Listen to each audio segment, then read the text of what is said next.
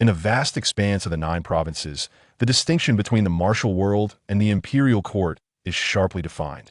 Transported into a world of chivalry with a sign-in system, Chu Qinghe's aspirations do not revolve around dominating the Jiuzhou, but rather how to idly pass his days in leisure. Who among the respectable would willingly plunge into the perilous fray of the martial realm, where life hangs by a thread?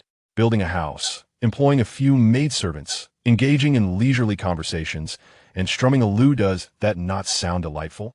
Yet, gazing at the vibrant scene in his courtyard, where the formidable Dongfang Bubai and Yaoyue revel, alongside the eager water mother Yinjie ready to take on 2 challengers, Chu Qinghe finds that idling away one's time may not be as simple as he had imagined. At the very least, some formidable opponents must be vanquished first. In the Ming dynasty, within the border town of Yushui City, nestled at the confluence of the Song and Tang territories, life in this small town is often imbued with a richer vibrancy. At the hour of chun, the streets are already bustling with activity. Some carry breakfast home, while others sit at roadside stalls, enjoying their meals and exchanging pleasantries with passers-by. The cacophony of vendors hawking their wares adds a lively ambience to the morning. Amidst this scene, a young man emerges from a corner, carrying a basket of vegetables. Though clad in a simple blue tunic, his tall stature and handsome features impart an extraordinary presence. As he strolls leisurely, an air of nonchalance surrounds him. Upon his arrival, the women selling vegetables quickly gather around him, their eyes sparkling with interest, further amplifying the already spirited atmosphere of the street. Amidst the commotion, words like meal, son-in-law, and matchmaking faintly reach the ears of those nearby. Observing the throng of women encircling Chu Qinghe, the local bachelors, both seasoned and youthful, gaze upon him with envy. The former covets the attention he garners from so many women, while the latter envies the relentless promotion of their daughters by these women. A patron seated at a stall side, indeed, one cannot compare. Look at us nearing 30, struggling to find a match while needing to pay that matchmaker a hefty sum. Yet here stands Chu Qinghe, with these women flocking to him like cats drawn to fish. Another nearby chuckled wryly. Can we even compete? We are penniless, our mornings fraught with desperation, and our evenings filled with drafts in our homes. Though Chu Qinghe lost his parents early, he still possesses several plots of land and lives comfortably. Half a year ago, he sold his old residence and had a new one built. And let us not forget his striking looks. Countless maidens in this town desire him. He then muttered, if only Chu Qinghe were a woman, I would have surely exerted every effort to marry him, saving myself years of struggle. At that moment, the first patron lowered his voice. Why not disregard gender? Pursuing a man could perhaps unveil a new realm of possibilities for you. Get lost. However, just at that moment, a cacophony of sounds suddenly emanated from a distance. Get out of the way. The Qinghe gang is on duty. Drawn by this uproar, Chu Qinghe's gaze shifted towards the street. Before him, a group clad in uniform attire, brandishing weapons, strode menacingly around the corner. As they passed, the pedestrians on the street hurriedly sidestepped, fearful of the Qinghe gang. Observing this group, Chu Qinghe instinctively furrowed his brow. Unbeknownst to anyone, within Chu Qinghe's body, a new soul had long since taken residence. Half a year prior, upon his arrival in this world, he believed he had traversed into a historical dynasty. However, a few days later, he discerned that this was not the case. In this realm, the Great Qin, Great Tang, Great Song, Great Ming, and Great Yuan stood in a delicate balance of power, with countless smaller nations beneath them. Within the court of the Great Ming, the iron-willed General Zhu, known for his loyalty and integrity, was well known, while Chao Zhengchun and the Eastern Depot behind him instilled dread and awe. In the martial world, established swordsmen like Xie Xiaofeng and Mu Daoren coexisted with the younger elite, such as Yi Guqin, Shimen Shui and Guqin. The myriad forces within the realm intertwined in a manner that defied simple description. Even Chu Qinghe, upon grasping the complexities of this world, found himself momentarily stunned. In this vast expanse of Jiuzhou, the martial arts world and the imperial court had reached a subtle state of symbiosis. Even in a remote border town like Yushui City, factions such as the Qinghe gang and the Tai Jianmen existed. To provoke them recklessly would likely render even the local magistrate powerless to intervene. Were it anyone else, finding themselves in such a world might ignite ambitions of fame and fortune, galloping through the martial realm. Yet for Chu Qinghe, such aspirations were entirely absent. In his previous life, he had risen from nothing and, by his 40s, was a figure of success, reaping both fame and wealth. However, years of toil had taken a toll on his health, and despite substantial savings, he ultimately met his end in a VIP hospital room, surrounded by cold machinery. Now, in this second chance at life, Chu Qinghe's mindset had undergone a profound transformation. His thoughts had become strikingly simple: to relax, to meander through life, to embrace ease above all else. As for the dreams of galloping through the martial world in resplendent attire, he could forego those. Beyond the comfort of his bed lay a foreign land. After a brief interval, Chu Qinghe gently shook his head to suppress the inexplicable thoughts swirling within, then seized the opportunity to hastily depart while the attention of the nearby matrons was diverted. After nearly a quarter of an hour, he successfully traversed from one end of the street to the other. Once free from the onslaught of the matrons, Chu Qinghe exhaled a sigh of relief. Their exuberance was truly unnerving. With a wry smile, he reflected, no matter the time or place, the fervor of enthusiastic matrons was invariably overwhelming. After gently shaking his head, Chu Qinghe continued forward, carrying a basket of vegetables. Once he had filled the basket to a considerable extent, he leisurely made his way home. However, upon reaching his doorstep, he discovered an unexpected sight: a horse-drawn carriage and a rather portly middle-aged man standing before his entrance. At the moment Chu Qinghe noticed the unusual scene, the middle-aged man also happened to lift his head. Upon seeing Chu Qinghe, the man's eyes brightened, and he immediately raised his foot to step forward. Yet, as he did so, his expression stiffened, and he awkwardly retracted the foot he had lifted. It was only when Chu Qinghe approached that the man slightly bowed and said, "Young Master Chu has returned." In response, Chu Qinghe smiled and clasped his hands in greeting, "Master Zhou." This man, named Zhou Xian, was a merchant intermediary in the Yaohuang city, specializing in recruiting maids and laborers, akin to a talent agency from a previous life. Although the courtyard had been constructed, it lacked a maid to handle daily chores such as laundry, cooking, and cleaning. A few days prior, Chu Qinghe had sought Zhou Xian's assistance in finding a capable and obedient maid. What surprised Chu Qinghe was that he had only contacted Zhou Xian the day before, yet here he was, at the crack of dawn, ready to deliver a prospect. After a brief exchange of pleasantries, Zhou Xian spoke up. "Didn't you mention yesterday that you were looking for a maid, young Master Chu? I had intended to search for a suitable candidate in a few days, but unexpectedly, a rather promising one arrived last night. So, I brought her over first thing this morning." With that, Zhou Xian cleared his throat and turned to the carriage, saying, "Come down." As the words fell, a young girl emerged from the carriage. She appeared to be around 13 or 14 years old, in the bloom of youth, dressed in a light yellow gown, her skin as fair as snow, and her face both delicate and charming, a rare beauty indeed. What particularly caught the eye was her pair of round, expressive eyes, brimming with vitality. Observing the girl before him, Chu Qinghe raised an eyebrow. Is the quality of maids in Yuhuai City always this high? Even by Chu Qinghe's discerning standards, the girl standing in front of him was exceptionally attractive. In 2 or 3 years, she could easily become a captivating beauty that would leave most men utterly enchanted. As Chu Qinghe appraised the girl, she, in turn, regarded him with equal interest. Noticing his extraordinary handsomeness and gentle demeanor, her eyes sparkled. "This fellow is remarkably good-looking." After a moment, the girl slightly curtsied and introduced herself. "Chu Fian pays her respects to the young master." "Guqin." Upon hearing her name, Chu Qinghe nodded slightly, though a hint of confusion flickered in his eyes, not due to any dissatisfaction with Chu Fian herself. On the contrary, the maid that Zhou Xian summoned for himself was astonishingly beautiful. It is worth noting that a woman of such striking appearance, if sent to the brothels and pleasure houses of the city, would undoubtedly yield Zhou Xian a handsome profit as a merchant.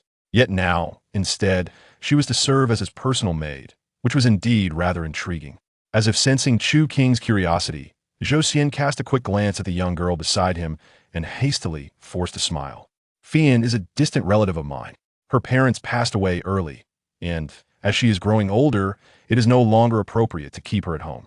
After all, as you well know, young Master Chu, my business requires interaction with all walks of life. Over time, it could become troublesome if she were to attract unwanted attention. Since you also find yourself in need of a maid, I thought it best to send this girl to you. As per your requirements, she can cook, handle household chores, and is quite industrious. Of course, the price remains the same as before. There will be no increase." "Relative, you say?" Facing Zhou Xian's explanation, Chu Qinghe appeared somewhat bewildered. He then nodded and replied, If she comes recommended by you, then let it be her." Zhou Xian smiled and said, "Thank you, young Master Chu. If ever this girl misbehaves, do not hesitate to seek me out. Here is the contract. Please keep it safe." With that, Zhou Xian produced a document from his pocket, unfolding it before handing it to Chu Qinghe. After glancing at the contents and the signature of Chu Fian, Chu Qinghe casually accepted it. Once he had taken the contract, Zhou Xian spoke softly, "If you would be so kind, young Master Chu, please step inside while I have a few words with this girl." Chu Qinghe nodded and replied, "Very well." Afterward, he cast a fleeting glance at Chu Fian, who was to become his new maid, before heading towards the entrance of his home. However, as he walked, a hint of confusion crossed his mind. Chu Fian, that name seems oddly familiar. Yet, by the time he opened the door and stepped into the courtyard, he had not recalled where he had heard those 3 syllables before, and soon dismissed the thought. At the entrance, after Chu Qinghe passed through the crimson door, Zhou Xian's expression shifted to one of unease. Turning to Chu Fian, who had previously seemed amiable, Zhou Xian bent forward slightly and spoke cautiously. "Heroine, I have complied with your instructions. I humbly ask you to grant me the antidote." Upon hearing this, Chu Fian let out a soft huff, her earlier obedience evaporating, replaced by a touch of haughtiness. After surveying Zhou Xian, she retrieved a brown pill from her waist and placed it before him. "Remember, today's events must not be disclosed to anyone otherwise. Beware of my return to your home. Furthermore, should you dare to strike those who come to you seeking work, watch how I discipline you." Seeing this, Zhou Xian quickly raised both hands to accept the pill. After swallowing the pill, Zhou Xian responded, "Rest assured, fair heroine, even with my greatest audacity, I would not dare to act in such a manner again. From this moment forth, I shall refrain from any further actions." Subsequently, Zhou Xian, appearing somewhat anxious, inquired, "Since the matter is settled, might I?" Upon noticing this, Chu Fian gestured dismissively. Seeing this, Zhou Xian, as if granted a reprieve, hurriedly ascended the carriage and drove away at breakneck speed, fearing that lingering too long might cost him his life. In stark contrast, Chu Fian slowly turned around. Her gaze lingered briefly on the words Chu residence inscribed on the crimson gate, and recalling the earlier demeanor of Chu Qinghe, she couldn't help but murmur softly, "This fellow is quite handsome. I wonder what his character is like. If he proves to be decent, it would be worthwhile to stay a bit longer." With that, Chu Fian clasped her hands behind her back and briskly walked toward the gate. Upon crossing the threshold, she instinctively closed the door behind her. In the inner courtyard, Chu Qinghe was seated at a stone table, pouring himself a cup of tea from the kettle he had set to boil before his departure. In stark contrast to his earlier demeanor when facing Zhou Xian, upon returning home, Chu Qinghe seemed to shed his facade, reclining languidly against the stone table, exuding an air of complete relaxation. While awaiting Chu Fian, his thoughts were absorbed in his mind. With a flicker of concentration, a semi-transparent progress bar materialized before his eyes. Beneath it, a line of small text read, "System Binding Progress, 99. Half a year ago, upon the revival of memories from his previous life, Chu Qinghe discovered an unusual sign-in system embedded within him. Unlike typical systems that are ready for immediate use, his bore a binding progress bar. The troubling part was that the progress advanced as sluggishly as constipation, barely inching forward. After months, it still stubbornly remained at 99. It felt akin to pursuing a beautiful courtesan only to be told she had her menstrual cycle and was afflicted with mouth ulcers right after she had bathed and donned her sheer attire. It was an exasperating state, making one feel utterly trapped. Just as Chu Qinghe's attention flickered back from the system, he faintly heard the sound of the door closing. Moments later, he beheld Chu Fian stepping into the inner courtyard. Simultaneously, upon her entrance, Chu Fian took in the scenery of the courtyard with clarity. The first thing that caught her eye was a white camellia tree, nearly large enough for 3 grown men to embrace. Its pristine blossoms unfurled like a colossal oiled paper umbrella, casting a delicate shade over half the courtyard. Among the garden, other modest camellia flowers added to the ambience, saturating the air with a fragrant aroma. Beneath the camellia tree, Chu Qinghe, seated beside a stone table savoring tea, evoked a picturesque sentiment in Chu Fian. As his gaze lingered on Chu Fian, who stood empty-handed, Chu Qinghe leisurely inquired, "Where is your luggage?" At the sound of his voice, Chu Fian snapped back to reality from the entrance. She responded, "It remains at the tea house. I have yet to retrieve it." With a gentle tone, Chu Qinghe suggested, "Perhaps you could collect it this afternoon." After refilling his teacup, he turned to Chu Fian, who stood to the side and kindly urged, "Please, take a seat. Here, we maintain fewer formalities. Feel free to be at ease." Upon hearing his words, Chu Qinghe nodded lightly and settled into the chair opposite him, her gaze fixed upon his countenance. After a few moments, she could no longer restrain herself and remarked, "You are truly handsome, young master." In response, Chu Qinghe chuckled softly, "Your flattery is indeed sweet." Then, he pivoted the conversation. "Has Mr. Zhou informed you about your monthly stipend here?" Chu Qinghe nodded. "One tael of silver, with 2 days off each month. In the city of Yushui, 1 tael of silver suffices for the monthly expenses of an average family of 3. Thus, the compensation offered by Chu Qinghe was exceedingly generous. Chu Qinghe nodded affirmatively. "Aside from my own room, all other rooms are currently vacant. Feel free to choose one that you fancy. All the essentials, including pillows and blankets, are provided, though you might find certain feminine items lacking. You may procure whatever you find necessary later." As he spoke, Chu Qinghe retrieved a tintal silver ingot from his pocket and placed it upon the table. The surplus can be used for household expenses, such as groceries. Casting a glance at the silver on the table, Chu Qinghe asked, "What should I do now? Clean or do laundry?" Leaning on his chin, Chu Qinghe replied, "It is still early. You may first retrieve your belongings, and after purchasing what you need, return to prepare a meal." Observing the silver ingot, a glint of mischief sparkled in Chu Qinghe's eyes as she teased, "You entrust me with such a sum upon my arrival. Are you not concerned that I might abscond with it?" Chapter 3. Special check-in. Listening to Chu Qinghe's words, Chu Qinghe was momentarily taken aback, as if he had not anticipated that this girl would pose such a question. After a brief pause, he lazily replied, "But it's only 10 taels of silver. It's hardly significant." For Chu Qinghe, the maid he sought was to be the person with whom he would share his daily life. To put it bluntly, this servant would manage all his essentials in the future. If she could not establish even a basic level of trust, it would be far more comforting to be alone. Moreover, in Chu Qinghe's view, if 10 taels of silver could reveal a person's true character, it was not too great a loss. At least he would not have to worry about greater losses in the future. He then instructed, "Select a room first and return early." Upon hearing his words, Chu Qinghe lightly acknowledged and began to choose a room.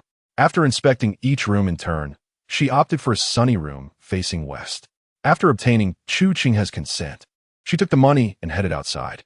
Along the way, her gaze continually scanned the surroundings, nodding occasionally, seemingly satisfied with her new abode. Watching Chu Qinghe leave, a smile crept onto Chu Qinghe's lips. He had initially thought that finding a maid would create a palpable distance between them. To his surprise, Zhou Xian had arranged for him such a delightful and vivacious maid. Contemplating this, Chu Qinghe raised his gaze to the newly arranged courtyard, which had taken him several days to perfect. The courtyard was modest in size, but not overly small, constructed in the style of a traditional Sihiyuan, reminiscent of his past life. Excluding the kitchen and storage room, there were 10 rooms in total. According to Chu Qinghe's plan, with 3 wives and 4 concubines, along with 2 rooms for maids and the main house for himself, the number of rooms was just right, neither too many nor too few.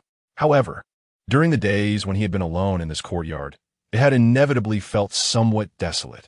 Now, with Chu Qinghe's arrival, the sense of emptiness had considerably diminished. Yet, just as Chu Qinghe was savoring his tea in small sips, a progress bar from the system suddenly appeared before him. Subsequently, he noticed the number beneath the progress bar shift abruptly from 99 to 100. In the next moment, the binding progress bar dissipated, replaced by a different notification. Ding! Congratulations to the host for successfully binding the system. Immediately thereafter, a personal information panel materialized before Chu Qinghe. Binding successful? His eyes brightened at the notification. However, in the next instant, a rush of information flooded into his mind, detailing the introduction to his system. The content was not extensive, but within a brief span. Chu Qinghe absorbed it completely. According to the information in his mind, he grasped the function of his system. As the name of the system suggests, this sign-in mechanism allows Chu Qinghe to receive corresponding rewards simply by checking in. Within this system, there exist 4 types of sign-ins: daily, monthly, yearly, and special. The longer the duration of the sign-ins, the greater the rewards accumulated over time. The rewards also vary slightly depending on the location of the check-in. Just as Chu Qinghe finished processing the information regarding this system in his mind, a momentary thought caused an information panel to spring forth before him. Host, Chu Qinghe, root bone, 13, extremely mediocre. Comprehension, 88, exceptional. The system's prompt materialized before Chu Qinghe's eyes. Cultivation level, none. Cultivation technique, none. Martial arts, none. Secondary occupation, none. As he gazed upon his personal information, Chu Qinghe's attention swiftly fell upon the root bone and comprehension attributes. Upon noticing the stark contrast between these two personal traits, he could not help but furrow his brow slightly. 6 months had provided Chu Qinghe ample opportunity to glean a great deal about this world, including some fundamental knowledge regarding martial artists. The talents of martial artists are categorized into root bone and comprehension. These fall into 8 levels, ranging from utterly abysmal, extremely mediocre, capable of cultivation, outstanding talent, 1 in 100, 1 in 1,000, 1 in 10,000, to unparalleled in the world. In this system, the first 7 levels correspond to 10 attribute points each. However, attaining the final level of being unparalleled in the world requires an attribute score of 100 points. Comprehension does not have a systematic method of evaluation. It is generally assessed by the elders within various sects based solely on experience or the progress of one's martial arts training. Conversely, root bone can be definitively determined through palpation. For those possessing innate abilities capable of manifesting true qi, the observation becomes considerably easier. In the common martial world, the innate talent serves as a crucial criterion for recruiting disciples. Lacking sufficient talent, one would be relegated to joining lesser factions such as the Green Snake Gang or Iron Sword sect within Yushui City. Ascending to a third-tier faction is exceedingly challenging. As for Chu Qinghe, having lived 2 lifetimes, his comprehension is self-evident. He has nearly reached a photographic memory level. However, with a root bone talent such as his, it seems he can only join a subpar faction like the Green Snake Gang in Yushui City. Yet, Chu Qinghe was not overly surprised by his low root bone endowment. The earlier one begins the martial arts journey, the better. Once the meridians and root bones of an ordinary person solidify with age, the difficulty of cultivation increases significantly. At present, Chu Qinghe has reached the age of maturity, and his body's meridians and bones have essentially fully formed. Thus, his root bone attribute inevitably aligns with that of an ordinary individual. Beep, would you like to check in? Just as Chu Qinghe's gaze swept over his information panel, the system's prompt echoed once more before him. Seeing this, he focused his thoughts and chose to proceed with the sign-in. Upon detecting that the host is signing in for the first time, the system has automatically elevated the status to a special check-in. Congratulations to the host for acquiring a fortune of 100 million gold pieces.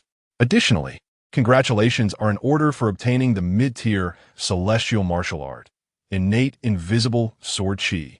The host has also received a cultivation level card, early 2nd tier, a master level secondary occupation card, and a purple jade mandala incense. All rewards have been automatically deposited into the system's inventory. The host may check and retrieve them at their convenience.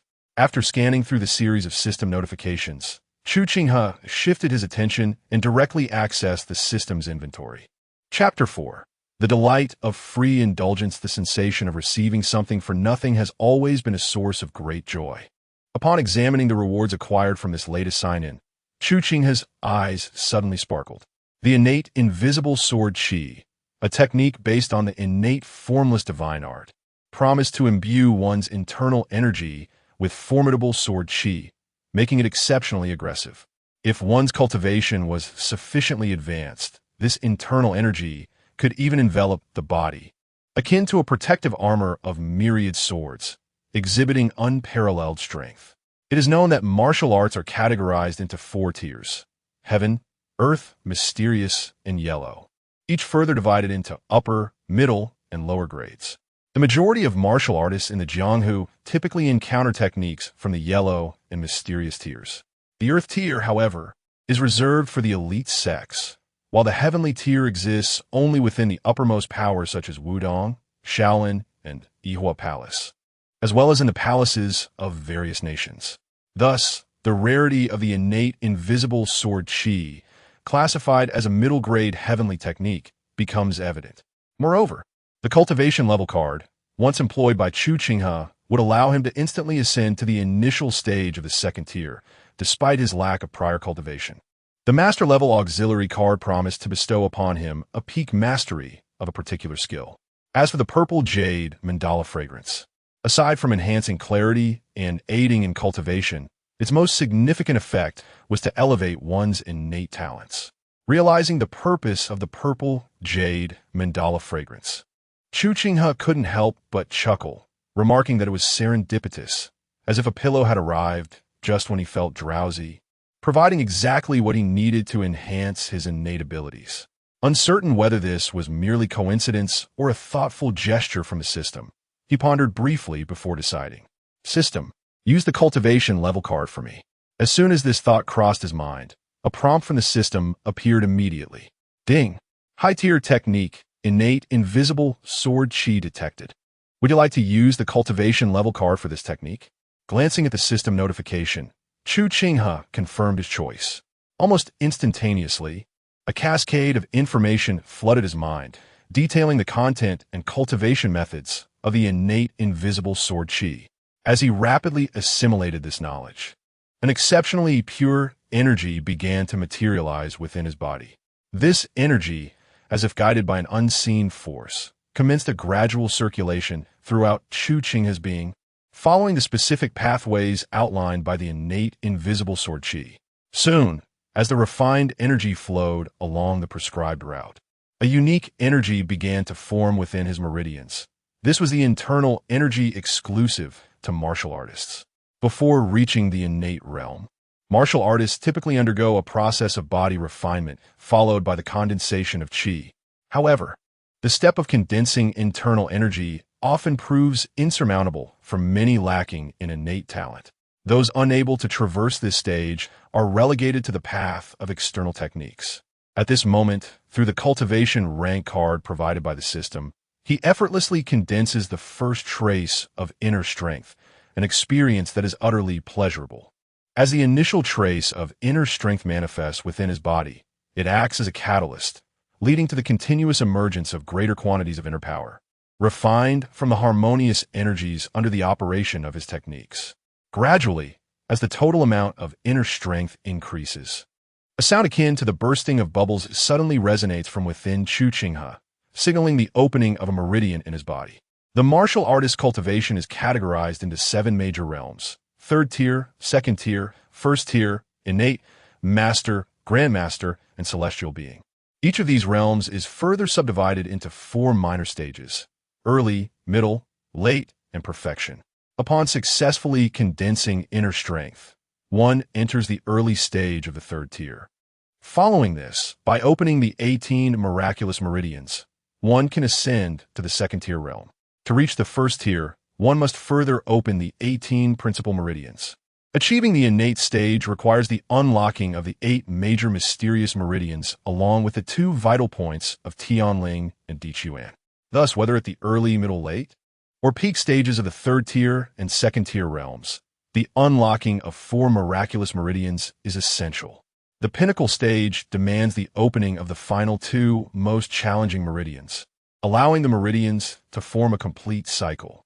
While it may sound straightforward, the execution is immensely difficult.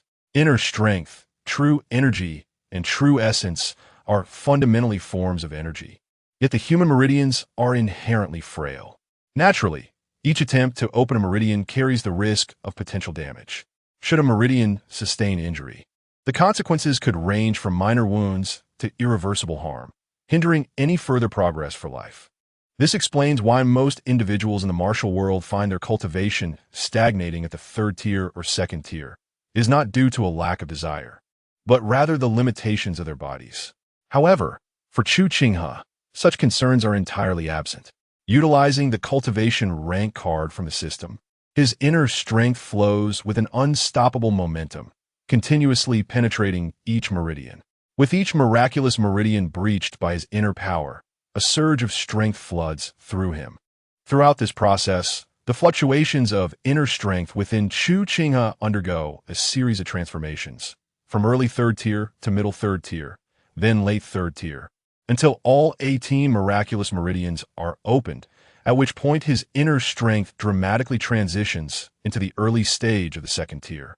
The gentle flow of inner strength circulates within his body, bestowing a warm and comforting sensation. The lingering lethargy within him dissipates entirely under the influence of this newfound energy. Feeling the inner strength coursing through him, Chu Qinghe gently raises his right hand. In the next instant, a glimmering white inner strength bursts forth from his fingertips, coalescing without dispersing. Moreover, what is particularly extraordinary is that when this internal energy coalesces at the fingertips of Chu Qinghe, it astonishingly takes on the form of swords, with wisps of sharpness swirling within. At first glance, it resembles 5 diminutive swords. After observing for a brief moment, Chu Qinghe suddenly flicked his right hand, with several peculiar sounds echoing. The next instant, 5 tiny holes appeared on the blue stone tiles at his feet. Witnessing this scene, Chu Qinghe could not help but nod in approval. The potency is indeed impressive. Subsequently, he played with this internal energy as if he were a child delighted by a new toy. After a while, this exuberance gradually subsided, yet the smile on Chu Qinghe's face lingered. Undoubtedly, in this life, he had no intention of stepping into the martial world, merely wishing to lead a peaceful existence each day. However, the world he inhabited was inherently perilous.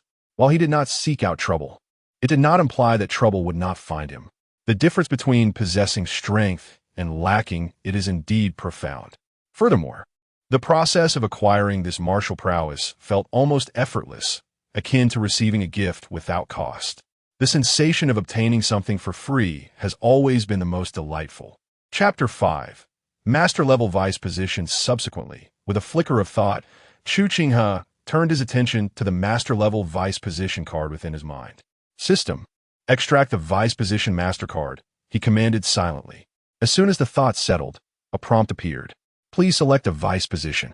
Following this, another information box emerged, revealing a plethora of vice position types available for Chu Qinghe's selection. Wood carving, musical arts, chess, painting, brewing, medicine. The variety was extensive, encompassing nearly 100 options. After thoroughly reviewing all the types of vice positions, Chu Qinghe, without hesitation, fixed his gaze upon medicine. This choice stemmed from the harrowing experience of having everything yet being confined to a hospital bed, quietly enduring the torment of life's gradual ebb. The relentless cycle of pain, fear, and helplessness that gradually gnawed away at vitality and hope left an indelible mark on his memory. At the very least, he wished never to endure such a sensation again. Thus, having perused the options, Chu Qinghe resolutely selected medicine as his inaugural vice position. Once he had confirmed his choice of medicine, an overwhelming tide of information surged forth, inundating him like a relentless wave. It encompassed not only details of thousands of medicinal herbs, but also their pharmacological properties, the 5 elements of the human body, meridians, and various pathophysiological diagnoses. The sheer volume of information caused a slight, throbbing pain in Chu Qinghe's head almost instantaneously. As this deluge of knowledge flooded his consciousness, his brain absorbed and integrated the information with the fervor of a sponge soaking up water. Simultaneously, while Chu Qinghe strained to absorb the colossal influx of medical knowledge. Within a secluded courtyard near the northern gate of Yushui City, over 100 individuals stood motionless.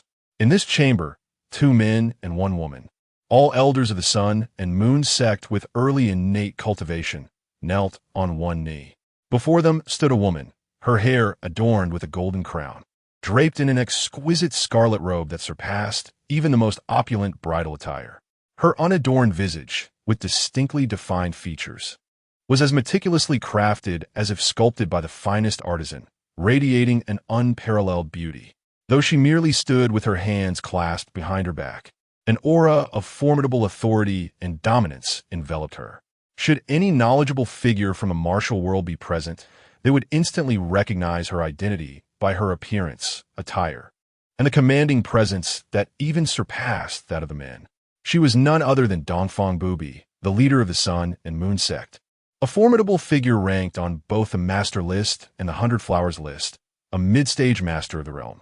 Casting her gaze across the individuals in the courtyard, Dongfang Bubai spoke with a voice that held both authority and disappointment. You were entrusted with the affairs of Jiuzhou City, and this is how you have chosen to handle them? The voice was icily devoid of warmth, causing the individuals kneeling before Dongfang Bubai to shudder, their hearts gripped by an inexplicable chill. In response to Dongfang Bubai's inquiry, an elder with a square face hastily replied, Master, we too did not anticipate that the corpses of the two disciples from the Yihua Palace would suddenly appear on our side. As his words left his lips, Dongfang Bubai's gaze sharpened. In the next moment, with a swift flick of his sleeve, a powerful force erupted from his garment and struck the square-faced elder. Bang! With a resounding crash, the elder was sent flying, crashing through the room's door and landing in the courtyard. The remaining male and female elders of the Sun and Moon sect within the room trembled violently, their heads bowing even lower. In an instant, the square-faced elder hurriedly regained his footing, darting back into the room to half-kneel in his previous position. Even as blood trickled from the corner of his mouth, he dared not move a muscle, his pale face betraying an ever-deepening terror. So, this is the rationale you present to me? You do not foresee it? Upon hearing this, the female elder among the three spoke up. However, our Sun and Moon sect has never harbored animosity towards the Yihua Palace. We have always paid the taxes owed to them punctually, without delay. It appears that someone has deliberately discarded the corpses of the Yihua Palace disciples here, likely intending to shift the blame and incite their wrath against us. Under your leadership, our sect has indeed ascended to a first-rate power, yet we still fall within the jurisdiction of the Yihua Palace. Should we provoke them, it may result in our annihilation. For now, we must investigate who has orchestrated this scheme against our sect. Listening to this, Dongfang Bubai scoffed. So, have you discovered who is behind this mischief over the past few days? The three elders fell silent, their expressions revealing their unease. Observing the scene, Dongfang Bubai's brows furrowed deeper. After a moment's contemplation, he spoke, Send word to the Yihua Palace, revealing that I am currently in Jiuzhou City. The rest shall be handled by me. Upon hearing these words, the three elders visibly relaxed, understanding that Dongfang Bubai's statement indicated he could withstand the fury from the Yihua Palace. However, before they could fully exhale their relief, Dongfang Bubai's voice resonated once more. Furthermore, you three have failed to manage this minor matter. Upon returning to the sect, you shall face punishment. At this, the three elders stiffened again, their faces contorting in distress as they replied in unison, We understand. Seeing their reaction, Dongfang Bubai let out a cold snort, his figure vanishing like a specter. Once he departed, the remaining individuals finally exhaled a sigh of relief, particularly the square-faced elder, who, having endured a blow from Dongfang Bubai, slumped to the ground, unable to stop the blood that gushed from his mouth. In a moment of mutual understanding, the lingering trepidation in the eyes of the other two was palpable. Meanwhile, after the departure of Dongfang Bubai, she swiftly appeared on the bustling streets of the southern part of the city. Along her path, passers-by were captivated by the ethereal beauty of Dongfang Bubai, momentarily halting their activities, lost in admiration. Yet, she paid no heed to these onlookers, her gaze casually wandering over the familiar streets and surrounding shops. As she traversed this path, her eyes gradually reflected a hint of nostalgia. No one was aware that the current leader of the Sun and Moon holy cult, Dongfang Bubai, had once lived in a modest locality like Jiuzhou City over a decade ago. Back then, she was merely an ordinary girl, with her parents by her side, leading a comfortable life. Now, returning to her old haunts, memories long buried began to resurface. Observing the streets and shops, many places began to overlap with her recollections of the past. Guided by her memories, she made her way toward her childhood home. Step by step, her childhood dwelling became increasingly vivid in her mind. Lost in thought, a gentle smile graced Dongfang Bubai's lips. Finally, as she strolled past the street, her body turned slightly, and her gaze fell upon the site of her former residence. However, as she shifted her focus to her home, she was met with the sight of a newly constructed house in the distance. The warm smile that had adorned her face vanished in an instant. Home was gone. She raised her gaze to the plaque of this new residence. Upon seeing the pristine characters of Chu residence, Dongfang Bubai's eyes narrowed slightly. Chapter 6. This woman, at first glance, exudes an aura of dominance. As the remnants of information dwindled in his mind, the moment all the knowledge was fully assimilated by Chu Qinghe, a system notification materialized before him. Ding! Congratulations, host, on successfully acquiring master-level medical skills and automatically comprehending master-level toxicology. As this system prompt emerged, Chu Qinghe gradually opened his eyes. After exhaling a long breath, he shook his slightly swollen head. He understood that the wealth of information contained within master-level medical skills was vast, yet he had not anticipated its magnitude. Even with the system's assistance, it had taken over half an hour to fully absorb it. However, upon successfully digesting the knowledge, he realized he had underestimated the profundity of master-level medicine. The hierarchy of secondary occupations is classified from low to high as novice, beginner, intermediate, advanced, master, and finally, master level. Should one attain the advanced level, they could become a renowned physician anywhere. Achieving the master level would earn them the title of divine healer.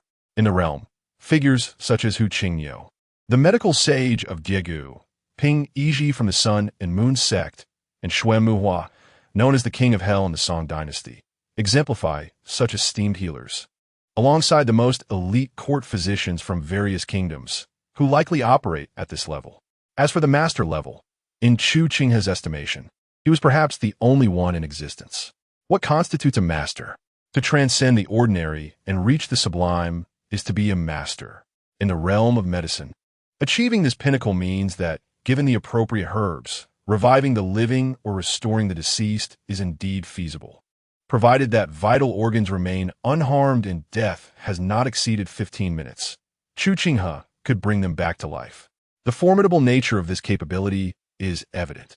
Thus, upon comprehending the immense power of his master-level medical skills, even Chu Qinghe could not help but feel a surge of astonishment. Casting a glance at the system notification, he found no surprise in his advancement to master-level toxicology. Historically, medicine and poison have been intertwined. A skilled physician is equally adept at causing harm. A physician with exceptional medical prowess possesses a multitude of methods to inflict damage, far beyond what an ordinary person can conceive. Poison, after all, is but a branch of medicine. Given that Chu Qinghe's medical skills have reached the master level, it follows that his expertise in toxicology has similarly ascended. What does master-level proficiency in poisoning signify? Provided Chu Qinghe has access to appropriate substances, even formidable beings of the celestial realm, should they fail to eliminate him promptly, he could turn the tide with his poisons. Unquestionably, Chu Qinghe now possesses a formidable foundation for survival. Reflecting on this, his spirits soared. While Chu Qinghe immersed himself in the wealth of medical knowledge within his mind, unbeknownst to him, outside his courtyard, the once indomitable Dongfang Bubai now stood at his doorstep. Observing the slightly ajar door, Dongfang Bubai slowly raised her hand and pushed it open, stepping inside. As soon as she stepped through the gate and entered the front courtyard, a refreshing fragrance of camellias wafted into Dongfang Bubai's nostrils. With a subtle tilt of her face, she leisurely raised her foot and walked toward the inner courtyard, taking just a few dozen steps before stepping into that serene space. In an instant, the sight of the grand camellia tree, resplendent with blooming petals, and the smiling figure of Chu Qinghe beneath it captured Dongfang Bubai's gaze. Her eyes fell upon Chu Qinghe, and as she beheld the gentle smile adorning his handsome face, a spark of enlightenment flickered within her, momentarily illuminating her perception. The sunlight was perfect, and amidst the fresh and elegant camellias, Dongfang Bubai's vibrant crimson attire stood out remarkably. Consequently, as her gaze lifted slightly, Chu Qinghe also sensed the unexpected guest in the inner courtyard. When his eyes focused on Dongfang Bubai, who stood with an air of confidence and authority, he raised an eyebrow, a glimmer of intrigue flashing in his eyes. It was not solely due to her beauty, but also the commanding aura she exuded. Unmistakably, this woman was formidable. After a few moments of mutual contemplation, Chu Qinghe regained his composure and slowly rose to speak. May I inquire what brings you here, fair maiden? In response to Chu Qinghe's inquiry, Dongfang Bubai stepped forward with an air of aloofness, her voice resonating coolly. I once resided here, and passing by today, I thought to pay a visit. I apologize for the intrusion and hope you won't take offense. Once resided here? Chu Qinghe mused internally, intrigued by her words. After a moment of scrutinizing her closely, he replied, I see, please feel free. Dongfang Bubai nodded gently, acknowledging his words. My apologies for the disturbance. With that, she stood with one hand behind her, leisurely strolling around the courtyard. Throughout this time, Chu Qinghe's gaze remained fixed upon her. After a quarter of an hour, he observed Dongfang Bubai suddenly shake her head lightly before approaching him. Once seated, she turned her attention to the nearby camellia tree and remarked, This area did not have this camellia tree before. Did you plant it? Chu Qinghe, pouring tea into a cup before her, casually responded, A mere courtyard seemed somewhat monotonous. So I chose to transplant a camellia tree. I have heard that this century-old camellia never withers. Lifting the teacup from the table, Dongfang Bubai glanced at the tree once more before proclaiming, Quite impressive. After savoring a sip of the fragrant tea, her gaze shifted back to Chu Qinghe. Observing him up close, rather than from afar, was even more pleasing to the eye. Furthermore, his demeanor and the warmth in his voice imparted a sense of ease and friendliness. As the saying goes, one is not merely a plant. In human interactions, first impressions invariably stem from appearances. This truth, even Dongfang Bubai could not escape.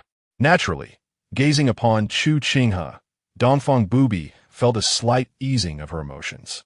In contrast, Chu Qinghe, unfazed by the penetrating gaze of Dongfang Bubai, casually lifted his teacup to savor a sip before inquiring, I am Chu Qinghe.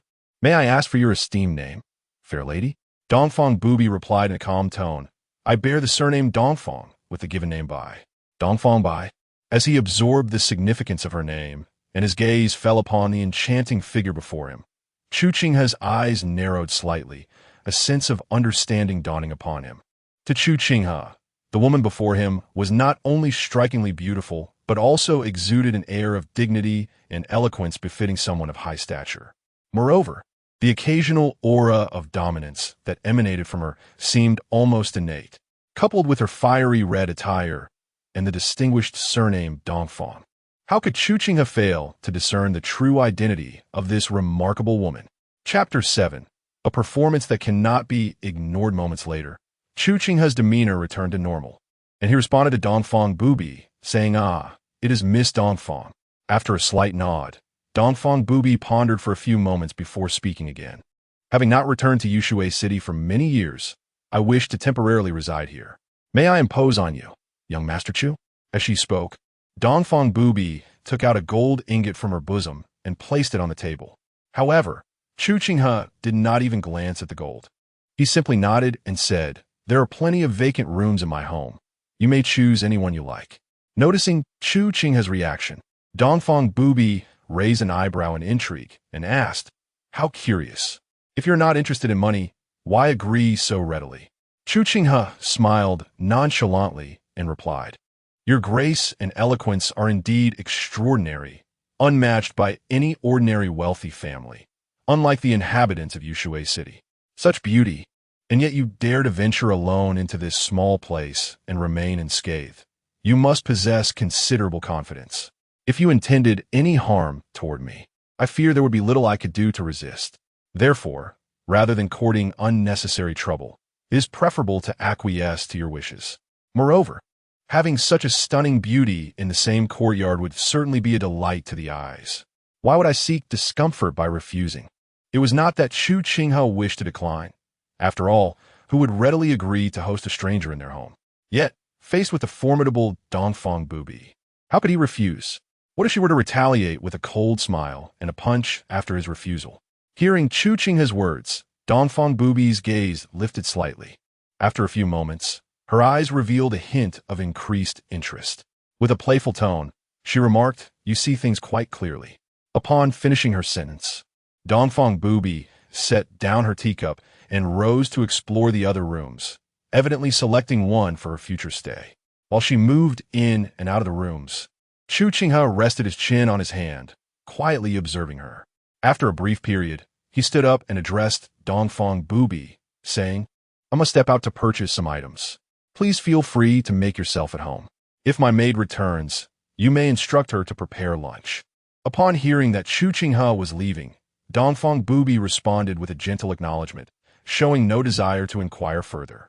Chu Qinghe then ambled towards the exit. Once his figure disappeared from sight, Dongfang Bubai smiled lightly and remarked, "How interesting." With that, she turned her body gracefully, her gaze returning to the magnificent camellia tree in the courtyard. An hour later, as noon approached, Chu Qinghe leisurely returned home after his outing. As Chu Qinghe entered the inner courtyard of the Chu family, faint sounds emanated from the kitchen, accompanied by the rhythmic chopping of vegetables. However, the elusive figure of Dongfang Bubai was nowhere to be seen. The door to one of the rooms was firmly shut, indicating that Dongfang Bubai was likely inside. After instructing the attendants to place the previously procured items in his room, Chu Qinghe settled the payment and dismissed them. Hearing the commotion from outside, Chu Fian, who had been in the kitchen, poked her head out. Upon catching sight of the closed door, she inquired, "Young master, who is the lady in that room?" Chu Qinghe replied, "That is Dongfang Bai, the former mistress of this residence. She has returned to her old haunts and wishes to stay with me for a while." Chu Fian nodded, a look of realization dawning on her face. "But that lady is exceptionally beautiful, and her demeanor is quite extraordinary. She does not seem like an ordinary person. You should exercise caution, young master." In response to Chu Fian's concern, Chu Qinghe chuckled lightly and ruffled her hair affectionately. "I understand. Now go prepare the meal." Seeing Chu Qinghe's nonchalant demeanor, Chu Fian pouted slightly before turning back toward the kitchen. However, as she walked away, her gaze involuntarily darted back toward the room where Dongfang Bubai was located. She murmured to herself, "Grandfather said that Dongfang Bubai often wore a fiery red robe. I wonder if she is more beautiful than this lady." With this question lingering in her mind, Chu Fian returned to the kitchen. Shortly thereafter, the sound of the knife striking the cutting board resonated once more. Meanwhile, Chu Qinghe strolled leisurely back to his own room. As the door closed behind him, he began to unpack the items stacked at the entrance, revealing numerous bags of finely ground medicinal powder.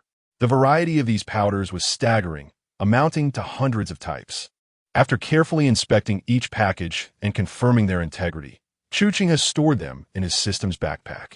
Within half an hour, the medicinal powders had vanished completely from the room, leaving only the scraps of grass paper that had once wrapped them.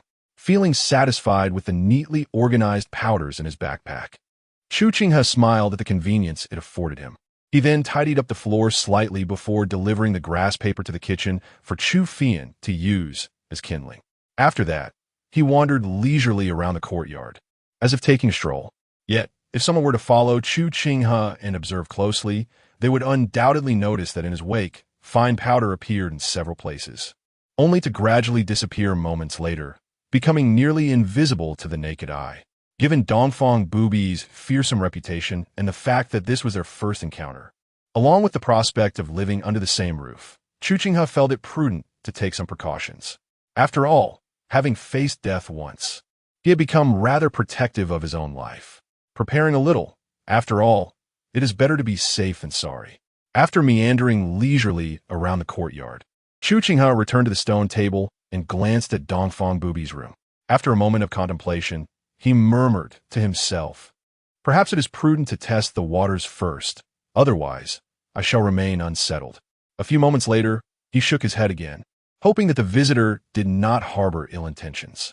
After all, this was a new residence, and any misfortune would be most inauspicious.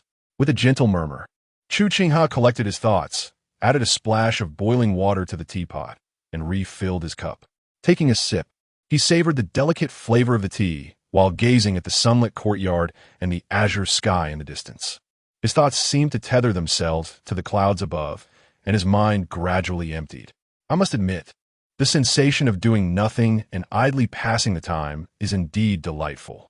A quarter of an hour later, as Chu Fian busied herself, A lavish spread of delicacies adorned the stone table in the courtyard, and the enticing aroma wafted through the air.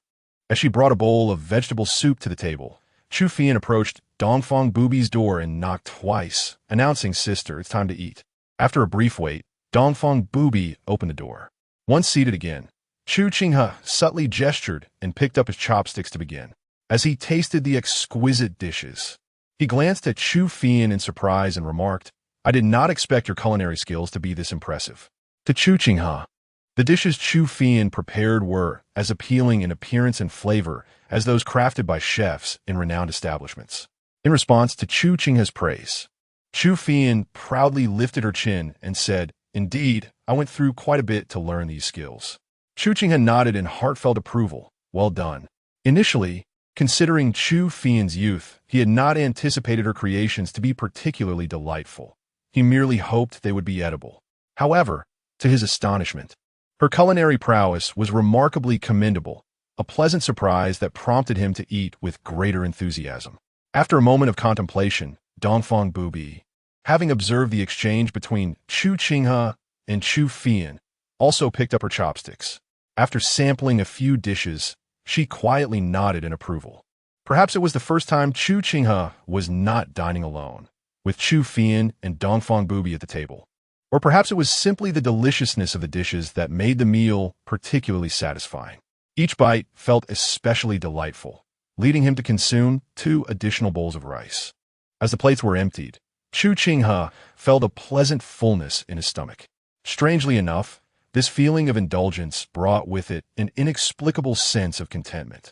Then, leaning slightly backward, gazing at the camellia tree in the sky, Chu Qinghe let out a gentle sigh. This is truly life. Chapter 8. Into the fiery pit. Observing Chu Qinghe, who leaned back slightly, disregarding his image while rubbing his belly, Chu Qinghe couldn't help but smile. After all, witnessing someone indulge in such hearty enjoyment certainly brings satisfaction to one who dedicates themselves to the culinary arts. After a brief respite, Chu Qinghe began to assist Chu Qinghe in clearing the table, making their way to the kitchen. Noticing his actions, Dongfang Bubai hesitated for a moment before inexplicably picking up the remaining dishes and following them into the kitchen. When Chu Qinghe turned to see Dongfang Bubai also helping with the cleanup, he was taken aback. Aware of Chu Qinghe's gaze, Dongfang Bubai spoke in a calm tone. "Since you do not charge rent, I shall not dine and reside without contributing." In response, Chu Qinghe chuckled. "Very well, then I would appreciate your assistance in tidying up." The prospect of having help with household chores delighted Chu Qinghe, as it meant he could afford to be a tad lazier.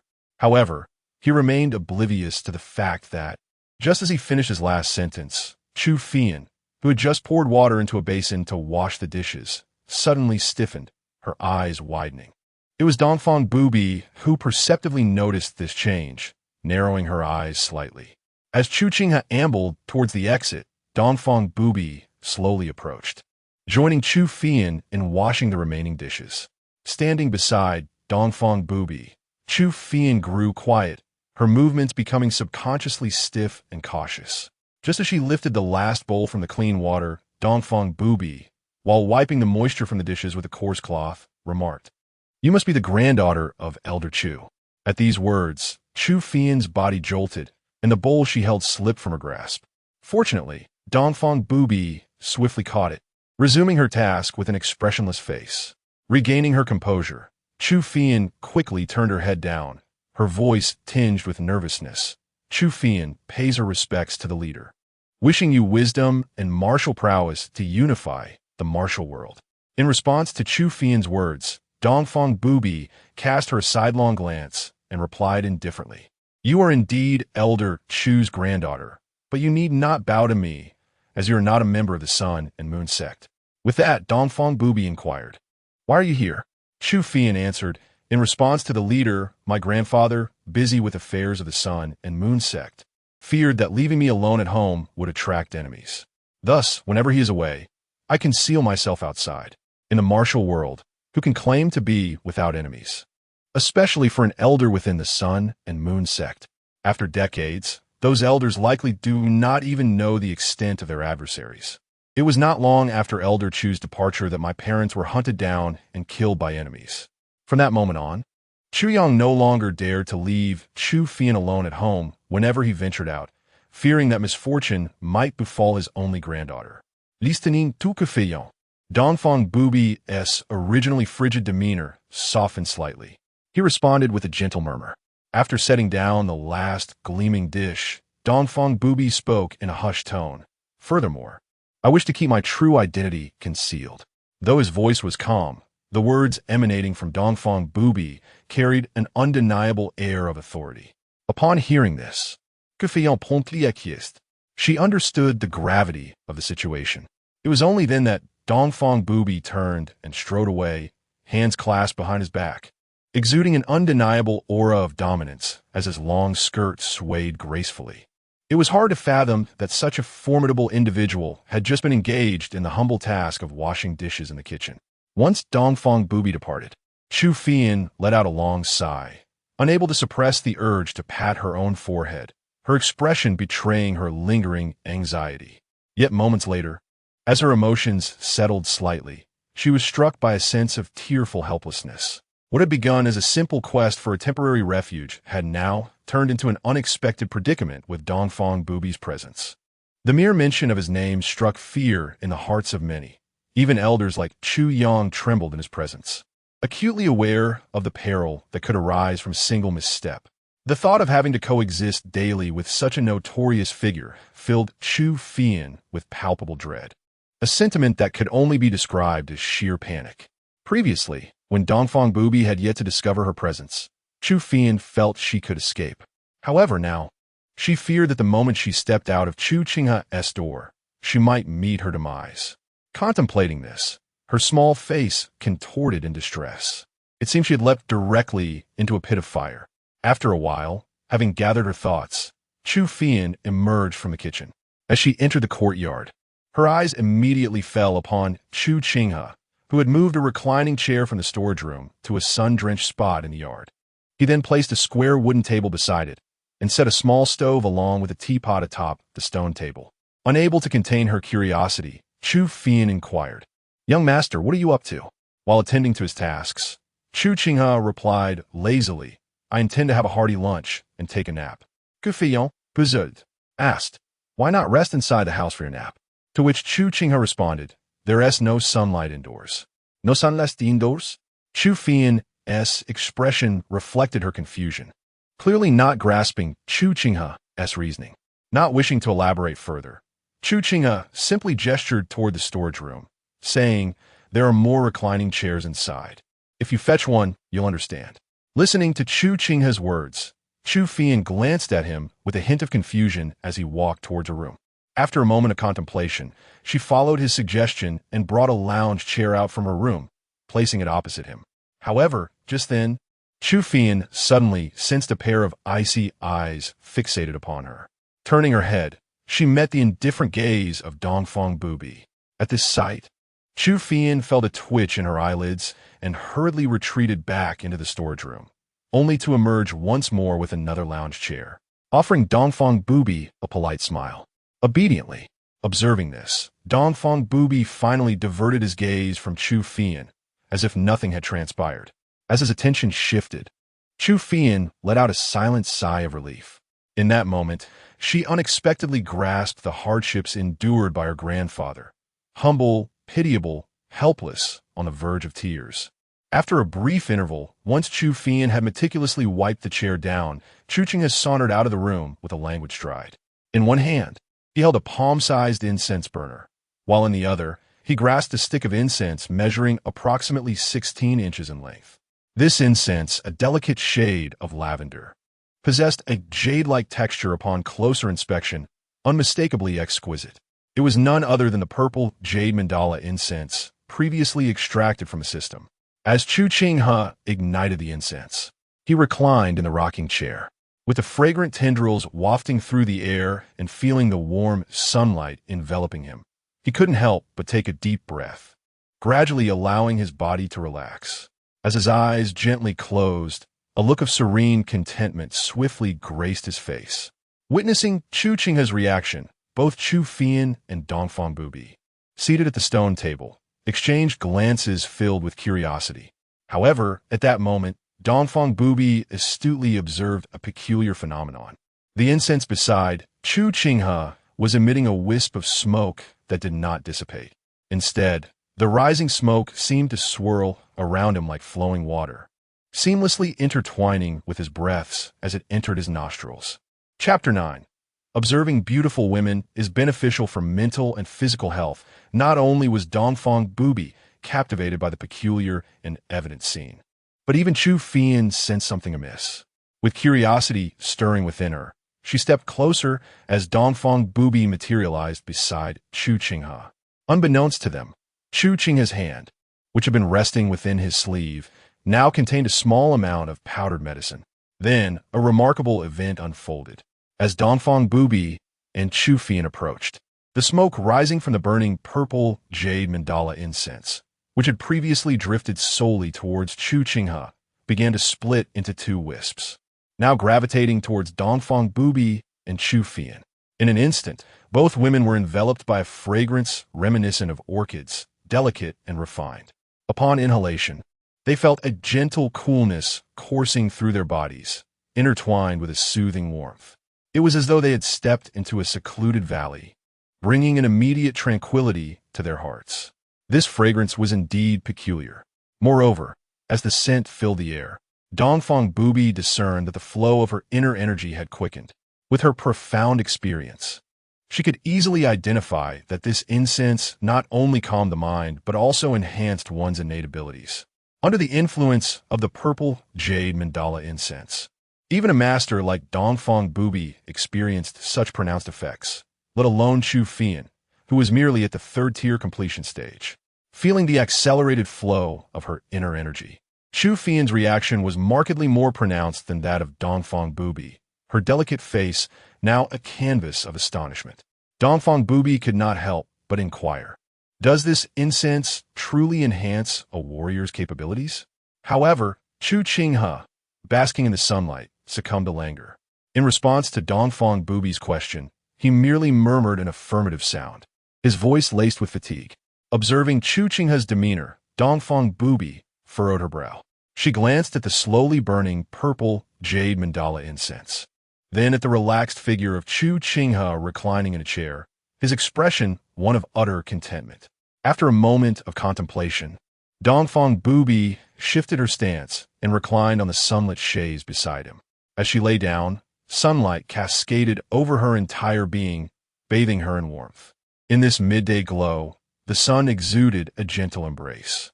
Coupled with the calming effects of the purple jade mandala incense, Dongfang Bubai's heart suddenly found peace. In that fleeting moment, beneath the winter sun, she felt as if something deep within her was slowly emerging. A tingling sensation enveloped her, rapidly filling her with a unique languor. In that instant, both body and spirit surrendered to a profound relaxation. The Eastern Invincible could not help but exhale a long sigh, a murmured sound of enjoyment escaping his lips. Savoring the sensations coursing through his body at that moment, he turned his head to glance at Chu Qinghe, whose breathing had grown increasingly languid beside him, and gently closed his eyes. He allowed himself to bask in the sunlight. Meanwhile, Chu Qinghe observed the similar expression of enjoyment on his face and curiously settled onto another lounge chair. Almost immediately upon reclining, she experienced the same comfort that Chu Qinghe and the Eastern Invincible were relishing. So pleasurable was the sensation that Chu Qinghe could not restrain a deep sigh, her demeanor visibly becoming more languid. A gentle breeze wafted through, the crisp chill typical of winter transformed into a warm caress beneath the sun's embrace. Petals of camellia fluttered down from above, releasing a refreshing fragrance as they landed on the courtyard floor or upon the three figures within. The winter sun possessed a unique quality, capable of turning one's blood into lazy slumber.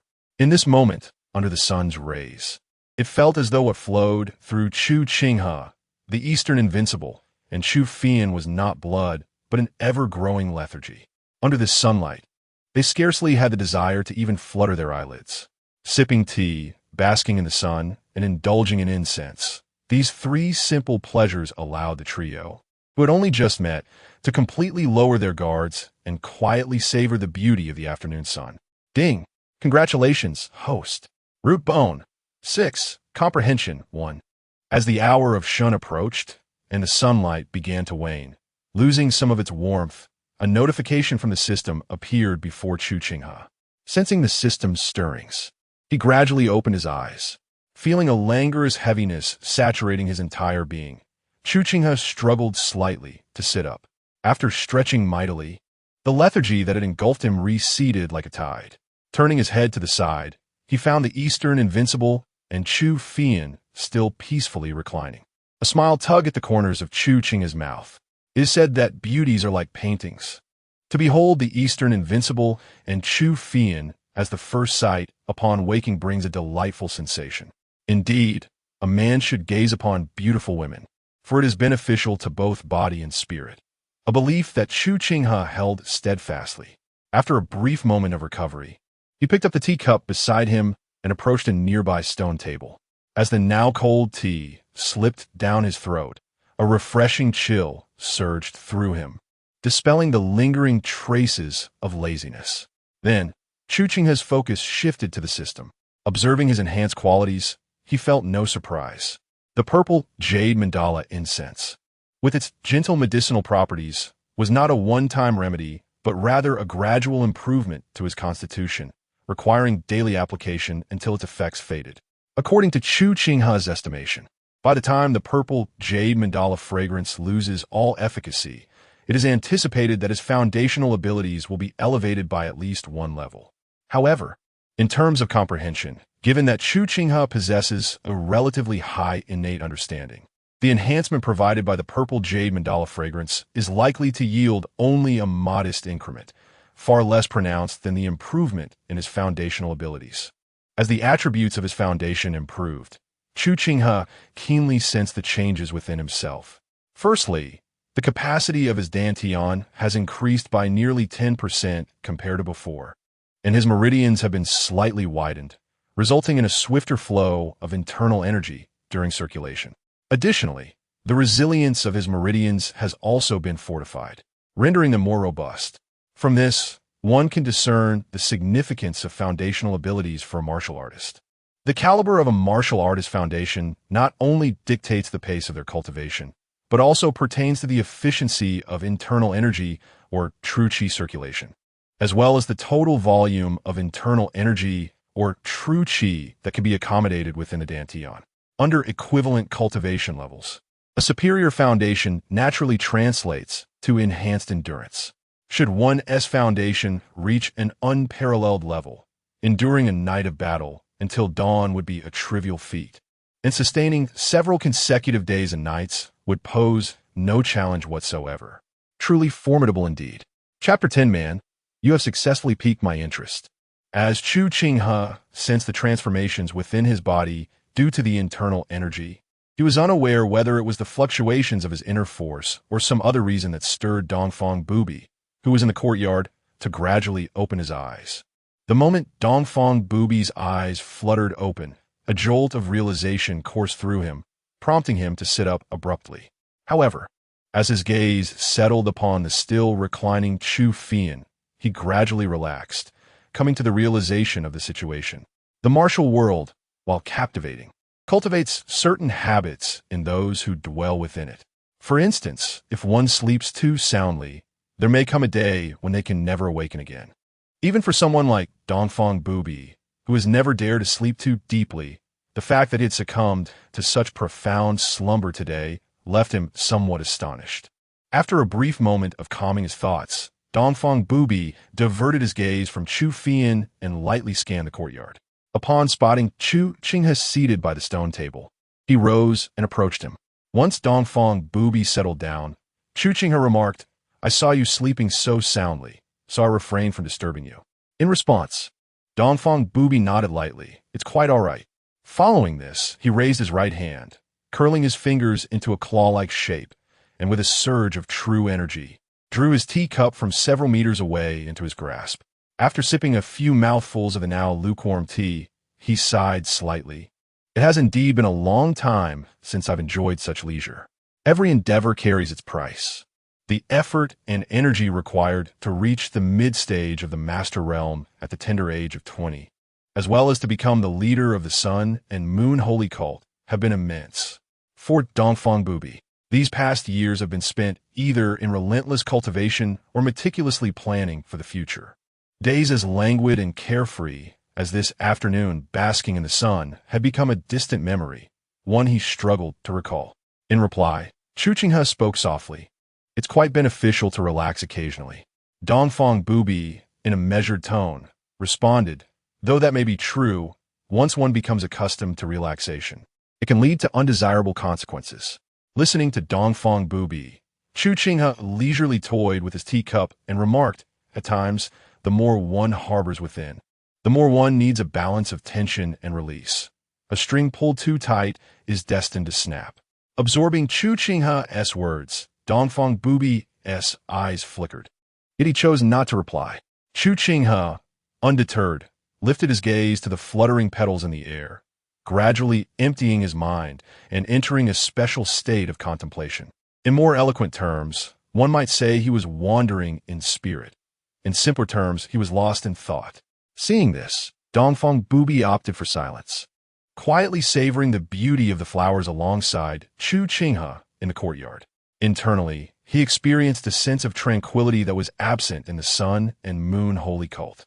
Had there been members of the Sun Moon Holy Cult present at this moment, they would undoubtedly be astonished to witness the once feared Dongfang Bubai engaging in a serene, tea-drinking, and flower-appreciating experience with a man. The shock might cause their eyes to widen in disbelief. Moments later, as Dongfang Bubai set down the teacup, her gaze unexpectedly fell upon the handsome visage of Chu Qinghe, sparking a flicker of curiosity in her eyes. Despite their brief acquaintance of merely half a day, Chu Qinghe's presence evoked a uniquely complex and intriguing sensation within Dongfang Bubai. In silence, he radiated a gentle, refined aura. Yet when he spoke, there was a languidness that suggested even conversing was a laborious effort. However, the words he articulated possessed a subtle detachment, as if he had transcended worldly concerns. This paradoxical combination fostered a sense of comfort in their interaction. Furthermore, the incense previously presented, which had the ability to calm the mind and enhance a martial artist's aptitude, seemed to envelop Chu Qinghe in an air of mystery. Under these various impressions, Dongfang Bubai found herself yearning to unveil the veil surrounding Chu Qinghe, to delve deeper into the essence of this man. In terms reminiscent of Chu Qinghe's own perspective, it could be said that at this moment, Dongfang Bubai's mindset was that of a man intrigued and captivated. After a brief pause, as a fleeting thought crossed her mind, Dongfang Bubai's lips curled into a subtle smile before she averted her gaze, once again grasping her teacup and gently exhaling upon it, causing a delicate mist to rise. The chill of December had indeed settled in.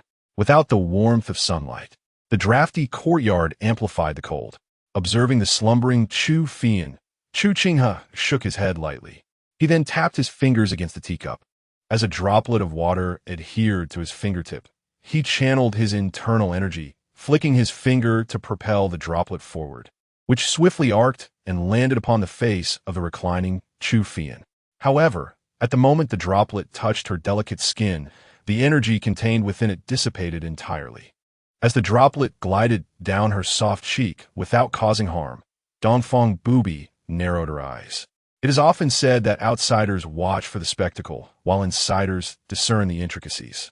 Given Dongfang Bubai's martial prowess, she could easily perceive the precision with which Chu Qinghe had manipulated his internal energy, a feat that was nothing short of remarkable. In terms of control alone, even Dongfang Bubai would not dare claim superiority over Chu Qinghe. Moreover, martial artists are typically unable to externalize their internal energy prior to reaching the innate realm, unless their cultivated technique is of an exceptional nature, undoubtedly of high caliber. How fascinating! This realization brought a smile to Dongfang Bubai's heart, intensifying her interest in Chu Qinghe. Meanwhile, stimulated by the droplet, the young girl's eyelashes fluttered gently before she opened her eyes. Once she had leisurely sat up, Chu Qinghe remarked lazily, "The sun has set. If you continue to sleep, you might find it difficult to rest tonight." At his words, the young girl yawned before rising slowly. The entire person still carried a trace of drowsiness, clearly indicating that her mind had yet to fully awaken. However, as Chu Fian rose and took a few steps towards Chu Qinghe, her gaze inadvertently fell upon the ever-composed Dongfang Bubai. A sudden realization seemed to strike her, causing her to tremble slightly, and in an instant, she appeared revitalized. The next moment, after clearing her throat, Chu Fian exclaimed, "Oh dear, it's almost dark. I must go prepare dinner." With that, she dashed off towards the kitchen. Observing the girl's reaction, Chu Qinghe raised an eyebrow, reflecting on Chu Fian's earlier demeanor. He turned his head to glance at the composed Dongfang Bubai, whose gaze was directed inward. After a brief moment of contemplation, it dawned on Chu Qinghe as he felt his eyelids twitch. It seemed that this new recruit was not as simple as she appeared. Initially, he had thought Chu Fian to be merely a distant relative of Zhou Xian, perhaps just a bit more attractive. Yet, her previous response clearly indicated her acquaintance with Dongfang Bubai. This alone was enough to eliminate the possibility of her being an ordinary individual. With this in mind, Chu Qinghe could not help but roll his eyes. Chapter 11. Simply excessive wealth in winter. The transition from day to night is not as gradual as in summer. Almost as soon as Chu Fian entered the kitchen, the sky began to darken. As the light faded, Chu Qinghe slowly rose and addressed Dongfang Bubai. "Could you do me a favor? Light a lamp." Dongfang Bubai, slightly puzzled by Chu Qinghe's request, struggled to comprehend its meaning. However, after a quarter of an hour, the reason behind Chu Qinghe's request became clear. In that brief span, Chu Qinghe had managed to hang at least 50 or 60 lanterns around the courtyard. Lanterns adorned not only the tea tree in the yard, but also the stone table nearby. Although the sky had grown dim, the courtyard was illuminated as if it were still daytime, thanks to the flickering candlelight from those numerous lanterns. Handing a lit lantern to Chu Qinghe, Dongfang Bubai inquired with a hint of bewilderment, "Why do you need so many lanterns at home?" Even Dongfang Bubai would not go to such lengths at the Blackwood Cliff during the night. It seemed purely a case of having too much money to spend frivolously. After casually hanging the lantern nearby, Chu Qinghe replied languidly, "I simply dislike the idea of not seeing anything at night. Though I have crossed into another realm, some habits are hard to change. For instance, in this ancient era, the night is often engulfed in darkness. It is slightly better on nights with a full moon, but when the clouds are dense, one can barely see their own hand a few steps away from a candle, risking a fall." Thus, after some days of contemplation, Chu Qinghe resolved to brighten his home at night for comfort and to deter potential thieves. Once he had prepared the remaining lanterns with candles and brought them to the kitchen, he leisurely returned to the courtyard, satisfied with the now brilliantly lit space. He nodded approvingly. Before long, while they waited, Chu Fian emerged from the kitchen carrying dishes. Noticing this, Chu Qinghe clapped his hands and beckoned to Dongfang Bubai before walking towards the courtyard. Having eaten a hearty lunch and indulged in a brief rest with the two women, their appetites were understandably modest for dinner. As they returned to the kitchen with their bowls and chopsticks, Dongfang Bubai noticed Chu Fian's silence and apparent nervousness, prompting her to furrow her brow. "You are not my disciple, and in this courtyard, you have only just met me. There is no need for such caution. Just act as you normally would." Stealing a glance at Dongfang Bubai, Chu Fian timidly asked, "Is that all right?" To which Dongfang Bubai responded with a gentle affirmation. After a moment of contemplation, Chu Fian ventured, "Dongfang, sister, how long do you intend to stay here with the young master?" Upon hearing the term of endearment from Chu Fian, Dongfang Bubai instinctively cast a glance at her. Meeting Dongfang Bubai's gaze, Chu Fian's body tensed momentarily. Observing Chu Fian's evident nervousness, Dongfang Bubai couldn't help but chuckle inwardly, recognizing a hint of cleverness in her demeanor. With Dongfang Bubai's extensive experience, it was clear that Chu Fian's alteration in address was merely a test of the truth behind her previous statements. In the past, had anyone else dared to probe her in such a manner, Dongfang Bubai would have likely responded with a swift and forceful gesture. However, today, faced with Chu Fian, she chose not to take offense.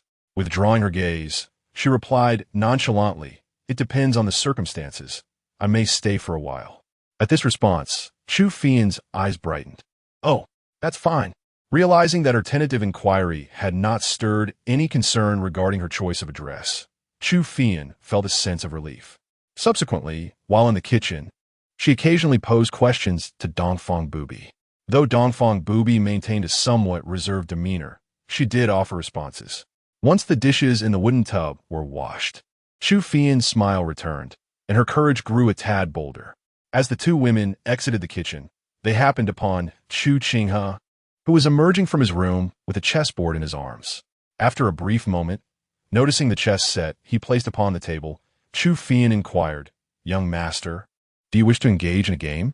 Chu Qinghe replied matter-of-factly, "The long night stretches endlessly. One must find diversions to pass the time." Previously, when he was alone, he would count the stars on clear nights, and, when the stars were obscured, retreat to bed early to count sheep. However, today, with two companions in the courtyard, his options for entertainment naturally expanded. Had he had the time, he might have procured a deck of cards for a game of landlord, which would have been perfect for 3 players. Upon opening the chess set, Chu Qinghe looked at the two women and asked, "Who would like to go first?" Chu Fian glanced at the chess set and shook her head, saying, "I am not particularly skilled. Perhaps it would be better for Sister Dongfang and the young master to play against each other." Sister Dongfang? Hearing Chu Fian's affectionate address toward Dongfang Bubai, Chu Qinghe was taken aback. Just this afternoon, while basking in the sun, Chu Fian had been quite cautious around Dongfang Bubai. Now, after merely washing a few dishes, her tone had shifted to such intimacy. Chu Qinghe couldn't help but shake his head, pondering the enigmatic ways women interact, which often left men bewildered. Then, in a calm voice, Chu Qinghe suggested, "Go is tedious and lengthy. Let's play Gamoku instead."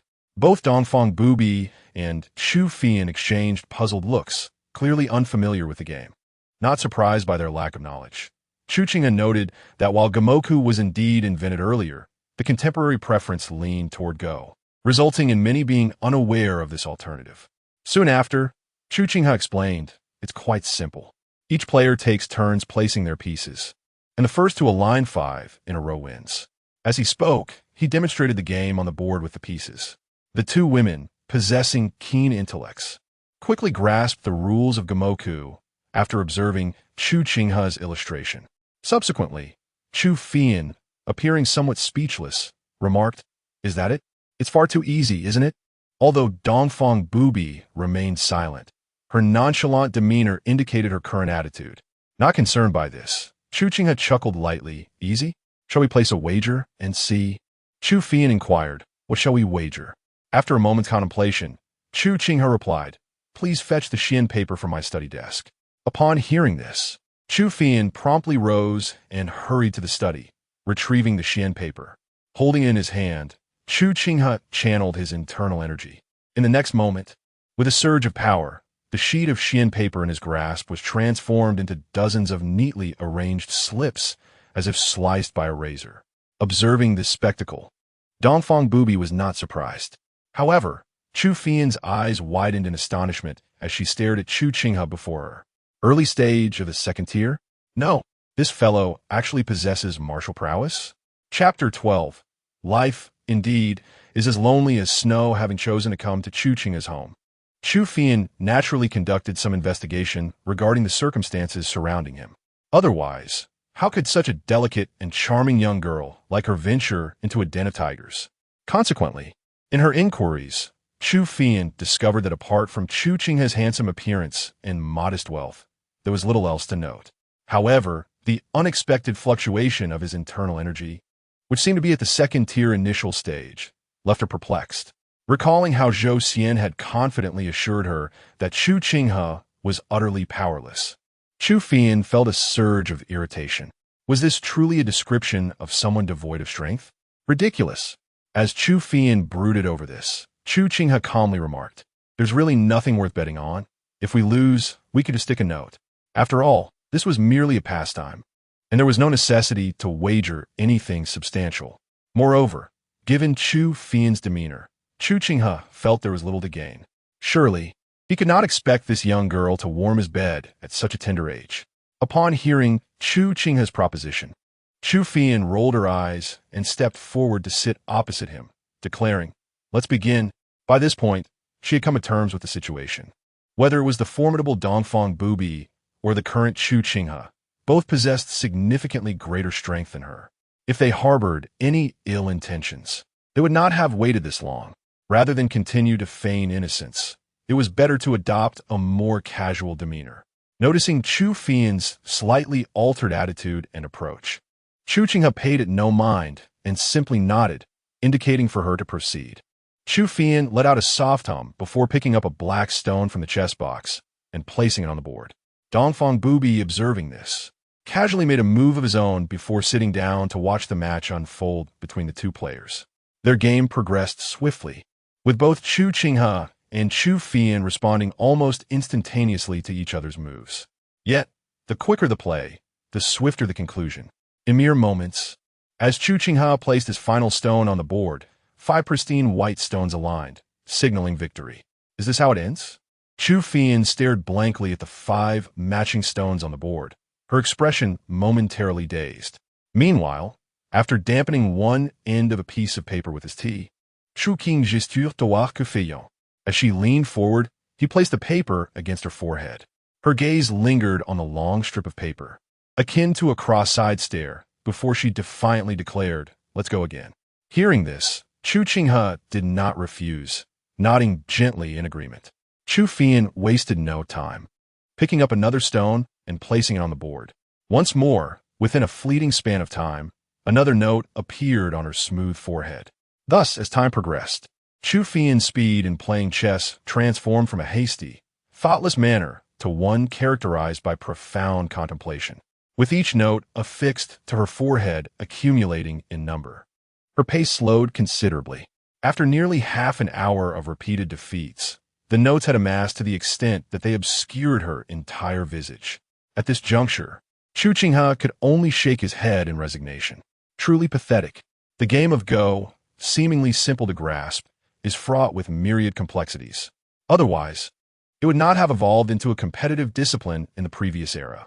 The strategic thought processes between the first and second players are distinctly divergent. Had Chu Fian, in her initial encounter with this game, managed to triumph over Chu Qinghe, he would have felt compelled to retire from the world of chess altogether. After successfully overpowering Chu Fian with a blend of experience and intellect, Chu Qinghe cast a glance at the remaining sheets of rice paper on the table. His gaze then shifted to Dongfang Bubai, who had been observing from the sidelines. With a subtle lift of his chin, he signaled to Dongfang Bubai. Meeting Chu Qinghe's eyes, Dongfang Bubai first glanced at Chu Fian, whose face was obscured by notes, then offered a gentle smile, raising one hand slightly. In the next moment, the chessboard, previously aligned with Chu Qinghe and Chu Fian, shifted slightly to face both Chu Qinghe and Dongfang Bubai. With a graceful gesture, a wave of energy swept across the board, causing the pieces to divide into 2 separate boxes. Once the board was devoid of any pieces, Dongfang Bubai delicately pinched one piece between 2 fingers and, with a composed demeanor, placed it upon the board. Each motion exuded certainty and confidence. Half an hour later, Dongfang Bubai's forehead too was adorned with notes, concealing her exquisite features. Upon lifting a note to gaze at her now obscured face, Chu Fian could not suppress a soft chuckle. If her previous string of defeats had made her feel as if her intellect was being mercilessly trampled by Chu Qinghe, witnessing Dongfang Bubai in a similar predicament signified that it was not their lack of skill, but rather Chu Qinghe's elevated prowess in the game. This realization brought Chu Fian a sense of equilibrium. However, upon hearing Chu Fian's laughter, Dongfang Bubai turned to face her with an impassive expression. As a few notes fluttered upwards, her aloof demeanor became vividly apparent to Chu Fian. In that instant, Chu Fian recognized that her previous amusement had perhaps been a tad excessive. After offering a conciliatory smile to Dongfang Bubai, she redirected her gaze to Chu Qinghe, clearly with a hint of defiance, exclaiming, "Let us go again." Yet, in response to Dongfang Bubai's unyielding spirit, Chu Qinghe merely shook his head. "Enough, it is getting late. We shall continue this tomorrow." As he spoke, he rose to his feet. Turning towards the room, he shook his head and mused, Life, indeed, is as lonely as snow, and the heights are fraught with chill. The joyous and triumphant tone in her voice was nearly unmasked, eliciting a wave of discontent from Chu Qinghe and Dongfang Bubai, who stood behind her, their expressions darkening. After tearing the note from her forehead in frustration, Chu Qinghe did not discard it. Instead, she declared with fervor, "Just wait. Tomorrow I shall ensure you too are adorned with these notes." With a polite nod to Dongfang Bubai, she turned and made her way back to her chamber. Once both had retreated to their respective quarters, a surge of true energy suddenly erupted from Dongfang Bubai's body. Under the influence of this energy, the notes that had previously clung to her forehead were instantly ripped away, revealing her exquisite countenance. With a graceful lift of her right hand, the notes that had once been affixed to her forehead floated down into her palm. Gazing at the stack of notes in her hand, she pondered for a moment before letting out a soft huff. Notes were a trivial pastime, fit only for children. However, instead of carelessly discarding them or tearing them apart with her energy, she, like Chu Qinghe, tucked them in her bosom and slowly began to walk toward her room. Yet, midway through her stride, Dongfang Bubai paused, her head turning slightly to glance at the room occupied by Chu Qinghe. After a few breaths, she withdrew her gaze and resumed her path to her own chamber. At that moment, illuminated by the pale moonlight and the flickering candlelight around her, a subtle smile played at the corners of Dongfang Bubai's lips. Inside her room, after shaking out the medicinal powder concealed within her sleeves, Chu Qinghe finally removed her garment. Chapter 13. A reckless display of unreason the next day, as the sun began to cast its golden rays into the courtyard. Chu Qinghe found himself in the presence of Dongfang Bubai, who stood with hands clasped behind his back. Clad in a vibrant crimson robe, he appeared to be enveloped in a shimmering golden halo under the morning light, making him all the more resplendent.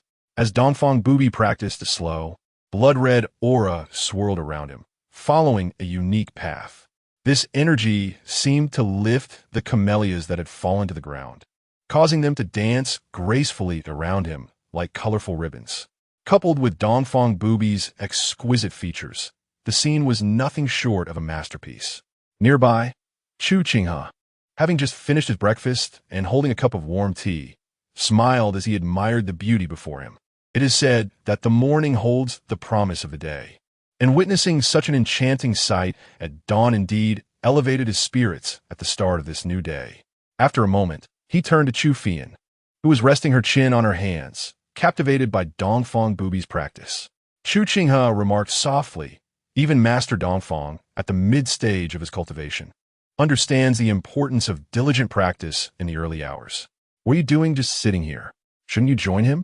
Yesterday, Chu Qinghe had only devoted some time to practice after returning to her room post-game. Yet before Chu Qinghe had even drifted off to sleep, the fluctuations of her internal energy had faded. Her approach to cultivation was akin to a hit-or-miss endeavor. No wonder she had only reached the third-tier completion stage by now. In response to Chu Qinghe's comment, Chu Qinghe shot him a sidelong glance and retorted, "And why aren't you practicing?" With a serious expression, Chu Qinghe replied, "Because I am lazy. Guqin." Chu Qinghe was taken aback by his candid admission, visibly perplexed by how he could assert such reasoning with such confidence. Moments later, faced with the inability to counter his logic, she rose in frustration and moved to another corner of the courtyard to begin her practice. Chu Qinghe, meanwhile, stifled a yawn and, when the two women were not paying attention, discreetly shook out a pouch of powdered herbs from his sleeves. Having two unfamiliar individuals in his home had left him unsettled, causing him to return to his room early the night before. Yet he had remained restless until the early hours. After gathering the powders back onto the table, he muttered to himself, "Had I known last night would be so troublesome, I would have slept soundly instead." Though he harbored some grievances, the assurance of safety now quelled his apprehensions, allowing him to temporarily set aside his plans for escape should things turn dire. Sitting at the stone table, Chu Qinghe alternated his gaze between the youthful and vibrant Chu Qinghe and the vigorous and spirited Dongfang Bubai. He felt no tedium. Sometimes, a man's joy is found in the simplest of pleasures. It was not until half an hour later that Chu Qinghe finally ceased her internal energy cultivation. It is not that one does not wish to, but rather that one cannot. Theoretically, the innate quality of a martial artist determines the strength of their meridians as well as the circulation of their internal energy or true qi. However, meridians possess inherent limits to their capacity. Thus, when a martial artist cultivates their internal skills, if any abnormalities arise within the meridians, they must cease their training. Otherwise, it will be detrimental rather than beneficial. From the duration of Chu Qinghe's internal cultivation at this moment, Chu Qinghe could roughly gauge her innate talent, which is quite commendable, reaching a level of remarkable aptitude. Yet, in comparison to Dongfang Bubai, she still falls significantly short. Long before Chu Qinghe had even risen from his room, Dongfang Bubai had already commenced her training. By now, the cumulative time spent has approached the equivalent of an hour. In this light, it appears that Dongfang Bubai's innate quality has reached a rarity of a millennium, coupled with her own diligence. It is no wonder that she has attained a mid-stage mastery at such a young age. Meanwhile, after pausing her internal cultivation, Chu Qinghe began to practice her palm techniques. Observing her diligently practicing in the sunlight brought to Chu Qinghe's mind memories of his previous life, recalling the morning exercises he performed daily in school. That was a glimpse of his lost youth. Perhaps, he mused, it would be nice to relive that experience. Almost instantly, he could hear a voice in his mind, resonating with clarity, proclaiming that the era calls and it is time to begin. However, the thought of shouting commands and performing stretches at his current age felt somewhat embarrassing, prompting him to dismiss the notion. Once again focusing his thoughts, Chu Qinghe's gaze returned to Chu Qinghe. Yet, after observing her practice for a quarter of an hour, a system notification suddenly popped up before him. Ding! Detected the low-grade Xian rank martial art blood fiend palm. Would you like to learn it? Staring at the notification, Chu Qinghe found himself momentarily taken aback. After a brief contemplation, he resolved to learn it. No sooner had he made his decision than the system responded. Ding, congratulations to the host for successfully learning the low-grade Xian rank martial art blood fiend palm. Ding. The host's comprehension level has reached an extraordinary standard. Blood fiend palm mastery level automatically elevated to its essence. With the successive notifications, Chu Qinghe felt as if a small figure within his mind was rapidly practicing the blood fiend palm. With each repetition, his understanding of the technique deepened. In a mere span of a few breaths, he felt as if he had been practicing the blood fiend palm for an extended duration. However, the next moment, regaining his senses, he could not help but glance at Chu Qinghe in the courtyard, his heart filled with astonishment. To think the system possessed such functionality. It is essential to understand that the strength of a warrior is determined not solely by the caliber of their martial arts or techniques. Beyond the potency of their weaponry, the depth of their combat experience, and the nuances of sword intent and blade intent, there lies another critical factor: the warrior's mastery of the techniques they have cultivated. Each martial art can be categorized into stages ranging from beginner to advanced, including novice, initial comprehension, adeptness, proficiency, integration, and ultimately, the state of returning to simplicity. Only upon achieving the state of returning to simplicity can one fully unleash the true power of that martial art. At this level, one's understanding of the technique is on par with that of its originator. The technique known as blood fiend palm, although classified as a low-grade Xian tier, is by no means trivial.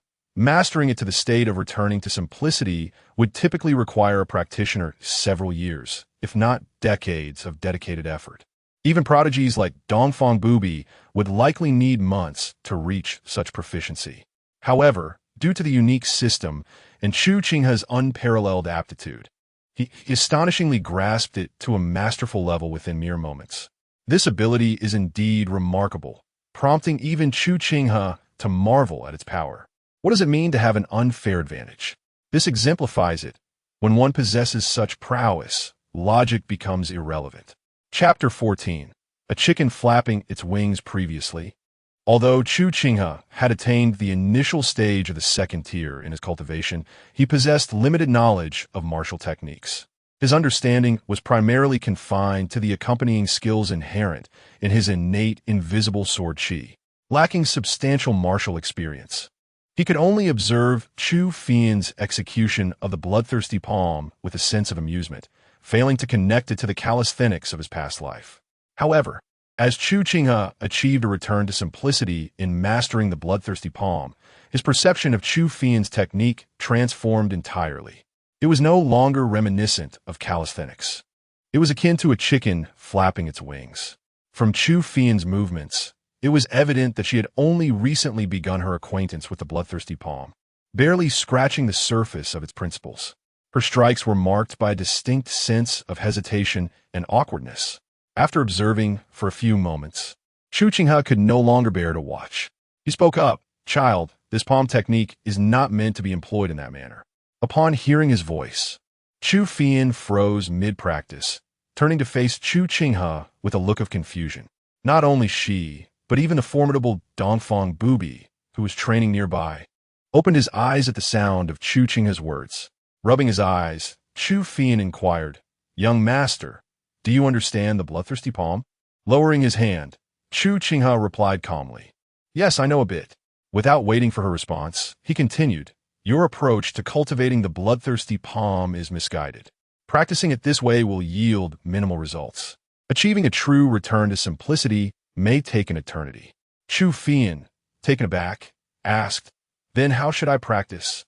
With a languid tone, Chu Qinghe explained, "Since it is called the bloodthirsty palm, it naturally embodies a ruthless and fierce essence. Thus, your strikes must be fierce and unyielding, executed without hesitation, targeting the vital points with a mindset of either mutual destruction or a life and death struggle. Your previous attempts were soft and rigid. How could you possibly unleash the true power of the bloodthirsty palm?" Low-tier martial arts are generally not overly complex. The creators of these techniques are often those in the martial world with limited cultivation, accustomed to desperate struggles. The characteristics of such martial arts are typically straightforward. They're either swift, sinister, or brutal, or a combination thereof. The bloodthirsty palm exemplifies the traits of being sinister and ruthless. There is little profound wisdom in martial arts. Otherwise, those lacking sufficient comprehension would struggle to master even a profound-level technique in their lifetime. Absorbing Chu Qinghe's words, Chu Fian attempted to practice as he instructed. However, being inherently gentle rather than a desperate fighter, she found it challenging to embody the ferocity required. Even with her hands on her hips, she failed to project an intimidating presence, instead appearing adorably charming. Although there was a hint of murderous intent about him, it was evident that he was not a bloodthirsty individual, nor was he particularly ruthless. Thus, while Chu Qinghe spoke clearly, Chu Fian found herself struggling to grasp the concepts he conveyed. Observing this, Chu Qinghe shook his head and slowly rose to stand before Chu Fian. "Take a moment to truly feel it," he instructed. Understanding his intent, Chu Fian nodded and adopted a serious demeanor. Once Chu Fian was prepared, Chu Qinghe refrained from further words. As he raised his right hand, his internal energy surged, causing his palm to emanate a faint crimson glow as he directed it toward Chu Fian's face. The moment his palm approached her, Chu Fian was suddenly engulfed by an overwhelming sense of lethal intent, as though it were poised to strike her head at any moment. A profound sense of impending doom enveloped her, prompting her martial instincts to compel her to instinctively retreat and raise her hand to block. However, just as Chu Fian's hand was lifted, Chu Qinghe's palm unexpectedly twisted, descending at an unusual angle to deftly bypass her raised hand and target her chest. This sudden change caught Chu Fian completely off guard. Fortunately, as Chu Qinghe's palm drew within 3 inches of her chest, he abruptly slowed his motion. With that brief moment of respite, Chu Fian quickly sidestepped and raised her arm, attempting to deflect his strike. Yet, before her arm could make contact with his hand, she witnessed Chu Qinghe's palm pivot dramatically, altering its trajectory. In the next instant, as Chu Fian's arm successfully blocked his hand, the force of her defense caused Chu Qinghe's palm to tilt upward, now directed toward her throat. The swiftness and abruptness of this maneuver left Chu Fian momentarily stunned, and by the time she registered the change, Chu Qinghe's hand had already settled upon her neck. Feeling the warmth of his fingers against her skin, Que faites tout frozen in astonishment. After withdrawing his hand, Chu Qinghe remarked, "There, you felt it, didn't you?" The blood-fiend palm should either be avoided or executed with such precision that the opponent is left with no choice but to defend. ultimately revealing a weakness that guarantees a decisive strike. As his words registered, Chu Qinghe returned to her senses, nodding somewhat dazedly. After a brief moment, as if a thought had struck her, she looked at Chu Qinghe with curiosity and asked, "Have you learned the blood fiend palm before, my lord?" "Guqin ziplit non jialeng." "No, but after observing you practice it several times, I grasped the technique. It is not overly complicated." Thanks to his keen memory, he had memorized her moves while watching her train, though the intricacies of energy manipulation and the pathways of internal power remained somewhat elusive. However, such elementary martial arts typically featured straightforward energy pathways. If one were to delve into the research, with Chu Qinghe's innate understanding, it would not take long to comprehend. However, it is certainly not as straightforward and expedient as having a system in place. Indeed, it is not particularly challenging. This is precisely why, in the realm of martial arts, practitioners often refrain from allowing others to observe their training. The fear lies in the possibility of having one's techniques surreptitiously learned by onlookers. Did you just learn it by watching me practice a few times? Listening to Chu Qinghe, Chu Qinghe momentarily froze, her expression filled with astonishment. Not only Chu Qinghe, but even Dongfang Bubai, who stood nearby, found himself intrigued. To what extent have you mastered the blood fiend palm? Chu Qinghe did not conceal his answer, replying languidly, returning to simplicity. Upon hearing this, Chu Qinghe gazed at Chu Qinghe as if she had encountered a ghost. Even Dongfang Bubai's eyes narrowed for a brief moment. And as he regarded Chu Qinghe, a hint of contemplation flickered within his gaze. Chapter 15. When it is time to show off, why not do so? Chu Qinghe asserted that the blood fiend palm is indeed a family heirloom martial art. This technique was originally created by Chu Yang, who, through its mastery, ascended to the position of elder within the Sun Moon Holy Cult. As the leader of this cult, Dongfang Bubai had undoubtedly witnessed Chu Yang employing the blood fiend palm. However, even Dongfang Bubai acknowledged that should he attempt to cultivate this palm technique, it would likely take him several months to attain a state of pure mastery. Unlike Chu Qinghe, who seemed to grasp it merely by observing once. After contemplating for a moment, Dongfang Bubai inquired, "What do you think of this martial art?" As his voice echoed, he stepped forward, lifting his sleeve slightly to reveal his fair hand, and began to demonstrate a series of palm techniques before both Chu Qinghe and Chu Qinghe. Understanding Dongfang Bubai's intentions, Chu Qinghe refrained from intervening, choosing instead to watch with keen interest. Dongfang Bubai's movements were neither slow nor particularly fast, under normal circumstances, with his cultivation and prowess. Even a fraction of his speed would be beyond the comprehension of someone at Chu Qinghe's level. Yet, the current display was clear and vivid before his eyes. Soon, after executing a dozen or so moves, Dongfang Bubai gracefully concluded his demonstration, returning to a poised stance with his hands clasped behind him. His gaze now fixed on Chu Qinghe. Unlike the blood fiend palm, the Luo Yin palm was a technique Dongfang Bubai had learned during his formative years, and few in the martial world could claim mastery of it. Furthermore, its rank was merely high-grade Xian, making it perfectly suited for testing purposes. As Dongfang Bubai completed his demonstration, the moment Chu Qinghe mentally cataloged the techniques, a notification echoed in his mind. Ding! High-grade Xian martial art Luo Yin palm detected. Do you wish to learn it? Learn. Ding! Congratulations, host, for successfully learning the high-grade Xian martial art Luo Yin palm. Ding! Host comprehension level has reached extraordinary heights. The mastery level of Luo Yin palm has automatically been elevated to pure mastery. Upon making his selection, much like before, a virtual figure appeared in Chu Qinghe's mind, practicing the series of moves associated with the Luo Yin palm. Chu Qinghe's understanding and mastery of this technique deepened significantly.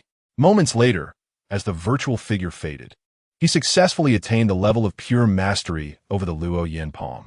With his eyes now open, he saw Dongfang Bubai, who had been waiting nearby after completing his own demonstration, looking at him inquiringly. "Are you ready?" Chu Qinghe nodded gently. "I am ready." Upon hearing this, Dongfang Bubai wasted no time. In a flash, he appeared before Chu Qinghe, lifting one hand and striking towards him.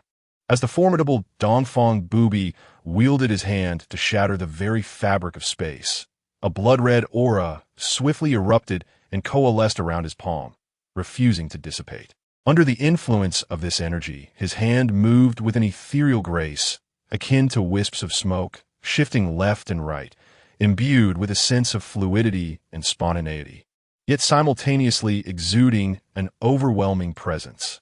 Observing the mesmerizing motion of Dongfang Bubai's hand, Chu Qinghe was struck by a sense of disorientation, as if her eyes could not keep pace. However, in the face of Dongfang Bubai's current application of the Luo Yin palm, Chu Qinghe remained unfazed, a knowing smile gracing his lips as he summoned his inner strength to meet the challenge head-on.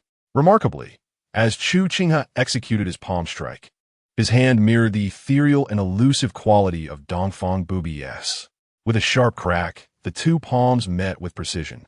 In that fleeting moment of contact, the energies, both the aura of Dongfang Bubai and the internal force of Chu Qinghe, vanished entirely, the power within them dissipating completely.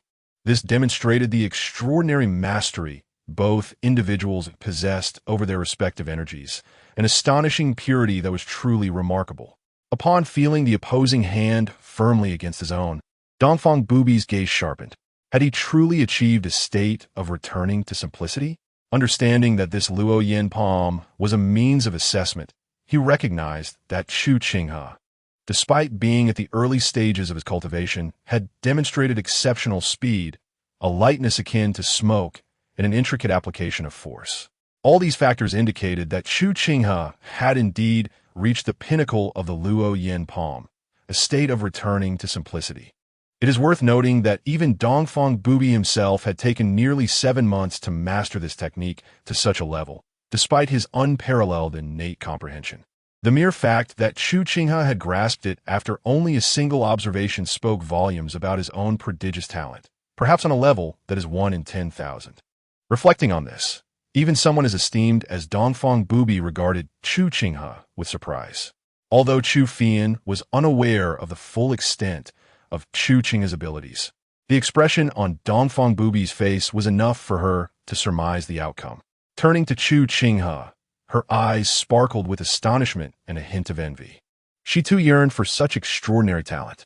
After impressing both Dongfang Bubai and Chu Qinghe with his display, Chu Qinghe gracefully returned to the stone table, a satisfied smile adorning his lips. Many believe that a mature individual should rise above base pleasures, having long lost interest in ostentation. Yet, this notion is but a fallacy. Humans are inherently sensory beings, and the myriad of emotions and desires persist until the end of life.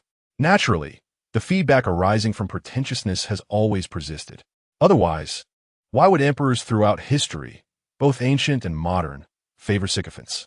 If we take a step back, is it not the case that everyone aspires to power, wealth, and strength, all for the purpose of one day showcasing their grandeur? Ultimately, it all amounts to a similar pursuit, albeit with varying methods. In a previous life, Chu Qinghe observed that many affluent individuals preferred to surround themselves with those lacking capability, drawn by the allure of flattery and the constant admiration these companions could provide. Who does not relish sweet words? Chu Qinghe is no exception. When a moment calls for ostentation, why not indulge in it? Those who prefer to operate in the shadows, quietly and anonymously, are often merely repressed in their desires.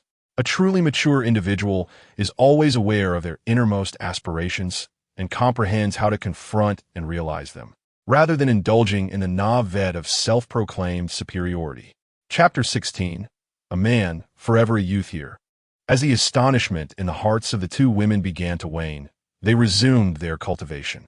Chu Qinghe, on the other hand, reverted to his previous languid demeanor, sipping tea while enjoying the graceful figures and beauty of the two women in the courtyard. Perhaps due to the exertion earlier, he appeared somewhat fatigued, leaning heavily against the table, almost as if bearing the label of a sloth upon his forehead. After a while, approximately a stick of incense later, with 12 hours having passed since his last sign-in, Chu Qinghe finally seemed to regain a semblance of energy. He quickly murmured in his heart, "System, I wish to sign in." In response to his anticipation, a series of system notifications materialized before him. Ding, congratulations to the host for successfully signing in. Ding, Congratulations to the host for acquiring 100 taels of gold. Ding! Congratulations to the host for obtaining the superior lightness skill, returning wind, caressing willow. Ding! Congratulations to the host for acquiring a medicinal herb, 100-year-old ginseng X1. Ding! Congratulations to the host for obtaining a medicinal wine, blush brew X1. Ding! Congratulations to the host for acquiring a medicinal herb, poison lingji X1. The rewards have been automatically deposited into the system backpack. Please check and retrieve them at your convenience. Gazing at the series of notifications that appear before him, Chu Qinghe entered the system backpack to inspect the rewards. After a moment, he could not help but grimace. Compared to his first sign-in yesterday, the rewards today were considerably less valuable. Not only had the quantity of gold diminished significantly, but there were also items that could easily be purchased in the market among the rewards. Interestingly, the most valuable items from this sign-in were the superior lightness skill and the medicinal wine known as blush brew. According to the system's explanation, this wine not only boasted an exquisite taste, smooth and rich, but also possessed medicinal properties that could enhance one's abilities. Having contemplated this, Chu Qinghe focused his thoughts and chose to extract the lightness skill returning wind caressing willow. Within moments, with the aid of the system, Chu Qinghe achieved a profound understanding of this martial art. After a brief contemplation, he suddenly released his internal energy from his dantian. The next instant, he found himself floating effortlessly from the stone table to the rooftop behind him, his movements imbued with an ethereal lightness. Upon reaching the rooftop, his eyes brightened with astonishment. Although Chu Qinghe had previously attained the early stage of second-rate cultivation, he had never encountered such lightness techniques before. The sensation of soaring several feet in the air with ease left him in awe. Shortly after ascending the rooftop, he harnessed his internal energy again to descend gracefully. Upon landing, the sensation of weightlessness filled him with exhilaration. "Ah, this is quite intriguing," he exclaimed. Subsequently, Chu Qinghe, akin to a child discovering a fascinating new toy, aimlessly flitted about the courtyard. At one moment, he ascended to the roof, and at another, he alighted upon the camellia tree, seemingly reveling in his frolicsome escapades. This whimsical display piqued the curiosity of both Dongfang Bubai and Chu Qinghe, who observed him with a look of bewilderment, akin to a kite released from its tether. After a brief interval, Chu Qinghe, clearly perplexed, turned to Dongfang Bubai and inquired, "Is he attempting to showcase his remarkable lightness of foot?" To this, Dongfang Bubai responded with uncertainty, "Perhaps so.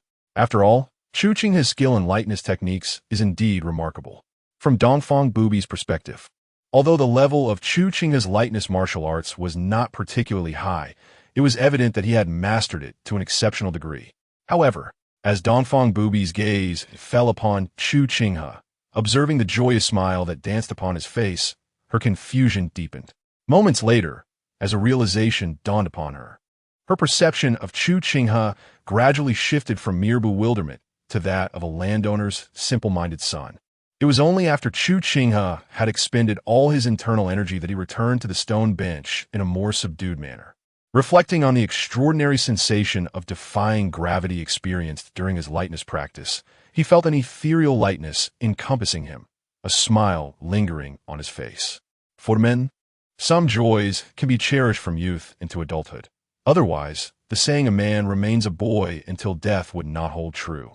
As noon approached, when Dongfang Bubai and Chu Qinghe emerged from the kitchen, their eyes were immediately drawn to Chu Qinghe, who was currently lighting incense. The sight of the purple jade mandala incense ignited a sparkle in both Dongfang Bubai and Chu Qinghe's eyes, prompting them to approach him without hesitation. As the incense was barely ignited, the two women laid themselves down, one on each side of Chu Qinghe. Particularly, Chu Qinghe's gaze implied a clear urgency for him to expedite the process. To this, Chu Qinghe rolled his eyes and reclined on the chair. As his feet lifted off the ground, his mind began to drift. In this moment, the meticulously crafted essence of the purple mandala incense, coupled with the gentle afternoon sunlight, seemed to awaken the slumbering lethargy within all three of them, occupying their bodies. In an instant, Chu Qinghe, Dongfang Bubai, and Chu Qinghe all displayed a palpable languor, as if all their strength had been entirely siphoned away. Even as camellia petals gently fell upon their faces, none of them could muster the energy to care. With eyes lightly closed, their minds swiftly emptied of thought. Previously, the myriad thoughts that danced within my mind began to swiftly fade under the languorous influence that enveloped me. Occasionally, a gentle breeze would caress the branches and leaves of the camellias in the courtyard, producing a soft, rustling sound. From time to time, faint voices from outside would drift in. Yet in the warm embrace of the sun, the sounds that penetrated this sanctuary seemed laced with a hypnotic quality. Even the formidable Dongfang Bubai felt no repulsion towards these whispers. As the clouds drifted lazily and the afternoon approached, surrounded by fragrant blossoms, I relished this stolen moment of leisure. Feeling a delightful yet languorous sensation coursing through my body, Dongfang Bubai experienced an unprecedented tranquility. The sun-moon sect, the martial world, the vast expanse of the realm, and enemies. All the thoughts that had perpetually haunted Dongfang Bubai's mind began to dissipate entirely in that moment, as if the sunlight and gentle breeze had smoothed and erased them away. Struggling against the heaviness of languor, I forced my eyes open a mere slit. A glance at the peacefully resting Chu Qinghe beside me prompted Dongfang Bubai to allow their eyelids to descend once more. With a slight smile playing at the corners of my mouth, a thought emerged in my mind. Such days are truly delightful.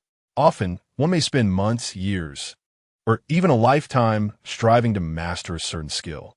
Yet, to learn the art of idleness, perhaps all one requires is a Chu Qinghe.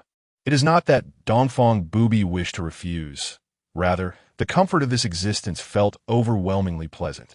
Chapter 17. Have you always been so brazen with your poisoning? 2 hours later, as the warmth of the sun began to wane, Chu Qinghe gradually awoke. After sitting up with a slight effort, he lingered in a state of confusion for a moment.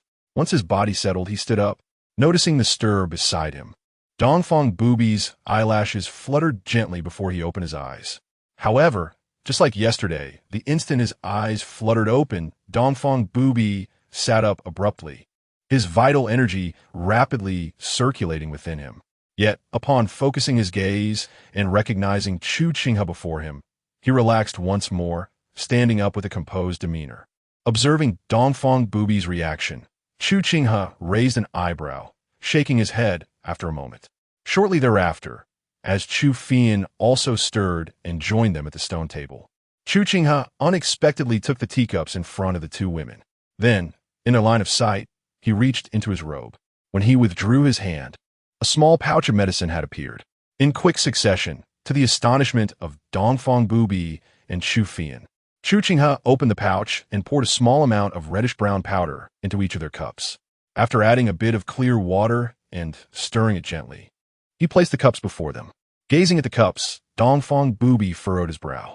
Meanwhile, Chu Fian, shifting her attention from the teacups to Chu Qinghe, asked in bewilderment, "Is this how you brazenly poison others?" As the granddaughter of Chu Yang and a member of the demonic sect, Chu Fian had seen her fair share of poisonings and had even participated in a few.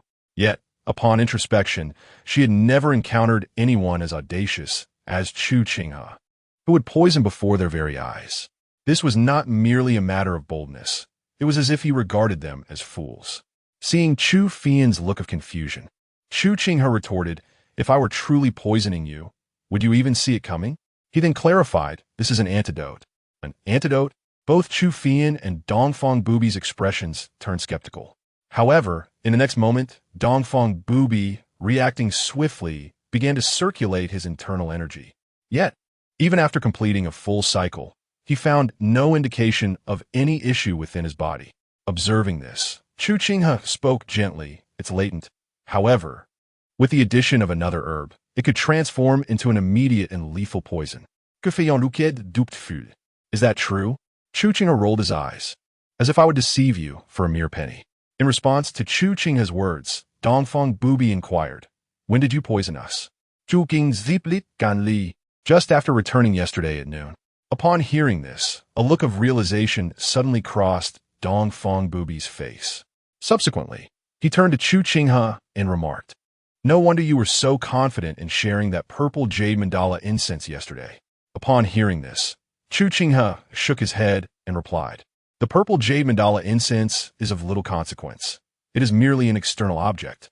If it were to vanish, it would be of no great loss. It serves merely as a precaution. After all, you are the leader of the Sun and Moon sect, and anyone who recognizes the leader ought to possess a modicum of vigilance. Otherwise, it would show a lack of respect towards you. The pursuit of wealth is inconsequential. With the system in place, I shall naturally acquire items like the purple jade mandala in due time. However, what truly concerns me is the potential for harm following the pursuit of wealth. That is a grave matter indeed." Upon realizing that Chu Qinghe had already deduced his identity, Dongfang Bubai narrowed his eyes, though he quickly regained his composure. From their interactions over the past day, Dongfang Bubai had come to ascertain that Chu Qinghe was far from an ordinary individual. His ability to discern Dongfang Bubai's identity was unexpected, yet not entirely surprising. Then, with a cold smile, Dongfang Bubai remarked, "Should I then express my gratitude for your consideration?" Guqin suit non chalen. Observing Chu Qinghe's reaction, Dongfang Bubai did not feel anger. Every formidable individual possesses their own pride, and Dongfang Bubai was no exception. A proud person like him would never harbor resentment merely because they had suffered a loss. If there were any discontent, it would be directed solely at oneself. Achievements can only be enjoyed in life. Once dead, all is lost. Such is the nature of the martial world. Thus, from Dongfang Bubai's perspective, the fact that Chu Qinghe could poison him without his awareness was a testament to Chu Qinghe's abilities, which only served to elevate his regard for him rather than evoke dissatisfaction. Then, Dongfang Bubai picked up the teacup on the table, gently swirling it before saying, "Since it is a precautionary measure, why then, just a day later, have you chosen to divulge everything and neutralize the poison? To be so at ease seems rather premature." Upon hearing this, Chu Fian's curiosity was piqued, and her gaze shifted to Chu Qinghe, clearly intrigued by this point. Chu Qinghe replied in a languid tone, "If the feeling is right, then that is sufficient. There is no need to overthink it. Overactive thoughts can be quite exhausting." "A feeling, you say?" Listening to Chu Qinghe's response, Dongfang Bubai's eyes sparkled with interest, and he regarded Chu Qinghe with newfound admiration. Moments later, Dongfang Bubai chuckled softly, then raised his cup and drank the clear water mixed with medicinal powder in one gulp. Chu Fian, seeing this, also pouted and finished her own cup of water. Setting down her cup, Dongfang Bubai remarked, "How amusing. I find myself rather inclined to bring you back to the Sun and Moon sect." Chu Qinghe replied irritably, "I think not. Observing you in the Sun and Moon sect, it seems you hardly sleep soundly. I doubt the sect is suitable for me. I prefer to remain in my own courtyard, enjoying the comfort of waking whenever I please." As he spoke, Chu Qinghe did not wait for Dongfang Bubai's response and continued, "Moreover, here, no one can pose any threat to you. Although the poison in this courtyard may appear simple, it is more than sufficient to incapacitate a master-level warrior. Here, you need only to rest easy when the time comes for slumber." With these words, Chu Qinghe leisurely stood up and made his way toward his room. Upon hearing his statement, Chu Fian beside him seemed to sense something, her gaze instinctively darting towards Dongfang Bubai. In contrast, Dongfang Bubai, confronted with Chu Qinghe's words, narrowed his eyes slightly, his attention inadvertently drawn to the cup of water before him. As his thoughts wandered, he raised his eyes and gazed at the retreating figure of Chu Qinghe, who had already stepped through the doorway, a smile unconsciously gracing his face. Chapter 18. The heightened stakes as evening descended and the moon shone brightly. The courtyard where Chu Qinghe resided was illuminated, vibrant with light, despite the darkening sky. Perhaps due to a lingering thought, shortly after placing the dishes in the kitchen, Chu Fian and Dongfang Bubai emerged together, taking their seats before Chu Qinghe, their gazes fixed intently upon him. Momentarily taken aback by their stares, Chu Qinghe quickly grasped the situation and chuckled softly, "Please, bring out the chessboard." At his words, Chu Fian sprang to her feet and darted into the room. Mere moments later, she returned, hurrying with a chess box in hand. Once the board was set upon the stone table, Chu Fian glanced at Dongfang Bubai, her eyes seeking confirmation. When Dongfang Bubai remained silent, Chu Fian tilted her head and declared, I shall go first.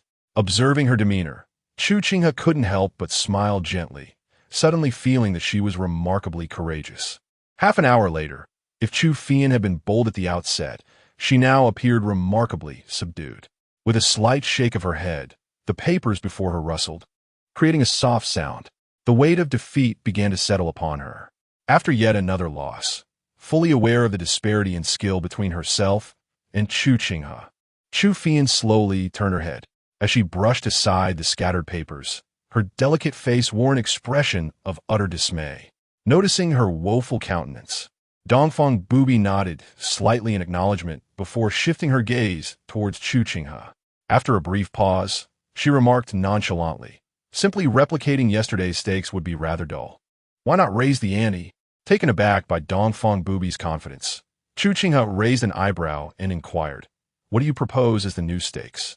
In a calm voice, Dongfang Bubai replied, "It appears I have not brought a maidservant with me. Thus I find myself in need of someone to assist with my laundry." At this, Chu Qinghe realized the implication behind her words. She wished for him to wash her clothes.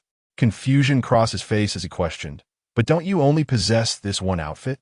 If I wash it, what will you wear?" Dongfang Bubai replied with a hint of indifference, "Shortly, I shall have someone from the Sun Moon Holy Cult deliver several sets of clothing to me." Recalling that Dongfang Bubai had indeed stepped out briefly before dinner, Chu Qinghe surmised that she had anticipated this need.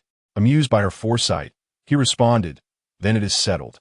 With his words, he subtly lifted his chin in acknowledgement. Observing Chu Qinghe's relaxed demeanor, Dongfang Bubai found herself smiling inwardly. With a gentle lift of the cuff, the chessboard on the table shifted slightly, while a jet-black piece gracefully settled between the slender, fair fingers of Dongfang Bubai before it was deftly placed upon the board. The movement was fluid and elegant, imbued with an undeniable sense of determination and confidence. However, after a quarter of an hour, the confidence that adorned Dongfang Bubai's face began to wane. A multitude of slender slips of paper now fluttered lightly upon his forehead, swaying with the breeze. A mere 15 minutes later, the gravity of Dongfang Bubai's expression intensified, as half of his forehead became obscured by the slips. After half an hour, from the perspective of Chu Qinghe, the breathtaking visage of Dongfang Bubai had become obscured entirely. Following a night of consecutive victories, Chu Qinghe offered a gentle smile. 30 games, 30 days. Remember to gather the laundry in the room tomorrow." With that, he slowly rose to his feet and ambled toward his room. As he walked, a murmured sound, both low and indistinct, drifted into Dongfang Bubai's ears. Initially vexed by the daily chore of laundry, he found it unexpected to have assistance offered, akin to a pillow delivered to a sleepy head. After all, the clothes washed daily included intimate garments, coupled with Chu Fian's daily tasks of cleaning, grocery shopping, and cooking. Chu Qinghe had persisted in doing his own laundry these past few days. Little did he know, Dongfang Bubai was willing to lend a hand.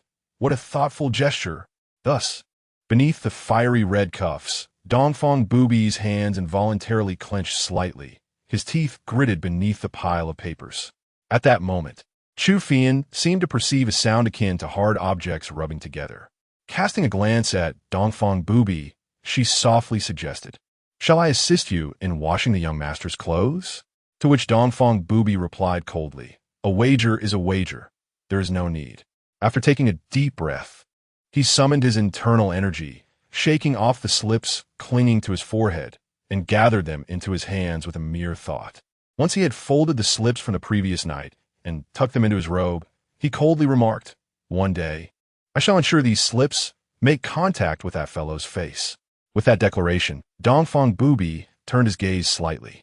In the next moment, as his internal energy surged once more, his figure suddenly flickered and sped towards the courtyard's exit. After Dongfang Bubai's departure, Chu Fian patted her chest, relieved that she had not placed a bet. Subsequently, gazing at the chess pieces intermingled upon the board, a look of confusion crossed her face. This shouldn't be the case. Just 5 pieces connected together. Yet that fellow always managed to seize the advantage. Frustrated, Chu Fian gathered all the pieces from the board into the chess box, cradling it as she made her way to her room, clearly intent on studying the art of chess by lamplight. Meanwhile, outside the street where Chu Qinghe's residence lay, a female elder of the Sun Moon holy cult and several disciples awaited patiently. As Dongfang Bubai emerged from the courtyard of Chu Qinghe, the leading female elder immediately knelt on one knee. "I pay my respects to the sect master," said Sang Sanyang. The other disciples of the Sun and Moon sect, witnessing this, also knelt on one knee, their heads bowed swiftly. However, in the presence of Sang Sanyang and the other disciples, Dongfang Bubai's expression abruptly reverted to its usual cold demeanor. With an air of arrogance, he inquired, "Where is the item?" Upon hearing this, Sang Sanyang promptly raised the package she held above her head with both hands. Once Dongfang Bubai took the package, Sang Sanyang spoke, reporting to the sect master. "News from Yihua Palace arrived half an hour ago. According to your command, today, the disciples of Yihua Palace stationed in the towns surrounding Jiuzhou deliberately spread word of your presence in Yaoyue City. Consequently, the Grand Master of Yihua Palace, Yaoyue, set off towards Yaoyue City at the end of the hour." Dongfang Bubai then asked, "Is it just Yaoyue alone?" Sang Sanyang nodded affirmatively, indeed. With this confirmation from Sang Sanyang, Dongfang Bubai's eyes narrowed slightly. The audacity of Yaoyue to come alone, knowing I am here, indeed reflects her pride, just as the rumors suggest. How intriguing. Chapter 19. A tribute to winter. After a moment of contemplation, Dongfang Bubai spoke, instructing, "Have Bao Dachu and Wang Cheng lead the others back to Haimu Cliff tomorrow. Sang Sanyang, you shall remain in Yaoyue City. If any news arises, report it at once." Sang Sanyang bowed respectfully, affirming, "I shall obey your command." As Dongfang Bubai's voice faded, he swiftly returned to the courtyard. Once Dongfang Bubai departed, Sang Sanyang exhaled a sigh of relief. However, before she could fully relax, Dongfang Bubai reappeared before her in an instant, startling Sang Sanyang and her companions, who instinctively bowed once more. "Master." The abruptness of his return nearly caused Sang Sanyang to strain her back. Maintaining his characteristic aloof demeanor, Dongfang Bubai addressed her, Sang Sanyang. "Go procure a chess set." Chess? A chess set? Initially, Sang Sanyang had assumed Dongfang Bubai's return signified an important command, but she was taken aback by this seemingly trivial request.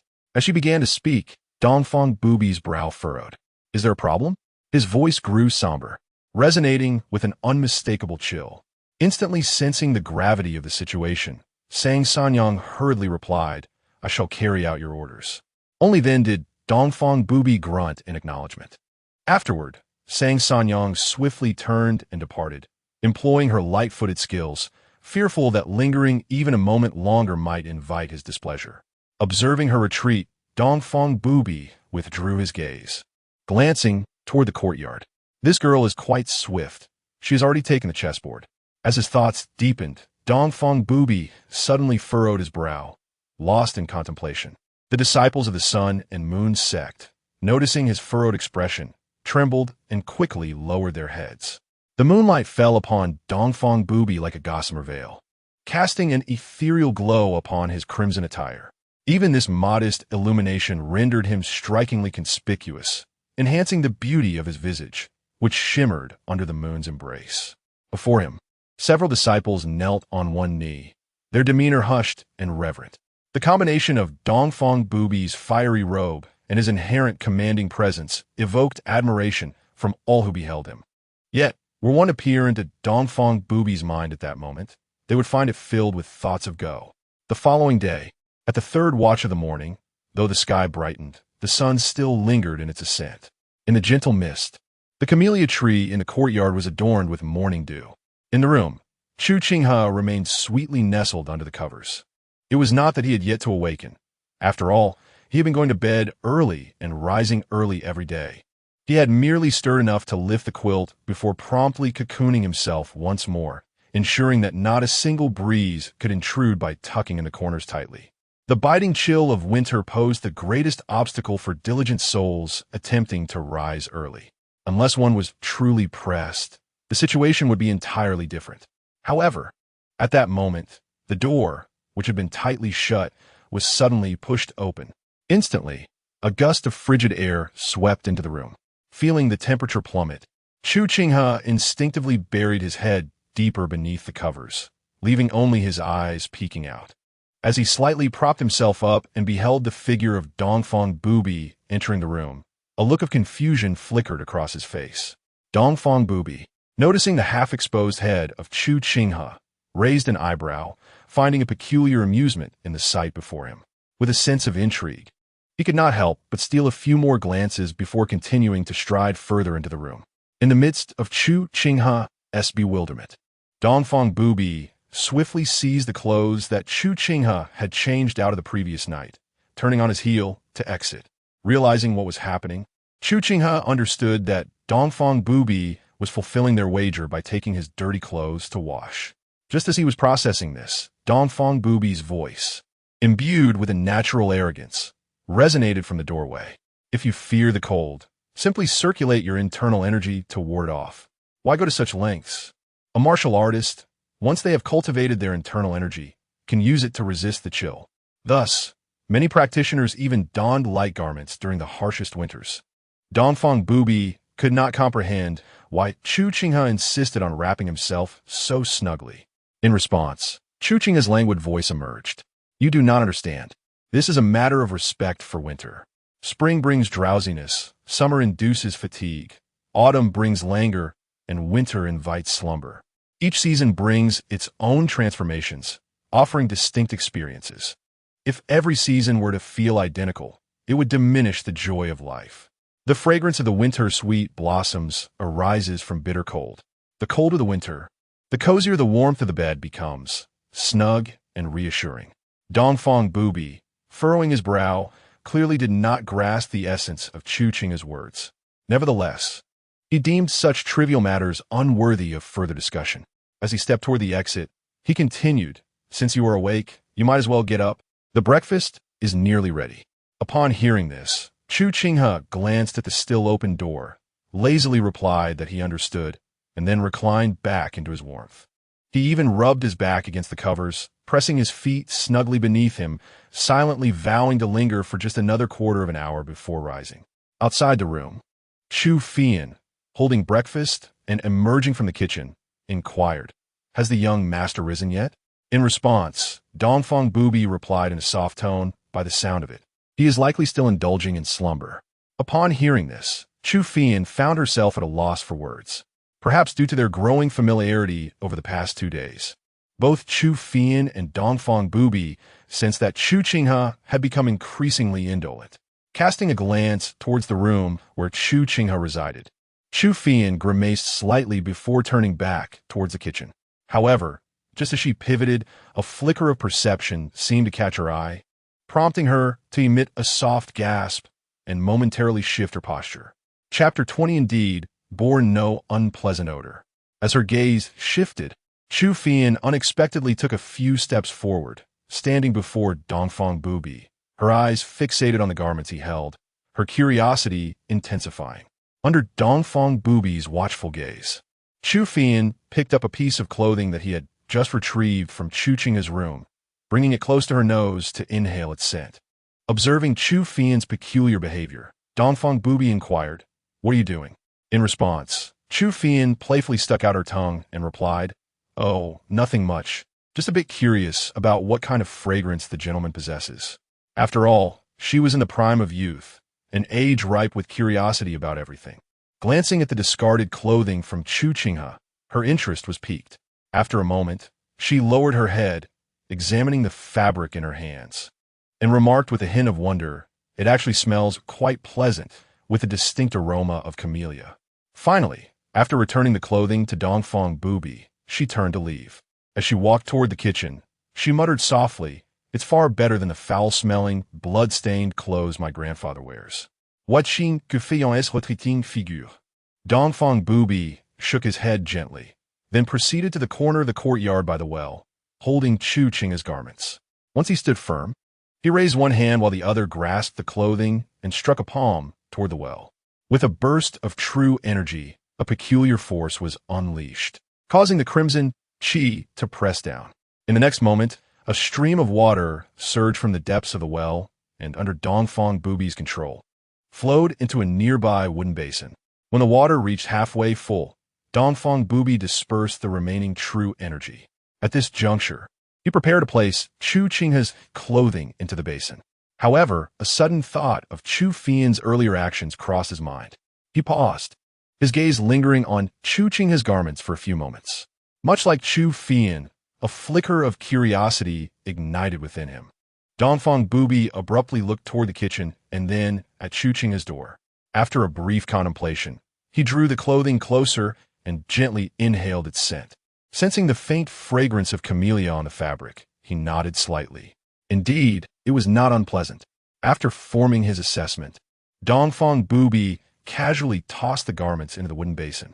Just as the clear water began to moisten the clothes, Chu Qinghe, who had been lingering in bed, leisurely stepped out of his room. As he crossed the threshold, he took a deep breath, allowing a refreshing chill to flow through his body, rousing him from his previous drowsiness. Following a thorough wash, Chu Qinghe felt fully awake. Squinting at the sun overhead, he ambled toward the stone table in the courtyard. However, as Chu Qinghe stepped into the courtyard, he was suddenly greeted by the sound of rushing water. Following the direction of the noise, his gaze fell upon Dongfang Bubai, who stood with one hand resting behind him beside the well. Observing Dongfang Bubai's upright posture, akin to a steadfast pine, Chu Qinghe couldn't help but express a slight curiosity. Wasn't he supposed to be washing clothes? Why was he standing still? With a sense of intrigue, guqin go check Dongfang Bubai. As he drew closer, his eyelids twitched in surprise. In his line of sight, Dongfang Bubai, with one hand behind his back, was rhythmically waving the other in front of him. With each motion, a surge of genuine energy erupted from his hand and cascaded into the wooden basin. Within this energy, there was evidently a unique force. Upon making contact with the water in the basin, the energy stirred it into a rapid whirl. Moreover, it was apparent that soap powder had been added to the basin, creating a noticeable layer of bubbles on the surface. Beneath these bubbles, the garments he had changed out of the previous day were clearly visible. The rushing water sound that had initially caught Chu Qinghe's attention was indeed the result of the swirling water in the basin. Was this a martial arts version of a semi-automatic washing machine? Watching the clothes tumbling in the basin, Chu Qinghe's expression shifted subtly. After observing for a while, he couldn't help but give Dongfang Bubai a thumbs up. Impressive. What a clever method to wash clothes. Chu Qinghe had initially thought that Dongfang Bubai would resort to the conventional hand-washing technique. But instead, Dongfang Bubai had conceived such an innovative approach. Even Chu Qinghe found himself marveling at it. With Dongfang Bubai's talents, it would be a pity not to engage in research and development in a previous life. In response to Chu Qinghe's praise, Dongfang Bubai gave a soft hum and continued to lift his palm, striking towards the basin with a more lively motion than before. Clearly, Chu Qinghe's commendation had lifted Dongfang Bubai's spirits. With his elevated mood, he infused even more genuine energy into the swirling water. Just as Chu Fian brought out breakfast, Dongfang Bubai adeptly retrieved Chu Qinghe's clothes from the basin and employed genuine energy to swiftly wring out the excess water. Having witnessed Dongfang Bubai's method of washing, Chu Qinghe was not overly surprised by this technique of drying the clothes. However, just as Dongfang Bubai finished cleaning Chu Qinghe's garments and hung them on a bamboo pole at the edge of the courtyard, a sharp, unexpected crack suddenly reached Chu Qinghe's ears. Following the source of the sound, he turned to see the wooden basin that Dongfang Bubai had been using had cracked open. Simultaneously, the remaining water in the wooden basin surged forth, cascading onto the ground. In contrast, Dongfang Bubai appeared to have anticipated this moment, displaying no trace of surprise, not even glancing toward the basin. After gently patting the freshly dried garments on the bamboo pole, Dongfang Bubai settled beside Chu Qinghe. "Are they clean?" he inquired. In response, Chu Qinghe shifted his gaze to the neatly arranged clothes on the bamboo pole and, after a brief pause, nodded affirmatively. "Quite clean indeed." Following this assessment, Chu Qinghe's eyes fell upon the broken wooden basin. "It's just a rather useless basin." Acknowledging Chu Qinghe's appraisal, Dongfang Bubai nodded lightly, maintaining an air of serene composure. Chapter 21. The charm of rouge, delight of beauties. The winter weather, though less capricious than that of summer, can still turn unexpectedly. Such was the case today. The morning had greeted with radiant sunshine, only for the sky to become shrouded in heavy clouds by midday. The sudden change was indeed disconcerting. Guqin, having just finished her lunch, gazed out at the torrential rain, her small face a picture of discontent. How could it rain now? She had been looking forward to basking in the sun today. Yet, as she emerged from the kitchen, the rain had already begun to pour. Not only was Chu Qinghe feeling disheartened, but even Dongfang Bubai, observing the relentless downpour in the courtyard, furrowed her brows in concern. In life, the allure of beautiful things often lingers in our hearts precisely because they are so easily cherished.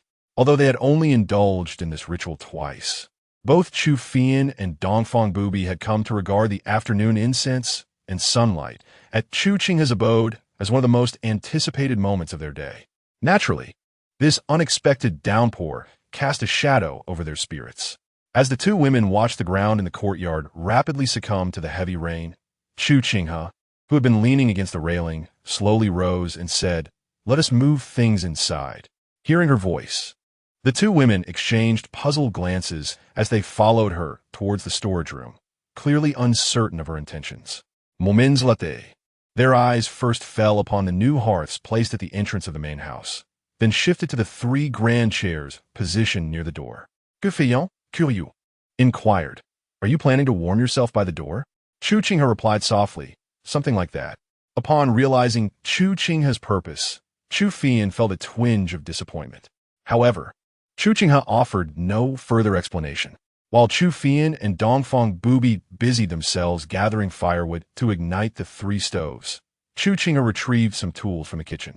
After a quarter of an hour of diligent work, the three women settled into the grand chairs at the entrance. As the flames in the hearths began to rise, both Chu Qinghe and Dongfang Bubai experienced a noticeable shift in their surroundings.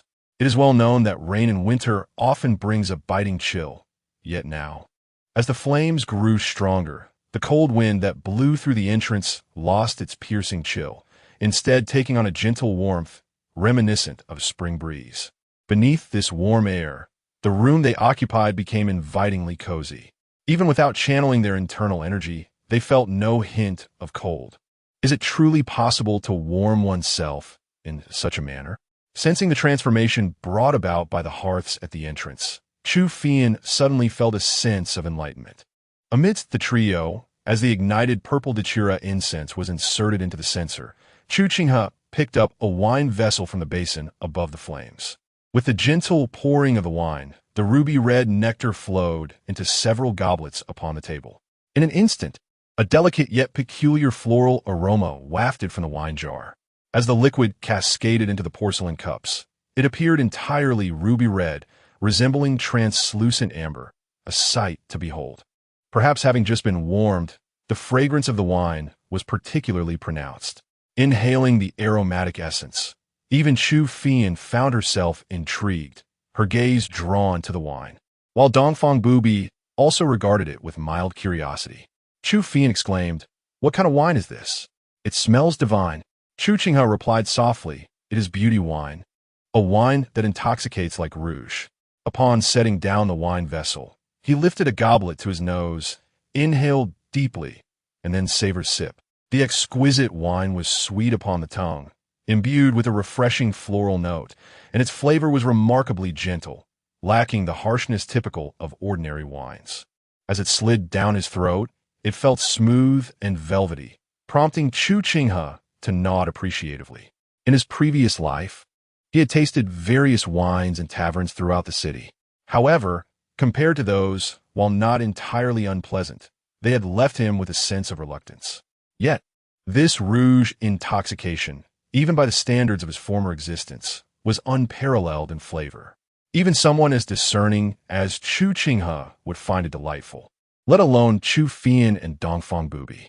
At the very moment the exquisite wine touched their lips, both women's eyes brightened. "Delicious," Guqin exclaimed, downing the remaining wine in her goblet in one swift motion before reaching for the wine vessel to pour herself another cup. However, just as she filled her cup to the brim, a wave of warmth surged suddenly from her abdomen. At that instant her internal energy, akin to a cat catching a whiff of fish, instinctively flowed from her dantian, swiftly enveloping the energy radiating from her belly. In the next moment, Chu Qinghe distinctly felt her internal power increase slightly. Realizing this, her body trembled, and she gazed at the goblet in her hand with astonishment. Almost simultaneously, Dongfang Bubai also sensed a subtle change within herself, her eyes widening in surprise. This wine can enhance one's prowess? In response to the astonished gazes of the two women, Chu Qinghe nodded gently in affirmation. With the confirmation of the wine's effects from him, both women felt a rush of exhilaration. However, recalling the earlier experience with the purple datura incense, their surprise did not linger for long. After exchanging glances with Chu Qinghe, they resumed savoring the rare and precious wine. Rouge is a beauty that all lovely women adore. Though named after this exquisite hue, the wine known as Rouge Drunk possesses a floral fragrance that entirely overshadows the taste of the alcohol, rendering it almost imperceptible. Yet, even with the infusion of medicinal herbs and petals during its fermentation, the essence of the wine remains potent, indicative of its robust character. Naturally, after a few cups, both Chu Qinghe and Dongfang Bubai, alongside Chu Qinghe, find themselves enveloped in a gentle intoxication. As the flames in the hearth at the entrance flicker higher, the breeze drifting in from the courtyard brings a subtle warmth. The warmth from the alcohol and the effects of the wine instill a languid spirit in the trio. Even amidst the tempestuous weather, withdrawing his gaze from the outside, Dongfang Bubai gazes playfully at Chu Qinghe and remarks, "On a sunny day, you savor tea. On a rainy day, you indulge in wine. You certainly know how to relish life." In response to Dongfang Bubai's words, Chu Qinghe languidly replies, "What can I say? I am a creature of leisure, with few desires. My thoughts are solely devoted to finding ways to live more comfortably each day. Though the skies may shift unexpectedly, both rainy and sunny days are part of life. Those who cherish existence naturally know how to enjoy it. It's simply a matter of doing what brings comfort. There is no profound mystery to it." As he speaks, Chu Qinghe adjusts his posture with a hint of laziness, nearly reclining fully in his chair. As if devoid of bones, sipping the fine wine, his gaze drifts towards the entrance. Beside him, Dongfang Bubai, having listened to Chu Qinghe's musings, chuckles softly. After taking another delicate sip, she mirrors Chu Qinghe, leaning languidly against her chair. Strikingly, in this atmosphere of relaxation, Dongfang Bubai appears less domineering and cold than usual, yet radiates a newfound charm that is both bright and enchanting. Even this subtle change, when paired with her exquisite beauty, is enough to evoke a myriad of delights. Chapter 22. A true man should strive for the pinnacle. The thick clouds gathered in the sky, completely shrouding the heavens and casting a heavy, oppressive shadow. Despite it being merely the early hours of the afternoon, the atmosphere bore an uncanny resemblance to the onset of evening. The incessant rain poured down in torrents, showing no signs of abating. In the courtyard, the camellia tree swayed violently under the fierce winds and heavy rain, producing a rustling sound that filled the air. Before the main house, the hearth continued to blaze vigorously, creating a noticeable warmth that dispelled the biting cold of the winds that swept across it, rendering them gentler. Inside, the usually poised Chu Qinghe had already settled onto Chu Qinghe's bed, in meditation to refine the medicinal effects within her body. At the entrance, Chu Qinghe and Dongfang Bubai remained seated opposite each other. However, perhaps due to the warm breezes or the effects of the wine, Dongfang Bubai's face bore a faint blush, and her demeanor appeared more languid than before. This change in Dongfang Bubai's appearance brought an unexpected advantage to Chu Qinghe, who, in the presence of such beauty, found himself not only enjoying the rain, but also the company of the enchanting woman beside him. Once he finished his drink, a wave of ennui washed over Chu Qinghe, prompting him to summon the system. "Sign in," he commanded. Moments later, after a brief silence, a series of system notifications emerged. Ding! Congratulations to the host for successfully signing in. Ding! Congratulations to the host for acquiring 100 taels of gold. Ding! Congratulations to the host for obtaining a medicinal herb, 1 Ku Chao 1. Ding! Congratulations to the host for acquiring a medicinal herb by Nianling Ji 1. Ding! Congratulations to the host for receiving a yellow grade advanced martial arts technique, Iron Sword Finger. Ding. Congratulations to the host for obtaining a combat simulator, 1 month. The rewards have been automatically stored in the system backpack. Please check and extract them at your convenience. Amidst the flurry of system notifications, Chu Qinghe shifted his focus to examine the contents of the system backpack. Moments later, his attention quickly honed in on the combat simulator. Although Chu Qinghe had advanced to the initial stage of the second tier, his combat experience was virtually non-existent. This combat simulator, drawn from the system, could simulate corresponding adversaries in his mind based on his specifications. After a moment of contemplation, Chu Qinghe concentrated his thoughts. The next instant, a system panel materialized before him. Please select a simulation target. Random generation, fixed simulation. After lingering on the options for a few moments, Chu Qinghe opted for fixed simulation. Immediately, the system panel transitioned to a new interface, prompting him to input the target's cultivation level, the grade of the techniques they practiced, as well as the rank of their martial arts. Notably, the martial arts section was further categorized into various types, including palm techniques, sword techniques, and fist techniques.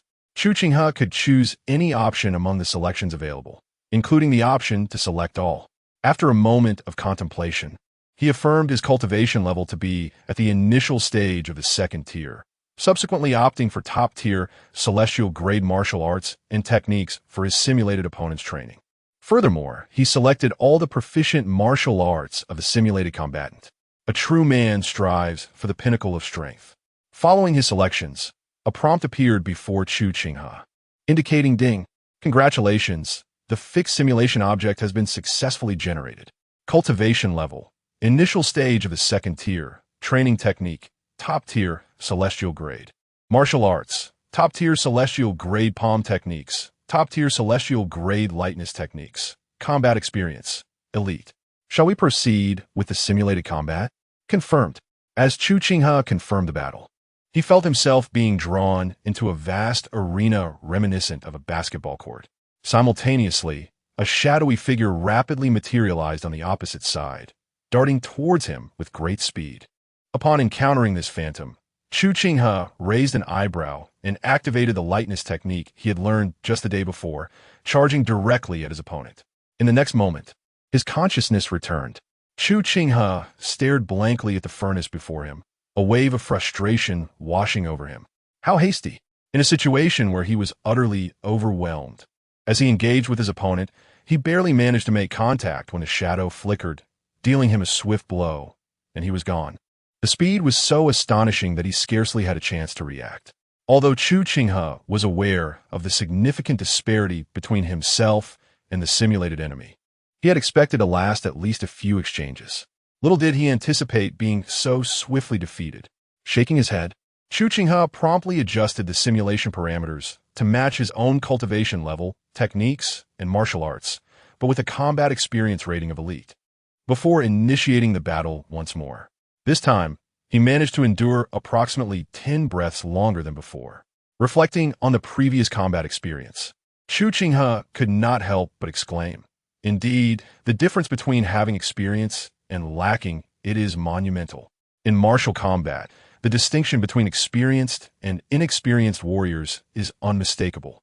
Under equal realms and strengths, seasoned martial artists can even seize the rhythm of battle, thus achieving victory over their opponents. Just like the simulated combatant he faced earlier, the force and speed of their strikes were comparable to his own. However, the opponent's reactions were not only swifter than his, but also remarkably cunning. Chu Qinghe had a distinct feeling that every step he took seemed to be anticipated by his adversary. The gap was indeed vast. After experimenting with the combat simulator once more, Chu Qinghe found his interest peaked significantly. It evoked a sense reminiscent of playing fighting games in his past life. Albeit the realism of this simulator far surpassed that experience. In Chu Qinghe's view, it was a splendid means of passing time during leisure moments. However, as Chu Qinghe glanced at the items he had acquired from this latest sign-in, a gentle sigh escaped his lips. The martial arts he received yesterday were of the profound level, yet this time he was bestowed with goods of the yellow tier, albeit of superior quality. After 3 sign-ins, Chu Qinghe had largely discerned the pattern of rewards bestowed by this system. It appeared that the golden tier consistently began at a minimum of 100 taels. Moreover, the medicinal herbs obtained during sign-ins were no less than a century in age. Occasionally, there were unique items among the rewards, such as yesterday's enchanting rouge and today's combat simulator. Nevertheless, when compared to the extraordinary reward from the inaugural sign-in, the disparity in value was quite pronounced. It seemed prudent to accumulate these sign-ins and transform them into a monthly reward. With this thought, Chu Qinghe lightly shook his head and chose to engage in the battle simulation once more. Chapter 23. Mastery comes swiftly. Practice leads to waste. The rain persisted until dusk, and as it ceased, the courtyard appeared as if it had been thoroughly cleansed by the downpour. The air post-rain was particularly refreshing. After Chu Qinghe and Dongfang Bubai had carefully hung the lanterns, Chu Qinghe leisurely emerged from his room into the courtyard, stretching languidly and inhaling deeply. The cool, invigorating air alleviated the slight heaviness in his head. Although the combat simulator had its merits, repeated sessions proved to be somewhat exhausting. Nonetheless, the consecutive hour of simulated battle granted Chu Qinghe a nascent understanding of the dynamics of combat among martial artists. His grasp of other fighter situations and habits remained somewhat nebulous. However, the simulated opponents presented by the system primarily exhibited a disregard for martial ethics. Initially, the simulation felt fair and straightforward, with the opponent's strikes being somewhat clever, often catching Chu Qinghe off guard. Yet, after several rounds of simulated combat, as time elapsed beyond a quarter of an hour, the opponent's fighting styles underwent a stark transformation. Their movements grew increasingly underhanded. What began as a straightforward strike morphed into a devious maneuver. It conveyed a sentiment of resorting to unscrupulous tactics when faced with defeat. Yet, Chu Qinghe understood that martial artists engage in combat primarily for victory. Moreover, the essence of the simulated battles was to hone lethal skills, rendering it unsurprising that the methods employed could be unsavory. After all, the simulated foes were devoid of any concern for honor. The underhandedness, while disconcerting, afforded Chu Qinghe the opportunity to learn. Should he encounter such fighters in the future, he would be better prepared. Furthermore, who knows when this knowledge might prove advantageous? Shaking off the thoughts swirling in his mind, Chu Qinghe surveyed the courtyard and then gazed at the night sky. Moments later, an idea struck him, prompting him to head directly to the kitchen, where he prepared a pot of enchanting rose tea. Upon emerging from the kitchen, utilizing his inner strength, he ascended effortlessly to the rooftop of the main house. Positioned at the center of the roof, Chu Qinghe raised his right hand and swiftly waved it. With emotion, his inner energy surged forth, intertwining with his formidable spirit, swiftly dispersing the remnants of rainwater nestled in the bricks and crevices below. As he continued to wave his hand, the gusts of energy he generated formed distinct spirals. Under the influence of these spirals, the rain-soaked bricks, which had endured the afternoon's deluge, were rapidly dried. His technique eerily mirrored Dongfang Bubai's method of utilizing qi and force while washing clothes earlier that morning. Finally, Chu Qinghe has settled down leisurely. How swiftly you have learned. However, just as Chu Qinghe has settled down, the voice of Dongfang Bubai suddenly reached his ears. Immediately, as Dongfang Bubai flicked his sleeve, a surge of true energy and vigor swept past, causing the rainwater beside Chu Qinghe to cascade swiftly along the tiles to the edges. The residual waves of energy generated a gust that rapidly dried the surrounding area. Such an effortless display of energy, reminiscent of relentless ocean waves, testified to Dongfang Bubai's mastery of martial arts and his finesse in controlling both vigor and true energy. After shifting a few steps, Dongfang Bubai elegantly seated himself beside Chu Qinghe. In the presence of Dongfang Bubai, who had accompanied him onto the roof, Chu Qinghe replied in a calm tone, "It is merely the application of knowledge." Hearing this, a subtle smirk graced Dongfang Bubai's lips. "So your comprehension is employed to learn such things? Guqin ziplit languidi. What else? If this martial art serves no purpose, then what is its worth?" Chu Qinghe was neither combative nor overly ambitious.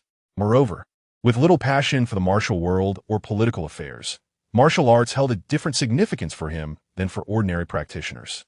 For him, it was primarily a means of self-defense and enhancing life's convenience. Differing perspectives naturally led to contrasting attitudes.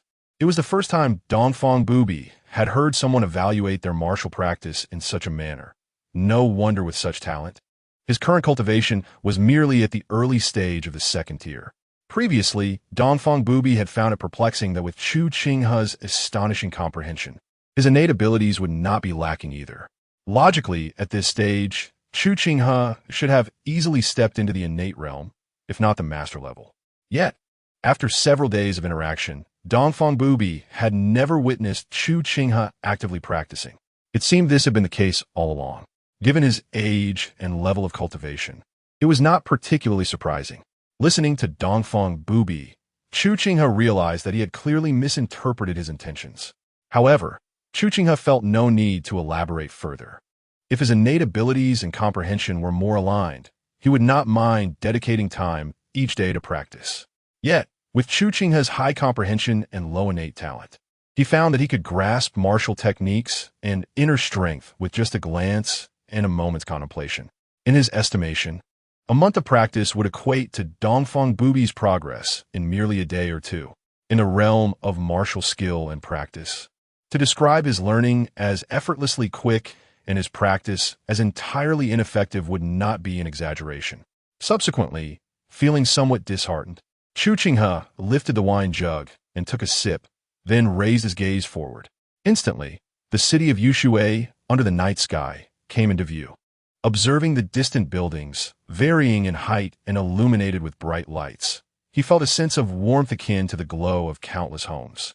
After a brief moment of contemplation, he set the wine jug aside and reclined back atop the roof. Beside him, Dongfang Bubai cast a sidelong glance at Chu Qinghe, who was now leisurely propped with one hand behind his head, appearing quite relaxed. After a brief moment of contemplation, he found himself reclining just as Chu Qinghe had. The torrential rain that had poured throughout the afternoon seemed to have completely drained the clouds from the sky, leaving not a single trace behind. Consequently, the night sky now lay in a state of pristine clarity, devoid of clouds and adorned with countless twinkling stars. The vast expanse of the starry sky evoked a sense of enchantment. As Dongfang Bubai lay back, the breathtaking beauty of the night sky was vividly reflected in his eyes. For a moment, he found it difficult to divert his gaze from this magnificent celestial display. A gentle breeze swept by, carrying with it the coolness of the night air and the fragrant aroma of wine wafting from a nearby flask. Fixating on the night sky, Dongfang Bubai instinctively reached for the wine jug. As he brought the spout to his lips, the jug tilted in accordance with his movements. However, as the exquisite wine touched his palate, he suddenly seemed to recall something, causing his hand to freeze mid-pour.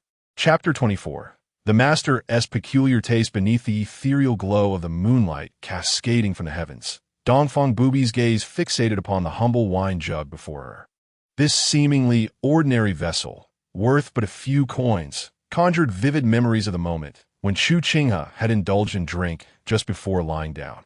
In that recollection, he had sipped directly from this very jug, mirroring Dongfang Bubai's own current actions. In essence, both she and Chu Qinghe were sharing the same drinking vessel. This realization caused a subtle stiffness to manifest in Dongfang Bubai's demeanor. Although she was a person of the martial world, unconcerned with trivialities, the fact remained that she was still a woman. In her 20 years of life, it was the first occasion she had shared such a drinking implement with a man. Thus, it was impossible for her heart to remain entirely unaffected by this peculiar circumstance. Contemplating this, she slightly moved the jug away and turned her head gently to gaze at Chu Qinghe, who had unknowingly closed his eyes beside her. At that moment, the moon hung luminous in the sky, its light unfettered by clouds, resembling a delicate veil draped upon the earth.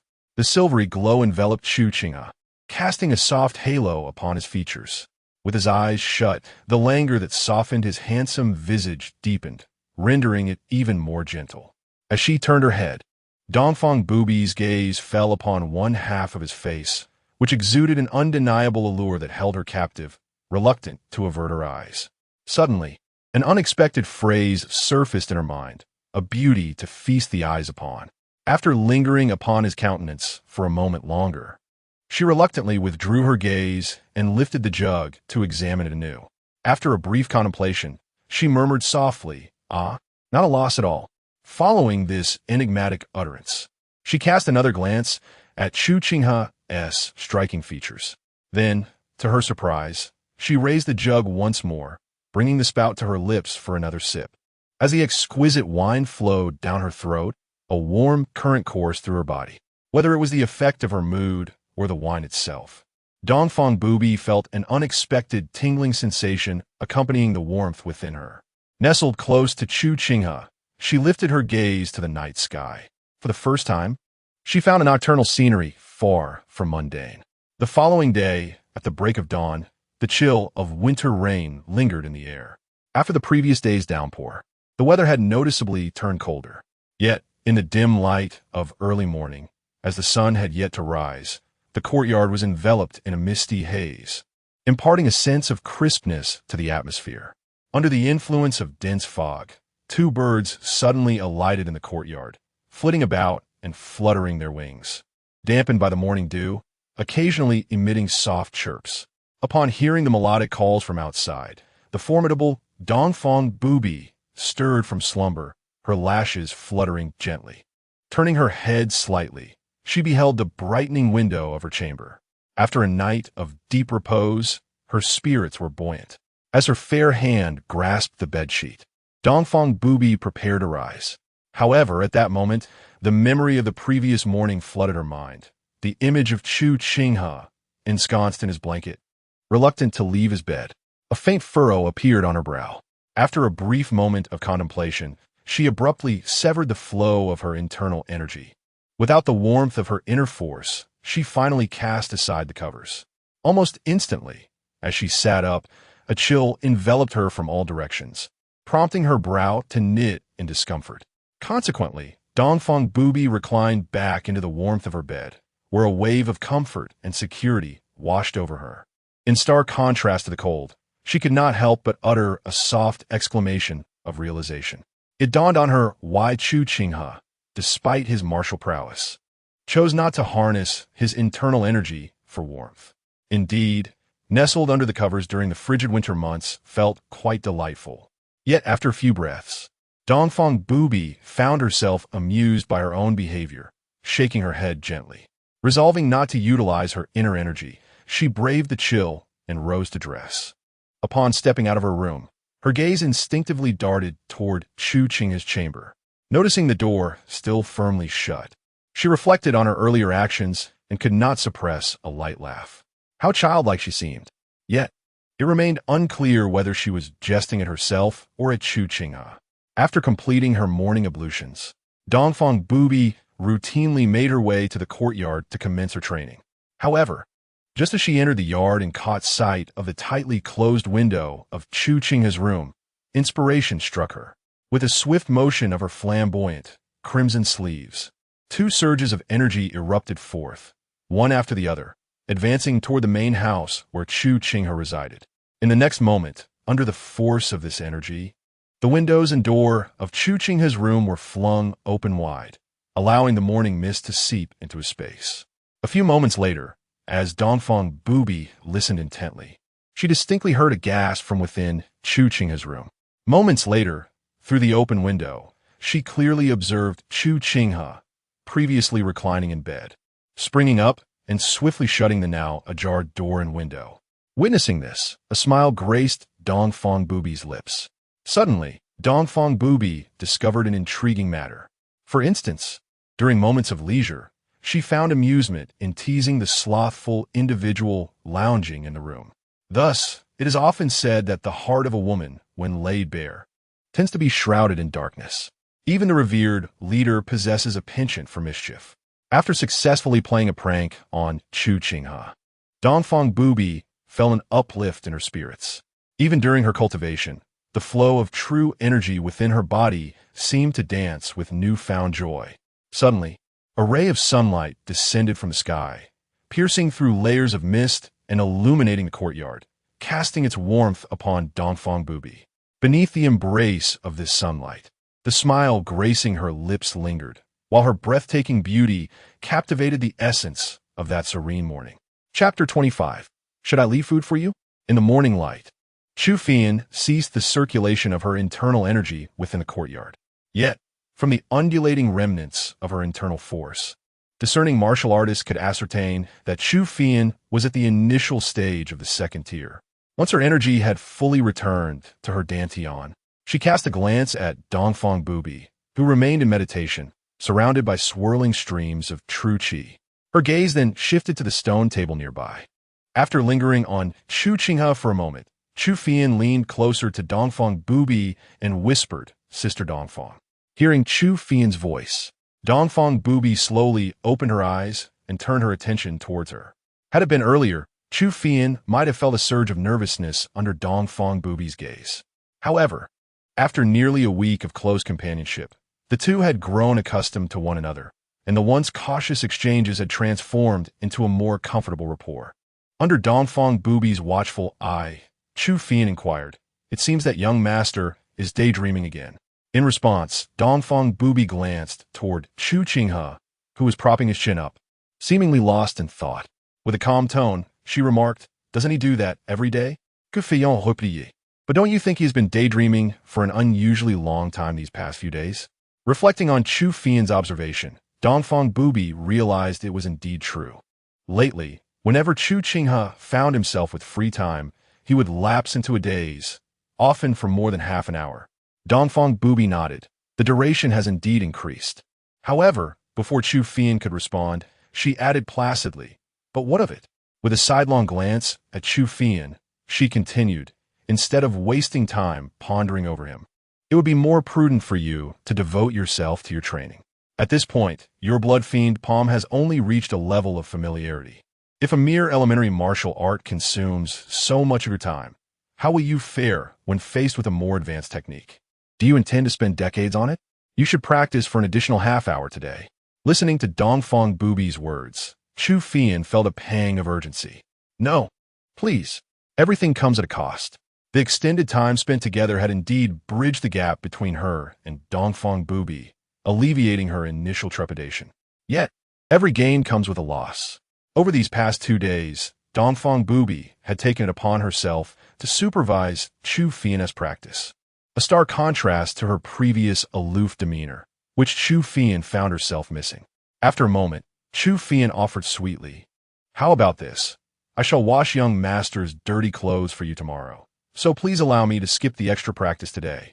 Listening to Chu Qinghe's words, Dongfang Bubai regarded her with a cold smile and remarked, "Ah, you still have time for laundry. It seems your additional training has been rather insufficient. Today, you shall extend your practice by an hour." Upon hearing this, Chu Qinghe was completely taken aback, her mind buzzing in confusion. She could not fathom why her suggestion to assist Dongfang Bubai with washing Chu Qinghe's clothes had led to such an unexpected outcome. However, observing Dongfang Bubai, who had closed her eyes, seemingly unwilling to engage further, Chu Qinghe could only pout in discontent before commencing her internal cultivation of the blood fiend palm, her expression betraying her reluctance. At that moment, Dongfang Bubai, as if sensing something, abruptly opened her previously shut eyes. With a swift flow of inner energy, she vanished from the courtyard like a specter. Que fait-on? Emphasé by Dongfang Bubai's soudaine departure. Noted that Chu Qinghe had just concluded a simulated battle and was now preparing for the next round after setting down his cup of warm tea. Moments later, in a narrow alley not far from Chu Qinghe's residence, Dongfang Bubai appeared as if she had teleported, drawing the immediate attention of Sang Sanyang and others from the Sun and Moon Holy Cult, who promptly knelt before her. "We pay homage to our leader. May you achieve great accomplishments and unify the martial world."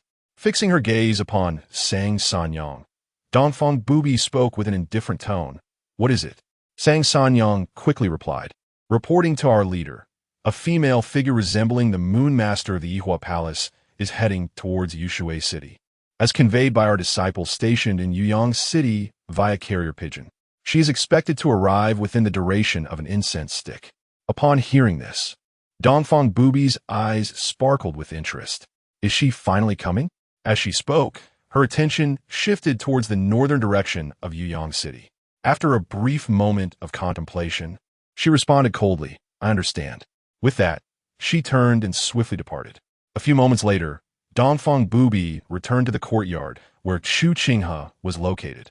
Upon her return, her gaze lingered on Chu Fian for a heartbeat before she approached Chu Qinghe. Once beside him, she spoke in a tone of calm detachment. There are some matters I must attend to. It may take some time. Hearing her voice, Chu Qinghe, having interrupted the simulated battle, lifted his eyes towards Dongfang Bubai. Should I prepare a meal for you? Without inquiring what Dongfang Bubai intended to do or how long she would be gone, he asked the most ordinary of questions, as if they were a typical household. Yet, upon hearing Chu Qinghe's casual and languid inquiry, it seemed to cast a spell upon Dongfang Bubai, momentarily catching her off guard, as if she had not anticipated such a response from him. However, moments later, Dongfang Bubai broke into a smile and remarked, I shall endeavor to return swiftly. Observing this, Chu Qinghe nodded in acknowledgement. The joy in Dongfang Bubai's eyes deepened upon witnessing Chu Qinghe's reaction. With a parting reminder to keep the wine warm, Dongfang Bubai swiftly departed, channeling his inner energy as he vanished in an instant. Once Dongfang Bubai had left, Chu Qinghe chose not to continue simulating the battle. Instead, he turned to Chu Fian and inquired, how much of the Yinjie remains in the wine jar? After contemplating for a moment, Chu Fian replied, judging by the weight of the jar, it should suffice for another round. Indeed, in response to Chu Fian's answer, Chu Qinghe couldn't help but roll his eyes. The system had provided only a 10-pound jar of Yinjie, yet there were 3 mouths to feed at home, particularly with Chu Fian. Her consumption exceeded both Chu Qinghe and Dongfang Bubai combined. Well, it seemed he would have to retrieve the wine today, otherwise, they would be left with nothing but tea tomorrow. Sighing softly, Chu Qinghe rose and walked toward the outside. Chapter 26. Do you wish to die? Observing Chu Qinghe rising to depart, Chu Fian inquired with curiosity, My lord, are you stepping out? Chu Qinghe responded with a faint acknowledgement, confirming his intention to venture outside. Chu Fian's curiosity was piqued. It was no surprise that Dongfang Bubai was leaving. After all, as the leader of the Sun Moon Holy Cult, he was burdened with countless responsibilities. Even in Yushui City, it was likely that matters requiring his decisive judgment were abundant. Thus, it was customary for him to step out from time to time. However, Chu Qinghe was a different case altogether. Through their interactions over time, both Chu Fian and Dongfang Bubai had come to understand Chu Qinghe's nature, which generally inclined toward a state of languor, preferring to sit rather than stand, and to recline rather than sit. On the rare occasion, Chu Fian had witnessed him step out only on the very first day of her visit to his residence. His laziness was almost beyond comprehension. Immediately, she asked, My lord, is there a particular reason for your excursion? Chu Qinghe replied, rather irritably, What else could it be? We're running low on wine. I must go procure some herbs to brew more. Upon hearing this, Chu Fian's eyes brightened, and she promptly followed after him.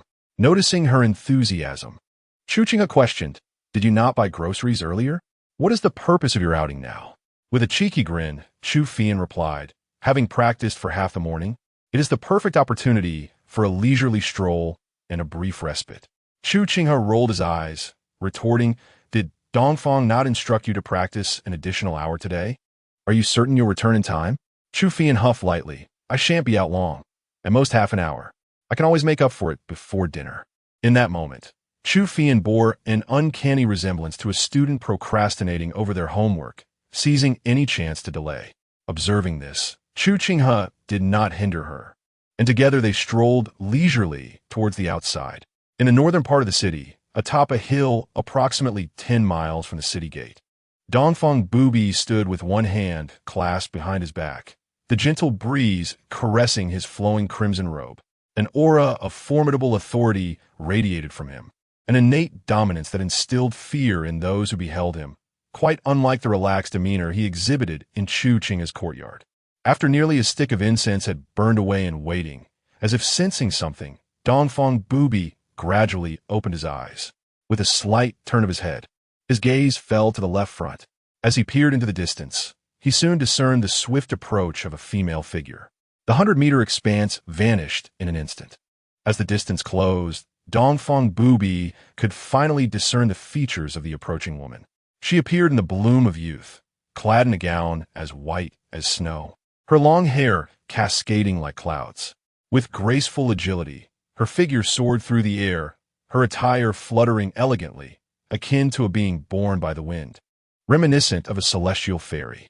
Moreover, coupled with that exquisitely beautiful yet frigid visage, even the formidable Dongfang Bubai could not help but experience a fleeting moment of astonishment upon beholding the other's appearance and grace.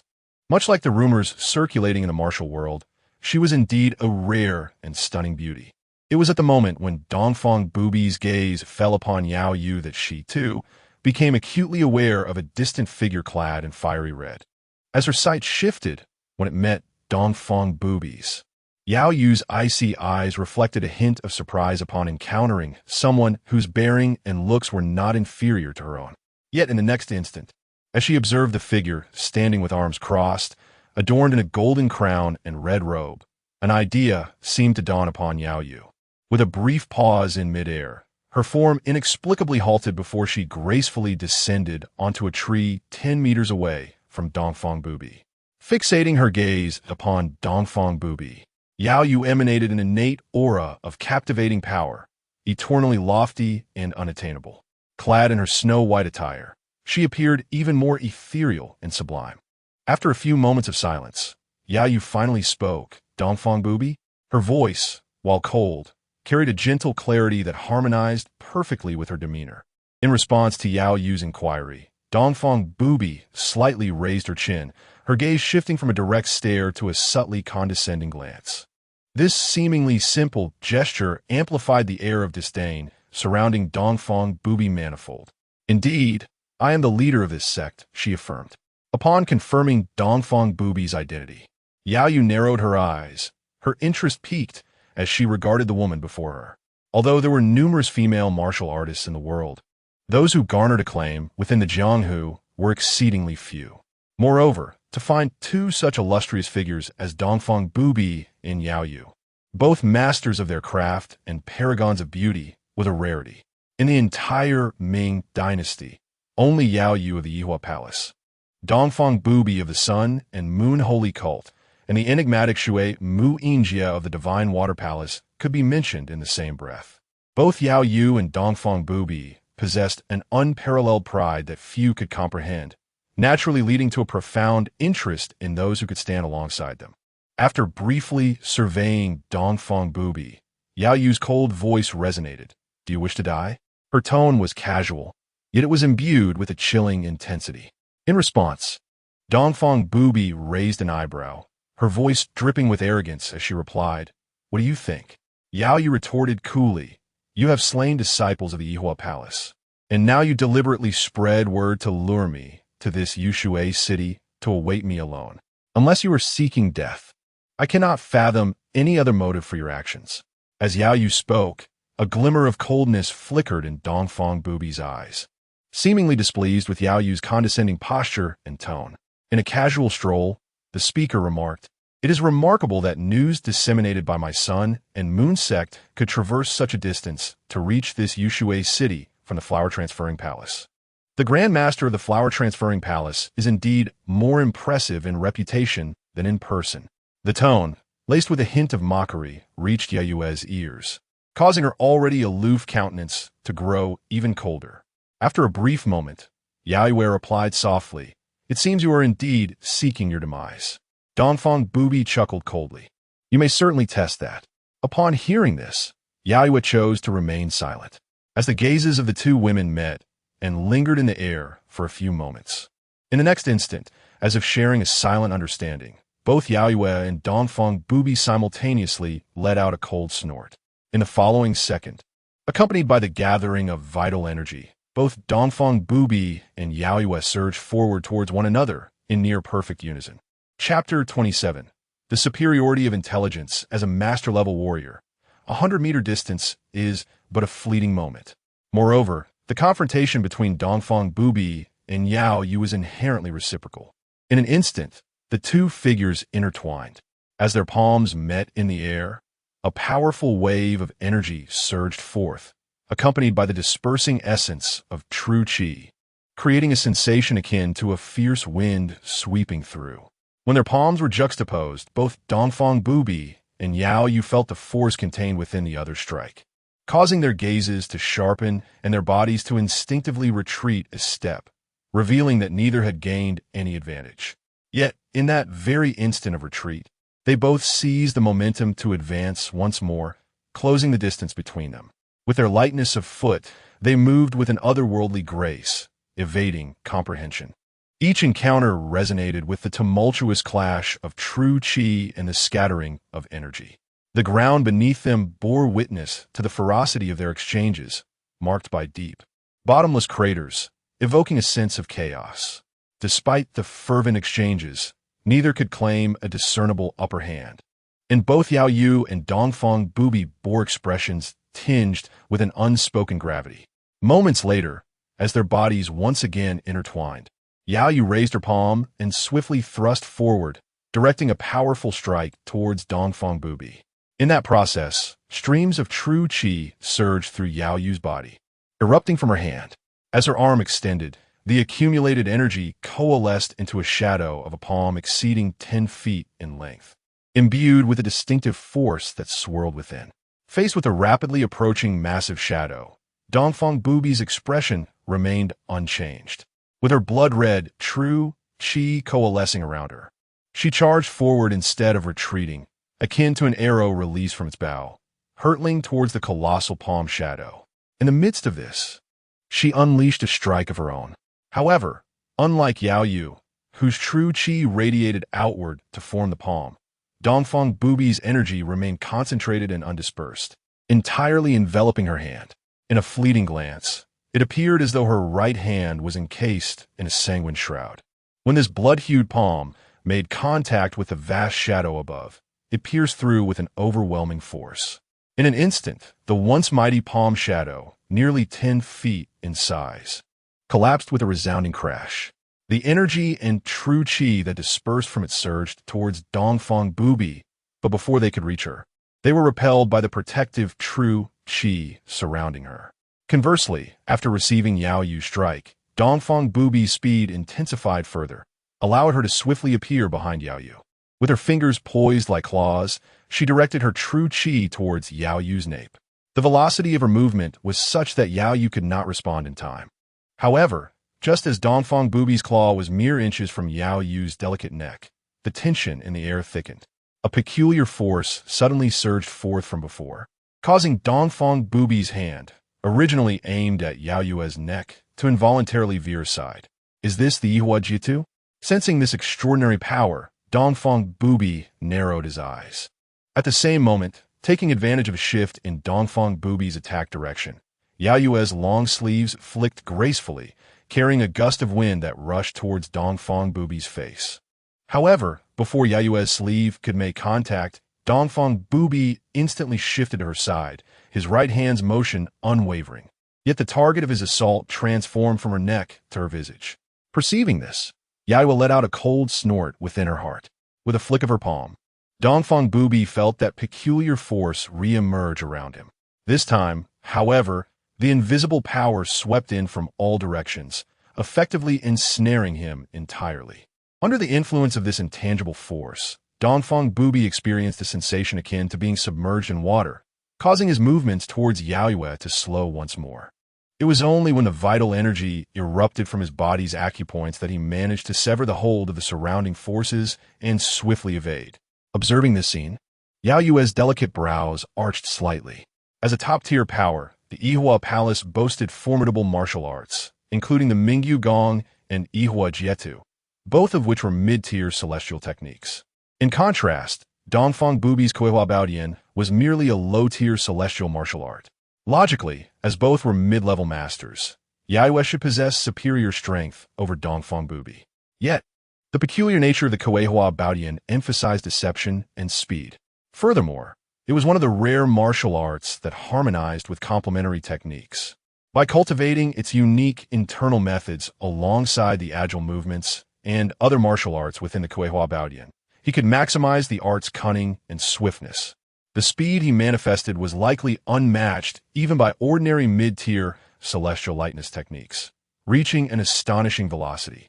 While Yaoyue's mastery over the potency of her vital energy and the intricacies of her martial arts was not inferior to Dongfang Bubai's, the latter's rapidity rendered him capable of choosing to strike swiftly rather than engage Yaoyue directly, subtly revealing an intent to counter her. Even with Yaoyue's use of the Yihua Jitu, a mid-tier celestial technique, she could merely restrict Dongfang Bubai's mobility and strike speed, but defeating him was far from simple. Noticing Yaoyue's serious demeanor tinged with evident ire, Dongfang Bubai couldn't help but smile inwardly. To rise to the position of leader within the Sun Moon holy cult as a woman, he was far from fool. Having previously dared to deliberately disseminate information to lure Yaoyue here, he was well aware of her strength. Possessing the two paramount martial arts of the Huahua Palace, namely the Mingyu Gong and the Yihua Jiu, the prowess of Yaoyue is undoubtedly formidable. In a direct confrontation, Dongfang Bubai is acutely aware that his true qi is significantly inferior to the unique true qi of the Mingyu Gong. However, when it comes to sheer speed, Dongfang Bubai harbors considerable confidence. Among the masters of the realm, none can rival him. Even the likes of Chu, Liuxiang, and Sikong Zhaixing, renowned for their agility within the martial world, would not pose a challenge to him. Contemplating this, Dongfang Bubai's gaze briefly flickered to Yaoyue's ample bosom, a cold smirk curling at the corners of his mouth, as a sense of intellectual superiority surged within him. Chapter 28. The striking desire for victory, as if sensing the enigmatic gaze of Dongfang Bubai directed towards her, Yaoyue's eyes grew even colder. With a disdainful snort within her heart, a more potent surge of true energy erupted from Yaoyue's body. The mere release of this robust energy conjured a wave of atmosphere pressure. Under the tumultuous flow of true energy, Dongfang Bubai immediately felt the sensation of being submerged, as if the surrounding air had thickened like water. Almost instantaneously, as Dongfang Bubai perceived an anomaly in her surroundings, Yaoyue swiftly raised her right hand while her long skirt billowed. With the movement of her hand, a unique gravitational force enveloped an area nearly 10 feet around her. Under this extraordinary force, Dongfang Bubai felt an irresistible pull drawing her closer to Yaoyue. However, confronted with the peculiar force that encased her, Dongfang Bubai's lips curled into a slight smile. In the next moment, to Yaoyue's astonishment, Dongfang Bubai not only did not resist the alluring pull, but instead actively moved towards her, utilizing the force created by Yaoyue's technique, Yihua Jiu, which intensified her speed to an extraordinary level. In the blink of an eye, she appeared behind Yaoyue. Yet, just as Dongfang Bubai steadied herself and had yet to make further moves, Yaoyue's palm tilted slightly, and Dongfang Bubai inexplicably felt a powerful repulsive force surging towards her. This repulsion caused her to involuntarily retreat a full yard before regaining her balance. This scene prompted a frown from Dongfang Bubai, who transformed into a shadow, flickering away once more. At the moment of her retreat, a hand materialized where she had just stood. The hand appeared as flawless as white jade, evidently a manifestation of true energy concentrated to its utmost. Should it strike, it could potentially inflict grievous harm upon Dongfang Bubai. Failing to connect, Yaoyue maintained her momentum, pivoting to confront the fiery shadow of Dongfang Bubai with another strike. The swiftness of Dongfang Bubai's movements and her rapid strikes, coupled with Yaoyue's pure and vigorous true energy, along with the peculiarities of the Yihua Jiu technique, resulted in a captivating display of contrasting styles. One stood firm as a mountain, responding to change with unwavering stability, while the other danced like a phantom, exhibiting an agile and unpredictable approach that dazzled the eyes. After exchanging blows dozens of times, both Dongfang Bubai and Yaoyue found themselves momentarily halted, their palms meeting, causing both to drift backwards. Once they steadied themselves, it seemed they recognized the futility of further combat for the time being, and thus, they coincidentally refrained from continuing the fight. In their mutual gaze, Both Dongfang Bubai and Yaoyue discerned a glimmer of admiration in each other's eyes. Clearly, through this exchange, both acknowledged the prowess of the other. After a brief moment, Yaoyue spoke. "No wonder you dare to set your sights on my Hua palace. Your strength is indeed impressive." In response to Yaoyue's words, Dongfang Bubai chuckled softly, lightly waving his long sleeves, with one hand resting behind his back. "You are commendable as well." However, following this remark, before Yaoyue could respond, Dongfang Bubai suddenly glanced up at the sky.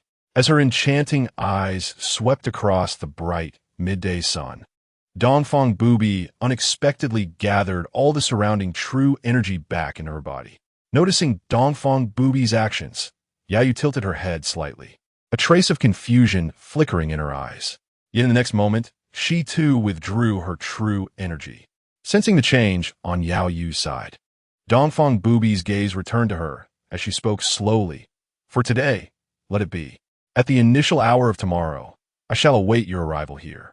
Observing Dongfang Bubai's apparent readiness to depart, Yaoyue frowned and asked, "What do you mean by that?"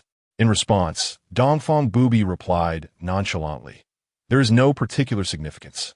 I merely consider that you have traveled a long way from Hua Palace and must be fatigued.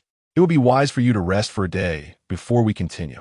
However, upon hearing Dongfang Bubai's words, Yaoyue replied with a calm tone, "Do you think I require such a concession?"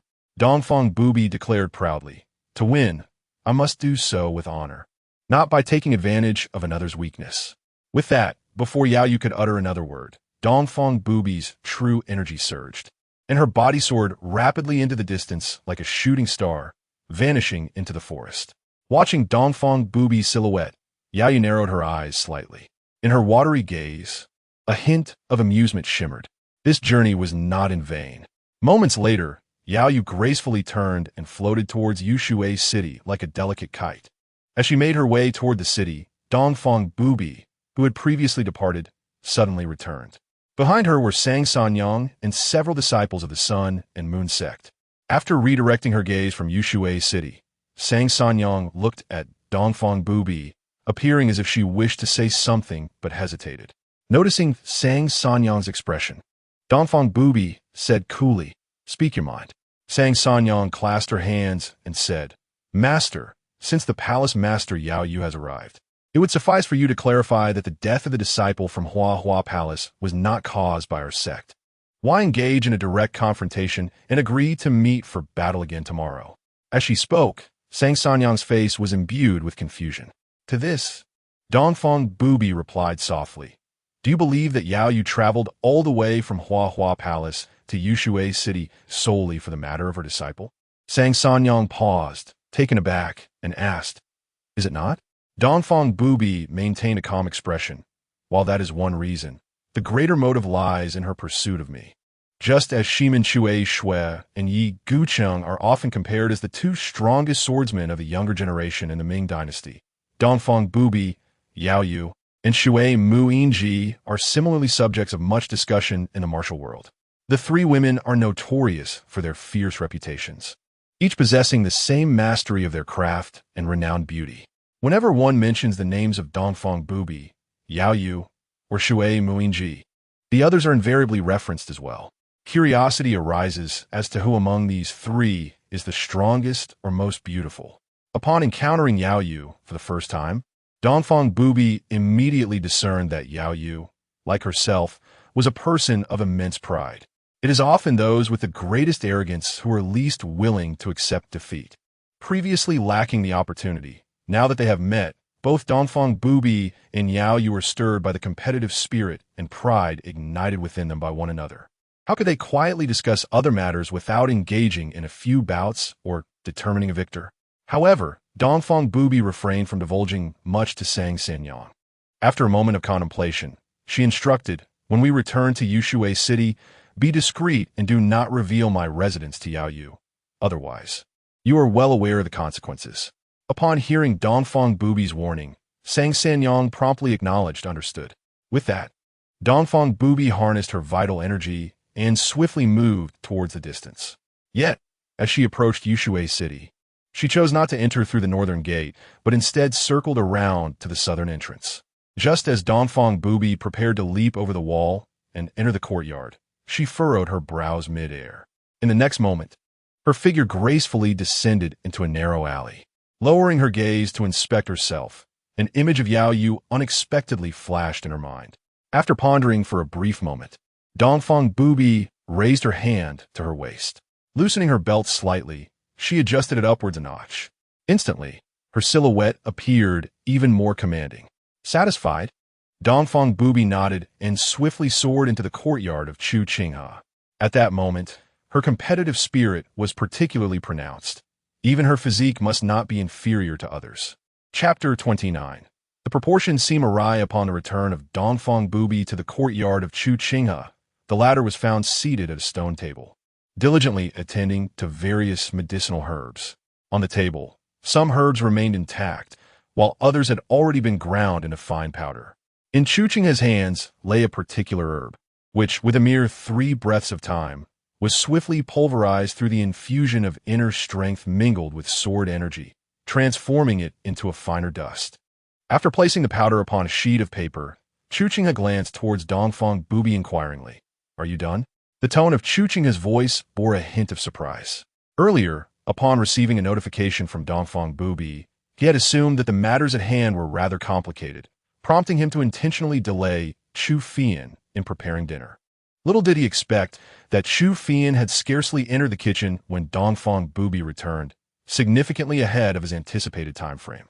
As the familiar languid tone reached his ears, the coldness and dominance that had enveloped Dongfang Bubai during his departure swiftly dissipated, leaving behind a sense of calm and gentleness. After a soft hum, he replied, "Not quite done yet. I may need to venture out at dawn for the next few days." Following his response, Dongfang Bubai settled beside Chu Qinghe, casting his gaze over the considerable array of medicinal herbs before him, and inquired, "What are you doing with these?" In response, Chu Qinghe stated in a languid voice, "The Yinjie Zue is nearly depleted, so I am preparing to concoct some other medicinal wine." His tone was relaxed, perhaps a result of habitual familiarity, or perhaps due to the influence of Chu Qinghe's own laid-back demeanor during this period. Recently, the languorous tone of Chu Qinghe had instilled in Dongfang Bubai a recurring sense of lethargy. In reaction, Dongfang Bubai propped his chin on one hand while raising the other. Channeling his true energy, he gathered all the unprocessed herbs on the table, and as the energy flowed, they were promptly transformed into powder. Observing Dongfang Bubai's efficiency in handling the herbs, Chu Qinghe pondered briefly before decisively pushing the remaining herbs towards him. Faced with Chu Qinghe's apparent intention to delegate the task, Dongfang Bubai exhibited no surprise. As he continued processing the herbs, he inquired, "There isn't much Yinjie Zue left in the kitchen. Is it not too late to produce medicinal wine now?" "Guqin ziplit non jialen." That type of wine merely requires the proper combination of herbs added to the liquor and then sealed for a few hours. For ordinary individuals, a medicinal wine like Yinjie Zue, which enhances a martial artist's prowess, is exceedingly precious. Yet for Chu Qinghe, who possesses master-level medical skills, it was rather trivial. His mind was brimming with countless prescriptions, including those akin to Yinjie Zue, capable of elevating a martial artist's strength, and with even more comprehensive effects. Dongfang Bubai raised an eyebrow. "It only needs to be sealed for a few hours?" "Approximately. However, with a little more time, the results would undoubtedly improve. This time, it would be prudent to prepare a greater quantity, as there is no rush to consume it."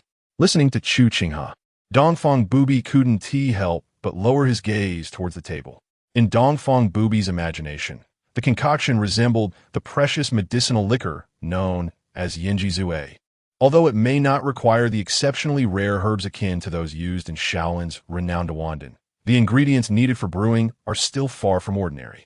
Yet, putting aside the utterly pulverized herbs on the table, Dongfang Bubai could still recognize a few of the unprocessed materials.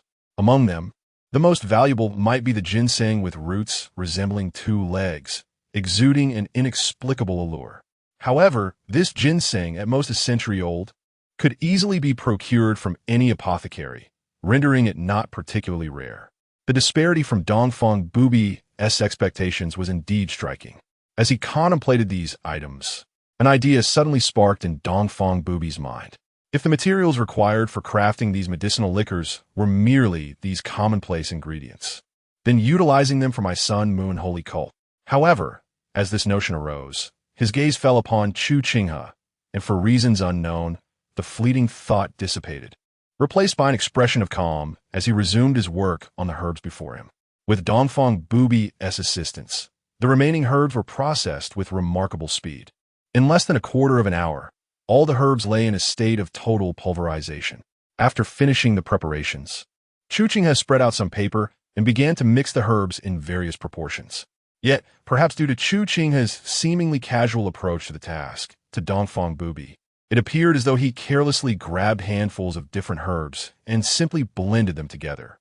In response, Dongfang Bubai could not help but inquire, "Are you certain that this method will yield a safe potion?" Chu Qinghe replied with a calm assurance, "Do not worry. It won't harm anyone."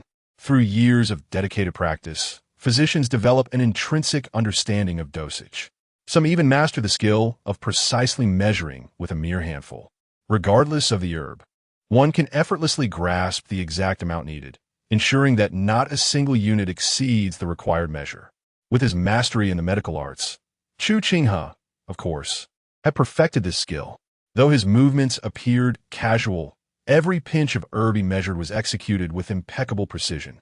Observing Chu Qinghe's unwavering confidence, Dongfang Bubai chose not to voice any further concerns. Thus, as the powders on the table were mixed into dozens of portions by Chu Qinghe, he finally clapped his hands to rid them of the remaining residue. After assisting Chu Qinghe with the herbs, Dongfang Bubai silently rose, taking a few steps to the side before gently closing his eyes. As the technique swiftly restored his vital energy, Dongfang Bubai found himself recalling the previous battle with Yaoyue, contemplating methods to counter her martial arts. The sunlight cascaded upon him like gentle rain, the golden rays adorning his crimson robe, transforming it into a more resplendent garment. With closed eyes and a furrowed brow, Dongfang Bubai exuded an air of authority, a gravitas accumulated only through prolonged dominance. Observing him, Chu Qinghe could not help but smile at the corners of his lips. It must be said that someone as stunning as Dongfang Bubai always radiated an aesthetic charm, even when standing motionless, imbued with an undeniable allure. Despite the passing time, Chu Qinghe never grew weary of the sight. However, as his gaze wandered, he seemed to discover something, prompting a soft exclamation in his heart. His eyes inadvertently lingered on the slight elevation of Dongfang Bubai's waist. The proportions seemed somewhat amiss. For a physician, the ability to observe is fundamental. Observation entails assessing a patient's complexion and physical manifestations to preliminarily gauge their condition. While most might describe a keen eye as merely observant, for Chu Qinghe, such scrutiny encompassed a deeper technical understanding. Thus, upon taking in Dongfang Bubai's entire figure, he immediately noticed the alteration in his body proportions. As Chu Qinghe focused intently, he recognized that the belt had evidently shifted upwards by about 3 inches compared to usual. This revelation brought a hint of clarity to his eyes. Certain aspects indeed differ when compressed or left unexamined. From Chu Qinghe's perspective, the present Dongfang Bubai appeared more imposing, his allure heightened. Chapter 30. The Taste of Human Life. Most comforting to the mortal heart in the afternoon, a gentle breeze wafted through the air, carrying with it the rich fragrance of camellia blossoms from the garden. Occasionally, petals danced gracefully in the air before settling upon the 3 individuals basking in the sunlight.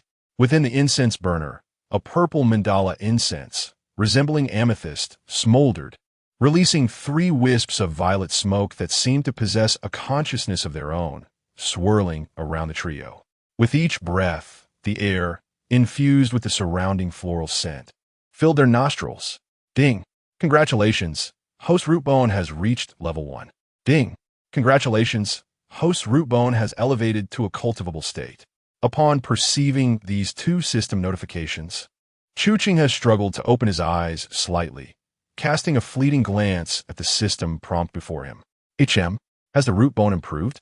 This thought flickered through his mind, and he lazily closed his eyes once more. Under the warm sun, it was truly difficult to rouse his mind. As long as there was progress, the rest could wait until later. Thus, he remained in this state until the day's quota of photosynthesis was complete, at which point he leisurely rose. Approaching the stone table, Chu Qinghe focused his attention inward. Hearing the commotion, Dongfang Bubai and Chu Qinghe also opened their eyes in turn. Dongfang Bubai was relatively composed.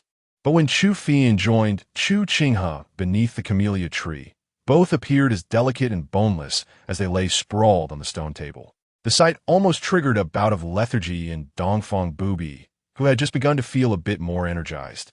After a moment, as a cup of cool tea thoroughly dispelled his drowsiness, Chu Qinghe turned his focus inward. As his internal energy circulated within his body for a brief period, he became aware of the effects of his root bone's elevation. Compared to its prior state of utter mediocrity, his meridians had expanded by nearly 30% after the enhancement. Additionally, the resilience of the meridians had significantly improved. If Chu Qinghe's meridians were previously akin to a muddy country path, they now resembled a thoroughfare paved with concrete, facilitating a much smoother flow of internal energy. Furthermore, the capacity of his dantian to harbor internal energy had also doubled. Excellent.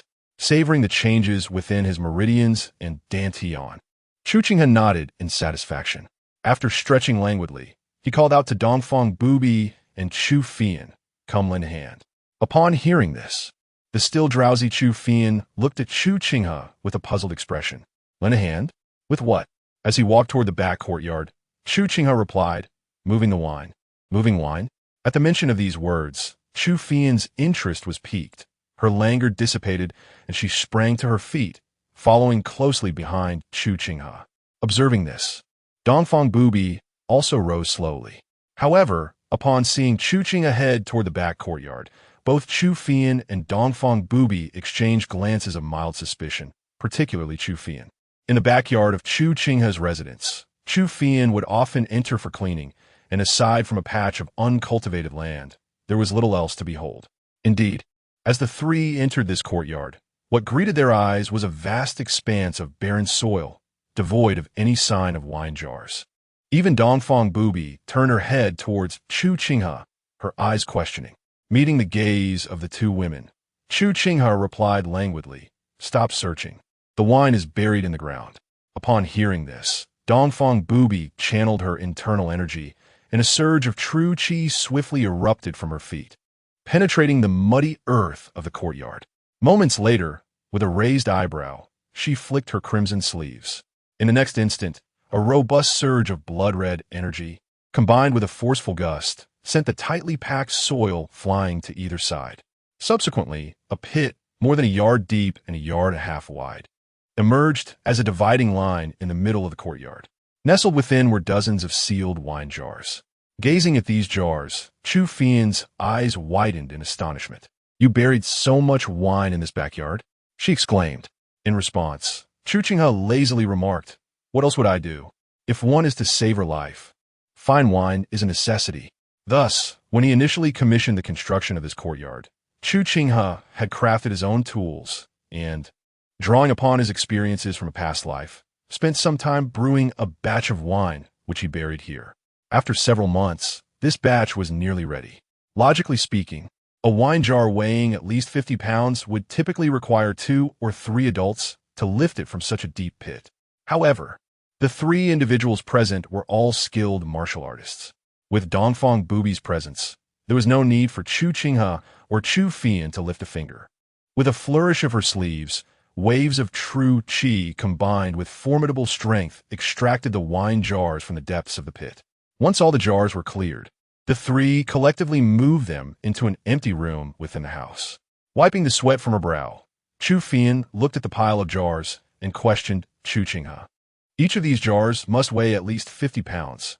Why did you bring them all out at once?" "Guqin deeply. I have other uses for the pit in the backyard. How can I utilize it without removing the wine?" As he spoke, he raised his hand and opened one of the sealed jars. Instantly, a rich and fragrant aroma of wine, mingled with the distinct scent of grapes, wafted through the air. After placing a packet of medicinal powder into the jar, he added several carefully prepared, yet not fully chopped, herbs and swiftly resealed it. However, instead of proceeding to the next jar, Chu Qinghe placed his hand atop this one, using his internal energy and special force to gently stir the wine within. However, when Chu Qinghe opened another barrel of wine, the fragrance emanating from it was imbued with a hint of lychee, in stark contrast to the pronounced aroma of grapes that had filled the previous barrel. Noticing this, Chu Qinghe could not help but exclaim, "Is this wine not of the same kind as the one from before?" In response, while adding a different blend of medicinal powders and herbs into the barrel, Chu Qinghe explained, "The winemaking process typically occurs around June, during which spring fruits begin to dwindle, making way for the abundance of summer fruits. Thus, the selection becomes more varied, resulting in a greater diversity of brews. After all, the art of winemaking is rather intricate. Rather than producing a small quantity each time, it is more efficient to brew a larger batch at once." By the time all the wine had been meticulously prepared, dusk had settled in. In the kitchen, the rhythmic sound of chopping vegetables resonated through the air. Casting a fleeting glance at the tranquil figure of Dongfang Bubai, who was immersed in cultivation in the courtyard, Chu Qinghe floated to the rooftop of the main house like a wisp of willow fluff. The sight before him revealed distant buildings cloaked in a warm, golden hue. In certain areas, wisps of smoke curled gracefully upwards, mingling with the unique scent of burning firewood that permeated the air. A look of contentment graced Chu Qinghe's face. Indeed, it was such days that held the deepest allure. As the saying goes, the flavor of life's simple pleasures is what truly comforts the human heart. For Chu Qinghe, the time for grandiose experiences and the pursuit of vanity had long passed. His desires were simple, a life of tranquility and leisure. 3 meals a day, accompanied by a beautiful companion. What could be more exquisite than this? With these thoughts, resting his chin upon his hand, Chu Qinghe's gaze remained fixed on Dongfang Bubai below. As he listened to the sounds from the kitchen, a deeper smile spread across his face. After a brief moment, he reclined back, lying comfortably on the rooftop. Life was indeed becoming increasingly pleasant. Chapter 31. The strong remain strong. The weak remain weak the following day, just before the hour of the rabbit. As the invincible Eastern had mentioned yesterday, she departed before the hour of the dragon.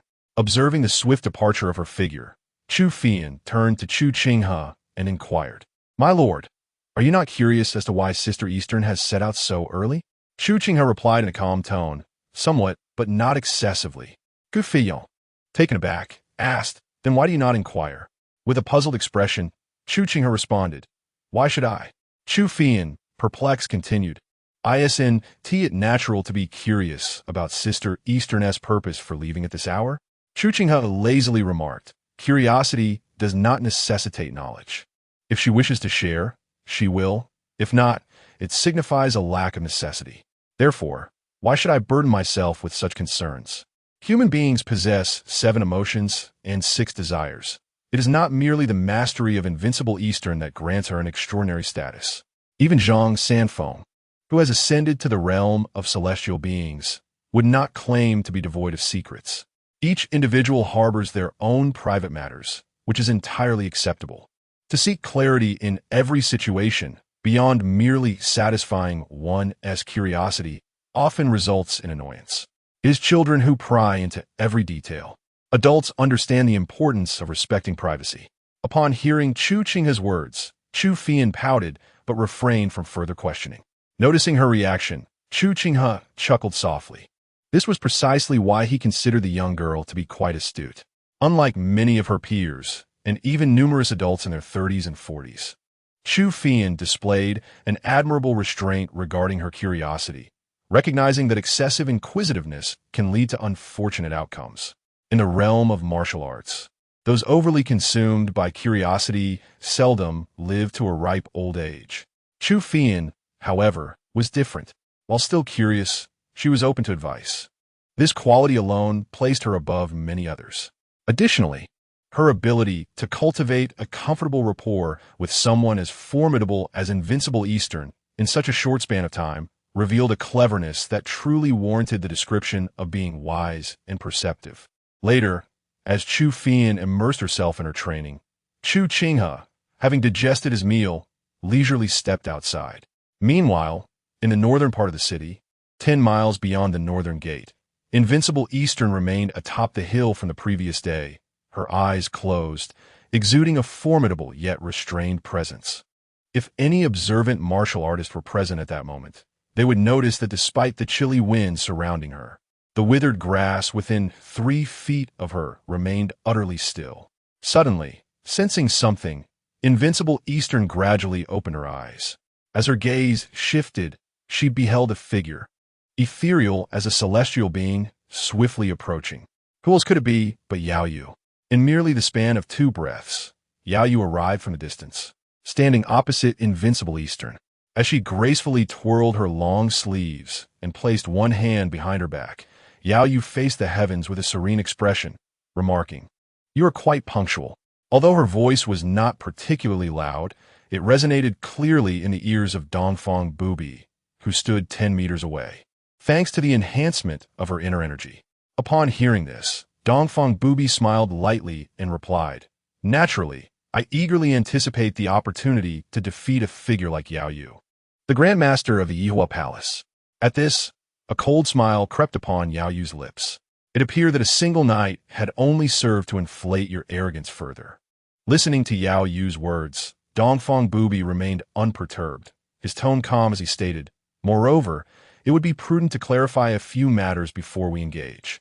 Yaoyue chose to remain silent, patiently awaiting Dongfang Bubai's subsequent remarks. Observing her demeanor, Dongfang Bubai continued, "Your Yihua Palace, as a premier power, encompasses the entire southwestern region. In recent years, the only other first-rate force that remains is my own Sun and Moon sect. However, it is well known throughout the martial world that my sect has enmity with the Five Mountain Sword sect. Should the Five Mountains Sword sect fall, perhaps I would then consider turning my attention to your Yihua Palace, but not at this moment."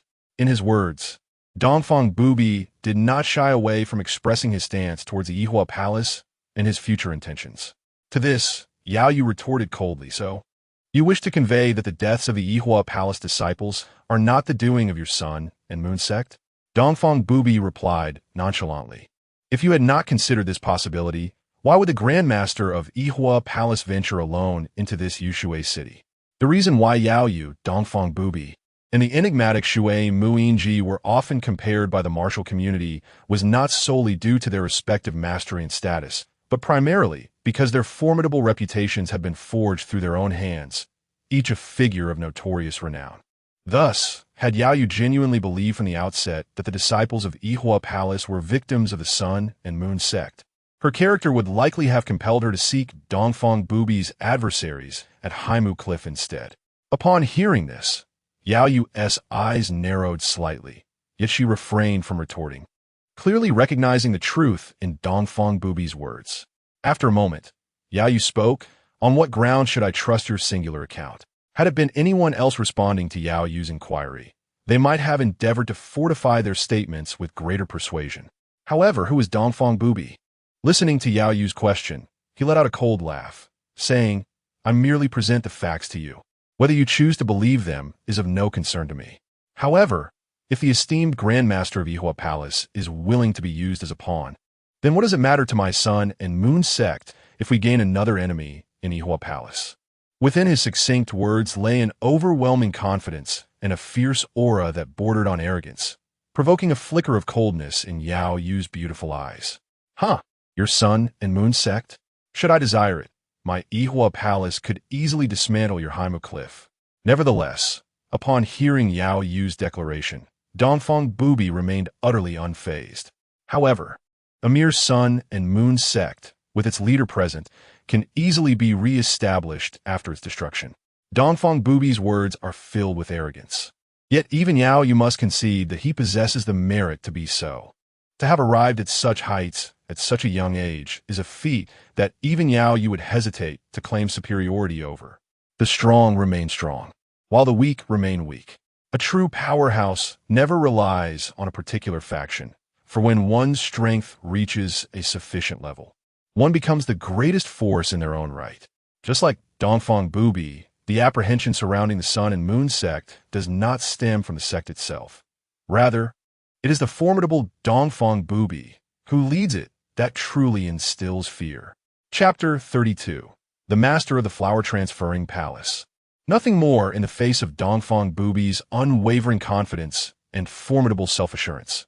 Yaoyue narrowed her eyes, casting a glance at Dongfang Bubai that was tinged with admiration. For someone as proud as Yaoyue, the mediocre and inept would forever remain beneath her notice. It was only those of strength, audacity, and overwhelming charisma, like Dongfang Bubai, who warranted her acknowledgement. If one lacked such confidence and assertiveness, how could they ever be worthy of standing alongside her? After a brief pause, Yaoyue spoke coldly. As for the facts, I shall investigate them myself. There is no need for your guidance. Upon hearing Yaoyue's words, Dongfang Bubai realized her objective had been achieved. The matter at hand was no longer merely that of the Sun-Moon holy cult and the flower-transferring palace, but had transformed into a personal confrontation between herself and Yaoyue. Without further ado, Dongfang Bubai began to circulate her inner energy, which coalesced around her like flowing clouds. In response, Yaoyue, too, wasted no time. Her own energy surged forth from her body with great force. Like a shooting star, she propelled herself towards Dongfang Bubai, accompanied by a powerful wave of energy. Dongfang Bubai, undeterred by Yaoyue's approach, unleashed her own momentum, her form flickering through the air like a specter, leaving behind trails of crimson as she struck with one hand. However, having faced Dongfang Bubai's speed in their previous encounter, Yaoyue was not caught off guard.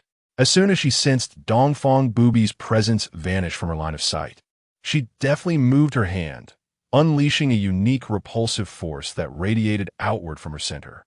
Remarkably, despite being suspended in midair with no means of leverage, Yaoyue's body executed a peculiar spin, her hand gracefully moving towards Dongfang Bubai.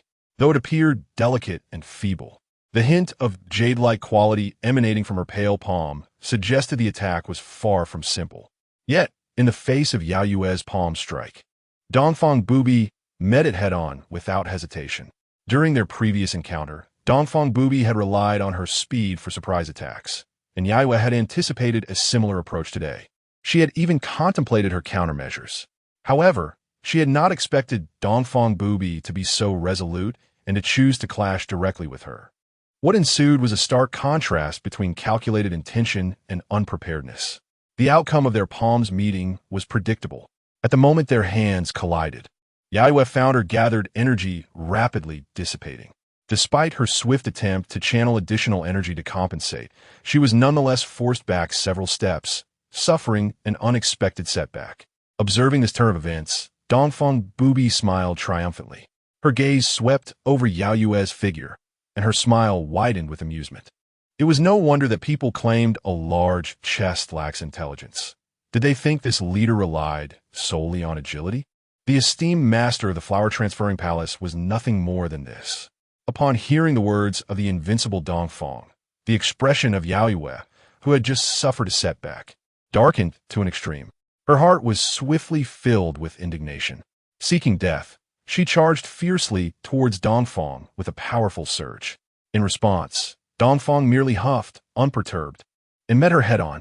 Within mere moments, the two women exchanged dozens of blows. Yet, with each clash, Yaoyue's demeanor grew increasingly grave. Today, Dongfang exuded an even more formidable presence than before. If yesterday she had relied solely on her speed and Yaoyue's rhythm, today's battle revealed a more complex and unpredictable style. At times, she would engage Yaoyue directly, while at others, she would feint and evade. This unpredictability placed Yaoyue, who was entirely unprepared, at a slight disadvantage. However, Dongfang herself was not faring easily either. In her perception, this deceptive strategy had initially granted her a significant advantage. Yet, Yaoyue's combative style was excessively fierce and valiant, and her unique technique, Jiuzhou, was not only exquisite but also possessed the ability to draw in and absorb energy. Coupled with Yaoyue's robust inner strength, the advantages that Dongfang had gained through her tactical variations began to dissipate. Perhaps it was the prolonged stalemate that displeased both women. Or perhaps it was the fiery clash between two of the most proud women of their era that ignited a desire in each to best the other. As the battle escalated, their combat styles grew ruthless and unyielding, with the very air around them resonating with the force of their exchanges. Dust billowed in their wake. In the courtyard of Yushui's city, Chu Qinghe and Chu Fian stood where the pit for concealing wine had been yesterday. However, unlike the previous day, the pit had now been lined with 4 meticulously fitted stone slabs, each expertly crafted from large boulders to match the pit's dimensions. At the base, a fist-sized hole remained. The stone slabs were sealed against the earth with a highly adhesive white clay made from lime and other materials, a common yet valuable waterproofing agent in ancient times. Observing Chu Qinghe, who was inspecting the pit, Chu Fian, filled with curiosity, inquired, "My lord, are you planning to convert this into a bathhouse?" "Indeed," Chu Qinghe replied without lifting his head, still engrossed in his examination. After confirming that the stone slabs were free of significant gaps, he finally leaped from the pit, gazing upon the prepared outdoor bath with a satisfied nod. In ancient times, bathing during hot weather was manageable, but in the current winter, one would typically resort to a wooden tub within their chamber. After a considerable amount of effort, it took over half an hour to get started, and the subsequent handling proved to be exceedingly troublesome. Thus, when Chu Qinghe designed this courtyard, he intentionally reserved a space for a pond, with the aim of creating a water feature. During construction, he even excavated drainage channels that would lead directly to a small river located 7 li away at the edge of the town. In the summer, it would provide relief from the heat, and in the winter, a warm bath. Upon learning of Chu Qinghe's intentions, Chu Fian looked at the empty pond before her with a peculiar expression and remarked, "Filling this pond with water will likely take an entire day, especially now in the 12th month, when heating the water is a troublesome task. By the time the pond is full, the water will probably be cold." In response to Chu Fian's doubts, Chu Qinghe chuckled lightly and said, "You will understand in a couple of days once everything is prepared." With that, he cast a leisurely glance at the sealed well in the corner of the backyard before returning to the inner courtyard. Chu Fian, still filled with curiosity, entered the kitchen to continue preparing lunch. Almost as soon as Chu Qinghe had settled down, accompanied by a faint sound of air slicing through, Dongfang Bubai had already returned to the inner courtyard. However, the moment his gaze fell upon Dongfang Bubai, the previously relaxed Chu Qinghe suddenly raised an eyebrow in surprise. Chapter 33. Do not worry about my embarrassment in the perception of Chu Qinghe. At this moment, Dongfang Bubai had clearly entered the courtyard. Yet the fluctuations of his true energy remained unresolved, resonating with remarkable clarity. Not only that, but within Chu Qinghe's gaze, Dongfang Bubai's cheeks bore a subtle flush, more pronounced than usual, while his nose had taken on a faintly brown hue, contrasting sharply with his usual pallor. Coupled with the irregularity of Dongfang Bubai's breathing, it was evident to Chu Qinghe that he had sustained some injuries. Then, as Dongfang Bubai stepped closer, Chu Qinghe suddenly raised his hand and placed it upon Dongfang Bubai's wrist. Caught off guard by this unexpected gesture of pulse-taking, Dongfang Bubai momentarily froze. Once he regained his composure, he softly inquired, "Do you possess medical skills?" In response to Dongfang Bubai's question, Chu Qinghe gently affirmed with a soft then slowly withdrew his hand from Dongfang Bubai's wrist. However, rather than retracting his hand completely, Chu Qinghe quickly pointed at Dongfang Bubai with his index and middle fingers touching. Faced with this action, Dongfang Bubai narrowed his eyes. If it had been anyone else daring to employ their inner strength against him in such a manner, they would have been met with an immediate counterattack from Dongfang Bubai. Yet, in the presence of Chu Qinghe, despite his doubts, Dongfang Bubai did not react aggressively, allowing Chu Qinghe's fingers to rest upon him. Moments later, as Chu Qinghe circulated his inner energy, he consecutively tapped several key points on Dongfang Bubai's body, including the Zijing, Tiantu, and Yamen acupoints. With each tap, palpable energy flowed into these meridians. To Dongfang Bubai's astonishment, however, the energy that Chu Qinghe imparted upon his acupoints elicited no response from the true energy within his body, as if it were in a state of slumber. It was worth noting that Dongfang Bubai had already ascended to the realm of a master, his inner power having transformed into true energy that provided a protective effect. Under normal circumstances, when faced with external attacks, even if Dongfang Bubai did not actively control it, the true energy circulating within him would instinctively react. If the individual before him were also a master, it would be understandable. Yet, the reality was that Chu Qinghe stood before him as merely a novice of the second tier. To Dongfang Bubai, the disparity in strength was akin to the difference between heaven and earth. Ordinarily, when confronted with the energy that Chu Qinghe applied to his acupoints, Dongfang Bubai's body should have either dispelled or repelled such energy. Yet, that was not the case at this moment. However, before Dongfang Bubai could fully comprehend this anomaly, he suddenly sensed something amiss. During his battle with Yaoyue, although he had not suffered defeat, he had, nonetheless, inadvertently encountered a hidden setback. As the palms faced each other, the force and vital energy from the moon-inviting palm penetrated into his body, causing a slight tremor in Dongfang Bubai's meridians and internal organs, leaving him with a subtle discomfort. However, under Chu Qinghe's gentle tapping, the pain that lingered within him swiftly subsided.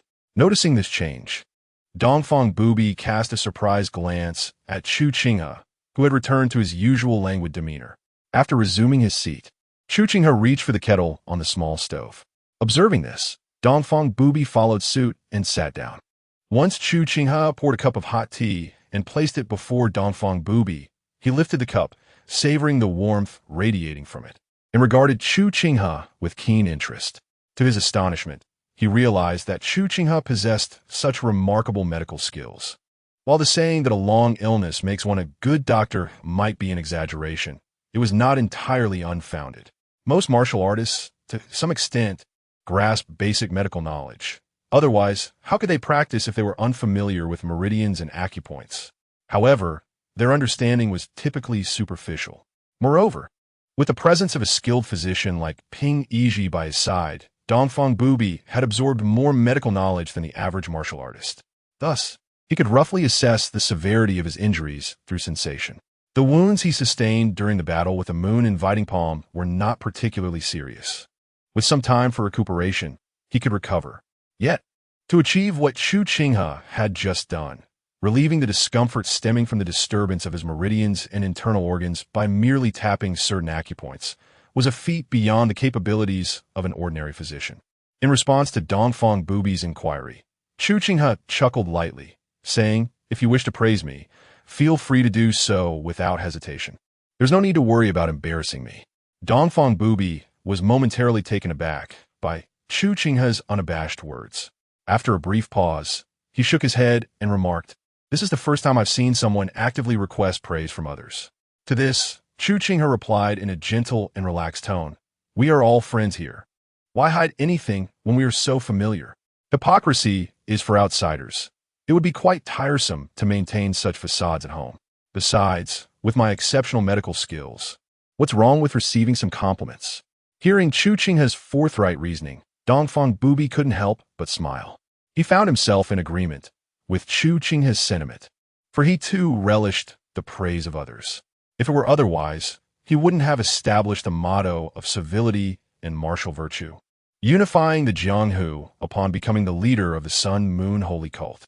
If he could not indulge in such small pleasures, what use would the position of leader serve? Reflecting on this, Dongfang Bubai lifted his gaze to Chu Qinghe, and the shadow of discontent that had lingered in his heart after the earlier skirmish began to dissipate swiftly. During this period, Dongfang Bubai discovered that there seemed to be a unique charm emanating from Chu Qinghe. Whenever he was near Chu Qinghe, his mood would swiftly settle into tranquility. However, before the smile could fully spread across Dongfang Bubai's face, Chu Qinghe's light voice floated into his ears. "Moreover, you have accumulated too much stagnant blood. Refrain from using your vital energy today, and I shall attend to it this evening." Upon hearing Chu Qinghe's words, Dongfang Bubai's expression tightened slightly. Looking at Chu Qinghe, he asked, a hint of astonishment in his tone, "Can you resolve these issues?" "Guqin viplit laisu." "They are trivial matters, merely a slight complication resulting from your cultivation method." From the pulse he took earlier, Chu Qinghe was fully aware of Dongfang Bubai's physical condition. To put it bluntly, Dongfang Bubai's body was in a state of chronic affliction in multiple areas. Some of these were severe enough to pose life-threatening risks. It was only a matter of time before the situation worsened. However, these issues were not solely confined to his meridians. Chu Qinghe's medical expertise clearly indicated that some of the stagnant blood had infiltrated into the bones, combined with complications arising from his own cultivation technique, rendering it exceedingly complex. If it were any other physician confronted with such a convoluted condition, they would likely prescribe some herbs merely to alleviate the symptoms. But for Chu Qinghe, with his masterful medical skills, this was far from a daunting task. While Chu Qinghe spoke of it lightly, Dongfang Bubai felt a jolt within. Just as the feedback from the pulse indicated, Dongfang Bubai harbored numerous hidden injuries, some of which were on the verge of eruption. They had merely been suppressed by his vital energy from exploding forth. The severity of the situation was such that even Ping Yinjie from the Sun Moon Divine Cult had yet to devise a remedy. To his astonishment, Chu Qinghe claimed he could resolve it. From another perspective, this implied that Chu Qinghe's medical prowess might even surpass that of Ping Yinjie. Were it anyone else, Dongfang Bubai would undoubtedly harbor doubts. However, given the time he had spent getting to know Chu Qinghe, he recognized that Chu Qinghe never spoke without foundation. The mere fact that he expressed such confidence at this moment signified that he possessed the requisite assurance. Contemplating this, Dongfang Bubai looked at Chu Qinghe with eyes that involuntarily sparkled with intrigue. He had initially believed he had gained sufficient insight into Chu Qinghe during this time. Yet he now realized that his understanding of this man was still insufficiently profound. The more he uncovered, the more fascinated he became. After all, nothing is more endlessly intriguing than a person's insatiable curiosity about another of the opposite sex. Chapter 34. Warm Hearts and Warm Souls After the Meal. While the two women busily washed the dishes, Chu Qinghe, whose stomach was pleasantly full, gracefully entered the kitchen. Shortly thereafter, under the attentive gazes of the two women, he picked up a wine jug and a vessel for serving, making his way outside. At this moment, not only Chu Fian, but even Dongfang Bubai sensed the impending actions of Chu Qinghe. After exchanging a knowing glance, the two women instinctively quickened their movements. What usually took a quarter of an hour was accomplished in mere moments. When the two women emerged from the kitchen, they immediately spotted Chu Qinghe, who had just settled himself in the courtyard. Fixing her gaze upon the target, Chu Fian darted from the kitchen doorway to Chu Qinghe's side, her eyes sparkling as they locked onto the wine jug on the table. Observing the little girl's reaction, Chu Qinghe remarked with a hint of annoyance, "Aren't you going to fetch a cup? Do you intend to drink straight from the jug?" Upon hearing this, the little girl's eyes lit up. "Can I?" she asked. "Guqin." The eager expression on her face left him with no doubt that if he acquiesced, she would promptly recline on the stone table and open her mouth, ready to gulp down the entire jug of wine. Seeing this, Chu Qinghe couldn't help but roll his eyes, saying, "You have quite the imagination. Hurry up," with the necessity of making another trip to the kitchen. Chu Fian's face reflected a bit of frustration. A few moments later, as she returned with several wine cups and placed them on the table, Chu Qinghe finally took hold of the wine jug. As he poured, the deep red liquid cascaded into the 3 cups, appearing as crystalline and pure as the renowned Jiuzhou, devoid of any impurities. The mere sight of it in the cups released a sweet aroma of grapes, accompanied by a hint of alcohol. Once Chu Qinghe lifted his cup, Dongfang Bubai and Chu Fian each reached for a cup as well. With a brief pause to admire the deep red, shimmering liquid in his glass, Chu Qinghe brought the cup to his lips. As the exquisite wine flowed into his mouth, he noted the flavor differed slightly from the previous Jiuzhou. The latter was sweet and floral with a lighter alcohol taste, while this wine, crafted from grapes and enriched with a considerable amount of homemade sugar, was distinctly sweeter, enhancing the fruity essence.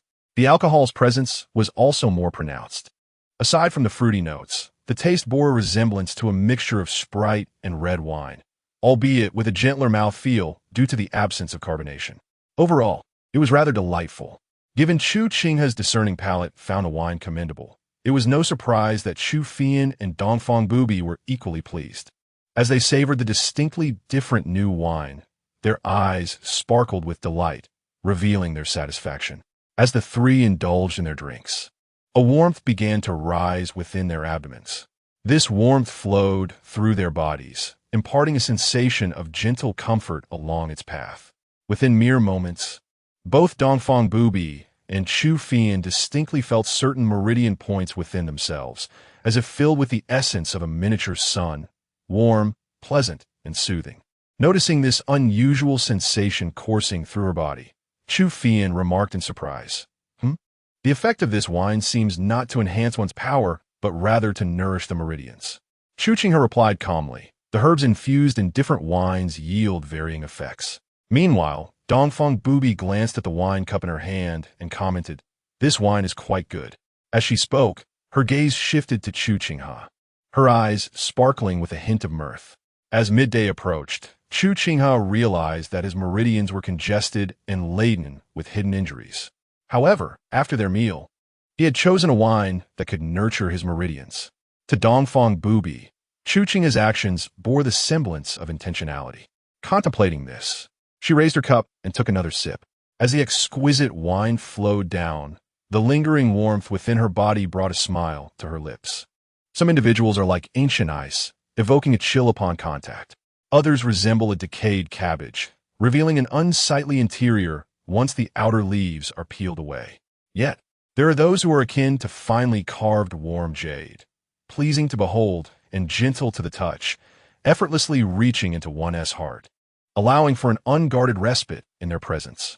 On this wintry day, while wine can ward off the cold and warm the spirit, Chu Qinghe's choice of wine not only warmed but also provided a profound sense of comfort, leaving an enduring aftertaste. As her thoughts meandered, Dongfang Bubai gazed at Chu Qinghe, her eyes subconsciously softening and becoming somewhat hazy, embodying the feeling of intoxication without inebriation. After several cups, however, Chu Qinghe did not recline in the sun-drenched courtyard as he often did, but instead lowered his cup and spoke slowly.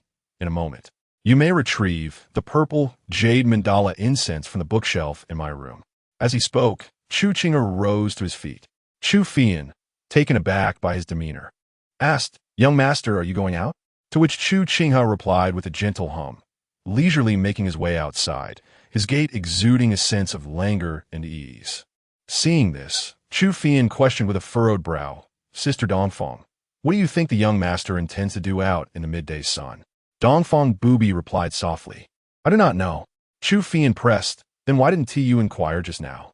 As she refilled her cup from the wine jug, Dongfang Bubai responded unhurriedly, Why should I ask? If he wishes to speak, he will do so. Chu Qinghe, taken aback by the familiar tone of Dongfang Bubai's words, could not help but exhibit a subtly complex expression. After a brief moment, Chu Qinghe spoke in an oddly peculiar tone, We are not of the same family, so we ought not to enter the same door. Sister Dongfang, you echoed the very words spoken to me by the young master this morning. Oh! Upon hearing Chu Qinghe's remark, Dongfang Bubai suddenly became intrigued and inquired further, Pray, elaborate. In response, Chu Qinghe recounted the events of the morning in a captivating manner. Dongfang Bubai listened with keen interest, her mind weaving vivid images inspired by Chu Qinghe's narration. A smile lingered at the corners of her lips, refusing to fade away. Chapter 35. The joy that transfers the quality of winter sunlight is purely a matter of fortune. When luck is on your side, the sun may linger for the entire afternoon. When misfortune strikes, it can vanish in an instant. Such is the case now. As Chu Qinghe gazes at the billowing clouds above, her small face etched with confusion.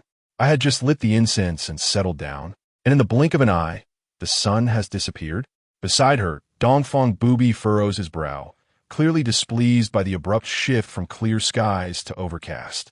Subsequently, the two lying in the courtyard exchanged glances for a moment. Chu Qinghe raised her hand, pointing at the sky, and asked Dongfang Bubai, What do we do now that the sun is gone? Dongfang Bubai replied coolly, To what level have you cultivated your blood fiend palm? Chu Qinghe responded with a pause. Upon hearing Dongfang Bubai's question, she immediately comprehended his intention. Reluctantly, she gestured towards the lit purple jade mandala incense, saying, What about this? It's already lit. Wouldn't it be a waste to practice now? It's so precious. Dongfang Bubai answered calmly, aside from calming the mind, Does this incense serve any other purpose for you now? After contemplating, Chu Qinghe replied earnestly, I feel like it might still be somewhat useful. However, in response to her words, Dongfang Bubai only scoffed. He then lifted his long sleeve, preparing to extinguish the incense with his vital energy, but suddenly recalled what Chu Qinghe had mentioned earlier. His hand, once raised, froze for a moment, and he instead said, "Extinguish it." With a sigh, Chu Qinghe complied. After extinguishing the purple jade mandala incense, as instructed, she took her place in the courtyard to begin her practice. Yet upon settling down, she turned her head and inquired, "What should I practice first?" Dongfang Bubai replied, "As long as you are happy." Hesitating for a moment, Chu Qinghe remarked, "I suppose I would be happier lying down." Dongfang Bubai countered, "No. I believe you would find more joy in practicing your palm techniques." Chu Qinghe responded. Faced with Dongfang Bubai's assertion, she begrudgingly began to practice her palm techniques with an unhappy expression. Simultaneously, she suddenly realized that her grandfather's previous busyness, which kept him from attending to her, might not have been such a bad thing. At least she would not be compelled to practice every day as she is now. As the young girl practiced, Dongfang Bubai also sat up, occasionally offering guidance on her palm technique issues.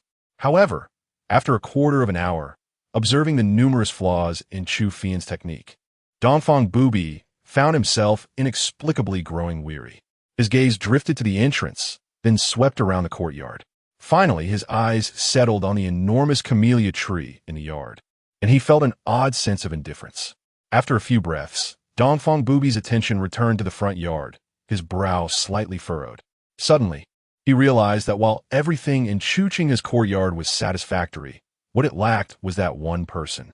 At the very least, when Chu Qinghe was present, even if he did nothing but simply sit beneath the camellia tree, there was an undeniable sense that time glided silently by.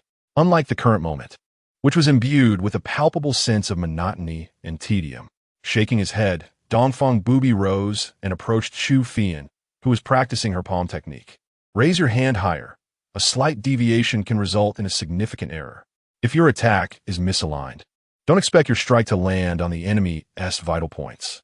Your internal energy is operating far too slowly. Without sufficient internal energy, is your palm merely a playful scratch? Do not confine yourself to rigid techniques.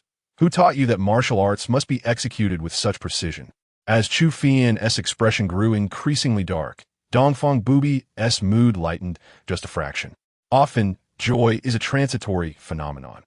At the hour of shun, after emerging from the blacksmith shop on the eastern street of the city, Chu Qinghe wore a smile, clearly in good spirits.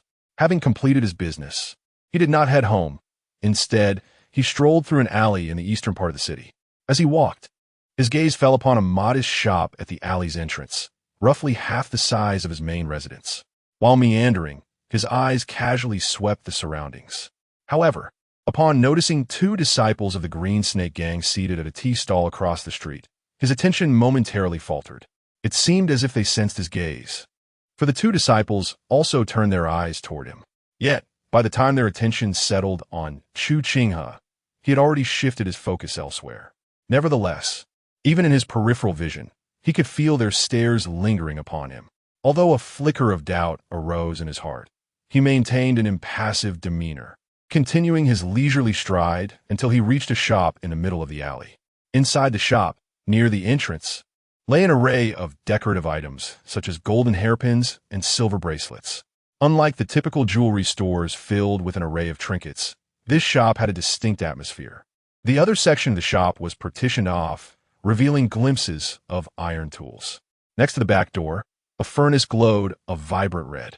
As Chu Qinghe entered, the shopkeeper, a middle-aged man appearing to be in his 40s or 50s, who was carving a wooden hairpin with a chisel, immediately sensed his presence and looked up.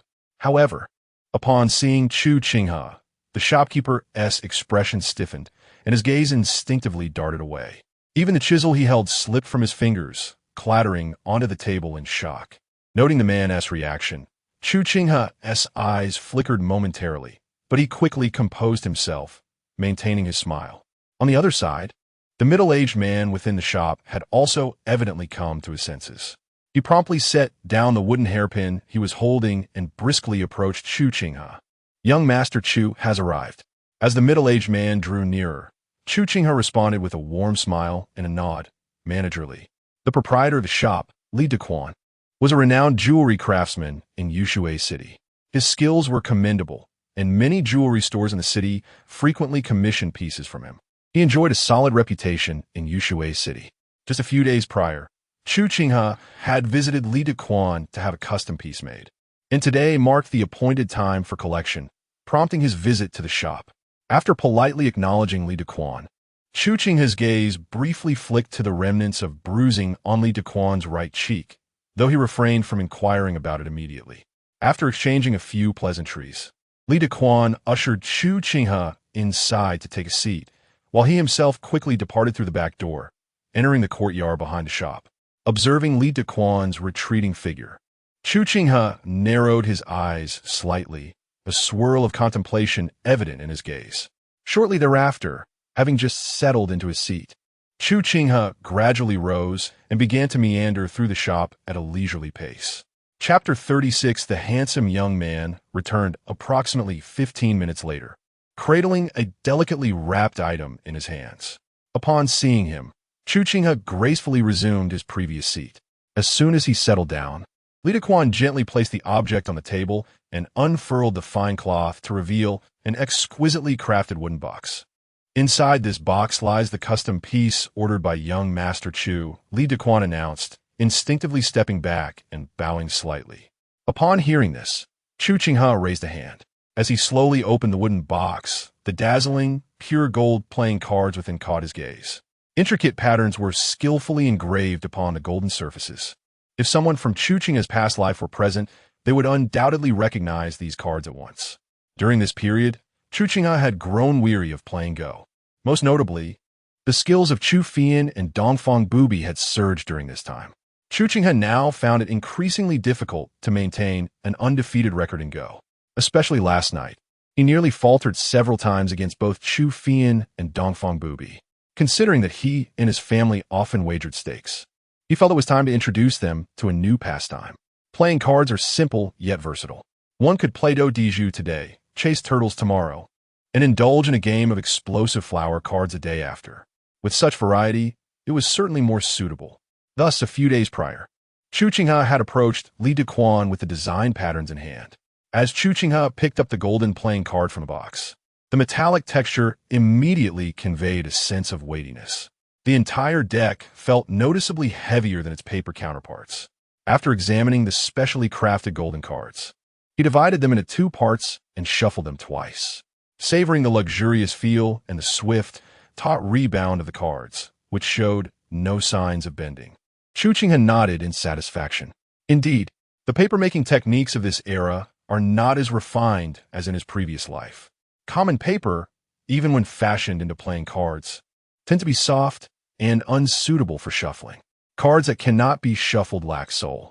After much contemplation, it seemed the most fitting material was gold. Although slightly heavier, Li Dequan had mentioned that gold mixed with other metals could yield a softer texture with excellent resilience. It appears Li Dequan's words were indeed correct. Upon trying them out, aside from the minor differences in weight and tactile sensation, they were remarkably akin to ordinary playing cards. Standing beside him, Li Dequan observed Chu Qinghe's satisfied demeanor and inquired, "Young Master Chu, are you pleased with this item?" In response to Li Dequan's question, Chu Qinghe smiled lightly and replied, "Indeed, Master Li. You are truly renowned as a skilled craftsman in Yaoyue City. Your craftsmanship is exceptional." Li Dequan smiled, saying, "I'm glad to hear that, young Master Chu." As Chu Qinghe held the in his hand, he suddenly shifted his gaze to Li Dequan's right cheek, asking, "However, Master Li, what happened to your face?" Upon hearing Chu Qinghe's inquiry, Li Dequan instinctively raised his hand to shield his face, then chuckled awkwardly. "I had a little accident last night. I apologize for the unsightly sight." Chu Qinghe responded with a smile. "I see. Master Li seems to have had some unfortunate luck." Li Dequan sighed, "Yes, indeed. Quite unfortunate." After shaking his head, a peculiar expression subtly emerged on his face as he looked at Chu Qinghe, one that seemed to convey guilt, concern, and yet a sense of helplessness. Noticing this unspoken emotion in Li Dequan's countenance, Chu Qinghe slightly lowered his head. As he lightly flicked the edge of the golden playing card with his fingers, he could ascertain its weight through the sensation in his left hand.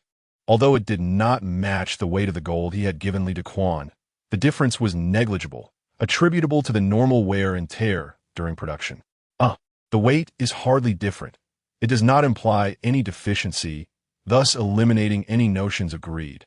As his thoughts meandered, Chu Qinghe's gaze swept once more over the bruise on Li Dequan's face. With his medical knowledge, Chu Qinghe could discern that the injury had been present for approximately 3 days. Moreover, if it had been an accident, the shape of the bruise was entirely inconsistent. The bruise slanted downward and intensified, indicating it had been struck by a blunt object. Coupled with Li Dequan's reactions and demeanor since Chu Qinghe's entrance, it was evident that something was amiss. If Chu Qinghe failed to notice such discrepancies, he would have been a fool in his past life. As his thoughts continued to swirl, the image of 2 disciples from the Qinghe gang, who appeared to be deliberately waiting across the street, floated into his mind. After a moment, Chu Qinghe couldn't help but let out a soft sigh. Could this truly attract trouble? Meanwhile, Li Dequan remained oblivious to Chu Qinghe's inner thoughts. After an involuntary sigh, he forced a smile and asked, "Does young Master Chu feel that there are any aspects of these gold pages that require adjustment or modification?" With a smile, Chu Qinghe responded, "Master Li's craftsmanship is well known throughout Yushui City. Anything produced under your hands is undoubtedly a masterpiece. How could I possibly have any objections?" As he spoke, Chu Qinghe retrieved a silver ingot from his pocket and presented it to Li Dequan, the remaining payment for the custom-made golden playing cards. Upon receiving the silver, Li Dequan glanced at the ingot in his hand, then back at Chu Qinghe, his expression of guilt and reluctance growing even more pronounced. Just then, the sound of footsteps suddenly reached Chu Qinghe's ears, emanating from the back door of the shop. A moment later, a man who appeared to be in his 20s, yet bore a gaunt visage indicative of depleted vitality, entered the shop. Upon seeing this individual, Lida's expression instantly shifted, and he instinctively lowered his head. An unmistakable hint of trepidation etched upon his features. In contrast, the man's gaze flitted momentarily between Lida and Chu Qinghe before settling on the latter's face. Initially registering surprise, this astonishment quickly morphed into envy, which soon transformed into jealousy, prompting him to mutter under his breath, "Damn it, this pretty boy looks quite handsome." Subsequently, the disciple of the Green Serpent gang shifted his gaze. When his eyes fell upon the golden playing cards in Chu Qinghe's hand, they sparkled with intrigue. Almost immediately, he whistled sharply, and in response, several hurried footsteps echoed through the air. 2 figures approached from outside the shop, while another emerged from the rear door. The 3 newcomers were all clad in the attire of the Green Serpent gang, brandishing long knives. Among them were 2 of the disciples that Chu Qinghe had previously spotted across the street. As the 2 disciples entered the shop, they cast a quick glance at Chu Qinghe and Lida before shutting the door and securing it with a bolt. Chapter 37. Only when you call. May you be called. Once the door was firmly shut, Li Dequan, who had been bowing his head, turned to Chu Qinghe with a pained expression, saying, "Young Master Chu, I beg your pardon. I am but a man driven by circumstances." However, before his words could fully dissipate into the air, a brazen disciple of the Green Serpent gang, having entered through the back door, delivered a forceful kick to Li Dequan, sending him sprawling to the ground. As he continued to kick Li Dequan, the disciple spat insults. "You wretched cur, didn't we agree that you would notify us once the one who forged this golden page arrived? If I hadn't been curious enough to come take a look, were you truly planning to let this lad go?" Lying on the ground in pain, Li Dequan dared not utter a word, instead curling his body protectively, pleading for mercy. Observing this scene, Chu Qinghe furrowed his brow slightly. Yet, the 3 other disciples of the Green Serpent gang, standing nearby, watched with keen interest, showing no inclination to intervene as the kicking continued. After a good number of kicks had been delivered, the assailant finally turned his attention towards Chu Qinghe.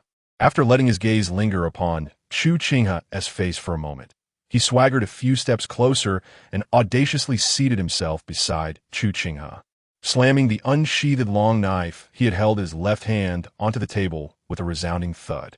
As his attention shifted to the pure gold playing cards in Chu Qinghe's hands, he leisurely remarked, "So, you are young Master Chu? I shan't waste time with pleasantries. My brothers and I have been a bit short on funds these days, and seeing as you possess such wealth, we would like to borrow a bit of money from you." With a finality that left no room for misinterpretation, he patted the long knife on the table, the threat implicit in his gesture. In response to the disciple's demands, Chu Qinghe pondered for a brief moment, then silently placed the golden playing cards into a wooden box and slid it across the table towards the green serpent disciple. "Here you go." The disciple's expression froze momentarily at Chu Qinghe's actions.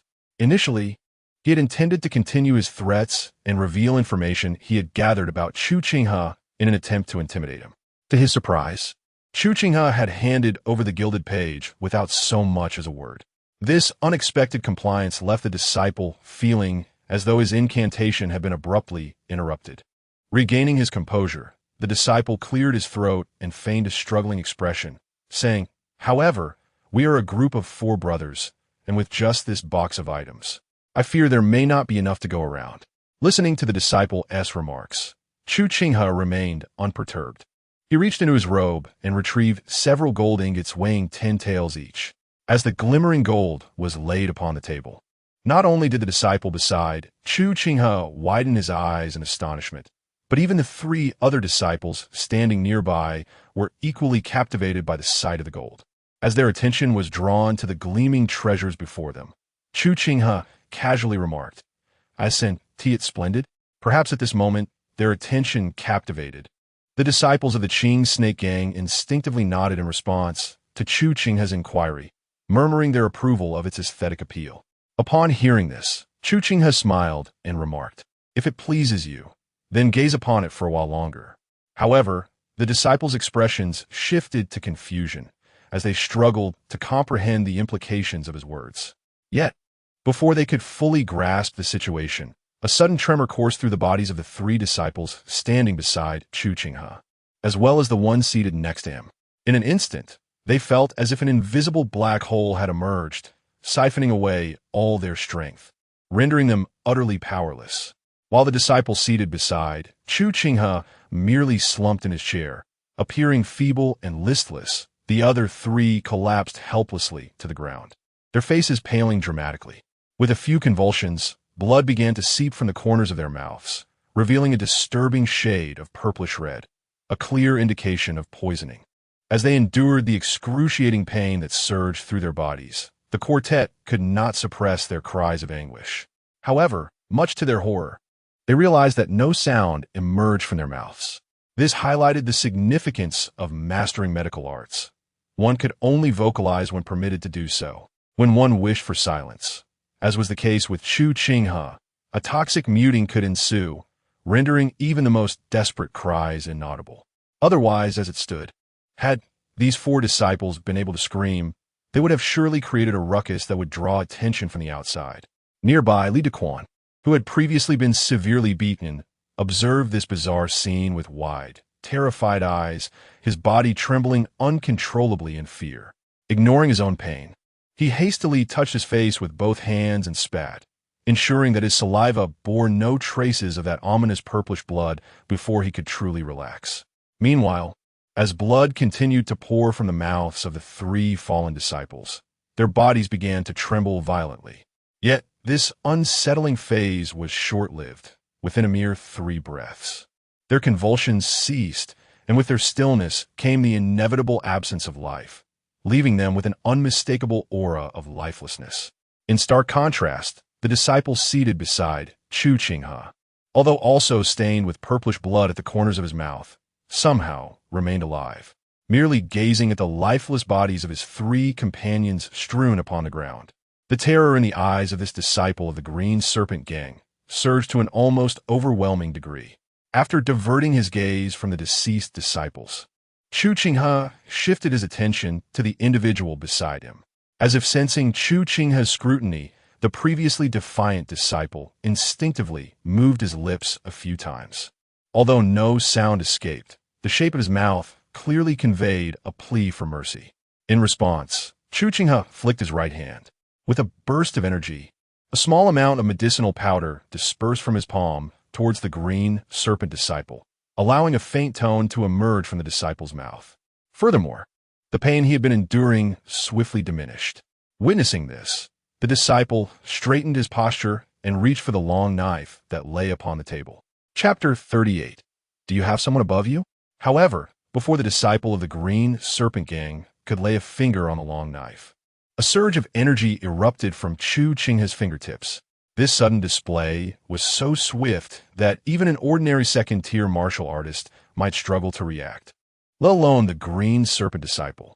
With barely a moment to respond, the disciple found himself struck at a vital point, rendering his body rigid and immobile. The distance between his hand and the long knife on the table was still a mere 2 inches. Faced with his inability to move, the disciple's eyes widened in alarm. Damn, wasn't this fellow supposed to be just an ordinary person? How could this be? As he cursed internally, the disciple of the Green Serpent Gang, realizing Chu Qinghe's formidable nature, turned increasingly fearful and hastily implored Chu. No, Master Chu, I am but a lowly person who failed to recognize your greatness. I beseech you, please show mercy. After observing the disciple's frantic pleas for a few moments, Chu Qinghe gently shook his head. Truth be told, he found the disciple's earlier arrogant demeanor far more agreeable than this pitiful display. Now, it felt as though he were the one bullying someone weaker. Suppressing this peculiar thought, Chu Qinghe spoke slowly. I have a few questions. I hope you will cooperate. At Chu Qinghe's words, the disciple's expression momentarily stiffened, but he quickly nodded with the eagerness of a chick pecking at grain, forcing out, please ask, I shall certainly comply. He appeared deeply afraid that any delay would lead him to share the same fate as the 3 incapacitated Green Serpent disciples on the ground. Seeing this, Chu Qinghe inquired, how long have you been in the Green Serpent Gang? The disciple replied, 3 years. Chu Qinghe pressed further, what position do you hold within the gang? The disciple responded, I hold no position. I am merely an ordinary disciple. After these 2 questions, Chu Qinghe posed the critical one. Do you have anyone above you? Upon hearing this, Chu Qinghe pondered for a moment before rephrasing. Is there any relationship between you and the leader of the Green Serpent Gang? The disciple, with a pained expression, lamented. How could I possibly have such fortune to be related to the leader? I only managed to join the Green Serpent Gang by parting with 10 taels of silver. As he spoke, his gaze flickered to the incapacitated disciples on the ground, their mouths stained with blood, tightening his heart as he pleaded once more, Master Chu, this time I was merely blinded by greed. Please let me go, and I promise I shall never appear before you again. Listening to the disciple's words, Chu Qinghe remained silent, murmuring softly to himself, no connections? That's rather fortunate. It spares me the trouble. After all, familial ties could often complicate matters. If there were any connections or backgrounds within the Green Serpent Gang, this incident would undoubtedly lead to repercussions. It is entirely possible that after dealing with these individuals, Chu Qinghe will have to make a special trip to the Green Snake Gang. Otherwise, having a rival force keeping watch over him within the city of Jiuzhou makes Chu Qinghe feel somewhat uneasy, unless he can resolve the matter once and for all by also dismantling the Green Snake Gang. However, if the individuals before him are devoid of connections and backgrounds, the situation would be significantly simpler. Even if he were to eliminate these 4 disciples of the Green Snake Gang, it is unlikely that the gang would retaliate. Having concluded this, Chu Qinghe cast a glance at the disciples of the Green Snake Gang and curiously inquired, do you not worry that your current acts of robbery might bring calamity upon your gang? In this world, while the martial world and the imperial court appear distinctly separate, centuries of intertwining have blurred those lines. In every locale, 2 forms of order often coalesce. The overt order represented by the court and the covert order embodied by the martial world. Certain matters remain cumbersome for the court to address directly. Thus, over the centuries, a unique system has developed between the martial world and the imperial court. Every city and even village divides its annual taxes into 2 portions, 7/10 to the court and 3/10 to be allocated among the martial factions. Moreover, lower-tier forces must remit a portion of their earnings to the higher-tier forces that oversee their regions. The amount that lower-tier forces are required to pay is dictated by the paramount force in that area. For instance, the Wudong sect mandates that subordinate forces contribute 50% of their earnings monthly. Such equitable arrangements foster mutual benefit. Conversely, More ruthless factions may demand as much as 70 or 80%. Ultimately, these resources flow into the hands of the leading power in the region.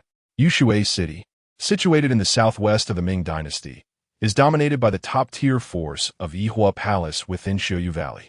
The Green Snake Gang and the Iron Fist sect, being lesser factions, are obliged to remit half of their monthly dues to the second-tier force, Hongshan sect, responsible for their jurisdiction, which in turn passes those funds to the higher-tier force.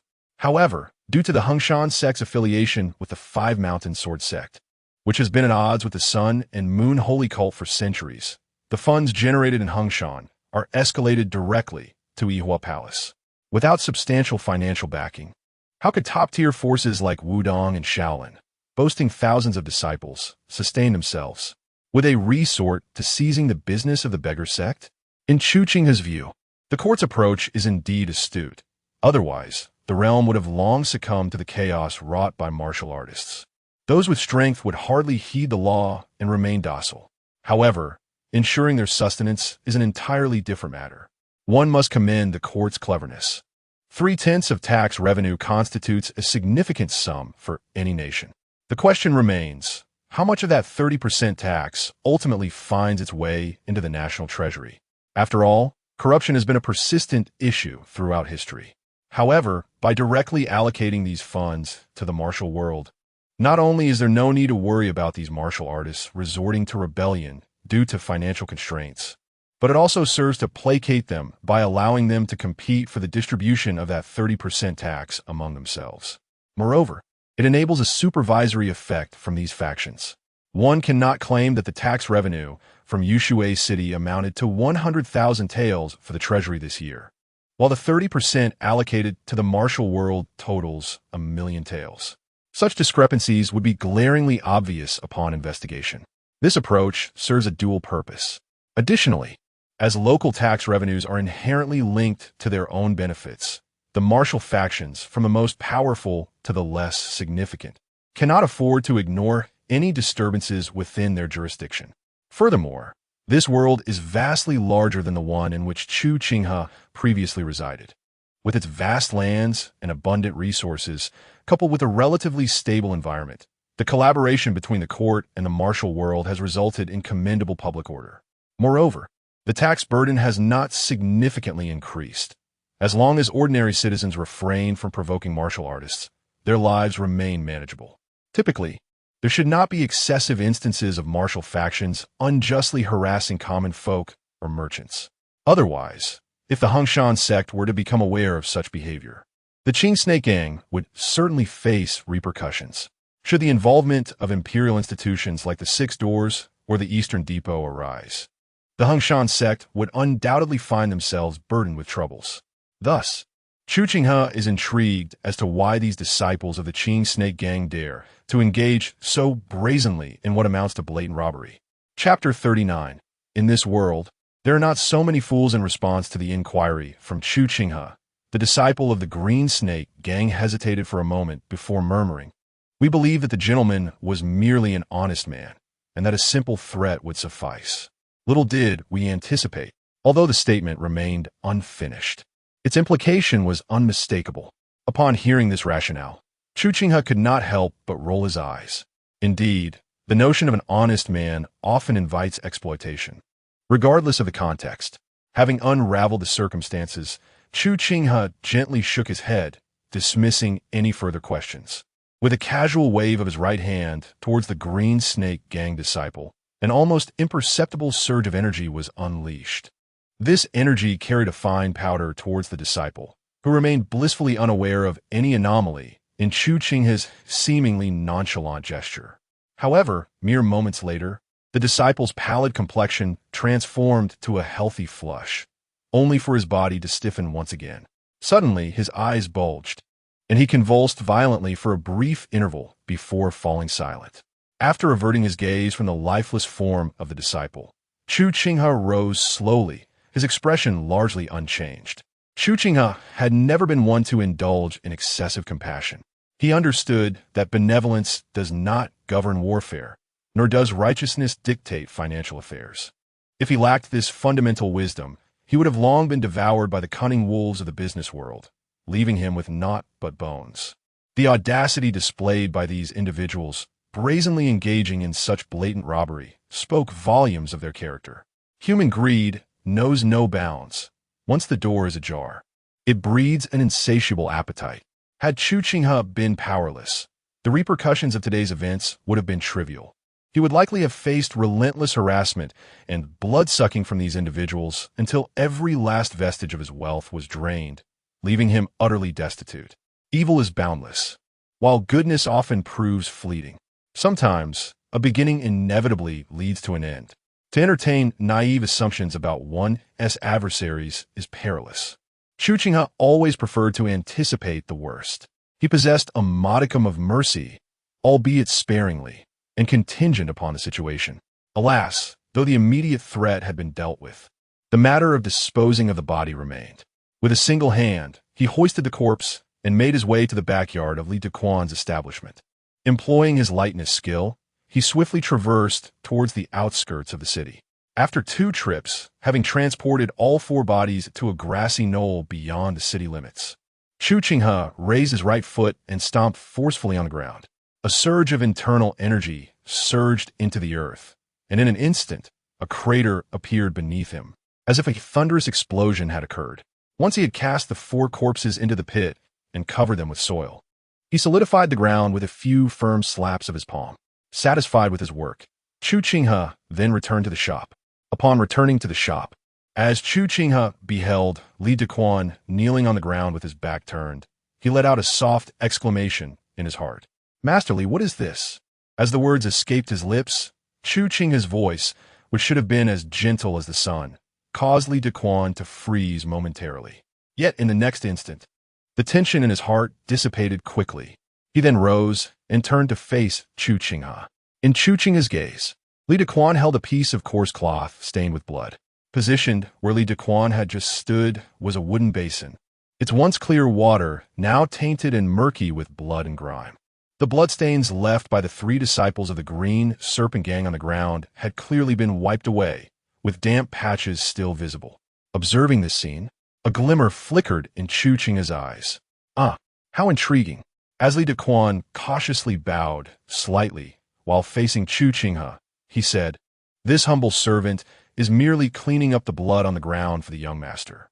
In response, Chu Qinghe watched him with keen interest and remarked, "Seeing your actions earlier, Master Li, you do not consider fleeing, but instead, you choose to clean the blood. Are you not concerned that I might return and silence you?" Hearing this, Li Dequan shook his head. "If the young master had any intentions against me before, I fear I would not have lived to see this day." To this, Chu Qinghe gestured toward the coarse cloth in Li Dequan's hand, saying, "So, Master Li, does this signify your pledge of allegiance in the interest of self-preservation?" Li Dequan's thoughts were not hard to discern. By choosing to assist in managing these matters, he undoubtedly positioned himself as an accomplice, demonstrating that he would not betray the Green Serpent Gang. This action, of course, was also a way to express his loyalty to Chu Qinghe. However, faced with Chu Qinghe's words, Li Dequan was momentarily taken aback, clearly surprised that Chu Qinghe would so swiftly comprehend his intentions. He then sighed with a rueful smile. "Young Master Chu possesses a discerning heart. My thoughts are indeed transparent to you." After a brief pause, he continued, "This incident was precipitated by my momentary lapse, which allowed the Green Serpent Gang to witness the gold left by the young master.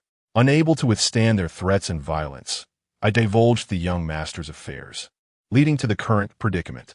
If this were to spread, I fear my shop would be in jeopardy. Yet all I can do is this." Listening to Li Dequan's words, Chu Qinghe offered a nonchalant smile. The fact that he could independently run a shop and achieve a prominent reputation was a testament to Li Dequan's integrity. Though he was far from foolish, Li Dequan's decisive and astute choice surprised Chu Qinghe. Yet, standing in Li Dequan's shoes, he had to admit that such actions were indeed the most prudent. This was also the reason Chu Qinghe never underestimated anyone. In this world, there were not so many fools.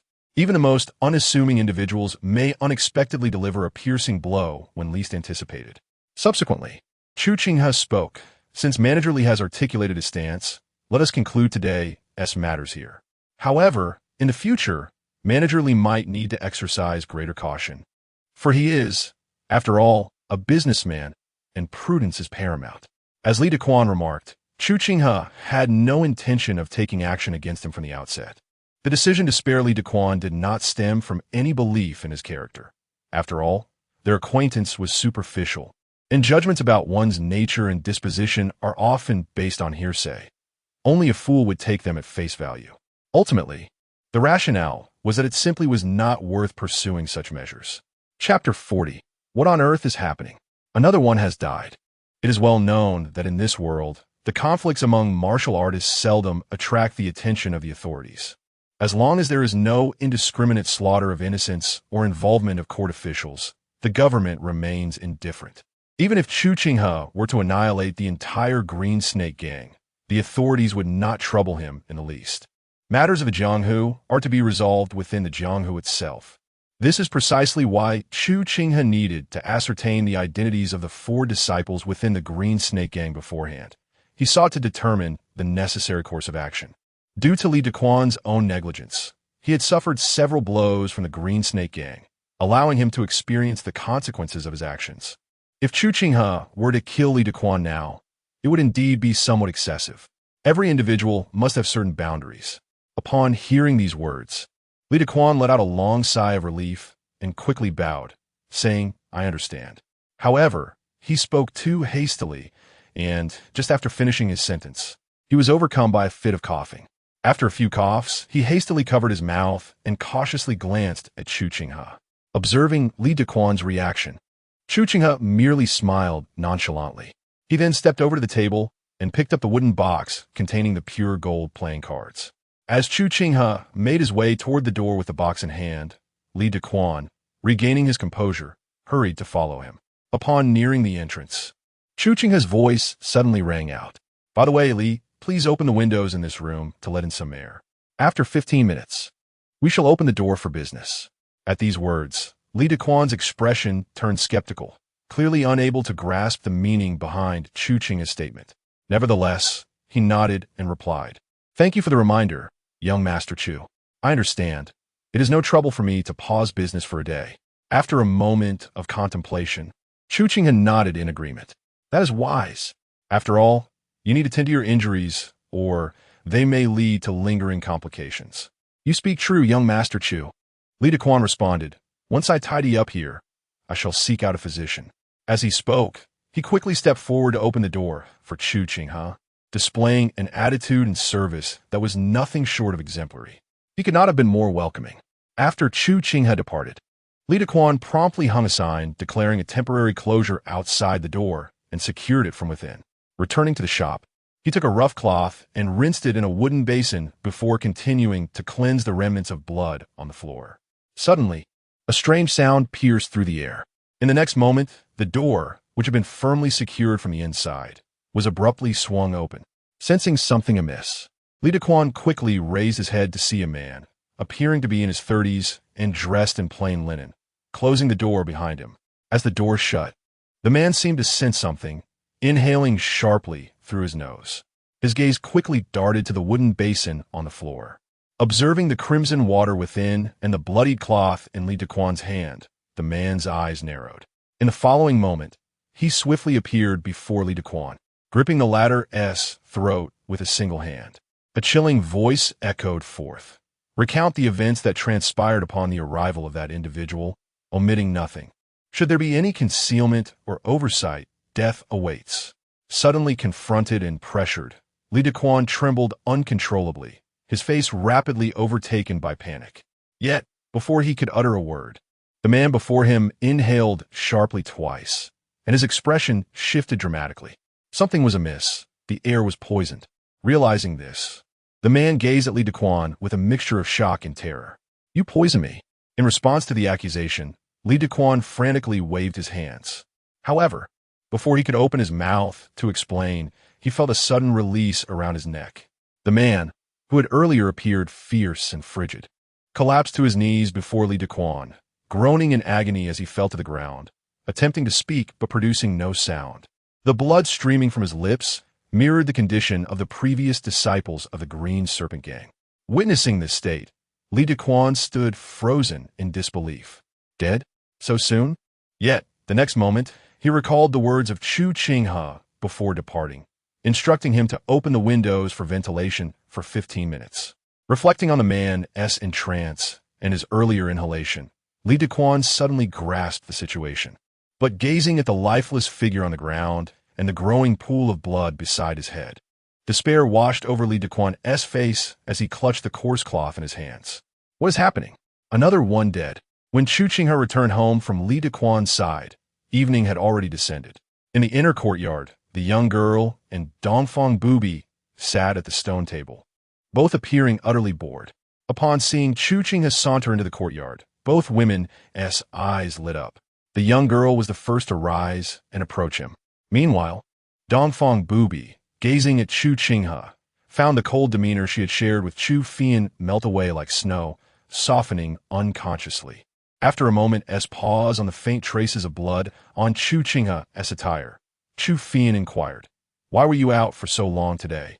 In her memory, Chu Qinghe seldom spent more than half an hour away from home. Today's prolonged absence was unprecedented. Hearing her question, Chu Qinghe replied with a hint of helplessness. "I encountered an unexpected situation, hence my delayed return."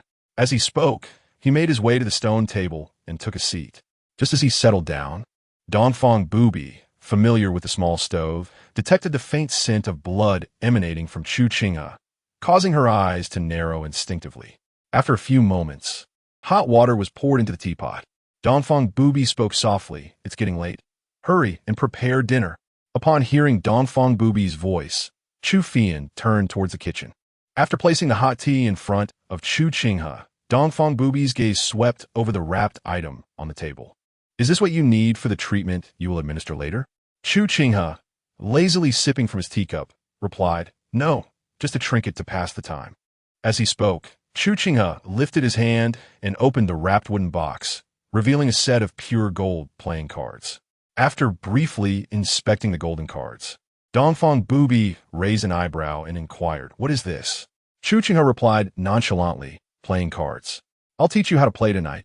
After all, playing Gamoku every day has grown tiresome." Hearing this, Dongfang Bubai raised her eyebrows in intrigue. "Oh, is it tiresome?" As she spoke, her eyes unconsciously narrowed, and a hint of a cold smirk appeared at the corners of her mouth. Chapter 41. Do you wish to see me undress? Confronted with Dongfang Bubai's unmistakably peculiar tone, Chu Qinghe cleared his throat and feigned ignorance, inquiring, "Aren't you all tired of this yet?" Dongfang Bubai smirked, "What do you think?" For several days now, after each victory, Chu Qinghe would contentedly return to his quarters. Meanwhile, the defeated Dongfang Bubai and Chu Fian spent their nights in solitude, meticulously analyzing their chess strategies. It was only recently that they began to sense a glimmer of hope in their ability to triumph over Chu Qinghe. It is worth noting that Dongfang Bubai had been doing Chu Qinghe's laundry for an extended period, nearly 6 months. As for Chu Fian, although she was spared from the laundry duty, she had forfeited her wages for the upcoming spring, a sum she was indifferent to, yet it was the principle that vexed her. In Dongfang Bubai's observations, Chu Fian seemed to have developed a bit more prominence in her chest, evidently a manifestation of pent-up frustration. She had eagerly anticipated a chance to turn the tides, only for Chu Qinghe to jest about growing weary of their daily matches of Gamoku. What a farce! Seeing Dongfang Bubai's ambiguous expression, Chu Qinghe sighed inwardly. It appeared that the game must continue. Moreover, it was evident that Dongfang Bubai was still resolutely determined to ensure that Chu Qinghe would be washing her clothes daily. After a brief contemplation, Chu Qinghe remarked, "Why bother? Winning every day leaves me feeling rather isolated at the top." Dongfang Bubai chuckled lightly. "No matter, both Fian and I can bear our defeats." Guqin. Well, having reached this point, what more could he say? The chessboard would reveal the truth. As night deepened, the courtyard of Chu Qinghe was ablaze with light. From the night sky, one would see his residence as the most conspicuous establishment in the entire Yushui city. Within the inner courtyard, in Dongfang Bubai's chamber, a veil of mist enveloped the atmosphere. Channeling her internal energy, which was imbued with the essence of swordplay, she swiftly pulverized the medicinal herbs in her grasp, blending them into a wooden tub filled with steaming water. With the addition of dozens of various herbs, the once clear water transformed into a deep crimson hue, releasing a potent aroma of medicinal herbs into the air.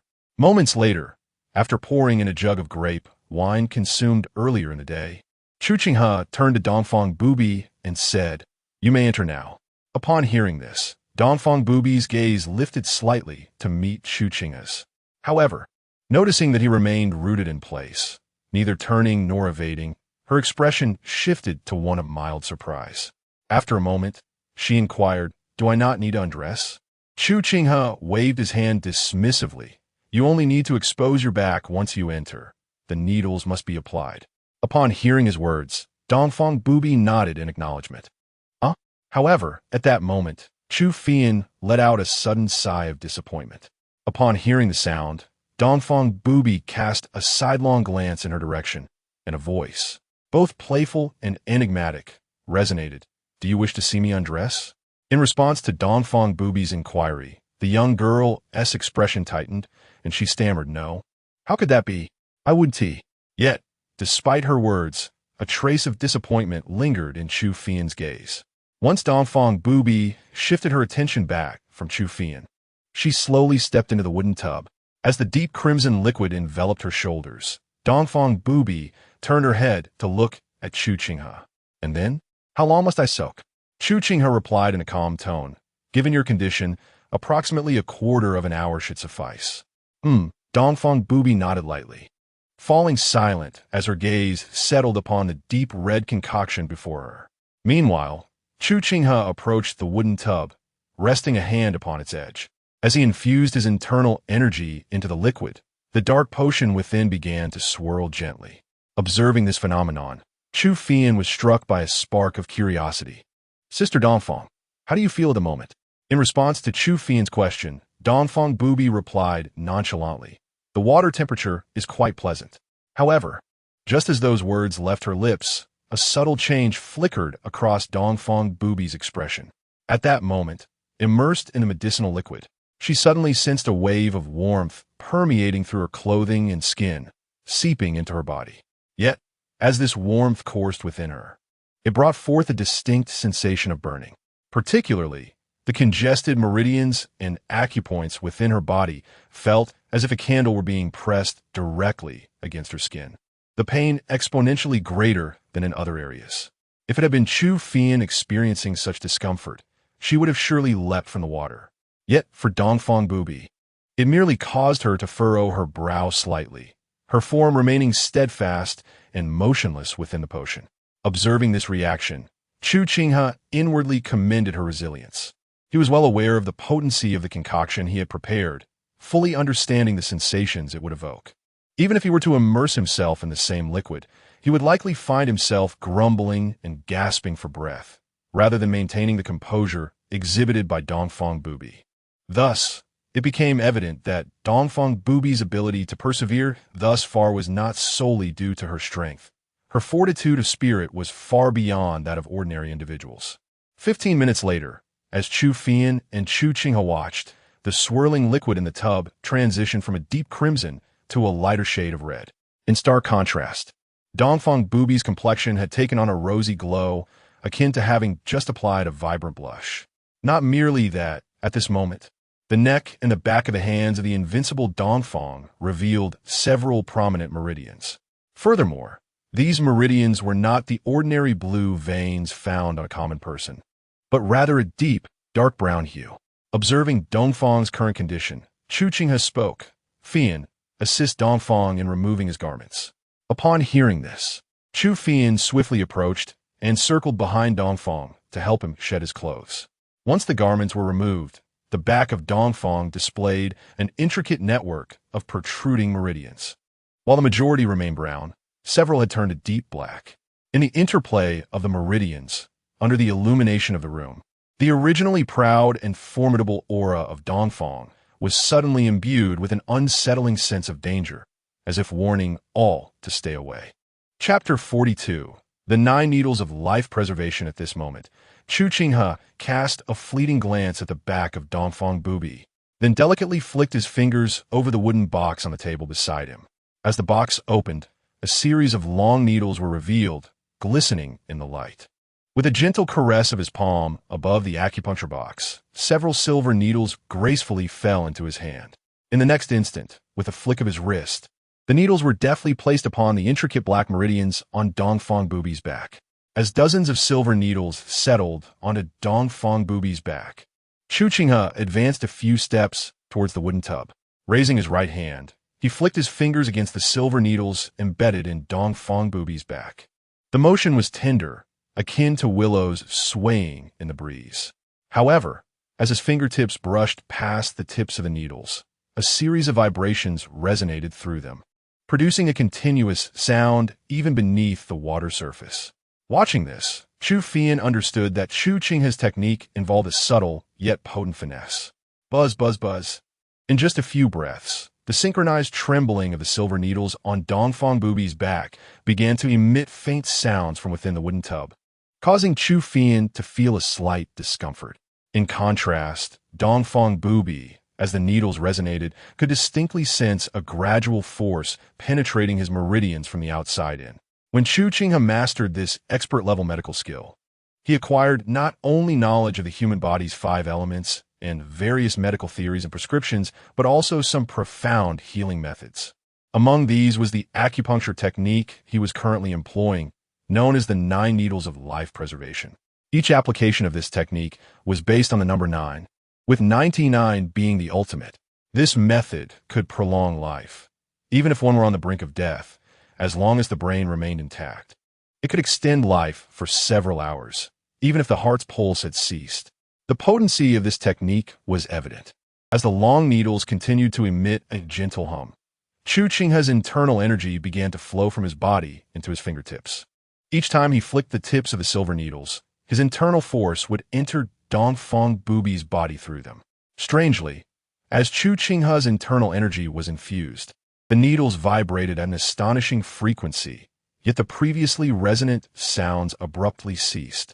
However, Dongfang Bubai realized that the sound had not vanished, but merely shifted. Almost simultaneously with the disappearance of the buzzing in his ears, he felt a series of forces reverberating within his meridians and bones. Consequently, the burning sensation that had plagued him subsided momentarily, allowing the frown on Dongfang Bubai's brow to gradually relax.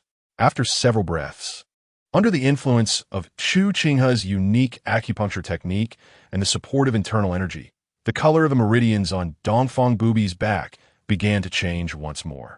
If the hues of these meridians had previously been as dark as ink, at this moment, the meridians exhibited a hint of purplish hue. Observing this scene, Chu Qinghe pointed his fingers like a sword and quickly tapped on the meridians along Dongfang Bubai's back. He then lifted his hand again, placing it at one end of the silver needles, either twisting or flicking them. To his astonishment, from the tips of the silver needles embedded in Dongfang Bubai's back, a stream of blood began to flow. Unlike the dark red or bright red blood of ordinary people, this blood was as black as ink. The potion in the wooden barrel was swiftly stained into an inky hue by the addition of this blood. Meanwhile, the young girl beside them leaned closer to the barrel and sniffed, expressing her surprise. Why does it still carry a hint of fragrance? In response to Chu Qinghe's inquiry, Chu Qinghe remained unfazed, explaining that the stasis blood within her body had accumulated over the years, forming toxic impurities that emitted a fragrant poison. If you like it, take a few more breaths. It will aid digestion. Chu Qinghe, upon hearing Chu Qinghe's explanation, shuddered and abruptly stood up, covering her mouth and nose. Her gaze towards Chu Qinghe filled with a hint of resentment. Unperturbed by her reaction, Chu Qinghe continued to immerse his hand in the water, maintaining his needling technique. It was only when the blood flowing from Dongfang Bubai's back through the silver needles transformed from inky black to a gradual crimson that Chu Qinghe finally removed the needles one by one. After taking Dongfang Bubai's hand to check her pulse for a few moments, he nodded in affirmation. Almost done. Let's circulate your true energy and see. Hearing this, Dongfang Bubai, still immersed in the wooden barrel, turned to Chu Qinghe with a look of astonishment. Is it really that simple? Chu Qinghe looked at her quizzically. What were you expecting? Did you wish for it to be more complicated? Given Chu Qinghe's medical skills, the issues afflicting Dongfang Bubai hardly posed a challenge, and thus, the process was swift. As the words reached her ears, Dongfang Bubai's expression reflected a hint of skepticism. In an instant, the true energy that had been suppressed in her dantian surged forth like a mighty river, coursing throughout her body.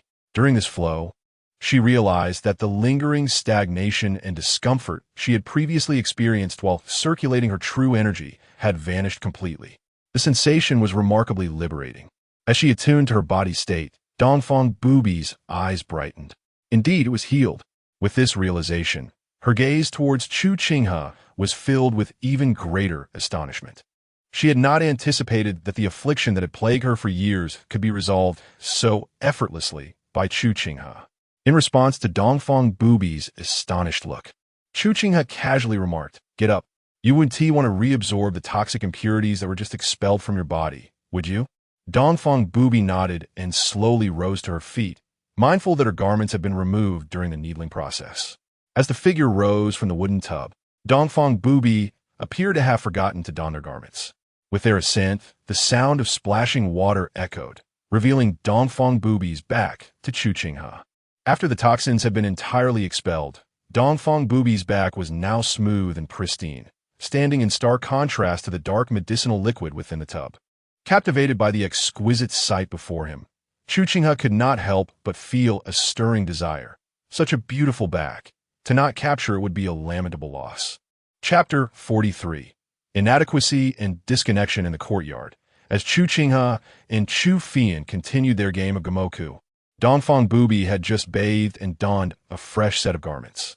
Perhaps relieved from the burdens of long-standing injuries, a subtle smile graced the corners of Dongfang Bubai's lips, reflecting a markedly improved mood. Once seated, Chu Fian, filled with curiosity, inquired, "Didn't he say that Ping Yinjie of the Sun and Moon Holy Cult possesses exceptional medical skills? Why, dear sister Dongfang, have you not sought his treatment for your injuries until now?" In response to Chu Fian's question, Dongfang Bubai replied with a calm demeanor, "The wounds I bear are beyond Ping Yinjie's capacity to heal." Upon hearing this, Chu Fian was taken aback. If even Ping Yinjie cannot remedy them, does that not imply that your medical prowess surpasses his? Dongfang Bubai nodded slightly in affirmation. Confirming this, Chu Fian cast a surprised glance at Chu Qinghe before continuing. "But with your formidable strength, who could inflict such severe injuries upon you?" Chu Qinghe interjected softly. "Her injuries are not the result of combat, but rather stem from the cultivation of her technique." The young girl gazed at Chu Qinghe in confusion. "The cause lies in the technique? What do you mean?"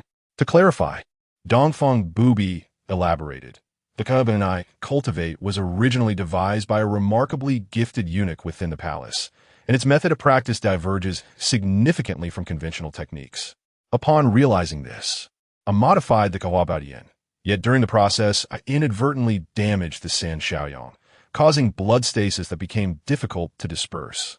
By the time I became aware of it, it was too late, and I could only suppress the toxins with my internal energy. I never anticipated that today I would have the opportunity to address these lingering injuries." As she spoke, Dongfang Bubai's gaze fell upon Chu Qinghe, her beautiful eyes sparkling and a smile gracing her lips. "I see." With the source of Dongfang Bubai's toxins now understood, Chu Fian's expression transformed to one of realization. However, her astonishment soon returned as she regarded Dongfang Bubai with renewed awe. A celestial-level technique is inherently profound.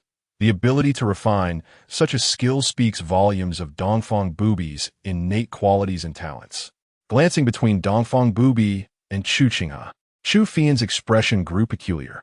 Dongfang Bubai, without a doubt, was the leader of the Sun and Moon Holy Cult, a master-level powerhouse capable of refining celestial martial arts, a talent that was truly exceptional. As for Chu Qinghe, his comprehension was so high that he could grasp even the profound techniques of the Xian level effortlessly, achieving a state of returning to simplicity. Though his strength might be somewhat lacking, his medical skills surpassed even those of renowned healers like Ping Yinjie. He was indeed extraordinary. In light of this assessment, Chu Qinghe suddenly felt a profound sense of inadequacy, realizing that among the three, she alone seemed to possess merely ordinary talents. This realization cast a shadow over her previously held pride, leaving her with a sense of melancholy and disconnection. Knock, knock, knock. At that moment, a sudden knock resonated from the front yard, echoing into the inner courtyard. Upon hearing the sound, the three individuals exchanged quizzical glances.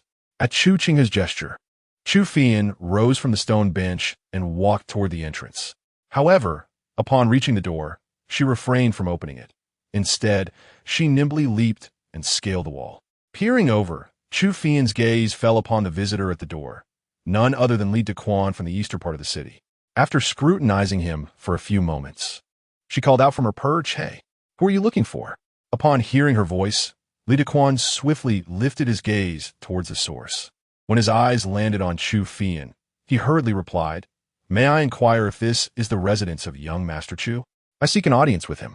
Chu Qinghe raised an eyebrow at his words and responded, "What business do you have with the young master?" Hesitation flickered in Li Duquan's expression. After a brief pause, he clasped his hands and said, "I hope you might convey a message for me.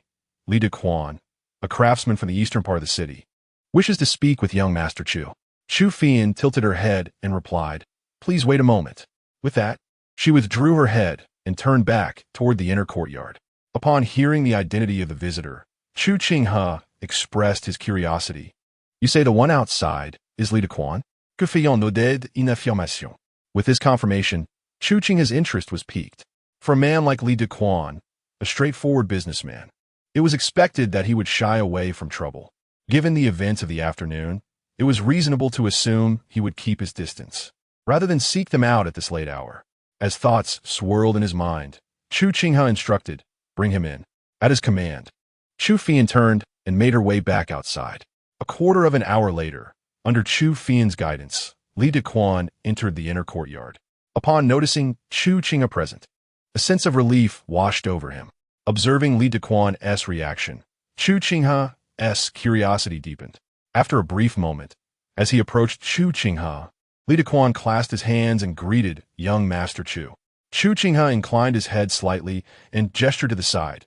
"Master Li, please take a seat." Once Li Duquan was settled, Chu Qinghe inquired, "What brings you here at this late hour, Master Li?" Faced with the question, Li Duquan opened his mouth but hesitated, his gaze flitting momentarily to Dongfang Bubai and Chu Qinghe, betraying a struggle to articulate his thoughts. Noticing this, Chu Qinghe waved his hand. "No need for formality. Please speak freely." Encouraged by this, Li Duquan quickly recounted the events that transpired after Chu Qinghe's departure that afternoon, expressing his surprise upon learning that another visitor had arrived in his absence. Was it someone from the Qinghe gang? Chu Qinghe pondered for a moment before inquiring. Li Duquan shook his head and remarked, "It does not appear to be the attire of the Qinghe gang disciples. It should not be. Guqin. If it is not a disciple of the Qinghe gang who has entered and directly interrogated you, does that imply they are here specifically for me?" As he spoke, a slight frown creased Chu Qinghe's brow. He had always maintained a low profile in Yaoyue City and, to his recollection, had never made any enemies. Logically, he should not have provoked anyone. Could it be that? Contemplating this, Chu Qinghe's gaze momentarily shifted towards Dongfang Bubai and Chu Qinghe. Nearby, sensing the scrutiny from Chu Qinghe, Dongfang Bubai also appeared to have an epiphany, knitting his brows in thought. After a brief pause, Chu Qinghe turned back to Li Duquan and inquired, "What about the corpse? Has it been dealt with?" Li Duquan, wearing a troubled expression, replied, "How would I know how to handle a corpse? Currently, it lies in the woodshed at my home."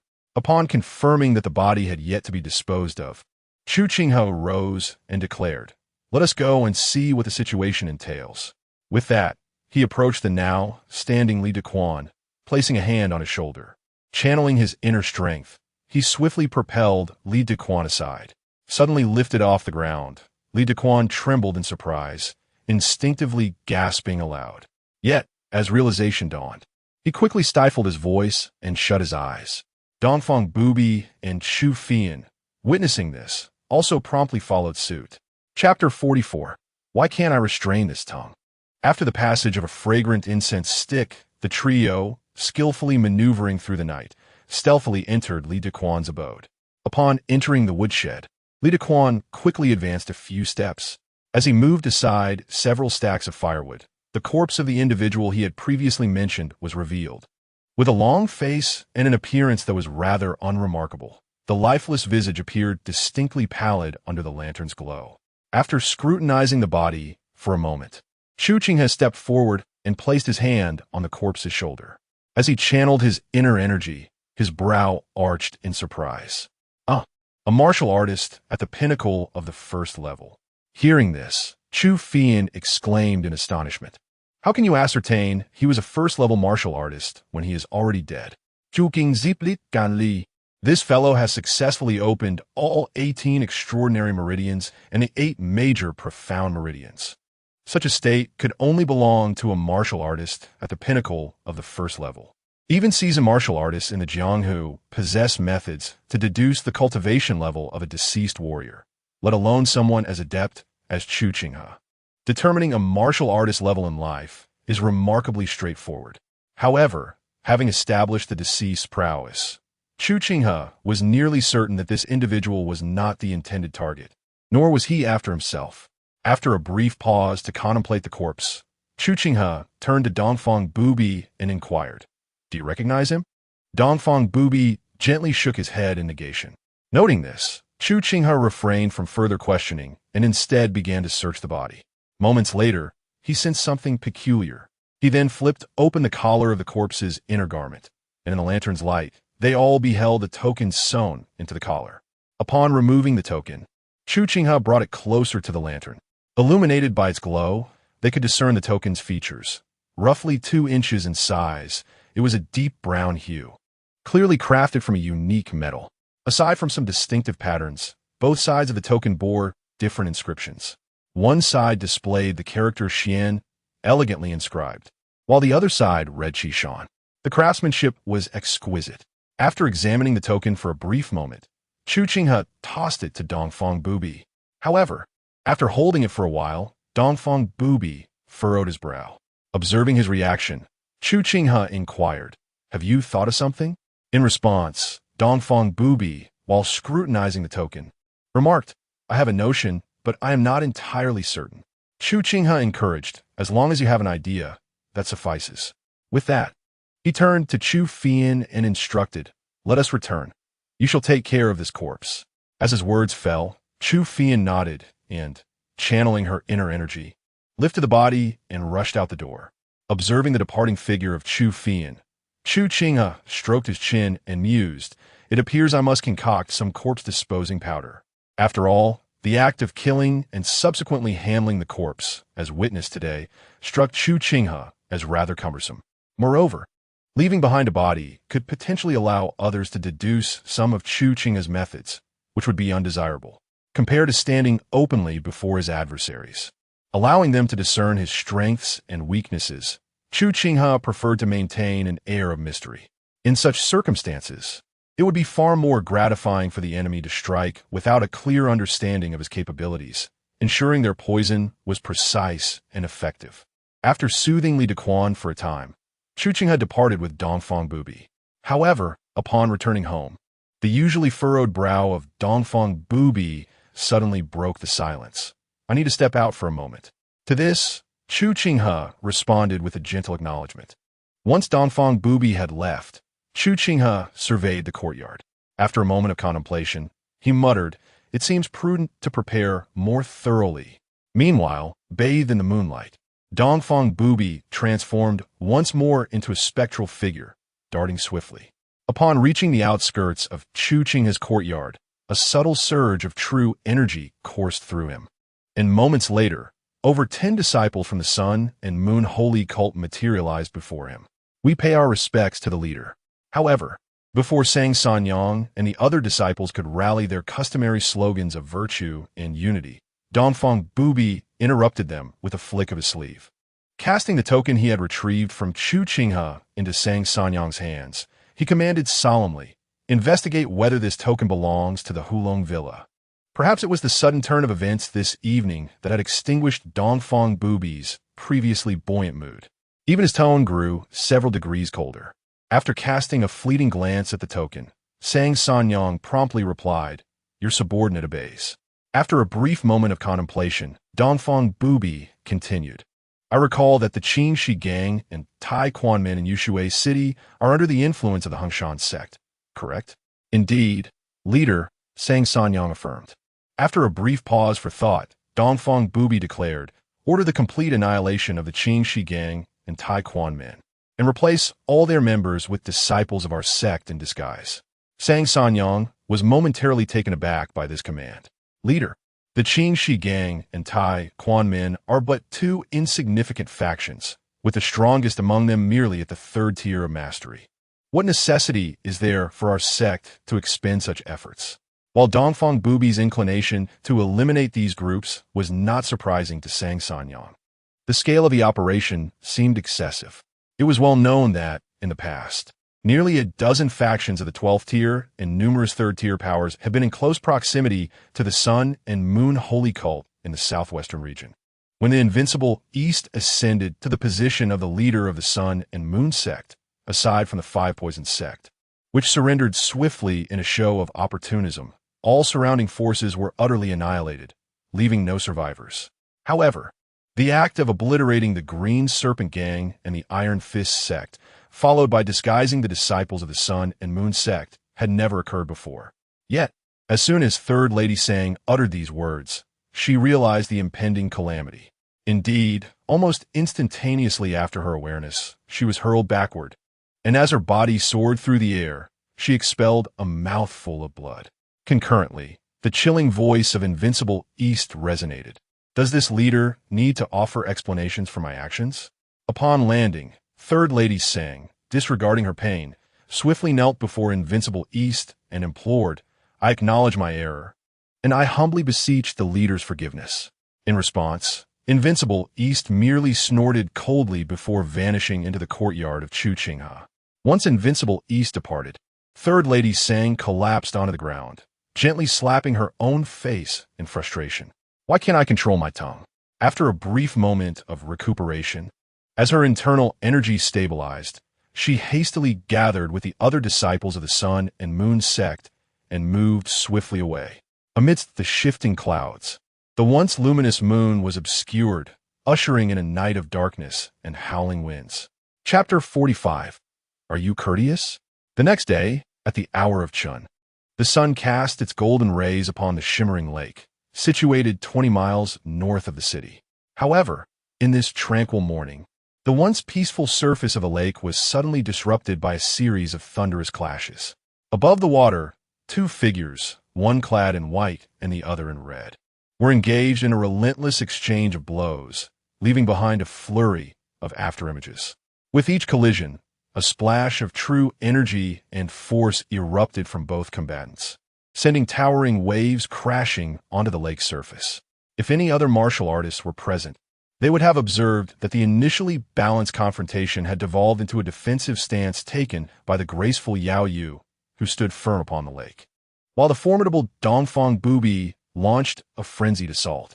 As Yaoyue gracefully maneuvered her palms, her expression grew increasingly solemn. Compared to their previous encounters, she could distinctly sense that Dongfang Bubai's speed had escalated today, surpassing their prior exchanges by at least 20%.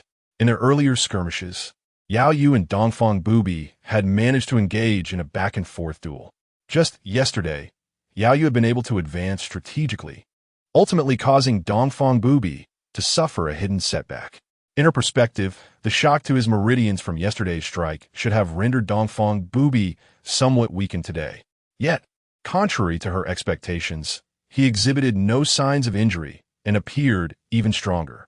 His velocity was so astonishing that Yaoyue could only maintain a defensive stance, employing her technique of Jiuzhou to create a protective barrier around herself, preventing Dongfang Bubai from closing in. Observing this, Dongfang Bubai's demeanor darkened slightly as he remarked with a cold sneer, "What is this? The esteemed Grandmaster of the Yihua Palace now resembles a turtle, hiding away. Such behavior truly disappoints me." In response to his mocking tone, Yaoyue furrowed her brows with irritation. Sharp-toned, the so-called Dongfang Bubai is nothing more than a slippery eel, leaving me utterly disenchanted. Dongfang Bubai retorted with a smirk. Very well. I shall see just how long you can remain in your shell. Yaoyue let out a cold snort. Though anger simmered in her eyes, she continued to adopt a defensive posture rather than countering his attacks. Noticing her state, Dongfang Bubai's expression grew solemn. Yaoyue's Ihua Jiu was proving to be quite troublesome. If she persisted in this defensive manner, Dongfang Bubai would face considerable difficulty in breaching her guard. As his thoughts swirled, Dongfang Bubai transformed into a shadow, swiftly closing the distance toward Yaoyue. When he was merely a yard away, he raised his palm to strike. In response to the impending attack, Yaoyue brought her hands together before suddenly parting them. With this motion, a powerful repulsive force erupted from her center, emanating with immense strength. Unfazed by the peculiar force generated by Ihua Jiu pushing against him, Dongfang Bubai's expression remained unchanged as he twisted his body with a ghostly grace, evading to emerge behind Yaoyue, simultaneously unleashing a fierce sweep of his extravagant crimson sleeve towards her. As the formidable Dongfang Bubai circled behind, Yaoyue emitted a disdainful chuckle, her fair hand gracefully fluttering like willow catkins. In an instant, Dongfang Bubai felt an enveloping pressure akin to flowing water bearing down upon her. Yet, in the face of the immense repulsive force generated by Yaoyue's technique, Ihua Jiu, Dongfang Bubai did not retreat as swiftly as before. Her sleeves continued to sweep towards Yaoyue. However, with the mobilization of her true energy, the sleeve she cast towards Yaoyue began to spin rapidly, creating swirling eddies. The concentrated true energy in these vortices rendered the repulsive forces emanating from Yaoyue ineffective, instead drawing her closer. At that moment, Dongfang Bubai's slender, pale hand emerged from her sleeve, swiftly striking towards Yaoyue. Upon witnessing this, Yaoyue's expression tightened, and she instantly summoned all her true energy to gather in front of her. Almost simultaneously with the accumulation of her energy, Dongfang Bubai's palm landed solidly upon Yaoyue's left shoulder. Instantly, the blood-red true energy intertwined with a chilling force broke through the protective barrier of energy Yaoyue had formed. The tremendous impact forced Yaoyue to stagger back several steps, her blood surging within her, and her once pallid complexion now bore a flush of color. With the strike successfully executed, a smirk played at the corners of Dongfang Bubai's mouth. However, she refrained from pursuing the advantage, instead folding her hands behind her back, her tone imbued with arrogance as she remarked, the esteemed leader of the Ihua Palace is but this." Upon hearing Dongfang Bubai's words, Yaoyue clenched her silver teeth and stepped forward slightly, sending ripples across the lake's surface as she coldly declared, "Come again." Yet, before Yaoyue could gather her true energy anew, Dongfang Bubai interjected, "There is no need, after all. As a distinguished leader of the Ihua Palace, should anything happen, I fear I would attract unwanted attention from your palace. I have other matters to attend to, so I shall not prolong this playful exchange with you." With that, Dongfang Bubai lingered for a moment longer, a hint of a smirk on her lips, before transforming into a streak of light and darting away into the distance. In contrast, Yaoyue, now with clenched fists, unleashed a low growl, causing her true energy to surge forth. Boom! In the next moment, a colossal wave erupted from the lake. As the waters calmed, fish floated belly up on the surface, some seemingly gazing at Yaoyue, as if questioning her courtesy. A mile away, hearing the distant commotion behind her, Dongfang Bubai smirked. She exclaimed, maintaining her speed, as she circled the outskirts of Yushui City before finally entering its gates. Unbeknownst to her, however, in the brief moments since her departure, the previously slighted Yaoyue had pursued her. Clearly, Yaoyue was not prepared to let the affront of the day go unchallenged. A quarter of an hour later, as Dongfang Bubai returned to the courtyard, he found no trace of Chu Qinghe. Observing this, he turned to Chu Qinghe and inquired, "Where is he?" Hearing his voice, Chu Qinghe, who was engrossed in her palm techniques, turned her head and replied, "Young master, he also went out earlier, saying he needed to purchase some items." Upon hearing this, Dongfang Bubai nodded slightly in acknowledgement and proceeded to sit on a stone bench beneath the camellia tree. For proud women like Yaoyue and Dongfang Bubai, the number of individuals who could capture their attention was inherently limited. The exhilaration and sense of accomplishment derived from overshadowing another was beyond the comprehension of ordinary folk. At least for Dongfang Bubai. The sense of achievement he felt today from surpassing Yaoyue likely surpassed the feelings he experienced when he initially ascended to the position of the leader of the Sun-Moon Holy Cult. Perhaps due to this emotional state, he found Chu Qinghe's diligent practice considerably more pleasing to the eye. Yet, inexplicably, despite having triumphed over Yaoyue today, an unsettling feeling lingered within Dongfang Bubai, as if some misfortune were imminent. Chapter 46. The Aesthetic Appraisal of Yin After Much Contemplation. Dongfang Bubai found himself perplexed by the sudden wave of unease that had washed over him. A moment later, he inquired again, "Did your master mention anything about purchases before he left?" Chu Qinghe shook her head in response.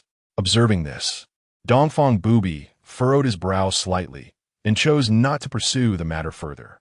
Nevertheless, the subtle sense of apprehension lingered within him. As martial artists advance in their cultivation, their senses heighten, often leading to spontaneous premonitions. Some individuals place faith in these instincts, while others do not. Coincidentally, Dongfang Bubai had always held an unwavering belief in his own intuitions. The events that had transpired over the years attested to the accuracy of his foresight. Thus, confronted with this nagging unease, a weight of seriousness settled upon his expression. At that moment, an erratic whistle unexpectedly pierced the air, reaching Dongfang Bubai's ears. Upon hearing the sound, he raised an eyebrow and swiftly propelled himself into motion. Moments later, he found himself in a small alley outside the street. As he arrived, Sang Sanyang and the others quickly bowed in greeting. "We pay our respects to the sect leader." After scanning the group, Dongfang Bubai spoke first. "What is the matter?" In response, Sang Sanyang clasped her hands and said, reporting to the sect leader, "According to the recent message from Elder Bao, our left envoy, Xiang Wentian, has not returned to the sect as mandated after completing his mission. A disciple has spotted him in Hangzhou." Dongfang Bubai queried, "How long has Xiang Wentian been in Hangzhou?" Sang Sanyang replied, "Based on the timeline from Elder Bao's message, he was sighted 5 days ago." In a calm tone, Dongfang Bubai remarked, "Did Xiang Wentian defeat the 4 friends of Meizhuang?" The correspondence did not mention this detail, leading him to believe that Xiang Wentian had refrained from engaging them, likely out of fear of alarming the sect leader. Dongfang Bubai scoffed, "Indeed, a bear begets a bear. Even when near the place where Ren Wuxing is imprisoned, they dare not act to rescue him. Truly pathetic." With that, Dongfang Bubai commanded, "Send word to the 4 friends of Meizhuang. Should Xiang Wentian attempt to force his way into Meizhuang, they are to turn a blind eye and allow him to rescue Ren Wuxing, but without raising any suspicion from either Ren Wuxing or Xiang Wentian. Additionally, instruct Elder Tong Baixiong of the Wind and Thunder Hall to keep a vigilant eye on the activities of the other elders during this period. Our sect shall take this opportunity to thoroughly cleanse those who pay lip service while undermining us." Sang Sanyang bowed, "I will obey your orders." Afterward, she retrieved a piece of paper from her bosom, holding it aloft. "This is a matter requiring your decisive judgment, sect leader. Please review it." Simultaneously, in a tavern on the western side of the city, Yaoyue sat on the second floor. As she delicately cradled her wine cup, even as the liquid flowed down her throat, her demeanor remained unchanged, shrouded in an ever-deepening chill. Although Yaoyue was eager to continue her pursuit of Dongfang Bubai, the latter's speed was exceptionally swift. Furthermore, after Dongfang Bubai departed, Yaoyue did not immediately give chase. Thus, the prospect of catching up to Dongfang Bubai seemed utterly unattainable. Nevertheless, the memory of Dongfang Bubai's previous arrogance ignited an unquenchable flame of frustration within Yaoyue's heart. A moment later, during her silent contemplation accompanied by a drink, a dozen figures swiftly ascended to the second floor. Clad in elegant white palace dresses, with flowing long hair and striking features, these were disciples of the Yihua Palace. Upon reaching the second floor, they hastily kneeled before Yaoyue, paying their respects to the Grand Mistress.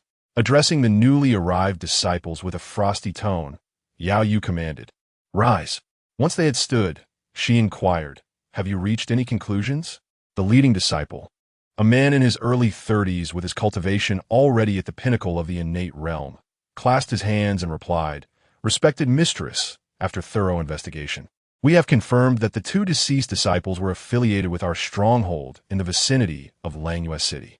However, their bodies have inexplicably turned up near Yushui City. This situation appears rather suspicious. In my humble opinion, it may suggest that someone is attempting to frame us." Yaoyue raised her beautiful eyes and asked, "Have you uncovered who is orchestrating this?" The leading disciple bowed his head in response, "I beg for your forgiveness, Grand Mistress. The time has been too short, and I have yet to identify the mastermind behind this." Upon hearing this, Yaoyue cast a dissatisfied glance at the disciple before her. The disciple, feeling the weight of her gaze, fell silent, unable to muster a word. His palpable tension was evident through his trembling form. Fortunately, after a few moments, Yaoyue refrained from punishment, gradually withdrawing her gaze. As she lifted her cup, Yaoyue coldly stated, "For the time being, set this matter aside and allow others in the Yihua Palace to investigate. Dongfang Bubai of the Sun and Moon Divine Cult is currently in Yushui City. We must search every inch to uncover the location where this woman is hiding." Upon hearing her words, the Yihua disciples promptly bowed in response, "We shall obey your command." After they swiftly dispersed, Yaoyue's gaze turned towards the sky. After briefly glancing at the sun, her eyes narrowed. Moments later, with a cold huff resonating in her mind, she shifted her gaze back down. However, just as Yaoyue's attention began to return, she seemingly noticed something and abruptly redirected her gaze into the distance. A few carts laden with blossoming potted plants gradually appeared from the street. Each cart displayed vibrant blooms, standing out strikingly against the backdrop of the street. As Yaoyue's eyes drifted, they settled upon the man positioned in front of these carts. Upon beholding the strikingly handsome visage of the man, Yaoyue could not help but feel her eyes sparkle, her gaze momentarily transfixed upon him. It was only after the man, accompanied by several carts, departed down the street that she finally spoke. "How intriguing. I never expected to encounter such a remarkably attractive gentleman in a small place like Yushui City. Just as men are often captivated by exquisite beauties, women, too, possess a profound interest in handsome men, especially for someone like Yaoyue, who is particularly enamored with appearances." To witness such a striking figure in the modest confines of Yushui City was indeed a delightful surprise for her. In tandem with this unexpected joy, the shadows of her earlier troubles concerning Dongfang Bubai began to dissipate, if only slightly. After a brief moment of contemplation, Yaoyue tossed a gold coin onto the table, her form suddenly gliding forth with grace. Her trajectory was unmistakably directed towards the path taken by the handsome man. A quarter of an hour later, having followed his trail, she arrived at the western part of the city. Upon observing the residence the man had entered, Yaoyue's gaze briefly flickered to the characters inscribed on the gate. "Chu Residence," before her figure shimmered and she gracefully slipped inside the courtyard. Chapter 47. Enhancing the poison within the courtyard. As Yaoyue gracefully entered the courtyard, she immediately caught sight of the magnificent umbrella-shaped camellia tree that dominated the space. The air was infused with the refreshing fragrance of the camellia blossoms, causing Yaoyue's eyes to sparkle with delight. Moments later, her body floated like a paper kite to the roof of the main house where Chu Qinghe resided, making no sound or disturbance throughout the process. Furthermore, with the branches of the trees aligning with the rooftop, even without deliberately concealing her presence, neither Chu Qinghe nor Chu Fian noticed the arrival of an additional person in their abode. As the workers pushed the carts filled with potted plants into the inner courtyard and began to unload them according to Chu Qinghe's instructions, the courtyard transformed into a lush paradise. Once the workers, observing the vibrant array of flora, presented a cup of water to Chu Qinghe, Chu Fian could not help but inquire, "Young master, why have you purchased so many flowers?" Receiving the cup, Chu Qinghe casually remarked, "I lack a sense of security. The poison I arranged a few days ago has lost its efficacy, so I intend to enhance the toxicity within this courtyard. Eh, a lack of security? Chu Qinghe responded with a puzzled expression. Chu Qinghe retorted, do you believe that the individual who appeared yesterday was targeting you or me? Without hésitation, que fayons replier. That person was of the pinnacle realm. They could not possibly be after either of us. Chu Qinghe shrugged, then that settles it. Clearly, that individual was aiming for that esteemed leader. Within the great Ming nation, those who dare to fixate on her are certainly not ordinary. It is prudent to take extra precautions. The notion of preparing for a rainy day is never outdated in my book. If they initially sent a peak realm warrior, who knows what may come next? What if they dispatch a perfected innate realm warrior next time?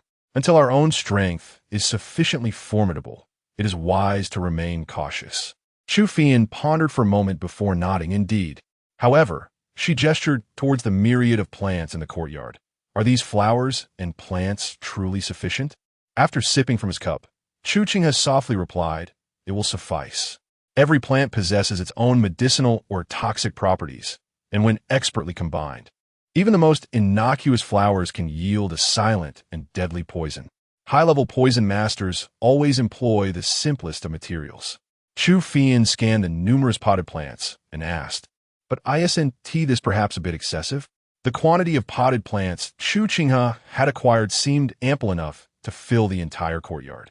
In response, Chu Qinghe leisurely stated, since we are buying, it is better to err on the side of abundance rather than scarcity, and it also serves to adorn the courtyard. After all, life is about refinement and embellishment. It is home. After all, refreshing the decor can certainly uplift one's spirits. Subsequently, Chu Qinghe slowly rose and took a few steps forward, approaching a cluster of plants. He either gently parted some of the leaves and roots of the plants to sprinkle a bit of medicinal powder or directly manipulated a few of them. After individually tending to these select plants, Chu Qinghe made his way to the center of the courtyard. With a flourish of his sleeves, an inner force erupted forth, dispersing clouds of fine dust from his garments, which wafted throughout the courtyard. At that moment, Chu Qinghe seemed to sense something, her heart filled with a tinge of suspicion as she lifted her head to inhale gently, inexplicably perceiving a hint of ethereal fragrance in the air. It felt as though she were no longer in an ordinary household courtyard, but rather in the midst of the countryside, causing her to involuntarily display a look of rapture. However, before Chu Qinghe could fully indulge in the enchanting aroma, Chu Qinghe, approaching her, playfully tapped the top of her head. It's best to curb your habit of sniffing around. It could be toxic. Upon hearing this, Chu Qinghe pouted, retorting, isn't this poison something you concocted yourself? What is there to fear? Chu Qinghe could not help but roll his eyes before proceeding towards the stone table. Observing this, Chu Qinghe quickly followed suit. After pouring a cup of water, Chu Qinghe sprinkled some medicinal powder into it before placing it before Chu Qinghe. After she drank the concocted liquid, she inquired, how does the poison you prepared today differ from the previous ones? Chu Qinghe replied calmly, well, the previous type was milder and would not activate unless provoked. This one, however, is more direct. Chu Qinghe, intrigued, asked, what specific effects does it have? Chu Qinghe explained at a measured pace, it's nothing too complex. If someone were to intrude upon our home and employ martial arts, the medicinal compounds inhaled would react upon entering the body, infiltrating their vital energy and transforming it into a lethal poison. Chu Qinghe's eyes widened in astonishment. This poison is specifically designed for martial artists? Chu Qinghe replied with a hint of irritation, of course. Otherwise, why would I need to defend against ordinary people? You could easily handle 10 of them. On the rooftop, beneath the camellia tree, Yaoyue listened to the conversation below and furrowed her brow upon realizing that Chu Qinghe was indeed employing poison. The use of poison is universally scorned within the martial world. For someone as proud as Yaoyue, resorting to such underhanded tactics was even more despicable. However, after pausing to observe Chu Qinghe's handsome visage through the branches of the camellia, she shook her head. Well, using poison to guard one's home rather than to harm others is somewhat justifiable, distinguishing him from the common scoundrels. After a moment's contemplation, Yaoyue's nostrils twitched slightly. Instantly, the sweet fragrance of the camellias mingled with a unique, delicate aroma, filling her senses. The refreshing scent in the air was such that it made Yaoyue feel more at ease than the atmosphere within the Yihua palace. In response, she could not help but nod in satisfaction, a smile gracing her lips. The fragrance was indeed delightful.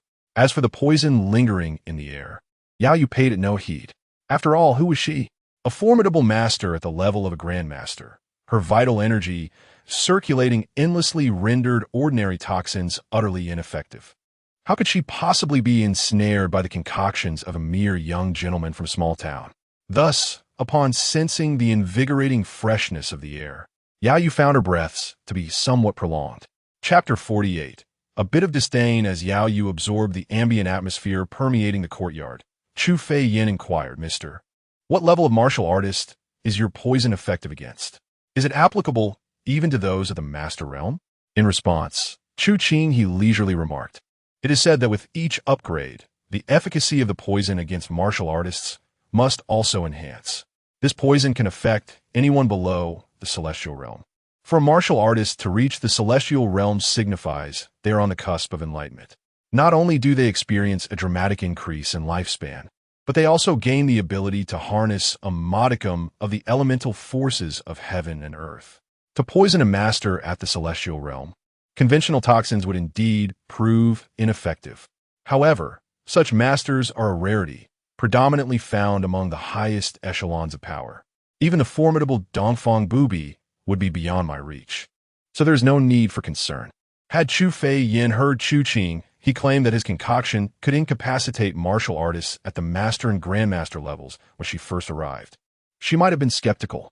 Yet, after witnessing his medical prowess the previous day, she had no doubt of his capabilities. After a brief silence, Chu Yin, resting her chin on her hand, pondered aloud, "But employing such potent poison at home seems a bit excessive. It feels unnecessary."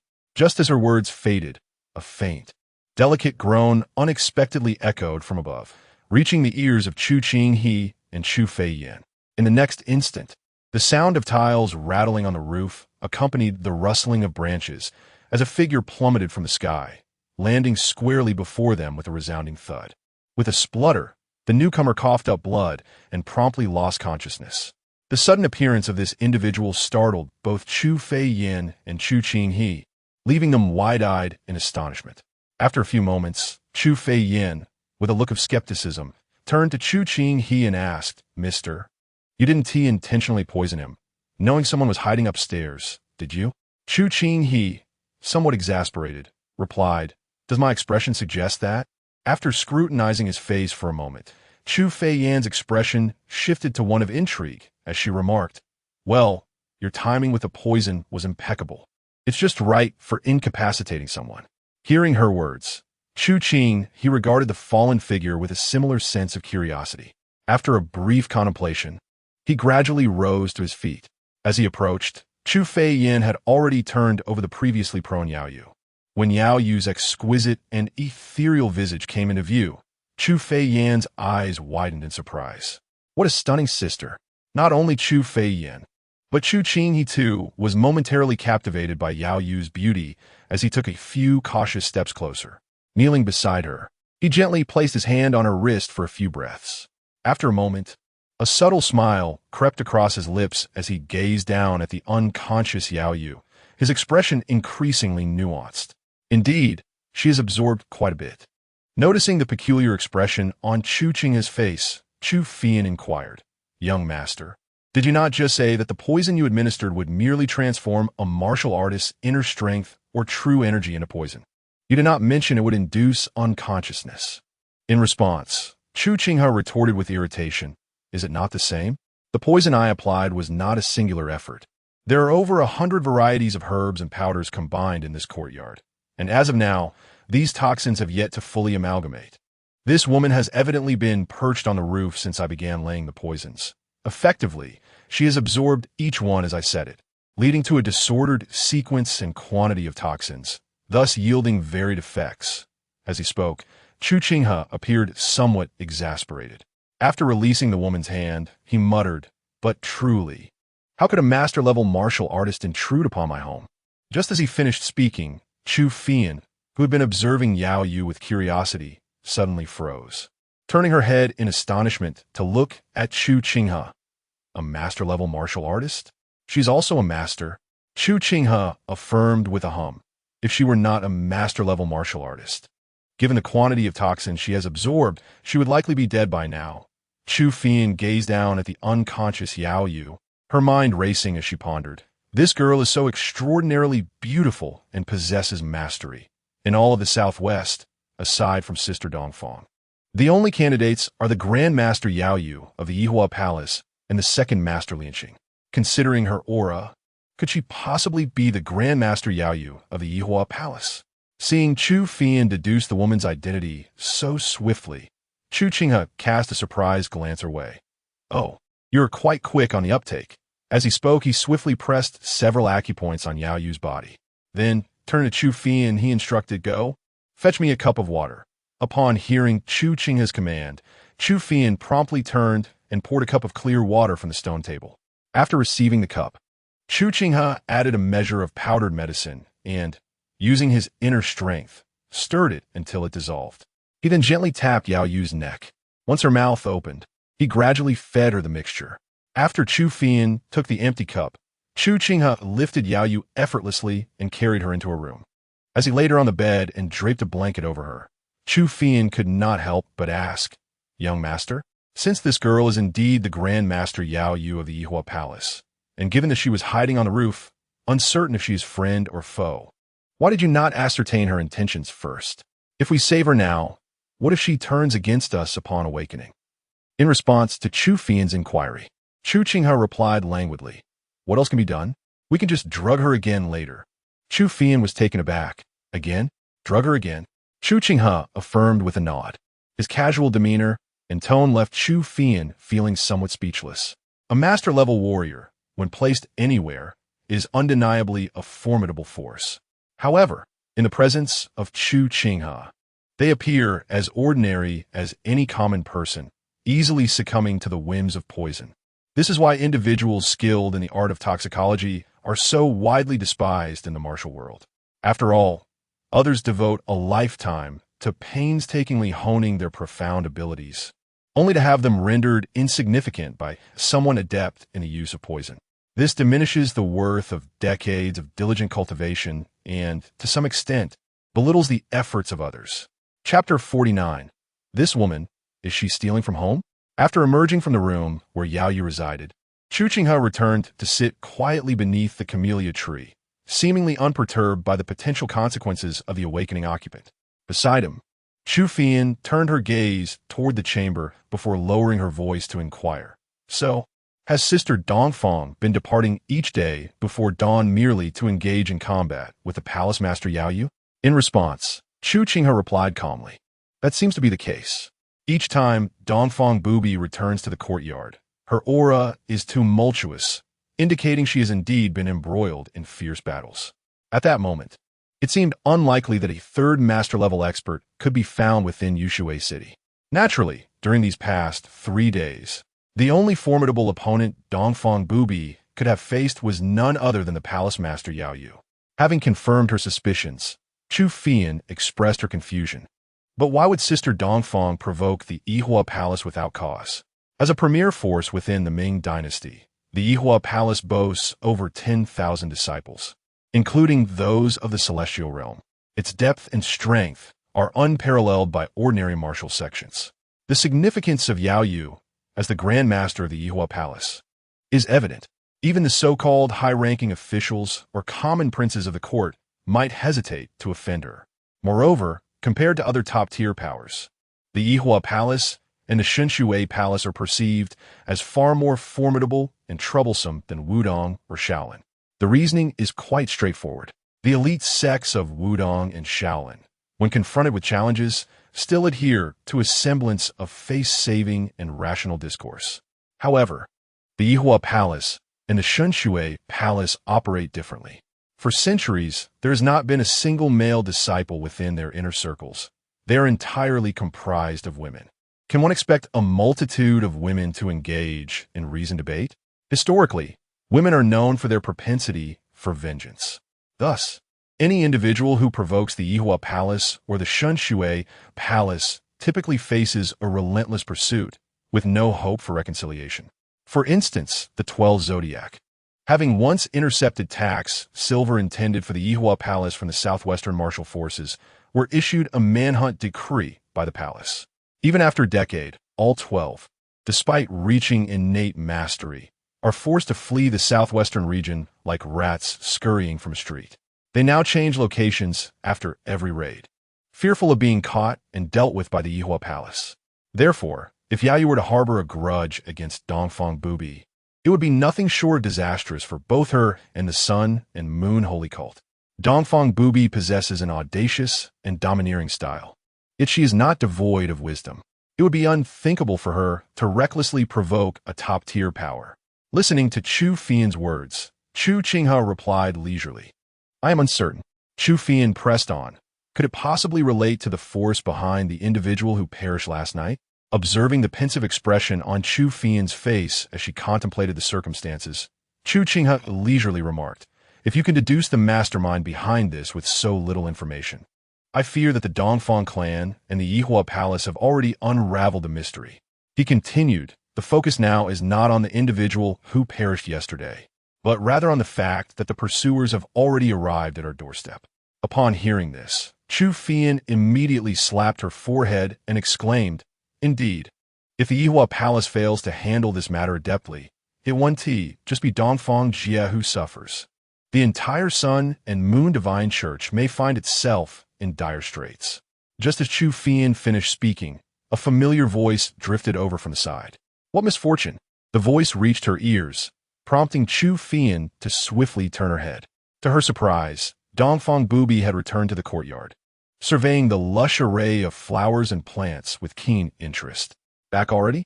The moment Chu Fian laid eyes on Dongfang Bubai, her expression brightened, and she eagerly approached him.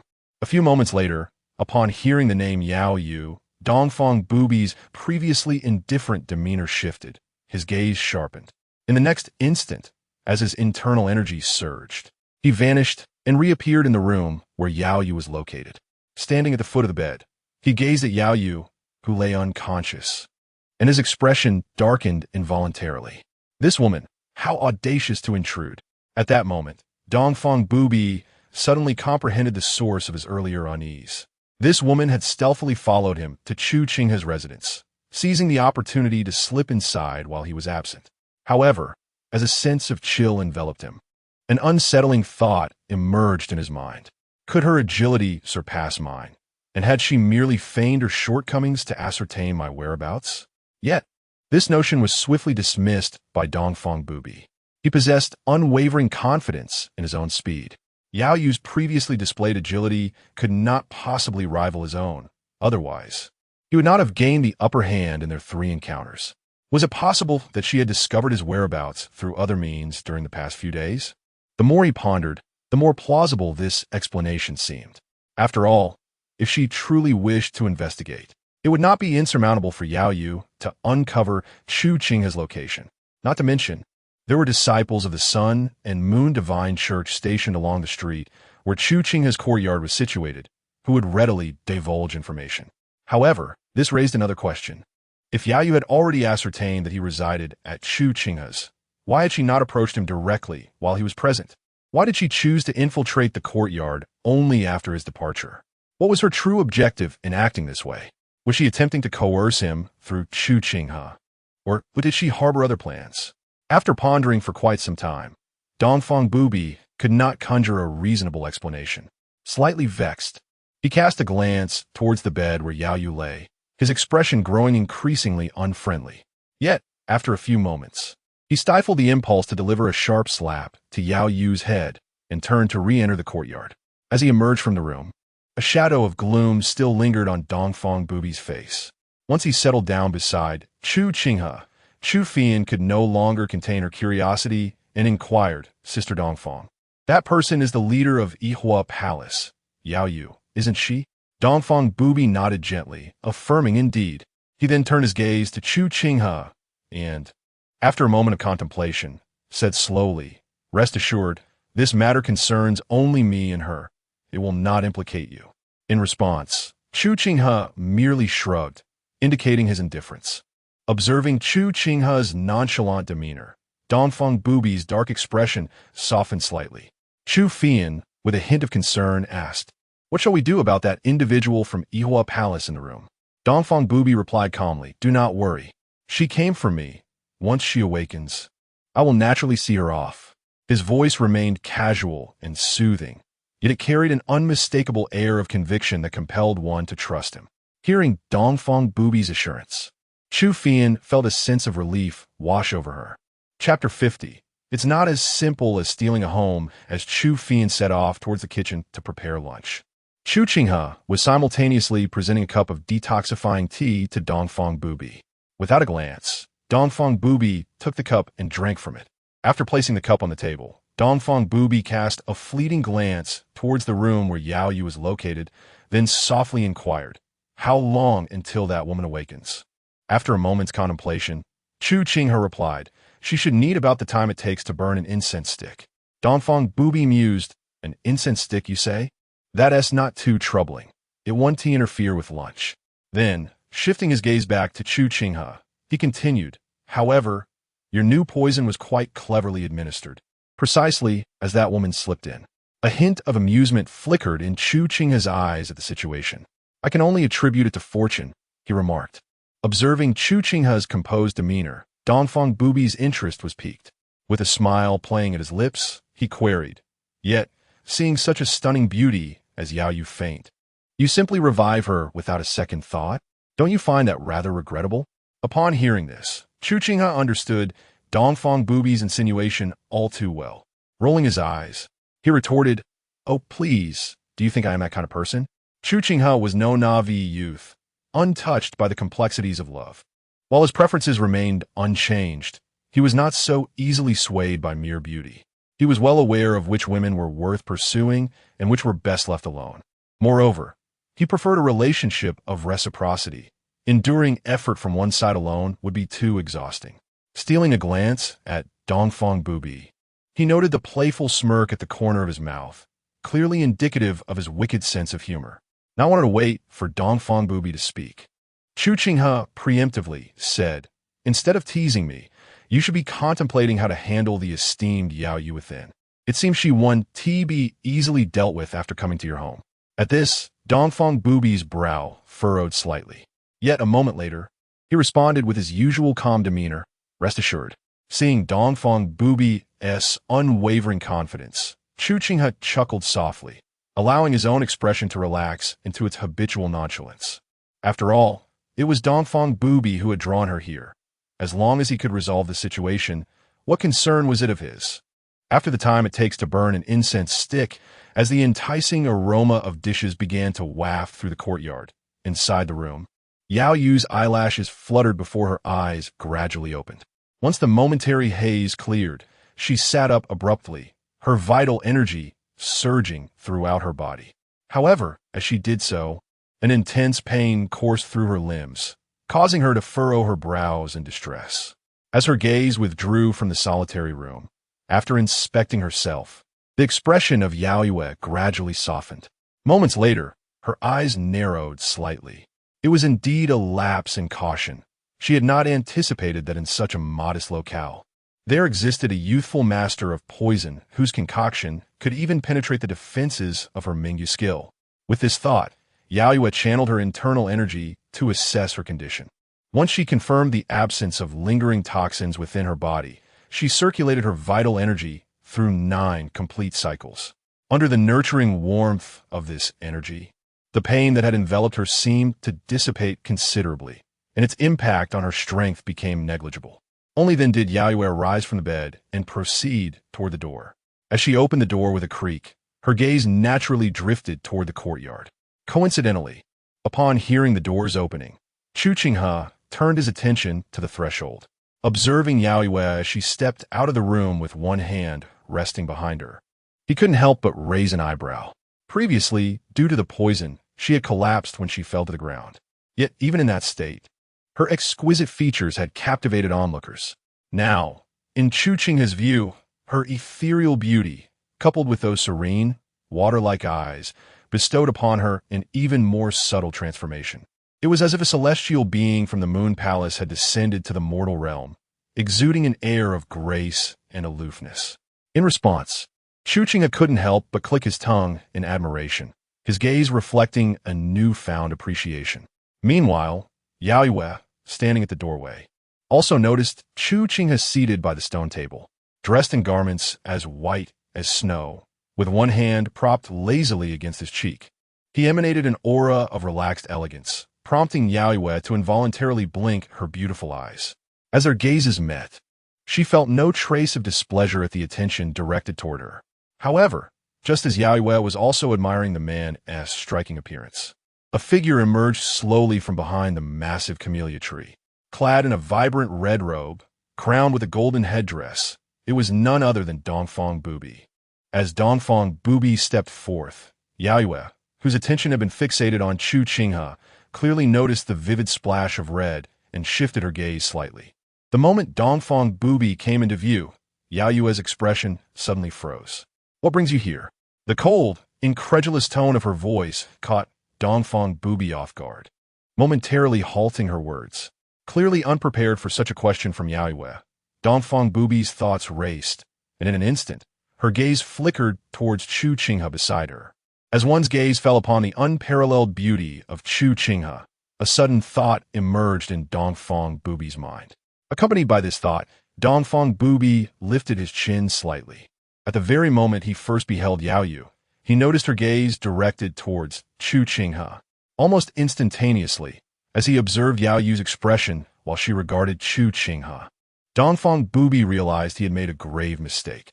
The woman before him was not focused on him, but rather on Chu Qinghe. In other words, she was captivated by Chu Qinghe's exquisite charm. To put it differently, Yaoyue's intentions were not merely to infiltrate, but rather to steal away a person. As these thoughts swirled in his mind, the expression on Dongfang Bubai's face visibly darkened, and a glint of coldness flickered in his narrowed eyes. Chapter 51. Has the luck in romance grown stronger? As the expression on Dongfang Bubai's face grew increasingly somber, the woman named Yaoyue, who had just posed a question at the door, began to realize the truth. This man is affiliated with Dongfang Bubai. The character and reputation of Dongfang Bubai are well known throughout the martial realm. Tyrannical, ruthless, and bloodthirsty. Logically, upon encountering an equally formidable and renowned adversary, Dongfang Bubai should have been eager for a fierce battle, much like Yaoyue. Yet, during these past 3 days, every time the hour of Chun arrived, he would leave promptly by the end of the hour of Si. Previously, this had left Yaoyue in a state of suspicion. However, it now appeared that Dongfang Bubai was in a hurry to return to his beloved each day. With this thought, Yaoyue's gaze drifted once more towards Chu Qinghe. As her eyes wandered, she couldn't help but let out a soft hum of approval. Quite an eye for beauty. However, when her attention shifted back to Dongfang Bubai, she noticed the evident wariness shadowing his darkened expression, evoking a soft gasp from her. Moments later, as if struck by a sudden realization, she raised her delicate brows. This woman, reacting so strongly? A thought took root in Yaoyue's mind. A smile flickered in her eyes, and the previously motionless Yaoyue took a step toward Chu Qinghe and Dongfang Bubai beneath the camellia tree. With their watchful gazes upon her, she gracefully approached Chu Qinghe and, with a gentle flourish of her sleeves, seated herself beside him. Observing this bold move, Dongfang Bubai's cold demeanor intensified. Aware of the shift in his expression, Yaoyue chuckled softly. Tilting her face toward Chu Qinghe, she spoke. "I did not expect to find such a master of poison as yourself in this small place called Yushui City. May I inquire your name, sir?" In response to Yaoyue's inquiry, Chu Qinghe replied softly, "I am Chu Qinghe. Honored to meet you, Miss Yaoyue." Yaoyue's beautiful eyes lifted thoughtfully. "Chu Qinghe, does the drunken man not know that the heavens rest upon the water, with dreams heavy upon the starry river?" A splendid name indeed. Upon hearing this, Chu Qinghe smiled gently. "You flatter me, Miss Yaoyue." After a brief pause, he continued, "I had not anticipated that you would grace my humble abode, and I regret that my arrangements cause you inconvenience with my poison. One must remember that humans are inherently visual creatures. Beautiful things attract us because of our nature. Just as at this moment, the soft and refreshing sound of Chu Qinghe's voice, paired with his nearly perfect visage, brought Yaoyue a sense of warmth akin to a spring breeze. In response, she nodded lightly. It is of no consequence. This matter cannot be laid at your door. Taking in her reply, Chu Qinghe glanced at Dongfang Bubai before clearing his throat. I will prepare a pot of tea. Please make yourself comfortable, Miss Yaoyue.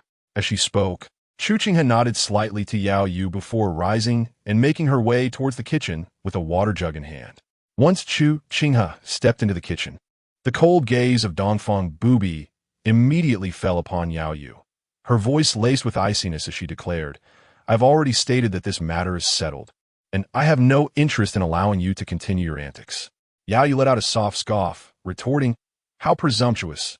Did I not mention that this visit was not for your sake? Dongfang Bubai narrowed her eyes, questioning, What exactly do you intend to do? In response to Dongfang Bubai's inquiry, Yaoyue candidly replied, Nothing of great significance, merely a sudden curiosity about that young gentleman from earlier. As she spoke, Yaoyue subtly gestured towards Dongfang Bubai, inquiring, Are you too intrigued by that young man? Upon hearing her words, Dongfang Bubai's voice turned as sharp as an ice blade.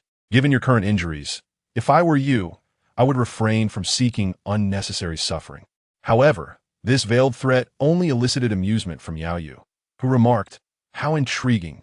This is the first time I have witnessed such an expression from you. It seems that compared to the sun and moon sect, that young gentleman, Chu, holds greater significance for you. Dongfang Bubai remained silent, yet the energy within her body began to coalesce, suggesting a potential confrontation was imminent. The more evident Dongfang Bubai's emotions became, the more Yaoyue reveled in her triumph. After a few moments, Yaoyue carelessly mused, It just so happens that there has never been a male resident in my Yihua palace. With such striking beauty, if I were to bring this Chu gentleman back to my abode, it would indeed be quite pleasant to have his company daily. Upon hearing this, Dongfang Bubai inhaled sharply, unable to contain herself any longer. It appears that you will not relent until you experience some hardship, she stated. Yaoyue stood her ground, retorting, You think you can make me suffer? Just you? Dongfang Bubai chuckled coldly. Your memory seems rather short. Do you not recall who was defeated by whom today? At the mention of this matter, Yaoyue's expression darkened. After a brief moment of eye contact, Dongfang Bubai suddenly launched into action. Though she remained seated, her palm shot forth towards Yaoyue. In response to Dongfang Bubai's movement, Yaoyue coldly scoffed and raised her hand to meet it. As their palms connected, an invisible wave surged outward from the two women, akin to a fierce wind, causing the potted plants in the courtyard to sway vigorously. Noticing this, Dongfang Bubai furrowed her brow and swiftly leapt away. Yaoyue followed closely behind. Following their departure, Chu Qinghe and Chu Qinghe appeared at the kitchen entrance. Observing the now empty courtyard, Chu Qinghe hesitated before asking, Young master, do you think Dongfang Jie can persuade that Yaoyue, the palace master, to leave? Listening to Chu Qinghe's question, Chu Qinghe sighed. It seems unlikely. The reputation of Yaoyue is illustrious, akin to that of the indomitable Dongfang Bubai. Both are undoubtedly born as proud paragons of excellence. Furthermore, Yaoyue holds the esteemed position of the Grand Master of the Yihua Palace, a status that surpasses even that of Dongfang Bubai. It is evident that expecting Yaoyue to comply effortlessly is a fanciful notion. Chu Qinghe inquired, What if the Grand Master Yaoyue chooses not to depart? Chu Qinghe, with a languid tone, replied, What else can be done? We simply have an extra set of chopsticks at home. Huh? Chu Qinghe was momentarily taken aback by Chu Qinghe's words. After casting a sidelong glance at her, Chu Qinghe shrugged nonchalantly. What do you propose we should do otherwise? She is the Grand Master of the Yihua Palace, the sovereign of a formidable force. If she wishes to stay, surely you cannot coerce her with a blade. As he spoke, Chu Qinghe found himself at a loss whether to laugh or not. In a quaint place like Yushui City, encountering Dongfang Bubai was already remarkable. Now, a second formidable presence, Yaoyue, had arrived. In the realm of the Ming dynasty, where three extraordinary women reigned supreme in power and reputation, he had inadvertently gathered two of them in his vicinity. Contemplating this, Chu Qinghe couldn't help but stroke his chin. Could it be that his fortuitous encounters had intensified since his arrival in this new world? Chapter 52. The subtle ambitions of the invincible East. After the passage of an incense stick's duration, the culinary endeavors of Chu Qinghe in the kitchen were nearing completion. Yet neither the invincible East nor Yaoyue had returned. Clearly, the two had not yet reached a resolution.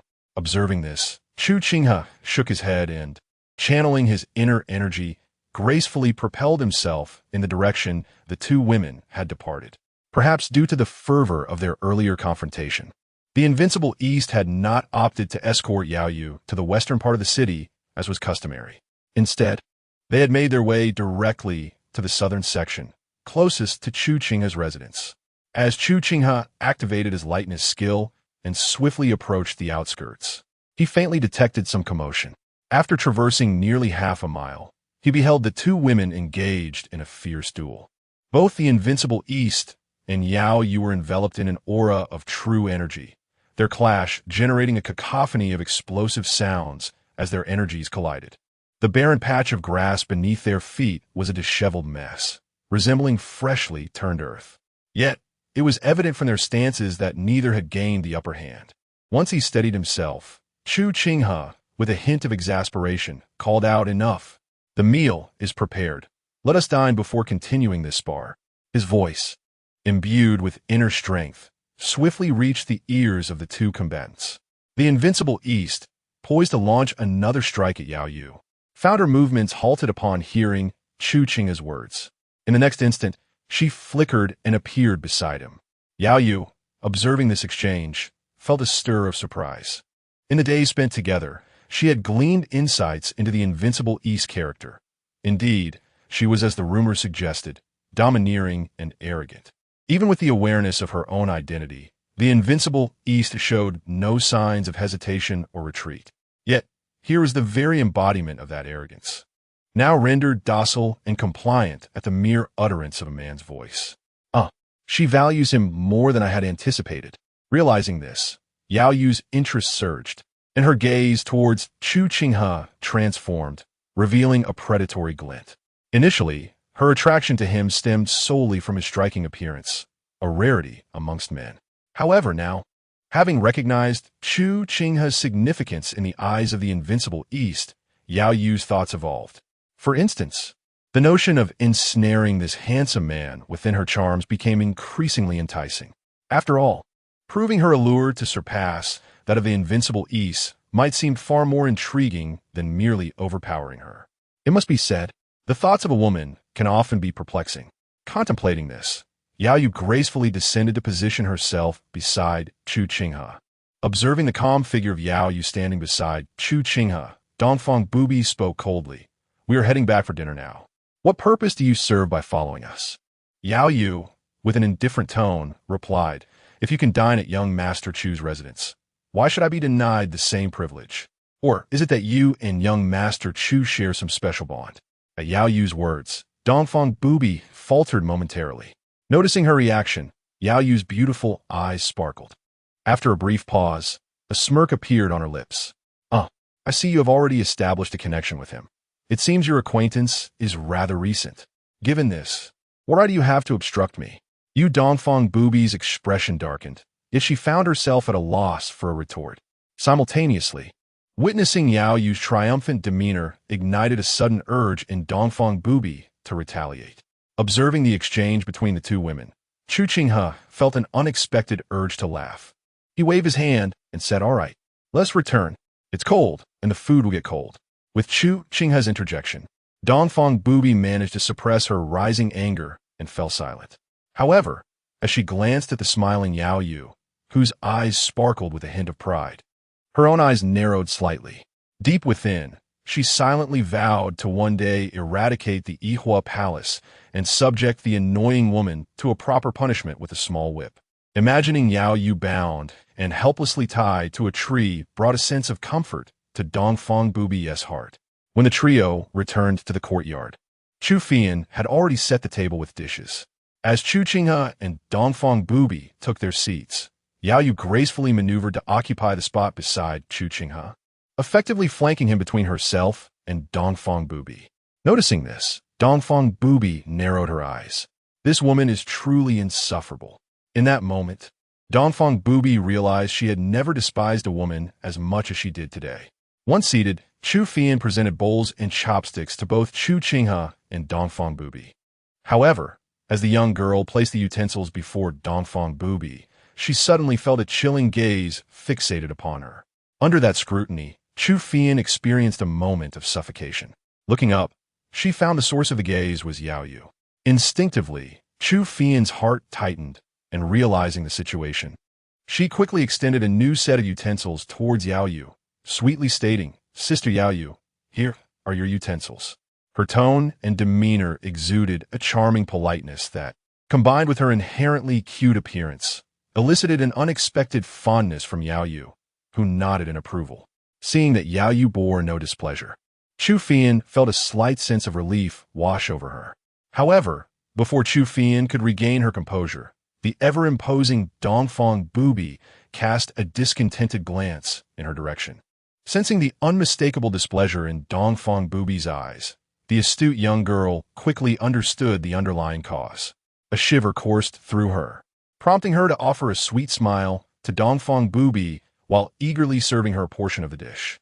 Once she had settled back in her seat, she glanced at Yaoyue, then back at Dongfang Bubai, her expression tinged with bitterness. A sense of impending trouble loomed ahead, with just Dongfang Bubai around. Chu Qinghe often felt a constraining sense of being watched.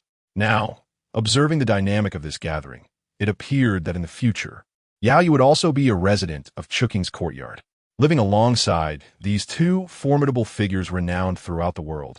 Chu Qinghe could hardly fathom the trials that awaited her in the days to come.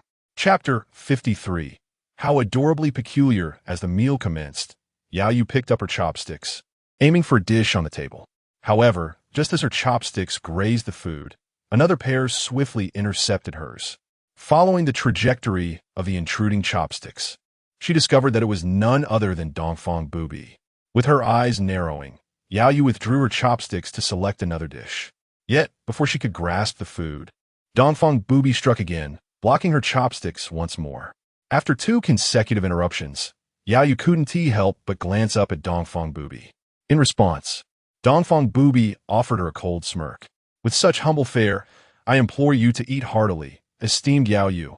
Hearing Dongfang Bubai's words, Yaoyue scoffed inwardly and gave her chopsticks a slight shake. In that moment, the force she exerted dislodged Dongfang Bubai's chopsticks with an unusual energy. Unhindered now, Yaoyue successfully lifted a piece of food. Observing this, Dongfang Bubai's eyes narrowed, and her chopsticks lunged once more towards Yaoyue, moving with such speed that even Chu Qinghe and Chu Qinghe could hear the faint sound of slicing air. In that instant, the two onlookers felt as though they were witnessing a duel of blades, the icy gusts generated by their clash stinging their faces. After a brief moment of contemplation, prioritizing his own safety, Chu Qinghe silently picked up a dish and moved to the threshold of the kitchen. Noticing his actions, Chu Qinghe followed suit, carrying a dish and joining him at the kitchen entrance. Observing the fierce confrontation before them, Chu Qinghe asked, "Young master, aren't you going to intervene?" To her inquiry, Chu Qinghe retorted, "How could I possibly intervene?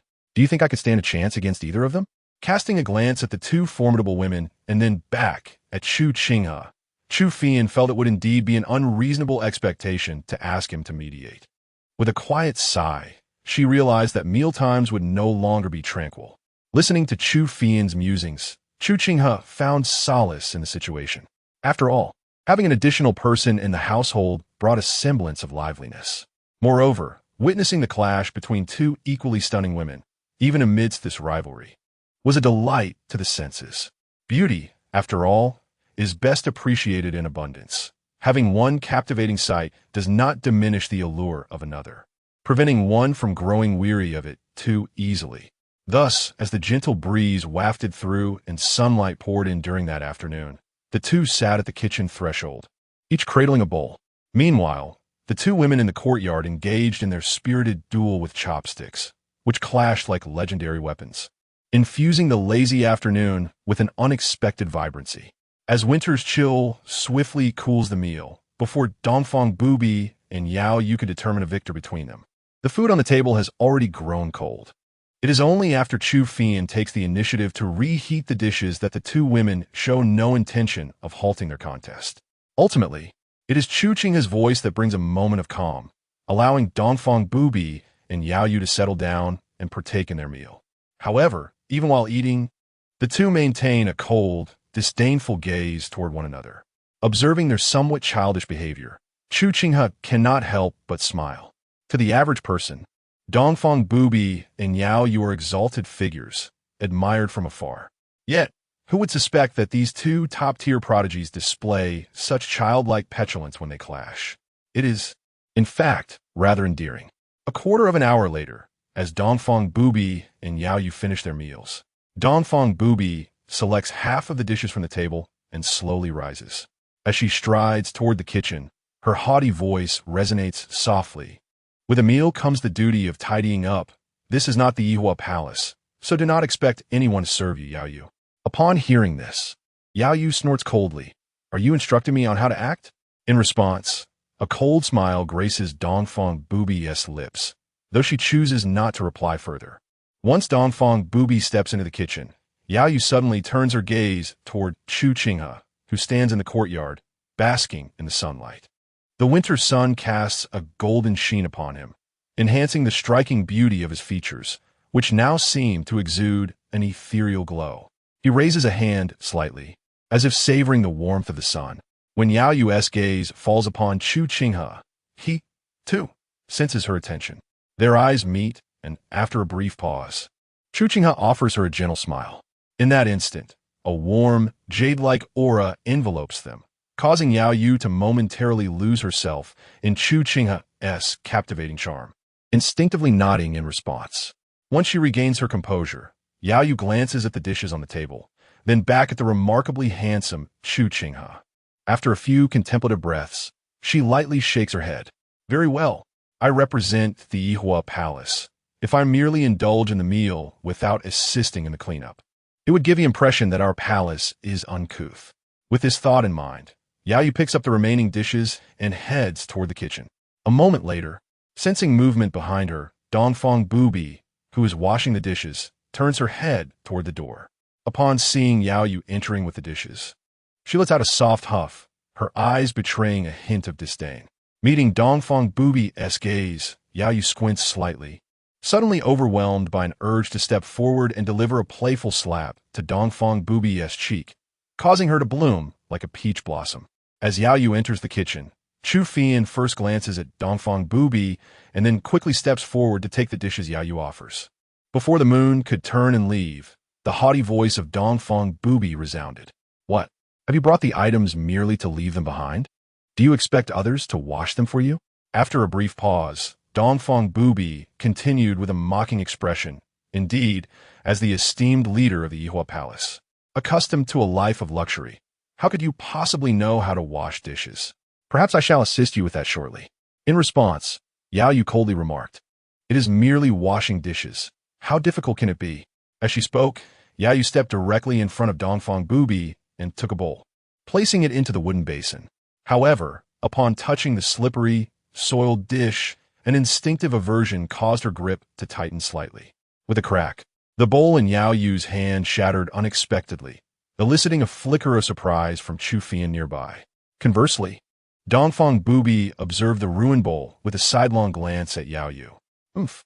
Under such scrutiny, Yaoyue felt a surge of irritation rise within her. This woman is truly insufferable. Chapter 54. Family Status. -1 After nearly 15 minutes, the esteemed master of the Yihua Palace, Yaoyue, successfully washed her first bowl. Upon completing this task, she even harnessed her inner energy to dry the water stains on the bowl before placing it delicately on the table. With a sidelong glance at Dongfang Bubai, she remarked, Is that all there is to it? What difficulty lies within? As she spoke, Yaoyue flicked her sleeve, unleashing her energy, which instantly reduced several broken bowls in the corner of the room to mere dust. Observing this display, Dongfang Bubai raised an eyebrow. From Yaoyue's prowess, it was evident that she excelled in erasing any traces of her actions. Glancing once more at the bowl she had just washed, Yaoyue now was satisfied. turned and gracefully departed, her steps measured and steady. It was difficult to reconcile the image of this ethereal woman with the one who had awkwardly washed several broken dishes moments before. Watching Yaoyue's retreating figure, Chu Qinghe pondered for a few moments before glancing toward Dongfang Bubai. Did she believe that by destroying the dishes, no one would realize that she had been responsible for their breakage? In response, Dongfang Bubai paused briefly before nodding. Indeed, that seems to be the case. Chu Qinghe couldn't help but smirk at this revelation, suddenly feeling that the aura surrounding the master of Yihua Palace was not as dazzling as she had previously imagined. At that moment, as if struck by a realization, Dongfang Bubai, still in the kitchen, furrowed her brow and murmured, "Something is amiss." The instant the words escaped her lips, she swiftly exited the kitchen. Noticing her sudden movement, Chu Qinghe followed, her expression one of confusion. As the two women emerged from the kitchen, they immediately spotted Chu Qinghe, who had already stepped into the courtyard, holding an incense burner and a wine jug. Upon seeing the purple jade mandala incense inserted in the burner, Chu Qinghe quickly understood the reason for Dongfang Bubai's altered expression. Does he truly not comprehend the value of these items? Que fait-on remarque? Exasperated. He brings out the purple jade mandala incense on a first visit. In response to her inquiry, Dongfang Bubai sighed. It is not that he is unaware. Rather, he simply does not care. Reflecting on Dongfang Bubai's explanation, Chu Qinghe concluded that this reasoning was likely more accurate. After all, during their initial visit, Chu Qinghe had unreservedly presented the purple jade mandala incense as well.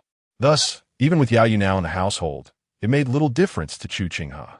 Meanwhile, as Dongfang Bubai observed Chu Qinghe arranging the tables and chairs in the courtyard, her brow furrowed slightly. It became evident to her that Yaoyue's intentions were solely directed toward Chu Qinghe. Logically, if Yaoyue were to lose interest in him, she would leave without the need for Dongfang Bubai to intervene. However, therein lies the dilemma. Will Yaoyue lose interest in Chu Qinghe? Dongfang Bubai feels that it might be quite challenging. From Dongfang Bubai's most direct experience, Chu Qinghe resembles an aged wine laced with slow-acting poison. The more one interacts with him, the more one is enveloped by an extraordinary sensation, becoming irresistibly intoxicated. Once one has tasted the sweetness, it is exceedingly difficult to let go. Naturally, the longer Yaoyue and Chu Qinghe spend together, the more Dongfang Bubai can ascertain that this woman's interest in Chu Qinghe will intensify. Eventually, it is inevitable that this situation will evolve into a rivalry between the two women for the affections of a man, a scenario that is decidedly not to Dongfang Bubai's liking. Consequently, Dongfang Bubai cannot help but harbor a tinge of resentment towards Chu Qinghe, for the first time recognizing a quality in him that she finds displeasing: his uncanny ability to attract other women. In the courtyard, as the purple jade mandala incense in the censer was ignited, Chu Qinghe reclined slowly. Within mere moments, his vitality visibly waned. Just as Chu Qinghe was basking in the warmth of the sun, Yaoyue, seated beside the stone table in the courtyard, cast a look of astonishment. It was not that she was captivated by Chu Qinghe's current state, but rather she had noticed the peculiar wisps of smoke swirling around him, akin to flowing clouds.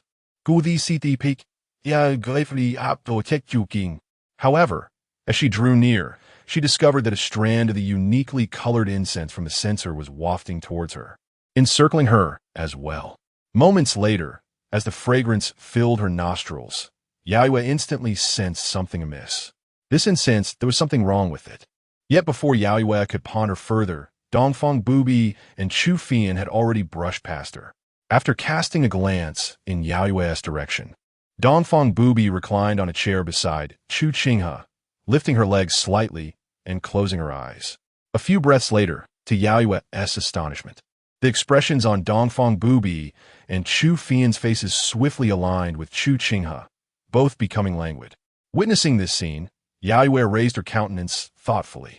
After a moment of contemplation, she took a few steps forward until she stood before Chu Qinghe. As she approached, Chu Qinghe, who had just begun to relish the day's sunlight, suddenly felt the light dim. Realizing that the sun was being obscured, Chu Qinghe initially thought that clouds had covered the sun, and with a hint of displeasure, she opened her eyes. However, upon doing so, she was met with the sight of Yaoyue's exquisitely cold and beautiful visage, her gaze as frigid as a water blade. As their eyes locked, Chu Qinghe's expression stiffened under Yaoyue's unwavering stare. She then raised her hand, tentatively pointing beneath herself, her face displaying a hint of inquiry. In response to Chu Qinghe's gesture, Yaoyue gently nodded. Understanding Yaoyue's implication, Chu Qinghe managed to force a smile onto her face and slowly rose to her feet. As Chu Qinghe rose, Yaoyue stepped forward, turning her body to lie down directly. In an instant, sunlight enveloped her entirely. The gentle afternoon rays rendered Yaoyue languid and relaxed. The warmth of the sun seemed to penetrate deeply into her bones, effortlessly coaxing away the lethargy that had settled within her. Coupled with the enchanting aroma of the purple mandrake incense surrounding her, which calmed the mind and spirit, Yaoyue experienced a profound sense of tranquility. Her expression softened swiftly in tandem with her body's relaxation, and she unconsciously exhaled a gentle sigh. This sensation. While Yaoyue reveled in comfort, Chu Qinghe's countenance gradually turned melancholic. After retrieving a lounge chair from the storage room, Chu Qinghe placed it beside Dongfang Bubai. Glancing at the chair, which was positioned further from Chu Qinghe, her delicate face was filled with a sense of helplessness and pity. Family status diminished. Chapter 55. A speck of dust. What poison could it be? In the winter sun, one often senses an essence that incites a peculiar languor, rendering one blissfully lethargic under its warm embrace. The gentle breeze wafts through, carrying the rich fragrance of camellias that permeate the courtyard, accompanied by the swirling purple mist that envelopes the four individuals. Each breath brings forth a serene and rejuvenating sensation. Even the ever-vigilant Dongfang Bubai and Chu Qinghe, who have experienced this tranquility numerous times, find themselves succumbing to a delightful languor, not to mention the first-time sensation experienced by Yaoyue. Beneath this radiant sun, Yaoyue feels as though all her strength has been utterly sapped, leaving her fingers reluctant to stir. Strangely, this sense of weakness does not evoke any distaste. Rather, it engenders a profound appreciation for the moment. Thus, in this sunlit courtyard, suffused with floral aromas, Yaoyue successfully savors the afternoon ambience curated by Chu Qinghe. It is not until the once bright sun begins to dim that Chu Qinghe stirs from his reverie. After a somewhat arduous effort to rise, he stretches languidly, allowing the remnants of drowsiness to dissipate before gradually standing. As he moves, Chu Qinghe and Dongfang Bubai awaken as well, both rising with a familiarity that leads them to join Chu Qinghe at the stone table. Just as the three settle down, Yaoyue, still languid, awakens with a delayed realization. However, upon regaining consciousness, her vital energy circulates throughout her body, instinctively placing her in a state of alertness. Observing Yaoyue's reaction, Dongfang Bubai casts a sidelong glance and scoffs. The esteemed leader of the Yihua Palace, so easily startled. How amusing. His voice, laced with disdain, seems to overlook his own previous reactions upon entering Chu Qinghe's courtyard, which were scarcely more composed than Yaoyue's.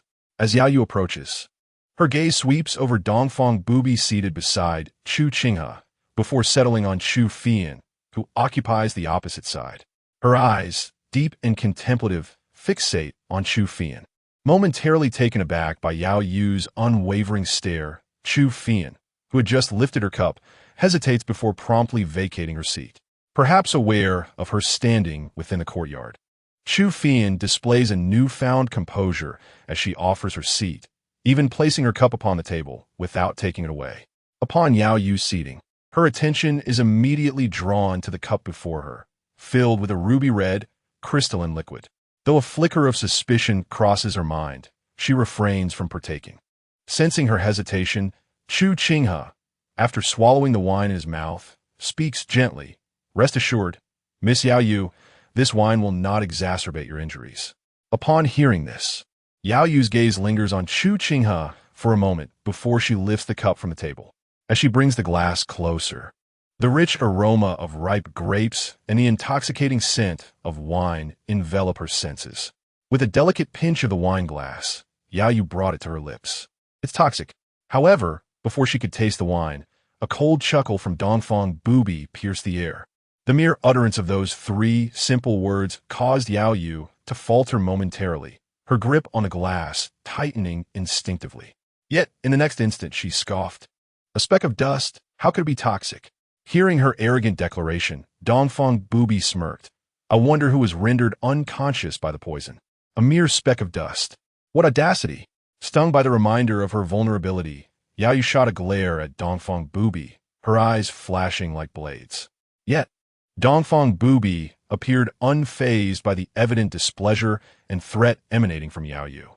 In fact, her mockery intensified, provoking a flicker of irritation in Yaoyue's eyes, igniting a fire within her. Fortunately, the exquisite wine still held an allure for Yaoyue. After a brief moment of contemplation, she huffed softly, redirecting her focus to the glass at her lips. As the fine wine flowed into her mouth, she was enveloped by the rich aroma of fruits and the smoothness of the liquor, causing her brows to lift in delight. After savoring the lingering taste, Yaoyue nodded appreciatively. This wine is exquisite. Just as the words left her lips, a warmth began to rise within her abdomen. As this warmth coursed through her body, she felt a remarkable alleviation of discomfort in her meridians from her earlier contest with Dongfang Bubai. Surprised by this transformation, Yaoyue glanced at the wine glass in her hand. Could this wine truly nourish the meridians? In that moment, her gaze shifted to Chu Qinghe. Responding to Yaoyue's inquiring look, Chu Qinghe smiled and nodded gently. Captivated by his serene smile, Yaoyue felt an allure more intoxicating than the wine itself. In contrast, Dongfang Bubai narrowed her eyes at Yaoyue, who was now gazing at Chu Qinghe with newfound admiration. Prior to Yaoyue's arrival at Chu Qinghe's residence, Dongfang Bubai had harbored a modicum of appreciation for her. Now, however, she regarded this woman as nothing but an eyesore. Appreciation? Huh. Only a fool would admire such an irritating woman. Sensing Dongfang Bubai's scrutiny, Yaoyue's gaze shifted. Locking eyes with her, Yaoyue lifted her chin slightly, transforming her previously level stare at Chu Qinghe into a subtle condescension. In response to Yaoyue's newfound posture, Dongfang Bubai tilted her head lightly, setting down her glass. Dongfang Bubai summoned her energy and swept towards the southern part of the city. Observing this, Yaoyue downed the remaining wine and followed suit. As the 2 women departed, brimming with the spirit of competition, Chu Qinghe paused momentarily. Another fight? Meanwhile, Chu Qinghe, resting his chin on his hand, remarked softly, "It's nothing." One becomes accustomed to such spectacles after witnessing them often. Upon hearing this, Chu Qinghe gazed at Chu Qinghe and inquired, "My lord, why do you not oppose Sister Dongfang and Sister Yaoyue engaging in a duel?" In response to Chu Qinghe's question, Chu Qinghe replied with a sense of calm. "It is rare for them to share such a strong bond, so why should I object? Such a bond?" Chu Qinghe regarded him with skepticism, questioning whether something was amiss with his perception. As if sensing her thoughts, Chu Qinghe chuckled lightly and explained, "You do not comprehend. The relationships of some individuals differ from those of the ordinary. The more they spar, the stronger their feelings become. They belong to this very category." However, despite Chu Qinghe's intelligence, her limited experiences left her unable to grasp this concept. Chu Qinghe chose not to elaborate further. After all, with his presence, even if they were to sustain injuries, a few needles would suffice for treatment. It was merely a brawl, one that could be freely engaged in, and healing would follow. Chapter 56. Lifting a stone to stumble upon one's own foot in the southern part of the city, 20 miles distant from the city gate, lies a picturesque mountain gorge. At this moment, Dongfang Bubai and Yaoyue stand facing each other. With one hand behind her back, Yaoyue gazes at Dongfang Bubai from afar. Before Dongfang Bubai can utter a word, Yaoyue speaks first. "Ha! No wonder the leader of the Sun Moon Holy Cult would find solace in such a small place as Jiuzhou City. You certainly know how to indulge." Dongfang Bubai replies coldly, "What I do and where I am is of no concern to you. Yet you, as the Grand Master of the Yihua Palace, choose to linger in Jiuzhou City instead of attending to your duties within the sect. With someone like you at the helm, it is only a matter of time before the Yihua Palace meets its downfall." In response to Dongfang Bubai's words, Yaoyue's voice is equally frigid. Huh. As a top-tier force, who in this southwestern region dares to offend the Yihua Palace? Naturally, I am entitled to enjoy a leisurely life here by the side of young Master Chu. Meanwhile, your Sun Moon holy cult struggles even against the Five Mountain Sword sect. If I were in your position, I would be restless, pondering how to confront them rather than indulging in pleasure here. Dongfang Bubai sneers, ridiculous. Even the likes of the 12 astrologers, those cowardly scoundrels, continue to live freely in this world. Claiming to be a top-tier force is nothing but a jest. At these words, Yaoyue's expression instantly turns frosty. It is well known that one should not strike a person's face nor expose their weaknesses. Since Yaoyue took over the Yihua Palace, only the 12 astrologers have dared to provoke the palace. Although their strength is lacking, they are experts in fleeing. Over the years, each time there was any sign of trouble, they vanished without a trace. As a result, Yaoyue has personally intervened several times, yet she has been unable to eliminate the 12 astrologers. This has undoubtedly been a thorn in her side. Now, with Dongfang Bubai's words, it is clear he is both striking a blow and exposing a sore spot, inciting Yaoyue's ire. However, moments later, Yaoyue swiftly regains her composure. A light smile gracing her lips. Dongfang Bubai, do not presume that I am unaware of your thoughts. It was indeed you who deliberately spread the news to draw me to Yushui City. In retrospect, I should thank you. Without your intentional ploy, I would not have come to Yushui City, nor would I have had such an experience today. With her words, Dongfang Bubai grits his teeth in frustration. As Yaoyue stated, had it not been for Dongfang Bubai's design to lure her here, the events leading to her fixation on Chu Qinghe would not have transpired. Yet at that time, Dongfang Bubai had not encountered Chu Qinghe and could not foresee the future. Now reflecting upon it, he feels a subtle sensation of having lifted a stone only to stumble upon his own foot. Observing Dongfang Bubai's expression darkening, Yaoyue cannot help but reveal a look of triumph. She continues to speak. It was you who attracted me here. Now you wish for me to depart, leaving you alone in Yushui City. But do you truly believe I will grant your wish? Having reached this point in their conversation, Dongfang Bubai felt no need for further concealment. Fixing her gaze upon Yaoyue, she declared with an air of authority, if you are unwilling to take the initiative, I shall assist you in your departure. Yaoyue, with a hint of disdain, retorted, is that so? Dongfang Bubai let out a heavy snort, and without further ado, her figure flickered, becoming elusive in an instant. To an observer, it appeared as if a streak of light had swiftly darted by. As Dongfang Bubai surged towards her with formidable force, Yaoyue uttered a sharp rebuke. You seek your own demise, and gracefully ascended. In a fleeting moment, the two collided once more. A resounding explosion echoed as their true energy clashed, sending dust swirling in the air within a radius of 1 mile. Amidst this haze, the two figures intertwined, exchanging dozens of blows in the brief span of mere breaths. Not only Yaoyue, but even Dongfang Bubai opted for a direct confrontation, clearly ignited with genuine fervor. At the hour of you, the sun had fully descended, leaving behind only a trace of white in the sky. Just as Chu Qinghe had finished lighting new candles in the lanterns of the courtyard, the two women who had departed an hour earlier finally returned, accompanied by the reverberation of their true energy. Compared to their earlier appearance, both women now bore a slightly disheveled look, their bodies radiating the tumult of energy and vitality. Yet contrasting with Dongfang Bubai's somber demeanor, Yaoyue's face was aglow with a triumphant smile. From this expression alone, Chu Qinghe could discern the outcome of their recent skirmish. After a somewhat subdued approach to Chu Qinghe, Dongfang Bubai seized the wine cup from his hand and drank it down in one go.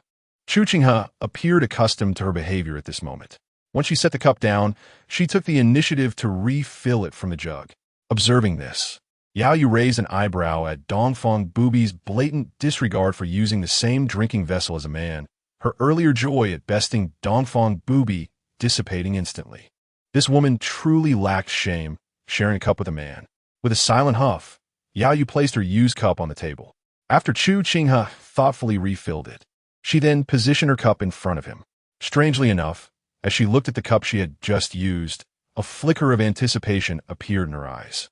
Chu Qinghe, momentarily taken aback by the cup placed before him by Yaoyue, was soon met with Dongfang Bubai's furious glare. "What are you doing?" she growled, fixing her eyes on Yaoyue. In response, Yaoyue chuckled coldly. "Is your strength lacking, or is your vision failing? I am merely offering the cup to young Master Chu." Dongfang Bubai retorted icily. "Does he require your permission to use his cup? Tend to your own affairs." As she spoke, she subtly manipulated the true energy, pulling the cup in front of Chu Qinghe towards Yaoyue. Upon reflecting on the moon's invitation, she deftly flicked her fingers, sending the wine cup back towards Chu Qinghe with an air of nonchalance, her gaze directed disdainfully towards the east. "Do you believe this seat permits your interference in my affairs? I, the leader of this sect, shall intervene regardless. Care to test me? Do you think I fear you?" Following this exchange of unwavering resolve, amidst Chu Qinghe's astonishment, the two figures vanished in the blink of an eye, their true energy swirling as they departed without even warming the stone bench they had just occupied. Meanwhile, as they left, Chu Fian emerged from the kitchen, carrying a tray of dishes. Upon noticing that only Chu Qinghe remained in the courtyard, she paused, perplexed, and inquired, "Where have the two of them gone?" Leaning against her hand, Chu Qinghe lazily replied, "They couldn't see eye to eye and have likely resorted to a brawl." Guqin. Gazing at the increasingly luminous moonlight above and reflecting on the earlier dialogue between the two women, Chu Qinghe couldn't help but feel a smile creeping onto her face. Moments later, stretching languidly, she remarked with a grin, "Life is becoming ever more vibrant. It's rather delightful." Chapter 57. Mutation after dinner. Within the confines of the kitchen, Dongfang Bubai's expression remained shrouded in a somber aura as she undertook the task of washing the dishes in silence. Beside her, Yaoyue wore a similarly cold demeanor, her lips sealed throughout the process. An indescribable sense of pressure permeated the air, emanating from the two women in the kitchen. In stark contrast to her usual chatter, Chu Fian, who typically buzzed around like a lively lark, now shrank back, resembling a timid quail under the weight of the inexplicable tension. Even her dishwashing movements became instinctively subdued. Once the dishes gleamed as if brand new, Chu Fian finally exited the kitchen, exhaling a sigh of relief. Upon stepping out, Dongfang Bubai's gaze immediately swept towards the courtyard. It softened, albeit slightly, when it landed on Chu Qinghe, who sat upon a stone bench. As she settled beside him, she noticed something amiss. Unlike her customary practice of merely warming a single jug of wine, there were now two on the stone table before them. As the three women took their seats, Chu Qinghe gestured towards the jug on his left, saying, "This one is for you." Chu Fian, intrigued by his offering, inquired, "Is there a difference between these two jugs of wine?" Chu Qinghe replied in a calm tone, "The second jug has been infused with a few medicinal herbs, beneficial for soothing one's energy and nurturing internal organs."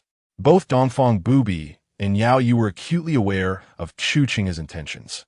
Today alone, they had engaged in 3 fierce bouts, each more intense than the last. Though they bore no immediate harm, over time, such exertions could accumulate minor issues. After a few cups of wine, at Chu Qinghe's prompting, Chu Fian rose to fetch a chessboard from his room. Moments later, as the black and white pieces intermingled on the board, Yaoyue, sipping her wine, cast a glance towards the game. Initially, she paid it little mind, but upon noticing the unusual arrangement of the pieces, her curiosity piqued. After observing for a brief while, she realized that they were not playing traditional Go. As several rounds progressed, Yaoyue, having discerned the simplicity of the 5-in-a-row game, shook her head gently, suddenly losing interest. However, this waning enthusiasm rekindled as Dongfang Bubai began her match against Chu Qinghe. With each move, whenever Dongfang Bubai found herself at a disadvantage, Yaoyue's taunts would invariably follow. "Huh, to lose at such a simple game. It appears I had overestimated the intellect of certain individuals," she scoffed. "If one does not wish to see, one might as well donate their eyes to others." Thus, amidst the relentless barrage of words, Dongfang Bubai felt an overwhelming urge to explode. The gaze sharply swept towards Yaoyue, and Dongfang Bubai coldly remarked, "A true gentleman observes the game in silence. Are you not familiar with this saying?" In response to Dongfang Bubai's inquiry, Yaoyue let out a disdainful snort, saying, I merely cannot tolerate the foolish. Despite 10 attempts, you have not emerged victorious even once. Upon hearing this, Dongfang Bubai narrowed his eyes slightly. He then tossed the chess pieces back into the box and, with a flick of his wrist, pushed the box towards Yaoyue while sneering. If you possess the skill, then show me how you can win. Without hesitation, Yaoyue retorted, If you dare, I shall not shy away from the challenge. However, before Yaoyue could make his move, Dongfang Bubai, arms crossed, suddenly added, By the way, there's a wager involved in this game. One must not falter when faced with defeat. Yaoyue raised an eyebrow and asked, What are the terms? Dongfang Bubai slowly rose and retrieved a wooden box from his room, filled with the notes he had been labeled with after his losses in recent days. The consequence of losing was to wear these notes on the forehead and take responsibility for washing the clothes of all household members the following day. Hearing this, Yaoyue sneered dismissively. Is that all? Observing Yaoyue's self-assured demeanor, Dongfang Bubai chuckled coldly and declared, Let us begin. With that, Yaoyue said nothing further, picked up a piece, and placed it directly on the board.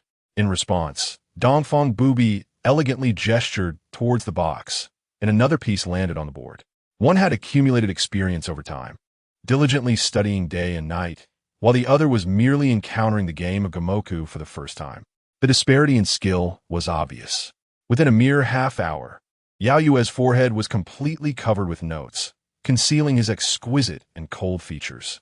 Yet, despite the notes obscuring his face, the tumult within Yaoyue's chest grew increasingly evident, and his clenched fists revealed his frustration. Meanwhile, Dongfang Bubai, basking in his consecutive victories, wore a smug smile. Casting a sidelong glance at Yaoyue, he taunted, I had thought your chess skills were remarkable. It appears you are merely adept at verbal sparring. At Dongfang Bubai's words, Yaoyue let out a cold snort and swiftly vanished into his room. Satisfied, Dongfang Bubai let out a hum of contentment and lifted a cup from the table to drink. However, when his gaze fell upon Chu Qinghe, who wore a subtle smile, he frowned and asked, What are you looking at? In response, Chu Qinghe chuckled lightly, It's nothing. I merely find you today to be more animated than usual. After a brief pause, Chu Qinghe added, In fact, you possess a certain charm.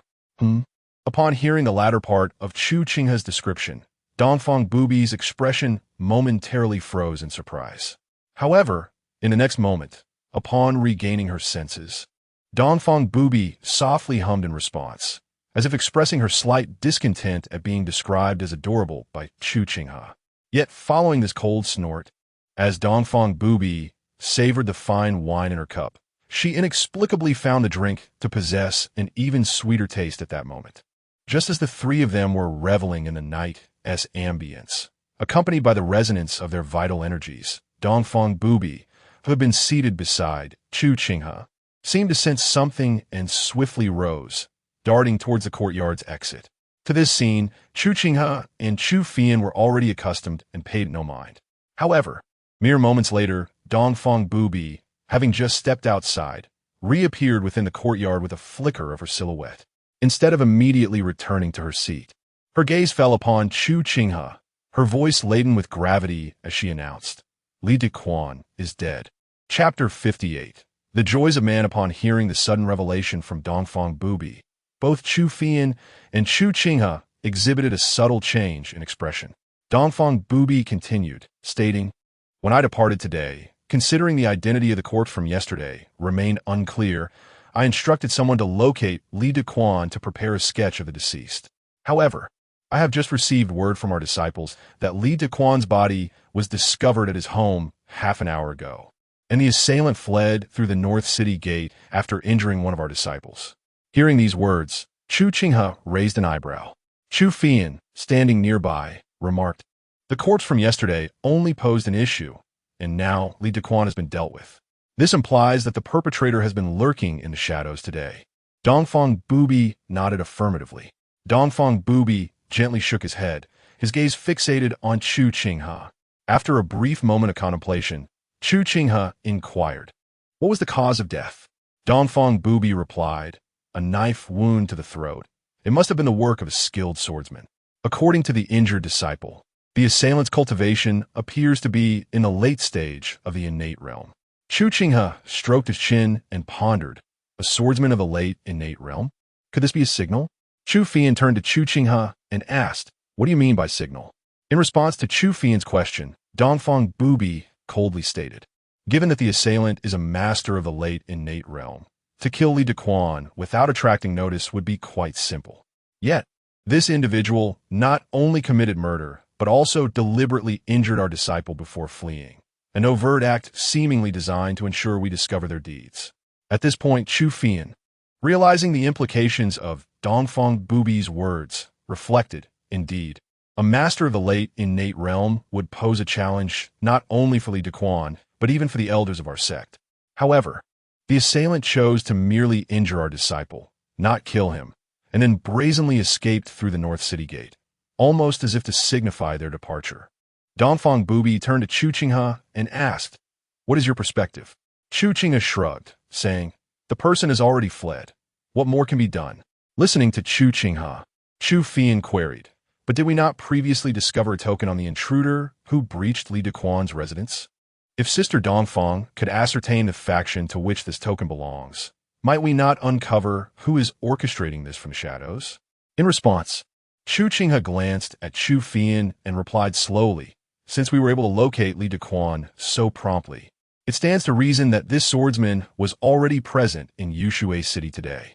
Given this, if the assailant was aware that Li Dequan would lead us to the corpse, how significant could the token truly be? It may either be that the token reveals nothing of value, or it is a deliberate diversion left for us to follow." After reflecting for a moment, Chu Fian sighed, "That is a valid point. Yesterday, when Li Dequan visited the young master, the corpse remained unattended in his residence, leaving the other party with ample opportunity to execute their plans." Nearby, Dongfang Bubai, having overheard Chu Qinghe's remarks, furrowed her brow and inquired, "Is this a smokescreen?" To which Chu Fian added, "Perhaps it is a deliberate diversion, intentionally left for you to investigate, Sister Dongfang." Following their exchange, Chu Qinghe propped her chin on her hand and mused, "Regardless, we must investigate. However, until we clarify the situation, it is prudent not to act hastily lest we fall victim to manipulation." With that, Chu Qinghe refrained from elaborating further. Given Dongfang Bubai's intelligence, she was well aware of the nuances without requiring excessive explanation from Chu Qinghe. Moreover, based on the information currently available, there was little more to deduce. As the conversation unfolded, Dongfang Bubai's thoughts began to expand. During this contemplative moment, she couldn't help but glance at the distracted Chu Qinghe, her eyes betraying a hint of astonishment. The details surrounding Li Dequan were nearly common knowledge among the group. Chu Qinghe was no less informed than the others. Yet, in light of this shared knowledge, it was remarkable that Chu Qinghe could discern certain issues immediately after Dongfang Bubai had disclosed the matter regarding Li Dequan, insights that even Dongfang Bubai had not previously considered. Such acuity and insight showcased Chu Qinghe's exceptional intellect, a rarity indeed.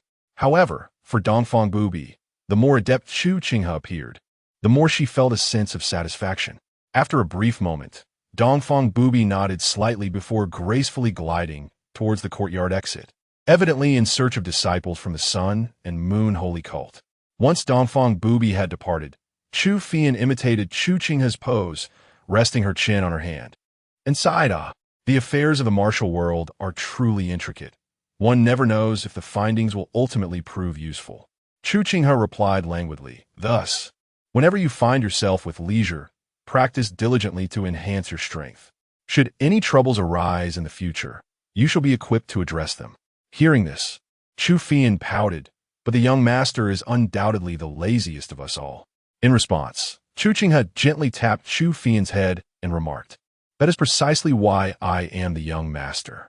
Who would ever expect their master to intervene in their troubles?" Rubbing the spot where Chu Qinghe had tapped her, Chu Fian rolled her eyes, momentarily at a loss for words. The following day, as dawn broke and sunlight streamed into the courtyard, Dongfang Bubai and Yaoyue were already standing in the yard, their eyes closed in deep meditation. Their vital energy flowed harmoniously with their breath, enveloping them in a serene aura. Bathed in the morning light, the two inherently beautiful figures seemed to radiate an ethereal glow, their beauty magnified by the gentle rays of the sun. After a refreshing morning ritual, Chu Qinghe found himself seated in the courtyard, basking in the gentle embrace of the morning sun, his gaze wandering across the serene surroundings. One must acknowledge that the essence of a man's joy can often be remarkably simple and unadorned, much like Chu Qinghe in this moment. He occasionally glanced at the ethereal beauty of the moonlit sky, and at other times his eyes were drawn to the striking figure of Dongfang Bubai, resplendent in fiery red and exuding an air of vitality. Though it was still early in the day, a sense of contentment had already begun to blossom within him.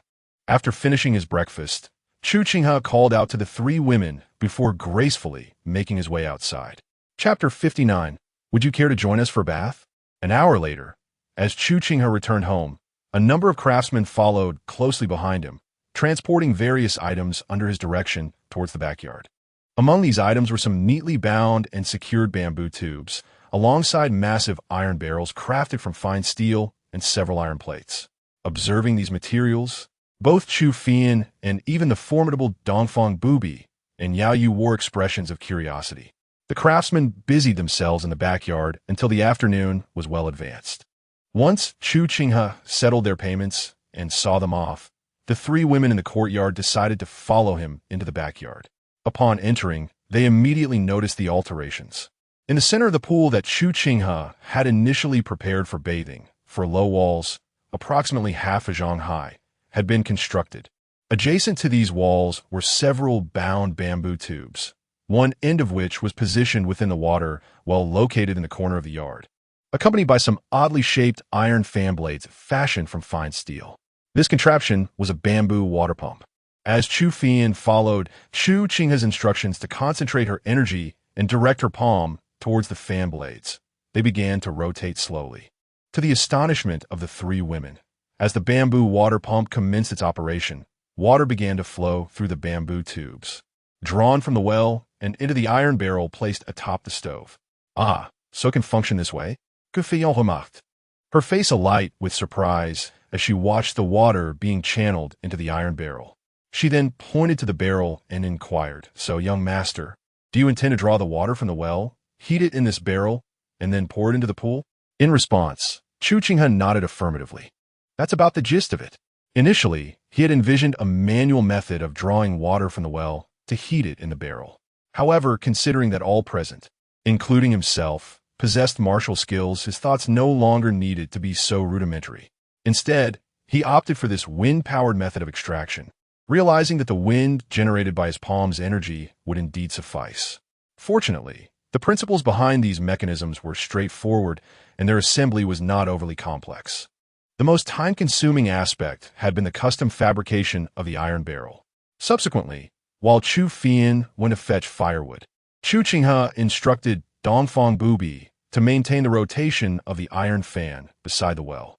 With the fan spinning vigorously, streams of water flowed steadily into the iron barrel.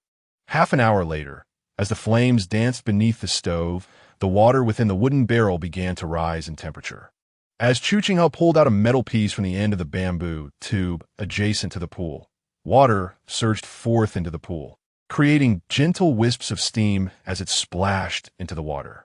Witnessing this scene, Chu Qinghe's eyes sparkled with delight. As Dongfang Bubai withdrew his gaze from the pool and turned to Chu Qinghe, he inquired, "Have you spent the entire day merely to procure this?" In response to Dongfang Bubai's question, Chu Qinghe chuckled lightly indeed. Observing the joyful smile adorning Chu Qinghe's face, Dongfang Bubai couldn't help but be amused, finding the situation rather comical, if one were to deem Chu Qinghe industrious. It was true that he could remain seated in the courtyard for an entire day without so much as shifting his position. Yet, if one were to label him lazy, it was equally true that he would expend a whole day on such trivial matters.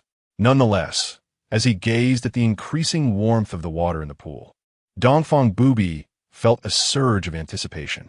Later that evening, following dinner, considering the forthcoming events, the efficiency of Dongfang Bubai, Yaoyue, and Chu Qinghe in the kitchen had notably improved.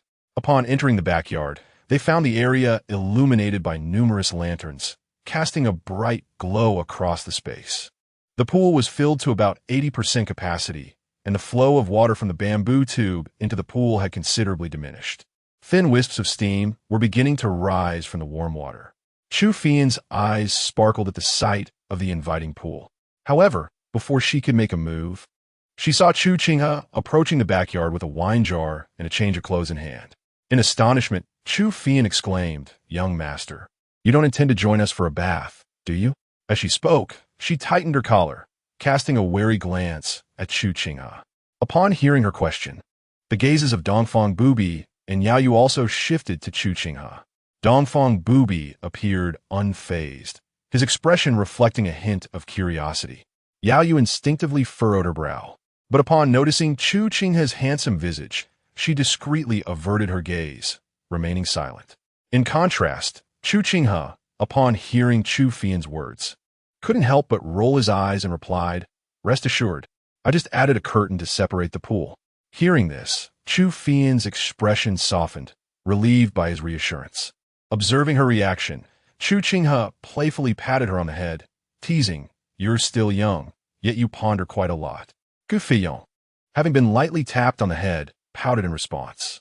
Her gaze then shifted back to Chu Qinghe, who was holding the jar of wine, and she curiously asked, "What do you intend to do with the wine?" Chu Qinghe replied, "It's rather dull to soak without something extra, so I thought I'd add a little something." Chu Qinghe, looking conflicted, remarked, "If you add that one tea, we end up reeking of alcohol afterward." Chu Qinghe responded with mild irritation, "Why all the fuss?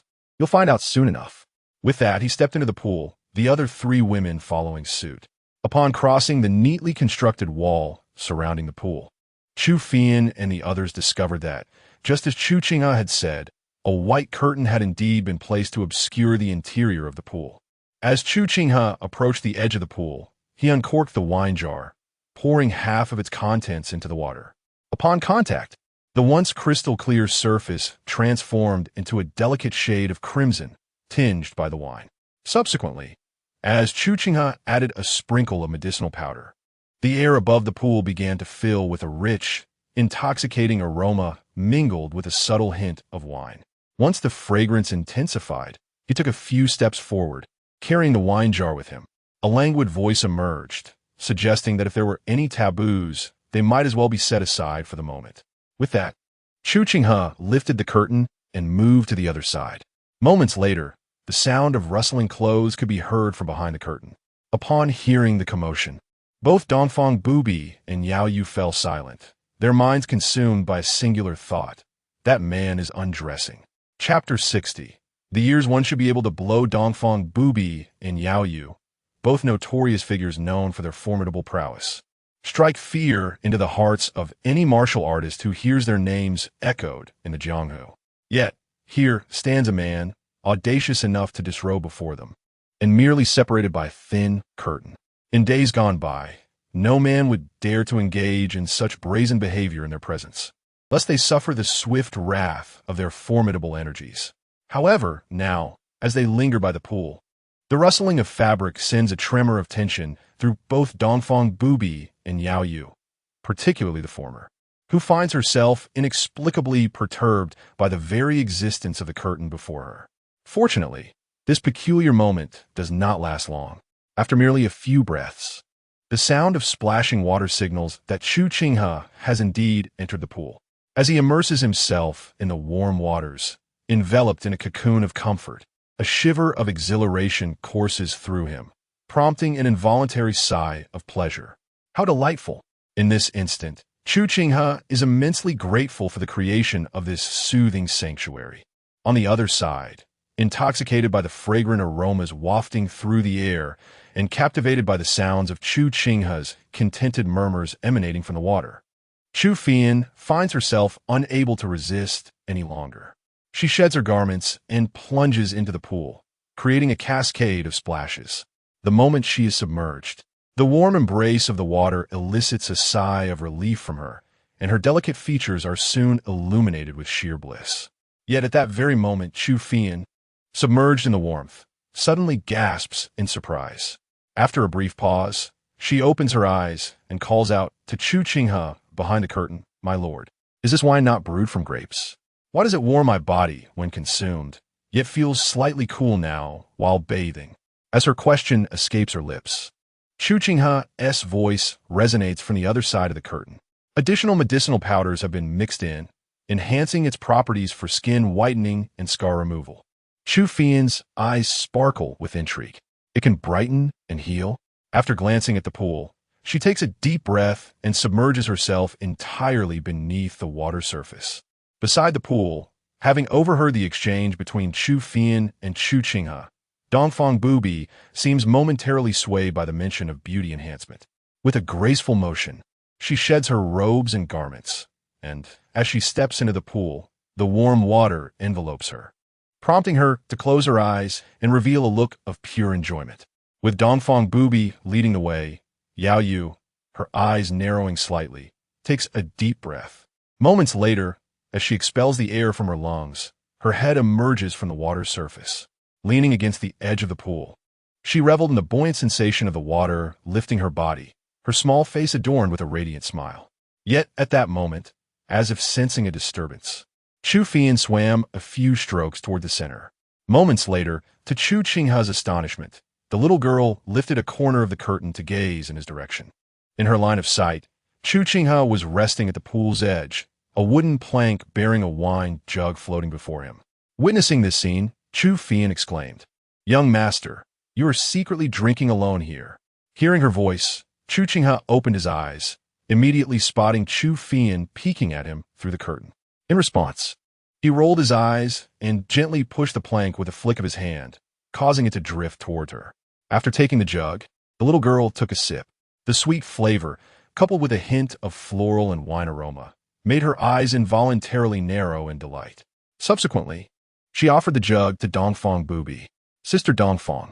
Upon hearing this, Dongfang Bubai opened her eyes, glanced at the wine jug Chu Fian extended, and accepted it, tilting her head back to take a hearty gulp. After a moment's hesitation, she said, "Take it." As she spoke, she sent the jug floating in midair towards Yaoyue using her inner energy. Observing Dongfang Bubai's initiative in passing the wine, Yaoyue's eyes revealed a hint of surprise. After a few moments, Yaoyue accepted the jug, took a generous swig, and returned it to Dongfang Bubai. She then slowly rested her head against the edge of the pool, enjoying the enveloping warmth surrounding her. After taking another sip from the jug, Dongfang Bubai finally spoke. "You truly know how to indulge. Who would have thought to create such a pool?" As her words faded, a languid voice interjected from beside them. "In winter, there is nothing more pleasurable than soaking in a hot bath. The pinnacle of comfort in winter is undoubtedly this. If only there were someone to give me a massage after this bath, it would be an exquisite delight." Lost in thought, Chu Qinghe suddenly considered the three individuals on the other side of the curtain. He knew they would be unlikely candidates for a massage. However, with his master-level medical skills, could certainly teach them. It wouldn't be too difficult for those three to learn. Furthermore, the thought of having the esteemed leader of the Sun Moon Holy Cult or the Grand Mistress of the Yihua Palace provide him a massage, Chu Qinghe mused he could boast about it for years. Now the question arose, how could he persuade them to offer him a massage? At that moment, both Dongfang Bubai and Yaoyue remained oblivious to Chu Qinghe's musings. Whether it was the comfort brought by the warm water or the effects of the wine coursing through their bodies. At the very moment the sound of Chu Qinghe reached their ears, both the invincible East and Yaoyue found themselves enveloped in a languid softness. Perhaps it was the sheer comfort of the moment that led even these usual adversaries to momentarily set aside their rivalry, quietly savoring the indulgent experience of a warm bath. Only a few wine flasks circulated among them, their contents dwindling. After a brief while, when the flask returned to Chu Qinghe's hands, it was utterly devoid of any remnants. With a roll of his eyes, he placed the empty vessel aside and deftly extracted some wine from a nearby jar, replenishing the flask. Thus, on this wintry night, a man and three women languished in the misty embrace of the pool, separated only by a delicate curtain. The enveloping steam caressed their cheeks like the softest of hands, imbued with gentleness and warmth. In that moment, each of them succumbed to a blissful silence, unwilling to disturb the tranquility. save for the gentle sound of water flowing from a bamboo tube into the pool. Chapter 61. The wine named softly entwined indulgence in bathing can lead to excess. Hence, when designing the backyard, Chu Qinghe had meticulously calculated the dimensions of the iron tubs. He adjusted the bamboo tube's water flow, ensuring that the hot water within the tub would deplete in roughly the time it takes to burn a stick of incense. As the stream from the bamboo tube, meant to maintain the pool's warmth, began to dwindle, Chu Qinghe rose from the water. At that moment, hearing the splashing sound, Chu Qinghe, her face flushed from the bath, opened her eyes and inquired, "Young master, are you getting up already?" Responding while donning his clothes, Chu Qinghe remarked, "It's unwise to soak too long. You should not linger too." Once dressed, he lifted the curtain and stepped outside. As he walked, his gaze inadvertently flickered toward the pool. Regrettably, the thick mist obscured his view, leaving only the heads of Dongfang Bubai, Yaoyue, and Chu Qinghe visible. After Chu Qinghe departed, Dongfang Bubai and Yaoyue also rose from the pool in succession. Upon seeing them emerge, Chu Qinghe glanced down at herself, and with a slight twitch of her lips, her mood soured unexpectedly. As Dongfang Bubai and Yaoyue approached the pool's edge, their vital energies flowed, causing the water clinging to their bodies and hair to evaporate in mere moments. Once they donned their garments, a sense of lightness and liberation enveloped them, as if they had shed all worldly burdens. Upon returning to the backyard, Chu Qinghe was seated on a stone bench, savoring a jug of wine while admiring the night sky. The air was infused with fruity and vinous aromas as the three ladies took their seats. Chu Qinghe's gaze shifted from the starry expanse to the trio before him, having just emerged from the pool. Coupled with the medicinal wine and herbs he had infused into the water, the ladies' cheeks were tinged with a rosy hue. Particularly, Dongfang Bubai and Yaoyue displayed delicate flushes, though not as vivid as Chu Qinghe's, whose face resembled a ripe fruit. The subtle blush on the other two was strikingly different in its effect. Under the soft illumination, their usual aloofness and chill were replaced by a hint of allure. Even Chu Qinghe found himself stealing glances. Were it any other man daring enough to gaze upon them so openly, Dongfang Bubai would likely dismiss him with a cold smile, sending him to his demise. However, it is well acknowledged that those of striking beauty possess clear eyes that are not easily despised.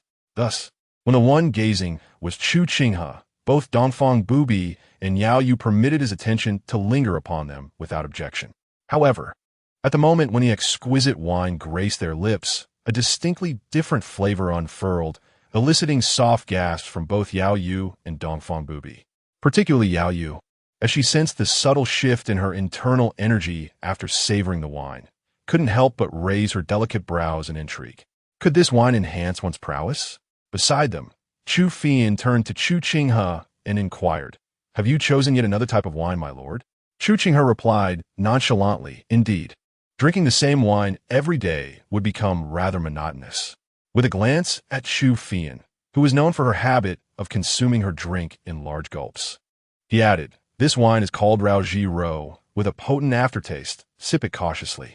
Upon hearing his words, Chu Qinghe hesitated for a moment before adjusting her approach to take delicate sips. Alone, Yaoyue gazed at the wine in her cup, her eyes still reflecting surprise. After several cups, Chu Qinghe emerged from Chu Qinghe's room with a chessboard. However, having played this game daily, Chu Qinghe's enthusiasm for Go had waned compared to before.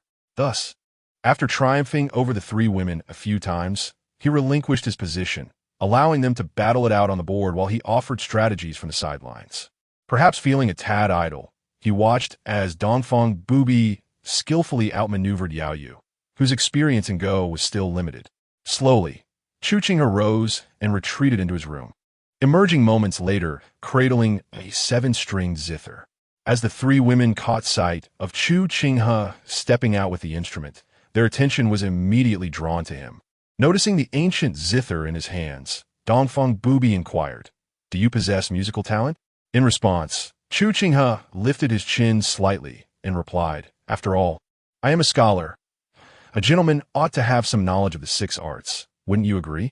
He then settled beneath a camellia tree, placing the zither upon his lap. After tuning the instrument, He delicately plucked the strings, producing a soothing and melodious sound imbued with an air of antiquity. Amidst the gentle melody, his voice intertwined with the notes, singing. The shepherd boy sings a slow tune, forgetting the iron horse and icy rivers. If the mountain rain falls, it is not in my grasp, yet it quickens my spirit, preparing for the rain as it falls softly, allowing it to wet my paper fan. Crafting poems as memories of yesteryears. I was once a celestial being on a cloud.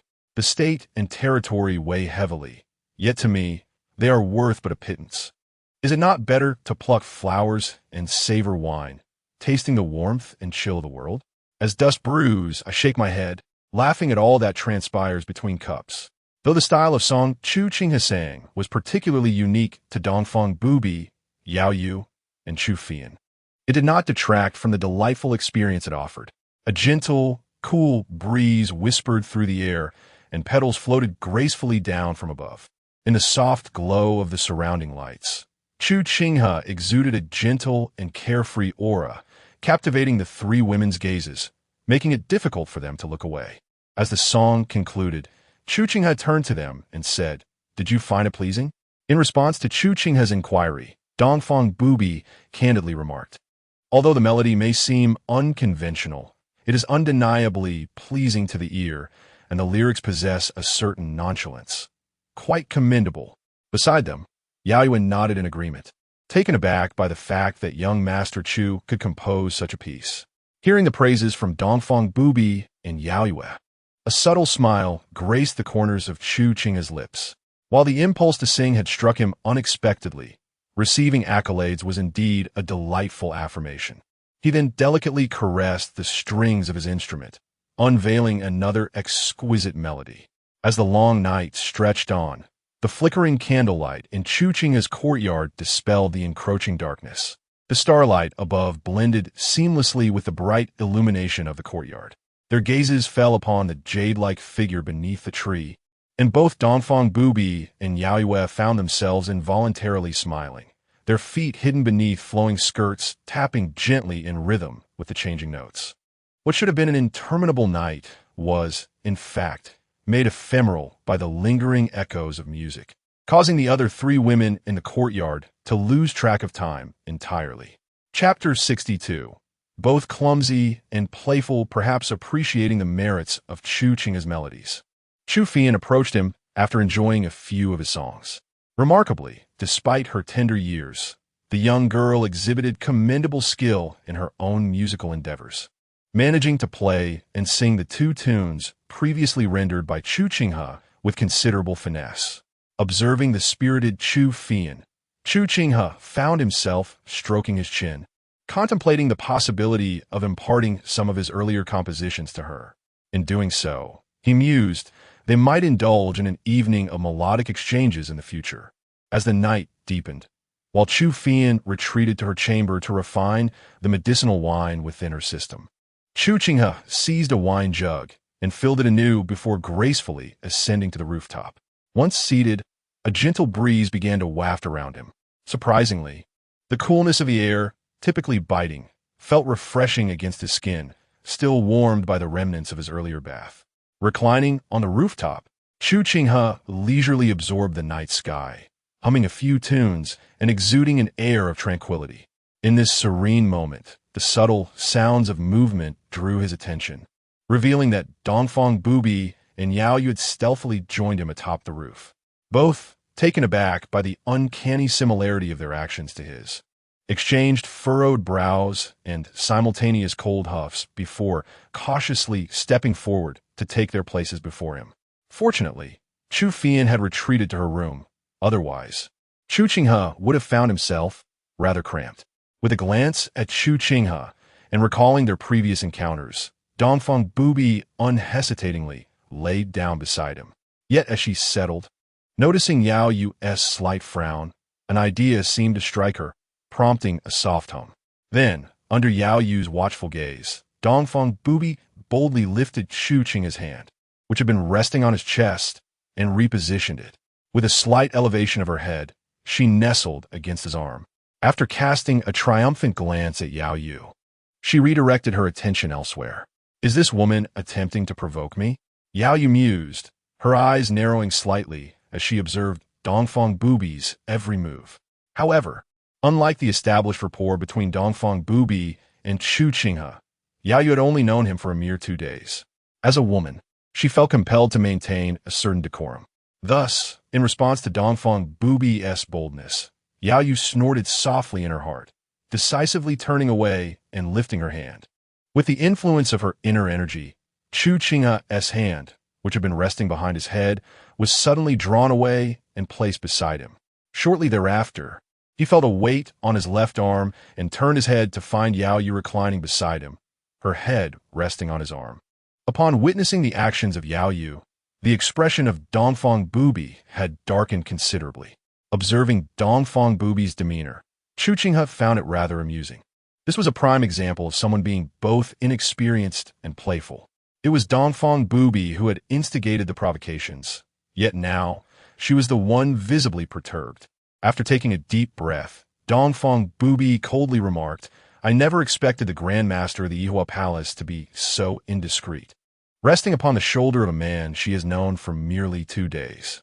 In response to Dongfang Bubai's sardonic remarks, Yaoyu did not even lift her gaze and replied, "I am willing. What will you do about it?" Dongfang Bubai retorted icily, "What do you think?" As they spoke, Dongfang Bubai's internal energy began to circulate involuntarily. Sensing the fluctuations of Dongfang Bubai's energy, Yaoyu, too, did not shy away, allowing her own energy to manifest.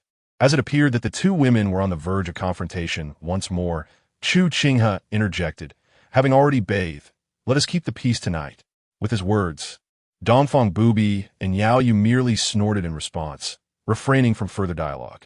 Meanwhile, as Yaoyu reclined and gazed at the star-studded sky, inhaling the faint fragrance emanating from Chu Qinghe and feeling the cool breeze of the night, her previously restless heart calmed rapidly.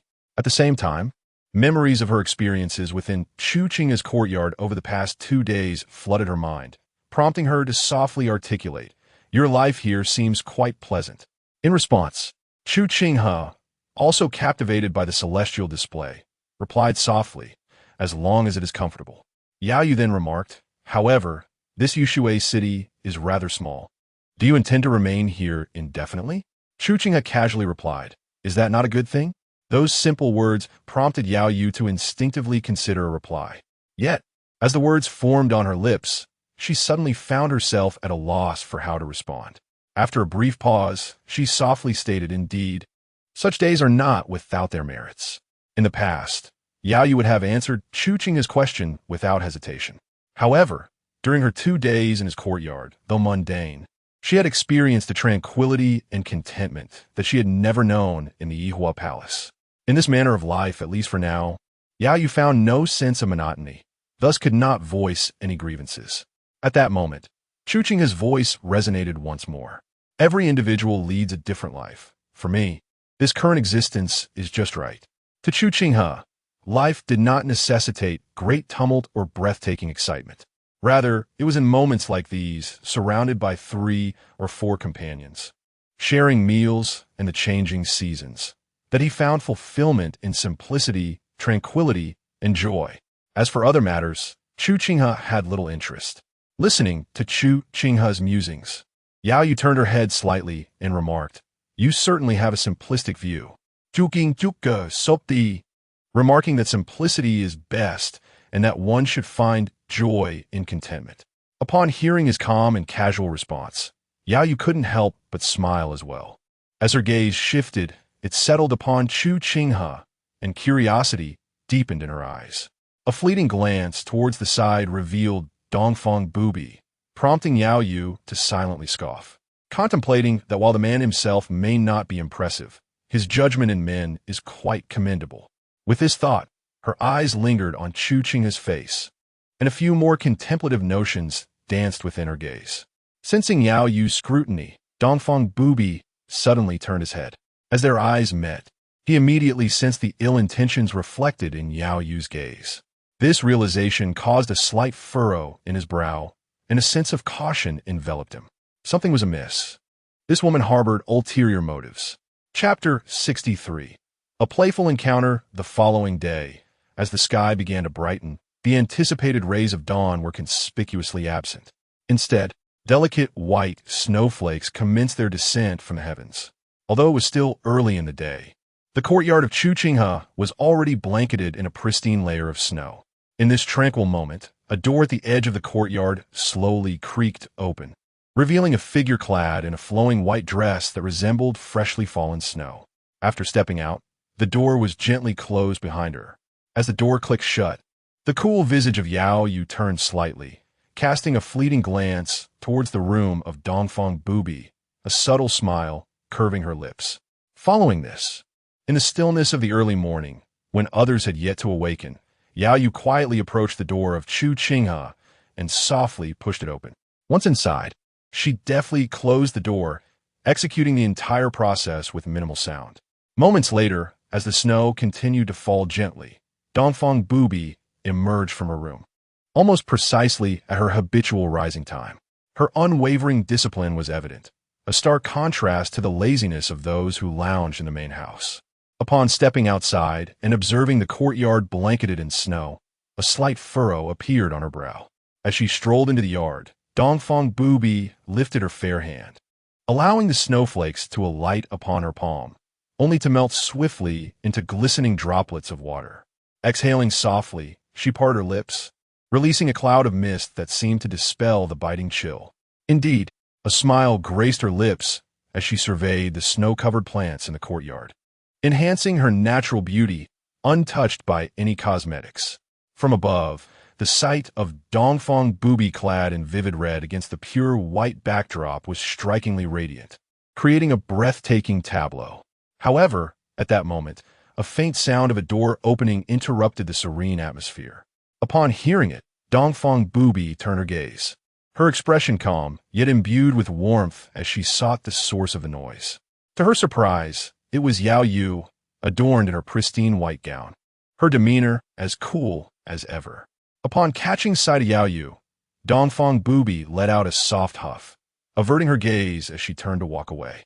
Yet, as she took a step, a realization struck her. The door Yaoyue had just exited was not her own, but belonged to Chu Qinghe. In other words, this woman had just come out of Chu Qinghe's room. In the crisp morning light, the implications of Yaoyue's emergence from Chu Qinghe's chamber were unmistakable. Almost instantly, Dongfang Bubai's expression darkened, her fist clenching tightly. As I gazed upon the entrance of Chu Qinghe, I observed the transformation in Dongfang Bubai's demeanor. With a subtle lift of her lips, Yaoyue spoke. "Did you not anticipate this? I have taken the lead." The pride lacing her voice was unmistakable. Hearing her words, Dongfang Bubai clenched her teeth and retorted, "Shameless." In response to this insult, Yaoyue merely chuckled, "Do not worry. Given that you have brought me to this Yushui city, I shall be magnanimous, and you shall remain humble." Upon hearing this, Dongfang Bubai could not suppress a low growl of rage. "You seek your own demise." With that final word, Dongfang Bubai's true energy surged violently, and in the blink of an eye, she appeared before Yaoyue, her hand, imbued with crimson energy, aimed at her face. Yet, Yaoyue remained unfazed by this venomous assault. As her energy flowed, a gentle force emanated from her, causing Dongfang Bubai to feel as though she had been struck by an inflated ball, momentarily pushing her back. Seizing this fleeting opportunity, Yaoyue swiftly ascended into the air. Observing this, Dongfang Bubai quickly adjusted her position to intercept Yaoyue, raising her hand once more to strike. Throughout the exchange, vibrations echoed through the air, causing snowflakes to cascade from the camellia trees and the surrounding plants. Is it truly necessary to fight so early in the morning? Inside the room, upon hearing the commotion outside, Chu Qinghe muttered and then rolled over, burying her head beneath the covers. Meanwhile, in the main house, Chu Qinghe sat up, peering through the window at the two women engaged in an intense battle above. Still appearing quite drowsy, he mumbled to himself about their remarkable energy before burying his head back into his pillow. Thus, amidst the swirling snowflakes, the two figures continued their spirited exchange, infusing the typically serene morning with an air of tumult. Half an hour later, in the courtyard, Chu Qinghe, observing the stormy Dongfang Bubai and the smiling Yaoyue, could not help but cast a bemused glance at Yaoyue, realizing the playful nature of their encounter. It was evident that he had not anticipated Yaoyue's audaciousness in deliberately opening the door to let Dongfang Bubai see her that early in the morning. As Chu Qinghe's gaze shifted, Yaoyue suddenly remarked, this time it was but a jest, but who can guarantee that the next encounter will not be genuine? What do you think? Hearing her words, Dongfang Bubai narrowed her eyes and replied, if you wish to continue this duel, simply say so. There's no need for such trivial banter. In response, Yaoyue coldly retorted, are you afraid? Do you think this is still a few days ago? Faced with Yaoyue's haughty demeanor, Dongfang Bubai could not help but furrow her brow. Previously, due to the effects of Chu Qinghe's purple jade mandala fragrance, Dongfang Bubai had experienced a slight enhancement in her innate abilities and comprehension. Yet, for a prodigy of Dongfang Bubai's caliber, the improvement conferred by the purple jade mandala was minimal at best. According to Chu Qinghe's understanding, there may only be one or two key points. However, for masters at the realm of Grandmaster, even the slightest error can lead to a significant difference in outcomes. Any minor discrepancy can determine the victor in a battle, or even life and death. Moreover, with the hidden injuries within Dongfang Bubai's body successfully treated by Chu Qinghe, this has notably enhanced Dongfang Bubai's overall prowess. This improvement is also why, in the subsequent battles against Yaoyue, Dongfang Bubai's fighting style has become increasingly fierce. Yet in the past few days, as Yaoyue has benefited from the purple jade mandrakes and medicinal wine from Chu Qinghe's household, the previously held advantage of Dongfang Bubai has completely vanished. During their recent encounters, Dongfang Bubai has keenly sensed that Yaoyue's strength has grown stronger compared to before. This very realization is what has prompted Yaoyue to frequently provoke Dongfang Bubai. After a brief moment, Dongfang Bubai spoke. Even if your strength has increased, what of it? Do not forget, this leader does not wish for you to even lay a finger on my garments. Despite Yaoyue's enhancements, she still cannot rival Dongfang Bubai in terms of speed. As Dongfang Bubai stated, if she refrains from initiating an attack, Yaoyue would be utterly incapable of catching up to her. Amidst their verbal jabs and banter, the tension between the two gradually escalated, and after exchanging cold glances for a moment, both figures suddenly vanished from the courtyard. Watching the two women depart, Chu Qinghe propped his chin on his hand and sighed. Their energy truly knows no bounds. Even with mastery in the art of healing, he often marvels at the peculiar vitality of women. Despite enduring a few days of bleeding each month, their vigor surpasses that of anyone else. Unlike himself, who lazes about day after day, rising each morning feeling as though devoid of bones, they are unlike Dongfang Bubai and Yaoyue, who engage in minor skirmishes thrice a day and major battles every other day, seemingly brimming with inexhaustible energy. Chapter 64. The level-cap master torments the novice on the winter afternoon of the 29th day. It was deemed favorable to bathe, but unfavorable to relocate. In the courtyard, at that moment, Chu Qinghe stood amidst the tranquility, her hands gracefully swirling in harmony with her movements. As her delicate hands clapped together, the voice of Dongfang Bubai gradually resonated in the air. Your strikes are too sluggish. With such a pace, even among the third-rate warriors of the Jiuzhou, there are many who can easily counter your attack. Upon hearing Dongfang Bubai's words, Chu Qinghe hastily quickened her pace. Yet, before she could complete her technique, Yaoyue chimed in. Have you forgotten what I taught you yesterday? No matter how fast you strike, if the power is insufficient, what good is it? You may land 10 strikes on someone, but if they still possess strength, you will find yourself at a disadvantage. However, if you're struck with full force, you would likely be incapacitated. Both the force and internal energy behind your strike must be substantial enough to instill fear in your opponent, compelling them to defend rather than counter. Listening intently, Chu Qinghe summoned more internal energy, amplifying the force of her strikes. Dongfang Bubai coldly remarked, what use is abundant internal energy if it cannot find its mark? Once your energy is depleted, you will be as vulnerable as fish on a chopping board. Yaoyue scoffed, to miss your target is foolishness, not merely a matter of speed. Pursuing speed without substance is but a diversion. As the two women exchanged barbs, The young girl nearby felt her face contorting in distress. Over the past month, Dongfang Bubai and Yaoyue had demonstrated what it truly meant to be in fierce competition.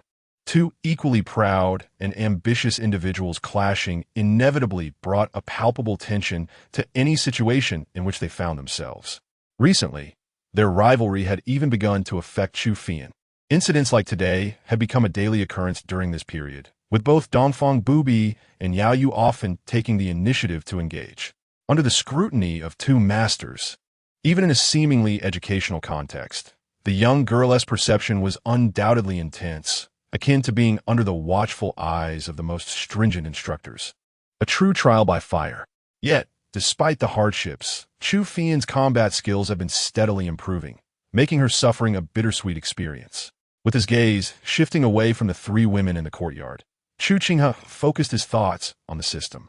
System, initiate the sign-in process. As soon as his thoughts settled, a prompt from the system emerged instantaneously. Ding, detected that the host has accumulated a month of sign-in days, automatically transitioning to monthly sign-in. Would you like to proceed? Confirm. Ding, detected that this is the host's first monthly sign-in, automatically upgraded to a special sign-in. Ding, congratulations to the host for acquiring 100,000 gold taels. Ding, congratulations to the host for obtaining a high-grade martial arts card. Return to simplicity. Ding, congratulations to the host for receiving 3 cultivation upgrade cards.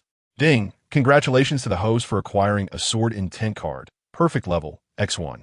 Ding, congratulations to the host for obtaining a special item, Shimen Shui character card, mastery level complete. As the system notifications appeared, Chu Qinghe swiftly directed his attention to the system's inventory. After a brief moment of comprehension regarding the significance of the items he had drawn, he found himself momentarily breathless, overwhelmed by a sense of astonishment. According to the system's explanation, upon utilizing the Celestial Grade Superior Martial Arts card, Chu Qinghe would instantly acquire a martial art that had reached the pure essence realm. Each use of the Cultivation Advancement card would elevate his cultivation by 1 minor realm. Furthermore, the Sword Intent card would enable him to immediately master a fully developed Sword Intent. In addition, the character card of Shimen Yinjie, which he had drawn this time, promised to grant Chu Qinghe the equivalent strength of a perfected Grandmaster for 1 hour upon its use. It is worth noting that both Shimen Yinjie and Yi Guqin are regarded as the pinnacle swordsmen among the younger generation of the Ming dynasty, each a prodigious figure. In their prime, they had already achieved the perfected innate realm and were capable of slaying Grandmaster-level warriors. Their formidable prowess was such that even the likes of Dongfang Bubai and Yaoyue would hesitate to claim certain victory against them. Thus, the immense power encapsulated in the Grandmaster-level Shimen Yinjie character card is undoubtedly evident, serving as a formidable trump card for Chu Qinghe's survival. Undoubtedly, the value of the items Chu Qinghe had drawn this time surpassed even that of the initial rewards he received upon binding the system. However, after a moment of contemplation, as he gazed at the Shimen Yinjie character card within his inventory, he could not help but stroke his chin in thought. If memory served him correctly, both Shimen Yinjie and Yi Guqin currently possessed only mid-level Grandmaster cultivation, comparable to Yaoyue and Dongfang Bubai. Yet, the character card he now held boasted the power of a perfected Grandmaster. He wondered, what would it be like to stand before Shimen Yinjie after using this perfected Grandmaster character card? Would it be akin to a high-level account dominating a low-level one? The mere thought of this notion brought a smile to Chu Qinghe's face, as he found it increasingly amusing. While he was uncertain about many matters, one thing was clear. Should such a scenario occur, he believed it would leave Shimen Yinjie questioning his very existence. Shaking his head to dismiss this mischievous thought, Chu Qinghe focused his mind. System, I wish to use the Celestial Grade Superior Martial Arts card. As his intention echoed in his mind, the system's notification promptly appeared before him. Ding! Congratulations, host, you have successfully acquired the Celestial Grade Superior Lightness skill, Zhongyi Ascension Step. At that instant, a wealth of information regarding the newly acquired Zhongyi Ascension Step flooded into Chu Qinghe's mind. As the content of this martial art manifested in his thoughts, dozens of virtual figures began to practice the Zhongyi Ascension Step, energetically demonstrating its techniques within the confines of his mind. During the process, Chu Qinghe's comprehension of the martial art ascending to immortality advanced at an astonishing pace. Simultaneously, the internal energy within Chu Qinghe's body spontaneously flowed from his dantian, swiftly circulating through his body along a peculiar path. After a brief quarter of an hour, as all the information in Chu Qinghe's mind was assimilated, he attained a state of returning to the essence of the ascending to immortality technique. In that moment, Chu Qinghe felt as though he had dedicated decades to the study of this martial art. All the knowledge and methods of practice were engraved in his mind as if they were a part of him, although it was not his first experience of the system's formidable capabilities. The efficiency of grasping a top-tier celestial martial art to the level of returning to its essence in such a short span of time still left Chu Qinghe in quiet astonishment, prompting an involuntary exclamation of appreciation. This was undeniably gratifying. Chapter 65. Why did it have to speak? At this moment, Chu Qinghe felt an overwhelming sense of lethargy. If it weren't for the system, he would have begrudgingly engaged in cultivation for the sake of safety, seeking to bolster his sense of security. However, with the system in place, the need for cultivation became entirely obsolete. His strength ascended effortlessly while he lay idle, aligning perfectly with his current state of indolence. After a brief moment, Chu Qinghe redirected his attention to the system's backpack. System, please use the Sword Intent card. Ding! Congratulations to the host for successfully using the Sword Intent card, acquiring the perfect level Sword Intent, White Cloud Sword Intent.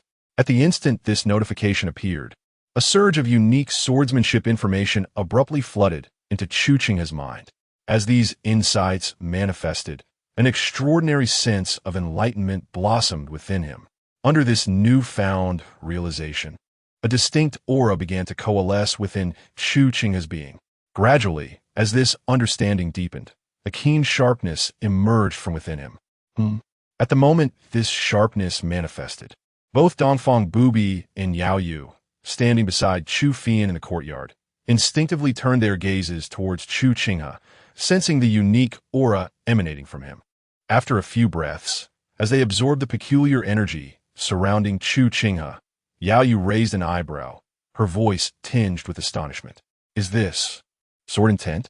Upon hearing Yaoyue's words, Chu Fian exclaimed in disbelief, is this aura within the young master the legendary Sword Intent? As her words fell, Dongfang Bubai nodded in affirmation, stating, indeed, this aura is characteristic of Sword Intent. The manifestation of intent varies according to the martial artist's circumstances. The intent grasped by a swordsman may radiate a sharpness, while that of a swordsman reveals a striking brilliance, resulting in distinct fluctuations. Thus, from the sharpness conveyed by the aura surrounding Chu Qinghe, both individuals could ascertain that his current state leaned more towards Sword Intent. After gaining insight into the distinctions of intent from Dongfang Bubai, Chu Fian initially wore a look of realization, but soon expressed her confusion. But the young master has merely been sitting there, doing nothing. How could he suddenly comprehend Sword Intent? Upon her utterance, both Dongfang Bubai and Yaoyue fell silent, taken aback. For martial artists, mastering intent signifies the ability to engage in battles beyond their level, qualifying them to rise among the elite. Consequently, who among martial artists does not yearn to grasp such a concept? Yet, the notion of intent has always been enigmatic, intangible and elusive. The path to realization remains shrouded in mystery. Even prodigies as gifted as Yaoyue and Dongfang Bubai have yet to attain mastery over intent. Naturally, Chu Fian's question touched upon a blind spot in the knowledge of both Yaoyue and Dongfang Bubai. In response, Yaoyue cast a sidelong glance at Chu Fian, quipping, why don't you take a wild guess as to why neither I nor this fellow have grasped intent until now? As the conversation unfolded, the enigmatic Dongfang Bubai cast a sidelong glance at Chu Fian, a smile playing on his lips, inexplicably yearning to tenderly brush against Chu Fian's delicate head. Noticing the subtle hostility in the exchanged glances between Yaoyue and Dongfang Bubai, Chu Fian quickly retracted her neck, plastering a hasty smile upon her face, exclaiming, it was merely a slip of the tongue. Seeing this, Dongfang Bubai and Yaoyue finally diverted their gazes. Their attention then shifted to Chu Qinghe, whose face radiated envy. After a brief pause, Chu Qinghe inquired, "How long does it take for the young master to comprehend this sword intent?" In response, Yaoyue gently elucidated. The sword intent is divided into 4 stages: entry, minor achievement, major achievement, and perfection.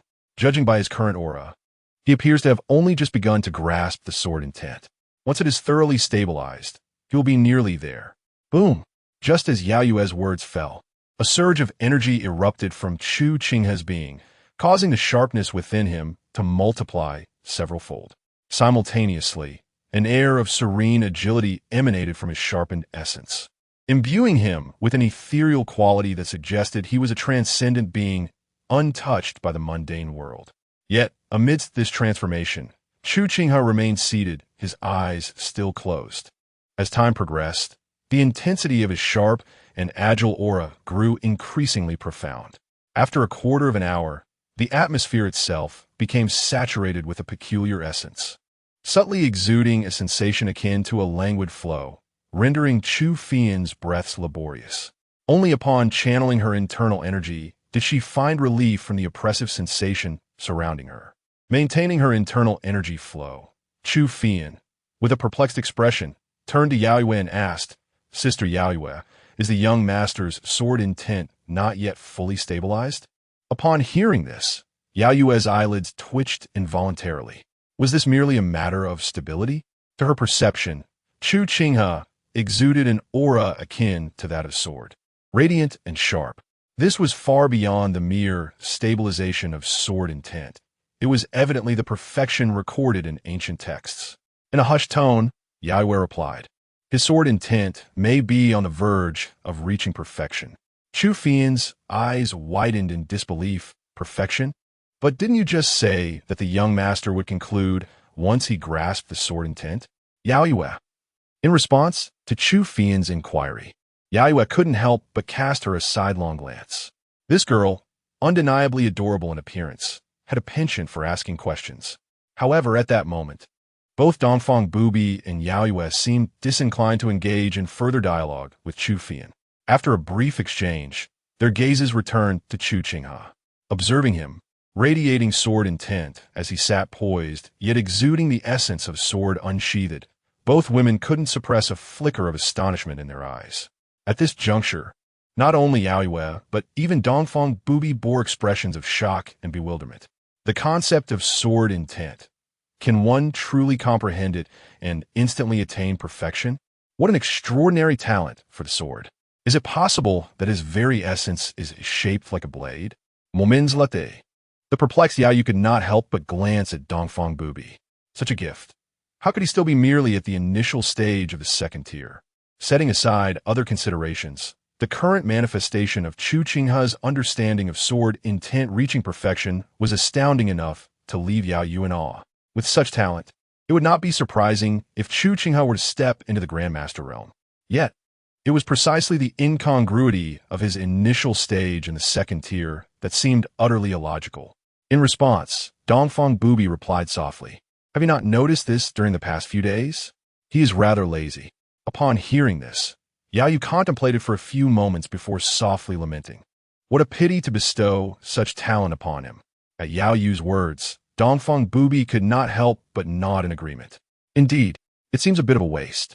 Subsequently, these two women, who had previously been in constant conflict, found themselves in an unexpected harmony at this moment.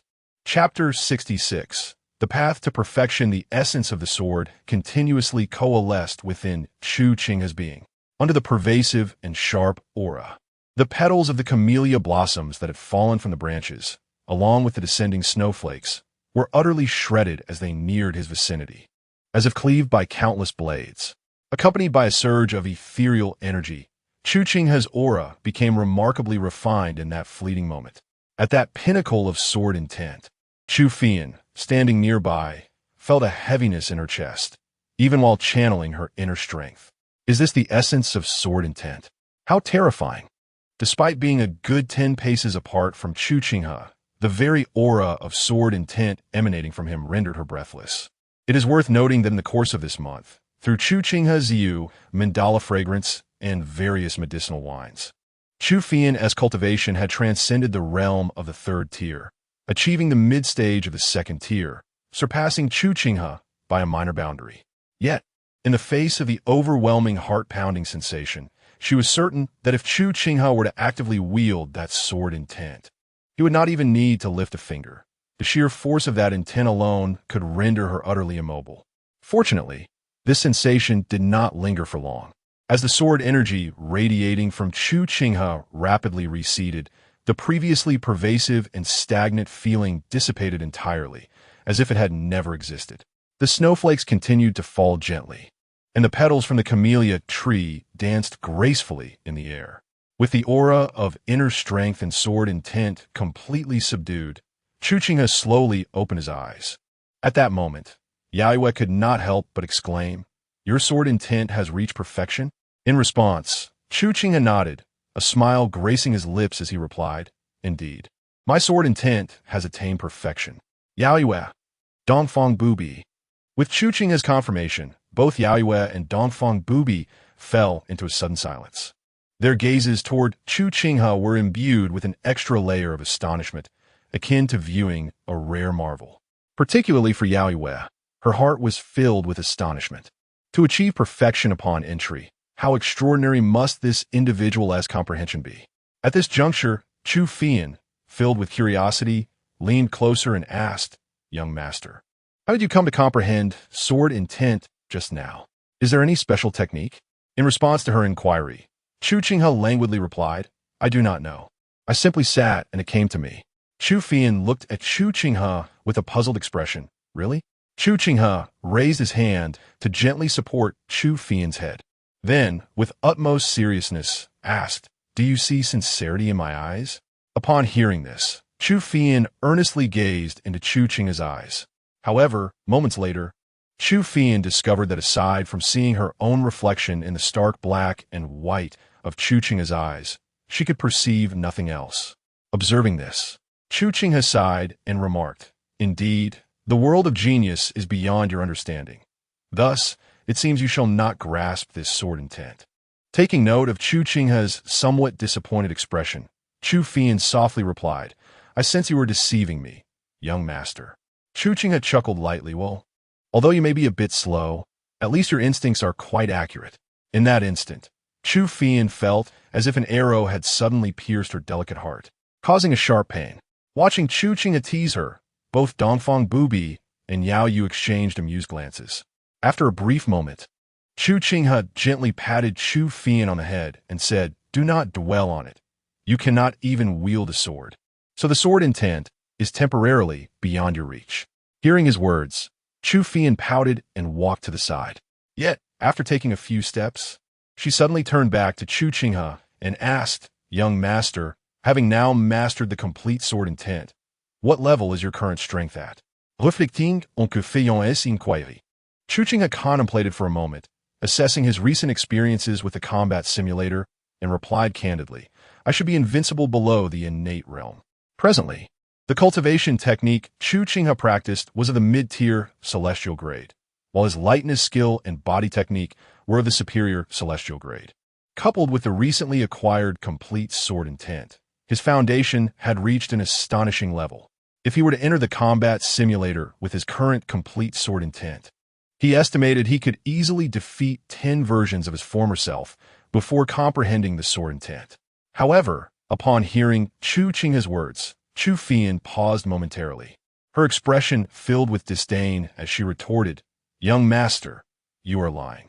Clearly, you are merely at the initial stage of a second-tier cultivation. How could you possibly claim to be invincible below the innate realm?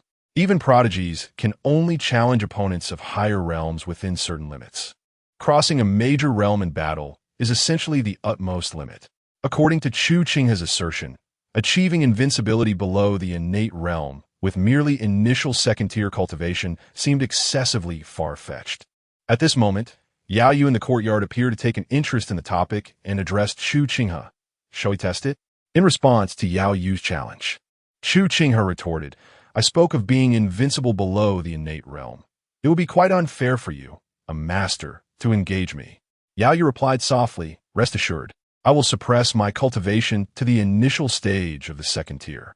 Upon hearing this, Chu Qinghe raised an eyebrow and asked, are you certain it will only be at the initial stage of the second tier?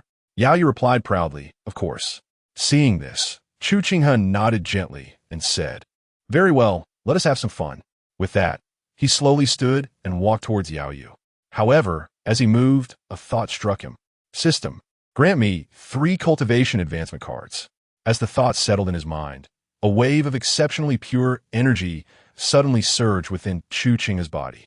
Simultaneously, the internal energy within Chu Qinghe's dantian seemed to be guided by an invisible force, autonomously flowing forth and swiftly circulating throughout his body.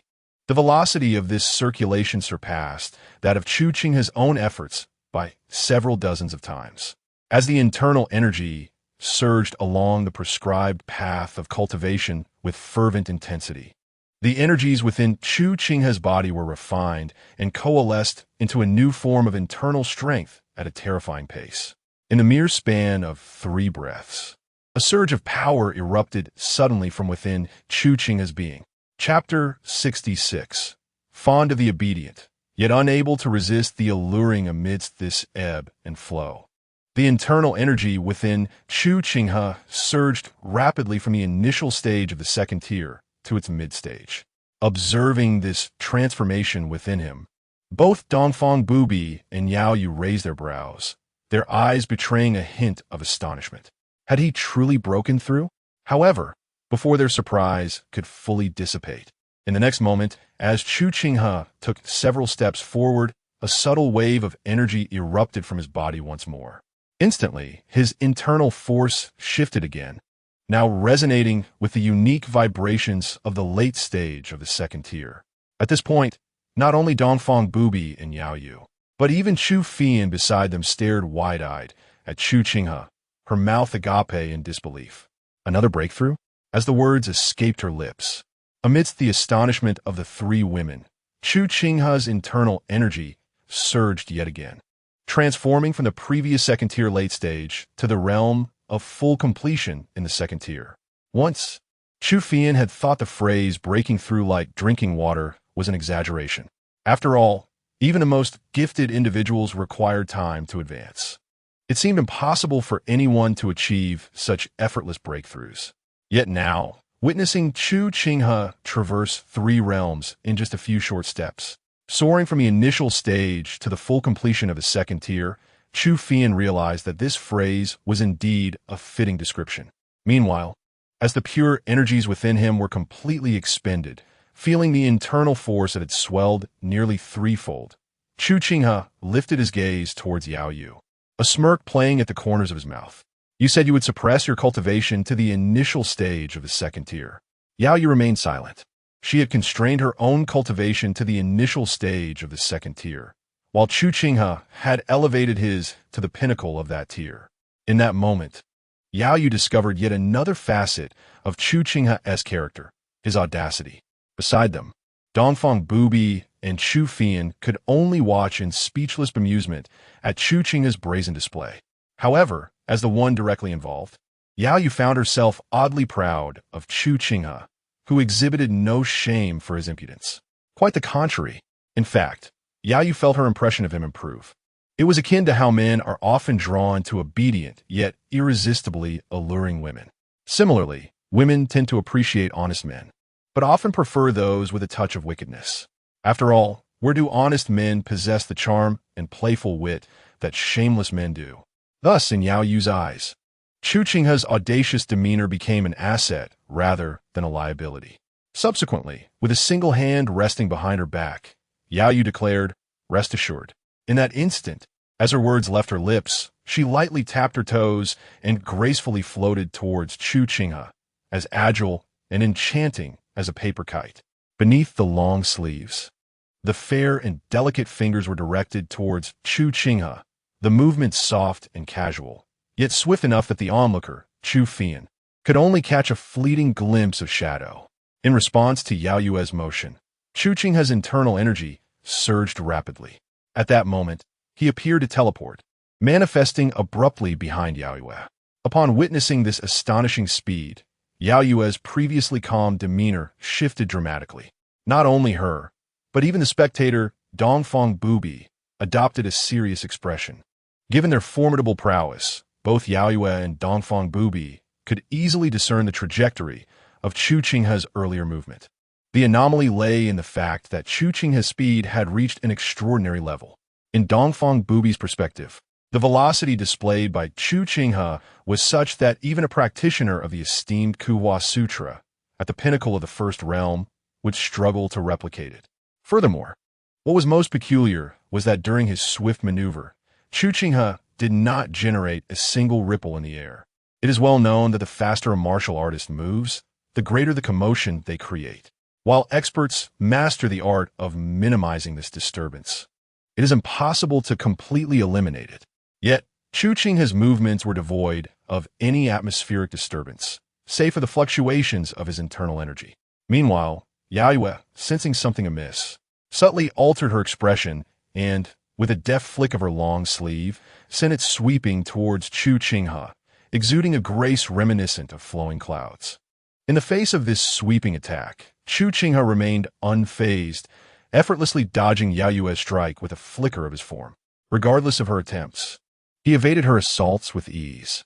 Although his movements appeared languid and ethereal, the speed was astonishing, even when suppressing his cultivation to the initial stage of the second realm. Yaoyue found herself utterly unable to match Chu Qinghe's pace. Nonetheless, amidst her attacks, both Dongfang Bubai and Yaoyue began to perceive the peculiarity surrounding Chu Qinghe. To their senses, he was enveloped in swirling internal energy, which, with each of his movements, displaced the surrounding air in a unique pattern, resulting in an absence of any wind disturbances. After once more evading Yaoyue's strike with ease, her eyes narrowed, and with a surge of true energy, she abruptly elevated her cultivation from the initial stage of the second realm to the consummate level of the first realm. In an instant, her speed surged dramatically. With her true energy surging forth, she appeared before Chu Qinghe in the blink of an eye. "Hey, you're cheating!" Chu Qinghe couldn't help but exclaim as he shifted away. Listening to the voice of Chu Qinghe, Yaoyue playfully remarked, "I am merely indulging in mischief." "What of it?" In her tone, there was a fleeting hint of mischief. If a disciple from the Yihua Palace were present at that moment, witnessing the usually solemn Grandmaster displaying such playful demeanor, they would surely be astonished, their eyes wide with disbelief. In contrast, Chu Qinghe, confronted with Yaoyue's unabashed trickery, could not help but roll his eyes. What does it mean when it is said that the more beautiful a woman is, the more adept she is at deceit? This is precisely it. What was once agreed upon has now been abandoned midway. Such a lack of integrity. Chapter 68. Unmatched below the innate realm, however. Before Chu Qinghe could indulge in his inner grievances for too long, the 5 fingers of Yaoyue swiftly curled into claws, lunging towards Chu Qinghe's chest with a speed that surpassed even her previous attempts. In response, Chu Qinghe rolled his eyes and raised his palm, swiftly meeting Yaoyue's advancing hand with a sharp clap. As his palm broke through the air, a crimson aura enveloped him. With her keen eyesight, Yaoyue immediately recognized that the technique Chu Qinghe was employing was the blood fiend palm, a skill that Chu Fian had diligently practiced every day. Moreover, given the blood aura surrounding him, it was evident that Chu Qinghe had mastered the blood fiend palm to a level even beyond Chu Fian's. Intrigued, Yaoyue raised an eyebrow, but maintained her assault on Chu Qinghe. In the next instant, as their palms met, Yaoyue felt the force emanating from her hand, and her brows furrowed slightly. It was the blood fiend palm at the returning to the origin stage. With a swift motion, Yaoyue flicked her hand towards Chu Qinghe, proclaiming, "Though you have suppressed your cultivation and strength, wielding this inferior mystic-grade martial art against me is rather presumptuous. Wouldn't you agree?" As her voice echoed, and her hand approached within 3 feet of Chu Qinghe, he suddenly felt a powerful pulling force emanating from Yaoyue's palm. Surrounded by this force, Chu Qinghe found himself irresistibly drawn towards her. Should he succumb to this pull, he would inevitably collide with Yaoyue's hand. Faced with Yaoyue's martial technique, Chu Qinghe's brow arched.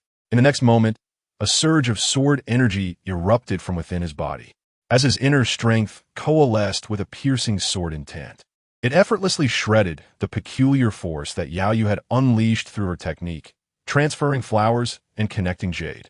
Simultaneously, several streams of sword-shaped inner strength rapidly shot forth from Chu Qinghe's chest towards Yaoyue. However, when these energies were merely an inch away from her, a sudden burst of unique sharpness erupted from within, tearing apart a portion of Yaoyue's protective true energy. Regrettably, as her protective energy was compromised, the energy of those inner forces was nearly depleted. Nevertheless, this spectacle still left both Yaoyue and the nearby Dongfang Bubai with expressions of astonishment.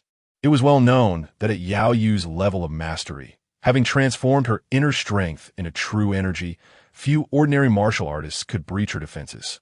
Yet, Chu Qinghe was merely at the second-tier consummate level, and the fact that his strikes could penetrate Yaoyue's protective true energy was indeed remarkable, a feat even most innate realm warriors would find challenging. Was this the power of consummate sword intent? Truly formidable. As Yaoyue sensed the sharpness imbued in Chu Qinghe's inner strength, a subtle realization dawned upon her. Though she had previously gleaned insights into the might of the sword intent from literature, experiencing it firsthand was an entirely novel occurrence. In this moment of authentic engagement, Yaoyue discovered that the strength of the sword intent exceeded her expectations. Subsequently, the fair hand of Yaoyue turned over, and her own strength surged once more as she swiftly closed the distance. In the courtyard, as Chu Qinghe and Yaoyue maneuvered among the lush greenery, their combat movements became increasingly rapid. Yaoyue's expression shifted from casual indifference to one of growing astonishment. Standing baiser que fayant, Dongfang Bubai soudainly remarqued. I did not anticipate that his fighting style would be so adept. Upon hearing this, Chu Qinghe inquired, is the young master's combat skill truly that high? Dongfang Bubai nodded in affirmation, saying, judging solely by his strikes and reactions during combat, he is far beyond the capabilities of an ordinary warrior. He resembles someone who is engaged in countless battles, with each move executed with impeccable precision. As he spoke, a glimmer of admiration shone in Dongfang Bubai's eyes. If Chu Qinghe were situated within a martial sect like the Sun Moon Holy Cult, his battle-hardened demeanor would not be surprising. However, given that he hailed from a modest place like Yushui City, such a seasoned fighting style seemed rather perplexing. Ultimately, Dongfang Bubai could only attribute this to innate talent, for such prodigies are often inexplicable in nature. While Dongfang Bubai observed with keen interest, Chu Qinghe felt increasingly uneasy. At that moment, as Yaoyue escalated her strength, the speed of their exchanges left Chu Qinghe feeling utterly bewildered. In simple terms, she could scarcely comprehend their movements. She realized that the notion of watching masters duel to enhance one's own strength was nothing but a fallacy. Lacking sufficient power, one could hardly even discern the actions of others, merely hearing the sounds of combat. Where then lies the enhancement? It was more of a blow to her self-esteem. The battle persisted for nearly a quarter of an hour. As their palms met, Chu Qinghe floated backward several steps, but refrained from continuing the fight, instead landing gracefully beside a stone table. No more. This is rather underhanded. Initially, Chu Qinghe had intended to leverage his superior cultivation to dominate Yaoyue. Little did he expect Yaoyue to become increasingly tenacious. During their earlier exchanges, Yaoyue had maintained her strength at the pinnacle of the first tier, which was understandable, as Chu Qinghe had previously utilized a combat simulator for a month, a description that was not an exaggeration. However, just moments ago, it was evident that Yaoyue had unleashed the prowess of someone in the mid-stage of the innate realm. No matter how formidable Chu Qinghe was, he could not possibly bridge such a vast chasm in cultivation levels. Listening to Chu Qinghe's words, Yaoyue, perched atop a rose bush in the courtyard, smiled gently, tracing a graceful arc through the air before alighting beside the stone table. Sensing this, Chu Qinghe approached eagerly. Sister Yu, how would you assess the young master's strength? Sitting beside Chu Qinghe, Yaoyue replied softly, in the realm beneath the innate, none can rival him. After a brief pause, she added, when compared to ordinary warriors, it is likely that even typical mid-stage, innate warriors may fall slightly short of his prowess. After all, warriors are categorized into various ranks. The disparity in strength between ordinary martial artists and those of exceptional talent is monumental, even when they possess equivalent cultivation levels. Such differences cannot be generalized. Chu Fian's eyes widened as she exclaimed, "Is it truly that formidable?" After taking a sip from his cup, Chu Qinghe cast a glance at Chu Fian and retorted with irritation, "You speak as if I would gain a single copper coin from deceiving you." With a slight pout, Chu Fian inquired further, "How did you manage to consecutively break through 3 realms before, my lord?" Contemplating her question, Chu Qinghe replied, "It is the result of profound accumulation leading to a sudden breakthrough." Profound accumulation, sudden breakthrough. However, as she absorbed Chu Qinghe's explanation, Chu Fian's expression darkened, leaving her at a loss for words. After a brief pause, she gazed at Chu Qinghe and remarked with a hint of melancholy, "If you think I am foolish, you need not be so tactful in expressing it." Chapter 69. Indulgence and impudence one must accumulate before one can flourish. After all, a foundation must be laid. Yet, how can one reconcile the notion of accumulation with the likes of Chu Qinghe, who had not once taken the initiative to cultivate over the past month? From any perspective, it seemed utterly disconnected from the essence of diligent preparation. With a light chuckle, Chu Qinghe remarked, "Then pray tell. Explain to me why I have been able to achieve consecutive breakthroughs." After a moment of earnest contemplation, Chu Fian responded, her tone tinged with uncertainty. "Talent?" However, as soon as these words left her lips, Chu Qinghe promptly nodded in agreement, declaring, "That explanation is indeed quite satisfactory." Guqin, Tikanabak, could only manage a wry smile. Compared to the idea of diligent preparation, she found the notion of innate talent somehow left her feeling even more despondent. Casting a glance at Chu Fian, who now appeared somewhat dejected, Dongfang Bubai approached, casually taking a sip from the cup in front of Chu Qinghe. With a measured tone, he remarked, "Such talent wasted on such laziness is indeed a pity." To this, Chu Qinghe retorted, "What can I say? I have grown accustomed to idleness. It is far more agreeable to remain in this relaxed state." Nevertheless, deep down, Chu Qinghe sighed. He was well aware of his own potential. Given his exceptional constitution, the difference between cultivating and not was hardly significant. If that were the case, why bother with arduous training? Surely, it is far more delightful to indulge in one's advantages without suffering. Indulgence and impudence. Faced with Chu Qinghe's nonchalant demeanor, both Dongfang Bubai and Yaoyue could not help but roll their eyes.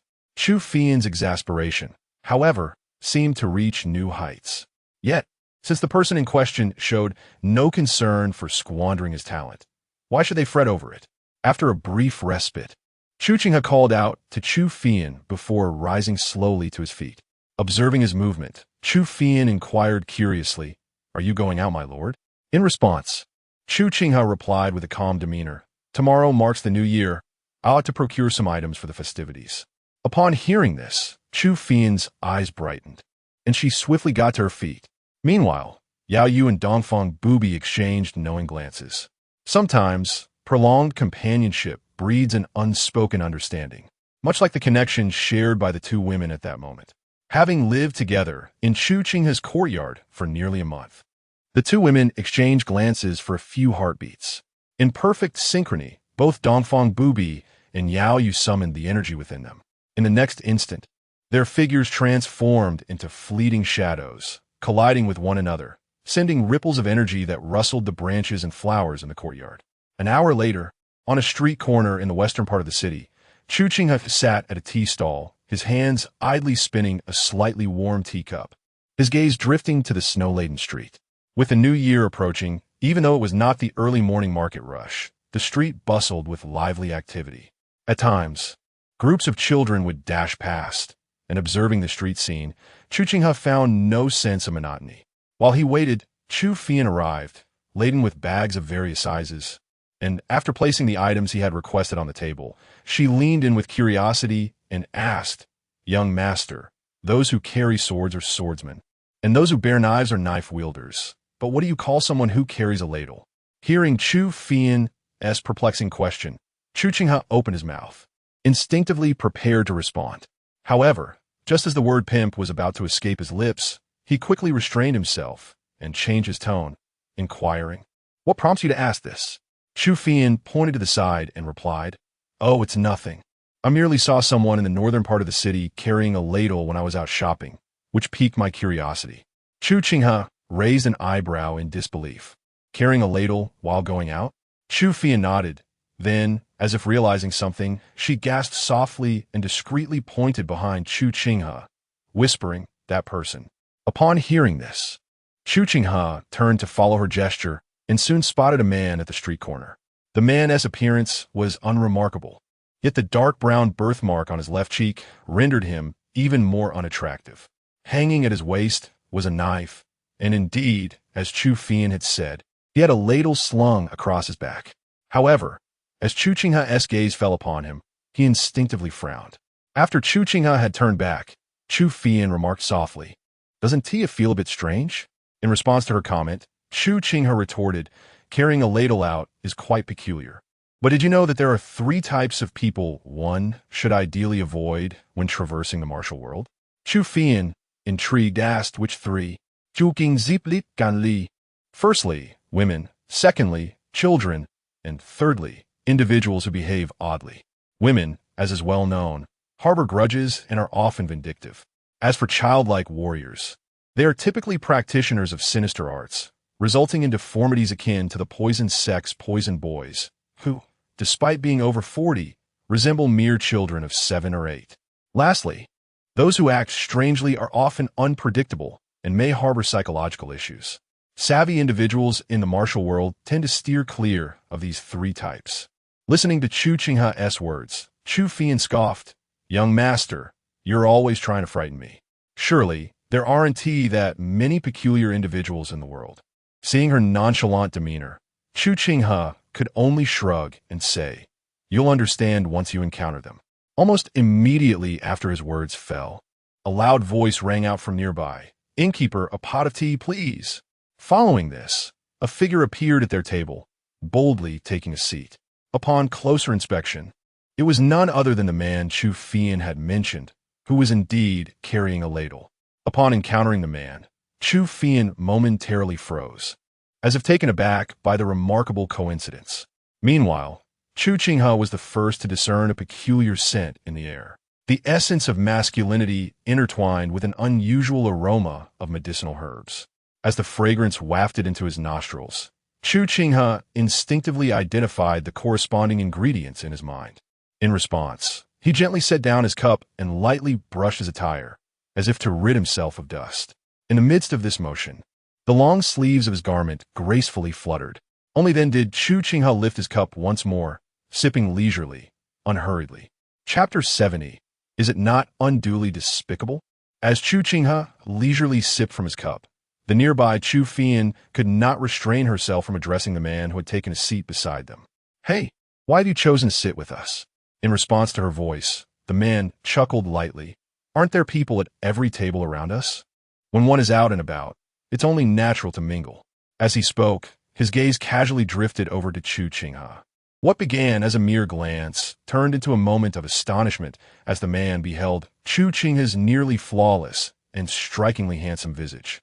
A sudden pang of self-consciousness washed over him, and he felt a twinge of jealousy, accompanied by an unsettling chill. Noticing this abrupt shift in the man's demeanor, Chu Qinghe felt somewhat speechless. Alas, he had unwittingly garnered resentment. The reasons were abundantly clear, as the envy and bitterness in the man's eyes were unmistakable. In an instant, Chu Qinghe understood the burdens that come with beauty. Just by sitting there, he had drawn the ire of another simply for being admired. However, as his gaze fell upon the man's face, Chu Qinghe sighed softly and found it within himself to forgive the man's animosity. While he reflected on the trials of being aesthetically gifted, the man beside him suddenly exclaimed, "Goodness, this young gentleman's appearance is truly rare in this world. How enviable." As the saying goes, one should not strike a smiling face. In light of the man's flattery, Chu Qinghe courteously nodded and replied, "You are too kind." Following Chu Qinghe's acknowledgement, the man continued, "Alas, If only I possessed a countenance as distinguished as yours, I would surely attract many admirers. And I would not have to feel so humble when confronted by women. After casting a fleeting glance at the man's features, Chu Qinghe, after a moment of contemplation, offered a comforting reply. As men, when faced with the women we admire, what does it matter whether we feel humble or not? At this juncture, Chu Qinghe, unable to contain herself, interjected, "What humble deeds have you committed? Do enlighten us." The man responded nonchalantly, "Oh, nothing much. I was simply poor in my earlier days, and with my appearance, no woman wished to accompany me. I could not find a bride, so I had to rely on the kindness of my neighbors." However, as soon as those words left his lips, Chu Qinghe could not help but spray the tea she had just sipped. Had she not reacted swiftly, the tea might have splattered onto Chu Qinghe's face. Following that, she erupted into a fit of coughs. Not just Chu Qinghe, but even Chu Qinghe, upon hearing the man's words, wore an expression of bemusement. For him to claim that his lack of female companionship led him to rely on the goodwill of his neighbors was not humility. It was, quite frankly, despicable.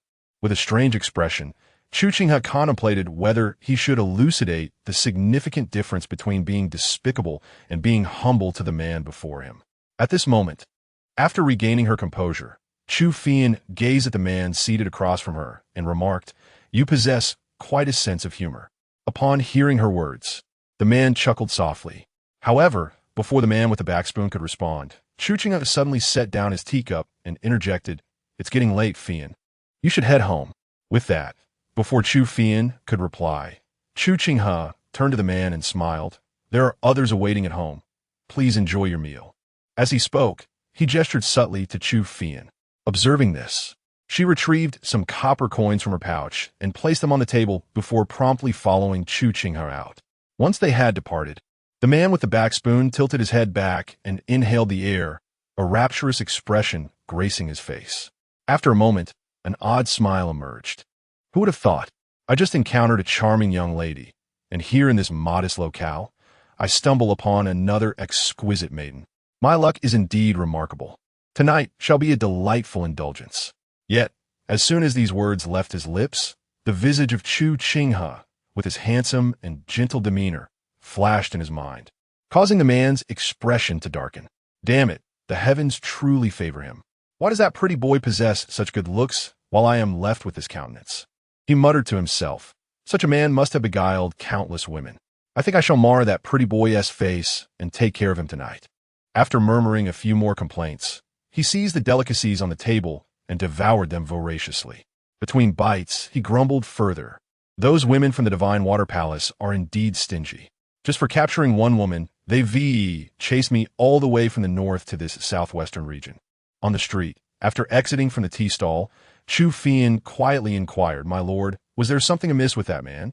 Hearing this, Chu Qinghe cast a sidelong glance at her and replied in a calm tone, "If there are no surprises, that fellow is likely a flower thief." A flower thief? Chu Qinghe's delicate face registered surprise at his words, prompting her to ask, "How did you discern that he was a flower thief?" "Guqin ziplit lazili."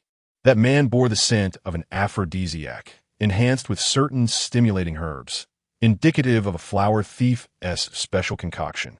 Moreover, he followed you here. Is it not difficult to deduce his identity? Naturally astute, Chu Qinghe absorbed his explanation and quickly connected the dots. "Oh, I saw that man in the northern part of the city, a distance of several streets away. I had just arrived here, and he followed me all the way. So, he must have been tailing me the entire time?" Noting her realization, Chu Qinghe casually stated, "Thus, in the future, steer clear of individuals who appear peculiar." Chu Qinghe initially pouted and nodded, but then, as if recalling something, she swiftly turned her head to glance behind her. After discovering that the man with the gourd was nowhere to be seen, Chu Qinghe turned back and inquired, "How peculiar? Since that fellow had been following me all the way, why has he ceased to do so now?" Chu Qinghe lightly tapped Chu Qinghe on the head and replied, "Why should he continue to follow? The city of Yushui is not particularly vast. If it were just you, it would make sense for him to tail you. But with two individuals, a mere inquiry would suffice. There is no need for him to persist in following." Rubbing the spot where Chu Qinghe had just tapped her, Chu Qinghe glanced at him and sincerely remarked, Indeed, you have lived in Yushui City since childhood, so your ability to discern is undoubtedly superior. Chapter 71. The choice to inject the soul. After a moment of murmuring, Chu Qinghe inquired, "What shall we do now?" Chu Qinghe, with a hint of irritation, responded, "What else can we do? We shall return home." Sighing, he added, "I hope that fellow has the sense to keep his distance." As for the identity of the individual in question, Chu Qinghe had no interest in uncovering it. So long as he did not provoke their side, the calamity of the world was of no concern to him. However, should he foolishly entertain ulterior motives, then he could not be held accountable for the consequences. Listening to Chu Qinghe's words, Chu Qinghe nodded in agreement. If it were anyone else who learned they were being targeted by a rogue, they would likely panic. But Chu Qinghe was not one to fear. Setting aside the various poisons Chu Qinghe had strategically placed within her courtyard, she had two formidable masters. Dongfang Bubai and Yaoyue, currently residing in her home. If that rogue dared to intrude, it would be a matter of dispatching him without hesitation. Indeed, upon reflecting on this, Chu Qinghe found herself somewhat anticipating the arrival of the man who had just attempted his mischief. After all, he was a rogue. The thrill of engaging in such a confrontation would surely be exhilarating. A quarter of an hour later, upon returning to the courtyard, Chu Qinghe promptly recounted the incident with the rogue to Dongfang Bubai and Yaoyue. Upon learning that Chu Qinghe had encountered a rogue, both Yaoyue and Dongfang Bubai's expressions turned icy. As women, they inherently harbored a loathing for such miscreants. Consequently, once Chu Qinghe finished her account, Yaoyue turned to Chu Qinghe and inquired, "Since we have confirmed he is a rogue, why not simply eliminate him?" Following their training session earlier, Yaoyue had gained a sense of Chu Qinghe's capabilities. In a small locale, such as Yushui City, he could easily dominate. In her eyes, if Chu Qinghe wished to deal with the rogue, it should be a trivial matter. In response to Yaoyue's question, Chu Qinghe shrugged and said, "That fellow was under the influence of a soul-chasing incense and has also sustained injuries. He likely has other enemies pursuing him. If I were to take action and inadvertently disrupt someone else's affairs, what then?" Before Yaoyue could speak again, Chu Qinghe waved his hand dismissively. "Never mind. It is not a significant issue. I have already poisoned him. Should he enter this courtyard tonight, the toxins within his body will react with those I have laid here." Chu Qinghe, taken aback, asked, "When did you poison him, my lord?" With a languid expression, Chu Qinghe replied, "Just as he was seated beside me." Upon realizing that Chu Qinghe had poisoned the man from their very first encounter, both Dongfang Bubai and Yaoyue were rendered speechless. Chu Qinghe remarked softly, "My lord, you truly are cunning, to poison someone upon your initial meeting." Hearing this, Chu Qinghe retorted, "What else should I have done?" It was evident that he harbored ill intentions. Should I have remained passive? Chu Qinghe was not foolish. Having sensed something amiss at the first glance of the rogue, he could not simply stand idly by. Administering poison was not only a means of ensuring safety for himself and those around him, but also a mark of respect for others. In response, Chu Qinghe shook her head and remarked, "That fellow has certainly encountered misfortune since meeting the young master. He likely remains unaware of the poison coursing through him." Having ascertained that there was no imminent threat, Chu Qinghe chose not to elaborate further and proceeded to the kitchen to prepare dinner. Meanwhile, Chu Qinghe leisurely carried the items he had purchased earlier into his room. As night fell and darkness enveloped the sky, heavy snow began to cascade down. When Chu Qinghe emerged from the kitchen, she observed Chu Qinghe, just as in days past, heading towards the backyard with clothing and wine in hand. Unable to restrain her curiosity, Chu Qinghe inquired, "It has started to snow. Are you planning to take a bath, young master?" Without turning back, Chu Qinghe replied, "Why not? Snowy days are perfect for a soak." Upon hearing his words, Chu Qinghe tilted her head in confusion and looked towards Dongfang Bubai, asking, "Is it really more suitable to bathe on snowy days?" Dongfang Bubai replied in a calm tone, "In terms of enjoyment, can you compare to him?" After pondering for a moment, Chu Qinghe earnestly admitted, "I cannot." Dongfang Bubai then said, "Then that settles it." As she spoke, she turned towards her own room, emerging moments later with a set of clean garments. Shortly thereafter, as the three women settled into the warm pool, the heated water enveloped their bodies, prompting a collective sigh of relief from Chu Qinghe, Dongfang Bubai, and Yaoyue. The pool's mist swirled around them, carrying a delicate and fragrant aroma of wine. In the past, upon entering this pool, one would feel the gradual warmth within a mere quarter of an hour. However, today, as the snowflakes fell upon their heads and shoulders, a subtle chill accompanied the warmth of the water.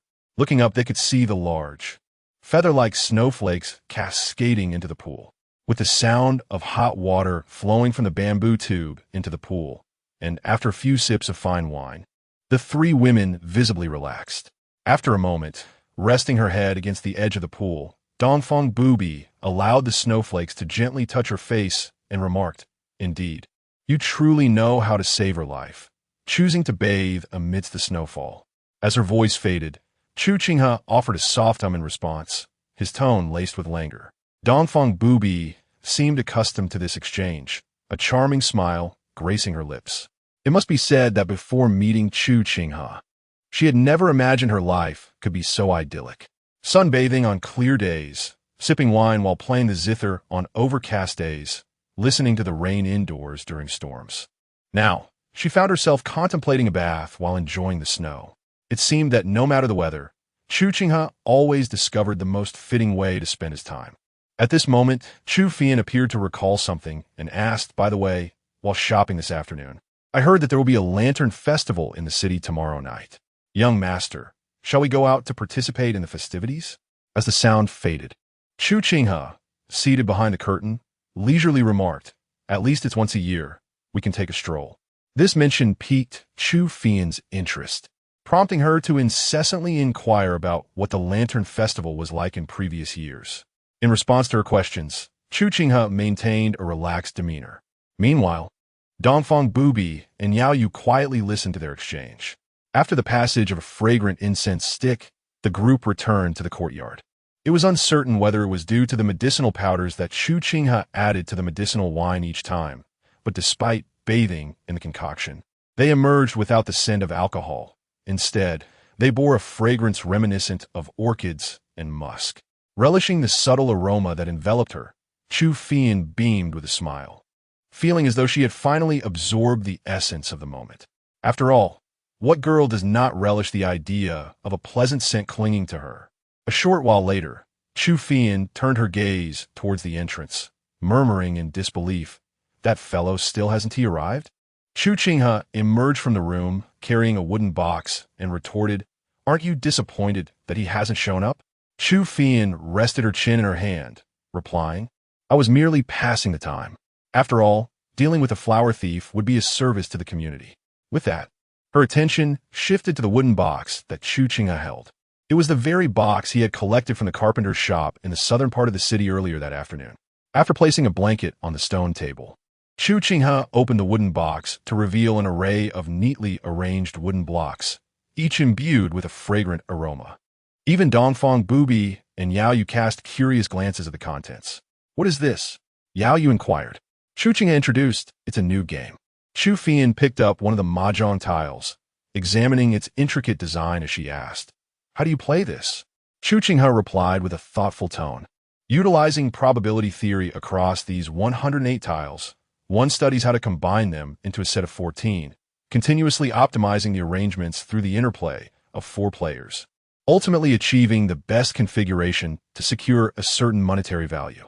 Listening to Chu Qinghe's sophisticated explanation, though they did not fully grasp the mechanics of the game, both Chu Qinghe, Yaoyue, and Dongfang Bubai felt an inexplicable sense of admiration.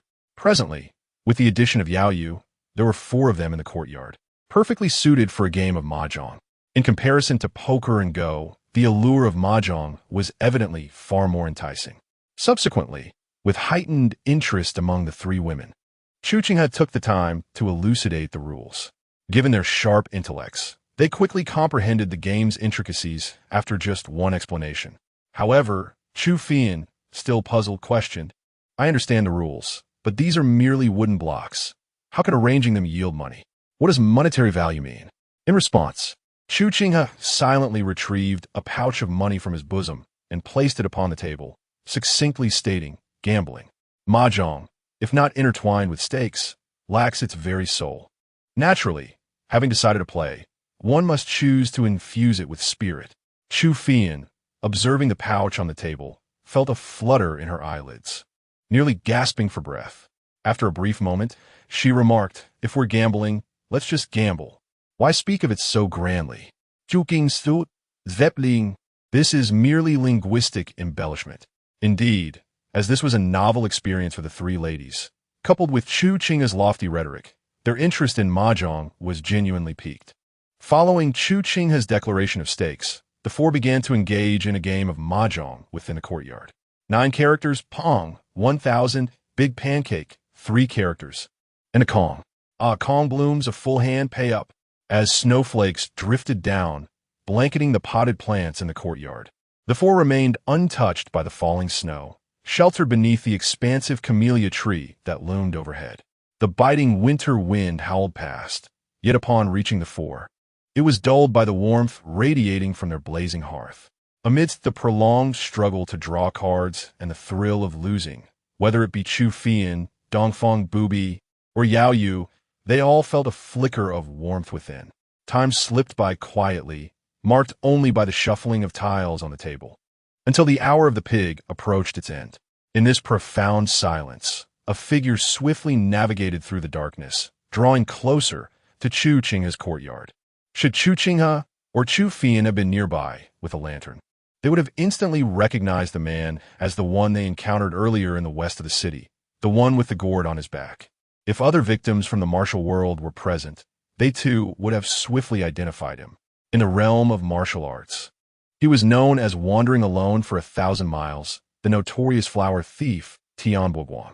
However, unlike during the day, he now bore not a gourd, but a heavy sack upon his back, its shape suggesting a significant weight. As he moved rapidly, Tian Boguang reached the western part of the city, where he soon spotted a brightly lit courtyard that stood out prominently. Simultaneously, Yaoyue and Dongfang Bubai, who had just won a hand, seemed to sense something amiss. Glancing towards the front courtyard, as they withdrew their gaze, Chu Qinghe also perceived a wave of inner power emanating from a first-rate, perfected realm. With a raised brow, Chu Qinghe remarked, "So, he has truly come." Hearing this, Chu Qinghe, who had been pitifully extracting coins from her pouch, instinctively inquired, "Who has come?" But in the next heartbeat, she realized and quickly responded, "The flower thief from earlier?" Upon hearing this, Chu Qinghe nodded and remarked, "It should be, barring any unforeseen circumstances." Just as his words fell, Tian Boguang had already made his way to the entrance of Chu Qinghe's residence. Casting a glance at the 2 characters that read Chu Mansion, he chuckled softly, "Little beauty, I have arrived."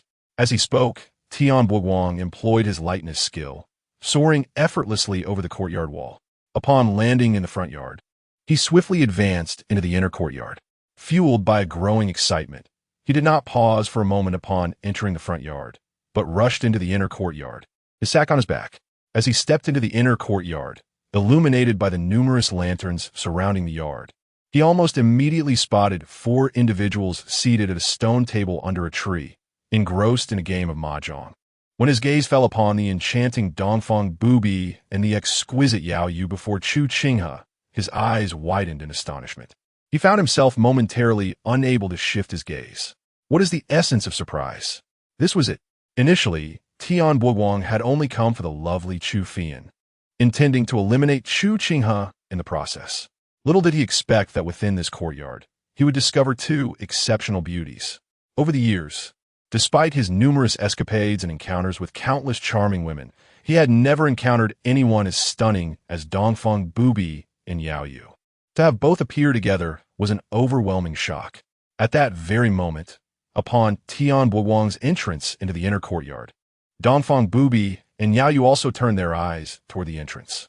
Upon seeing Tian Boguang, who stood there with a dazed expression, they both furrowed their brows. This was especially true for Yaoyue. It should be noted that during this period, Yaoyue had hardly ventured out of the courtyard, seeing only the likes of Chu Qinghe, who, despite her petite stature, was still a vision of grace. Not to mention the striking appearances of Chu Qinghe and Dongfang Bubai. As an admirer of beauty, having been accustomed to the captivating visage of Chu Qinghe, the sudden appearance of Tian Boguang, with his less than appealing countenance, was jarring for Yaoyue. Unable to bear the sight, She instinctively averted her gaze and closed her eyes, evidently distressed by Tian Buoguang's appearance. Before Yaoyue could recover from the discomfort, Tian Buoguang, having regained his focus, now gazed intently at the three women, his eyes gleaming with fervor. His breath quickened with excitement, realizing that in Yushui City he had encountered so many beautiful women. Fortune had indeed smiled upon him. Tian Buoguang. Is this fellow the infamous rogue, Tian Buoguang? Chu Qinghe, sitting beneath the tree, pondered aloud, her voice carrying to his ears. Upon hearing her words, Tian Buoguang expressed his surprise. I did not expect someone to recognize me. Upon hearing his name, Tian Buoguang could not help but reveal a hint of pride. As his gaze swept over the three women of Dongfang Bubai, he let out a chuckle, setting down the burlap sack in his hands. He swiftly activated his lightness skill and leaped towards Chu Qinghe. However, in that fleeting moment of his internal energy surging forth, before his feet could ascend beyond 3 feet from the ground, he suddenly felt the internal force within him transform into a searing blade.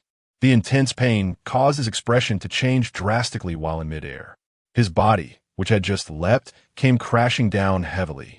The moment his feet touched the ground, the once powerful limbs felt utterly drained of strength, leaving him unable to maintain his stance. His knees buckled, and he collapsed to the ground, barely supporting himself with his hands to avoid falling flat.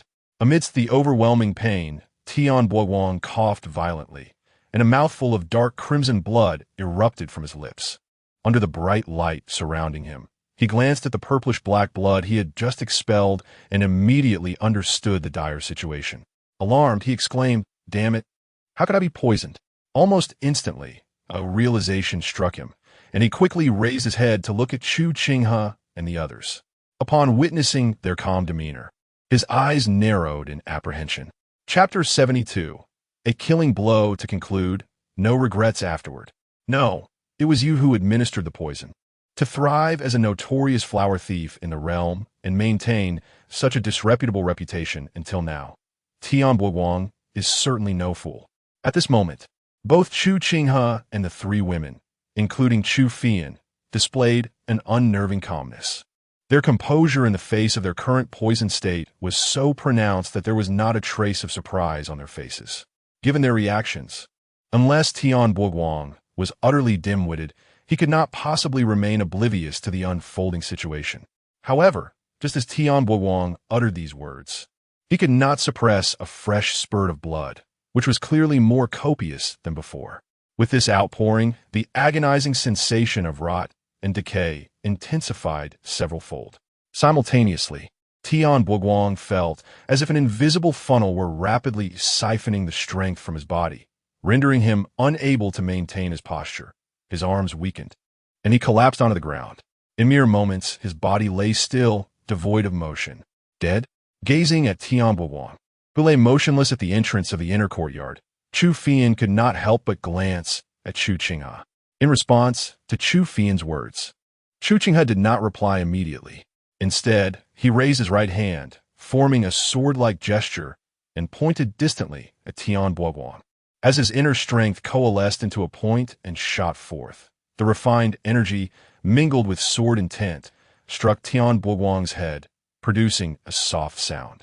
Only then did Chu Qinghe nod and say, "Indeed, he is dead." The three women were left speechless at Chu Qinghe's actions.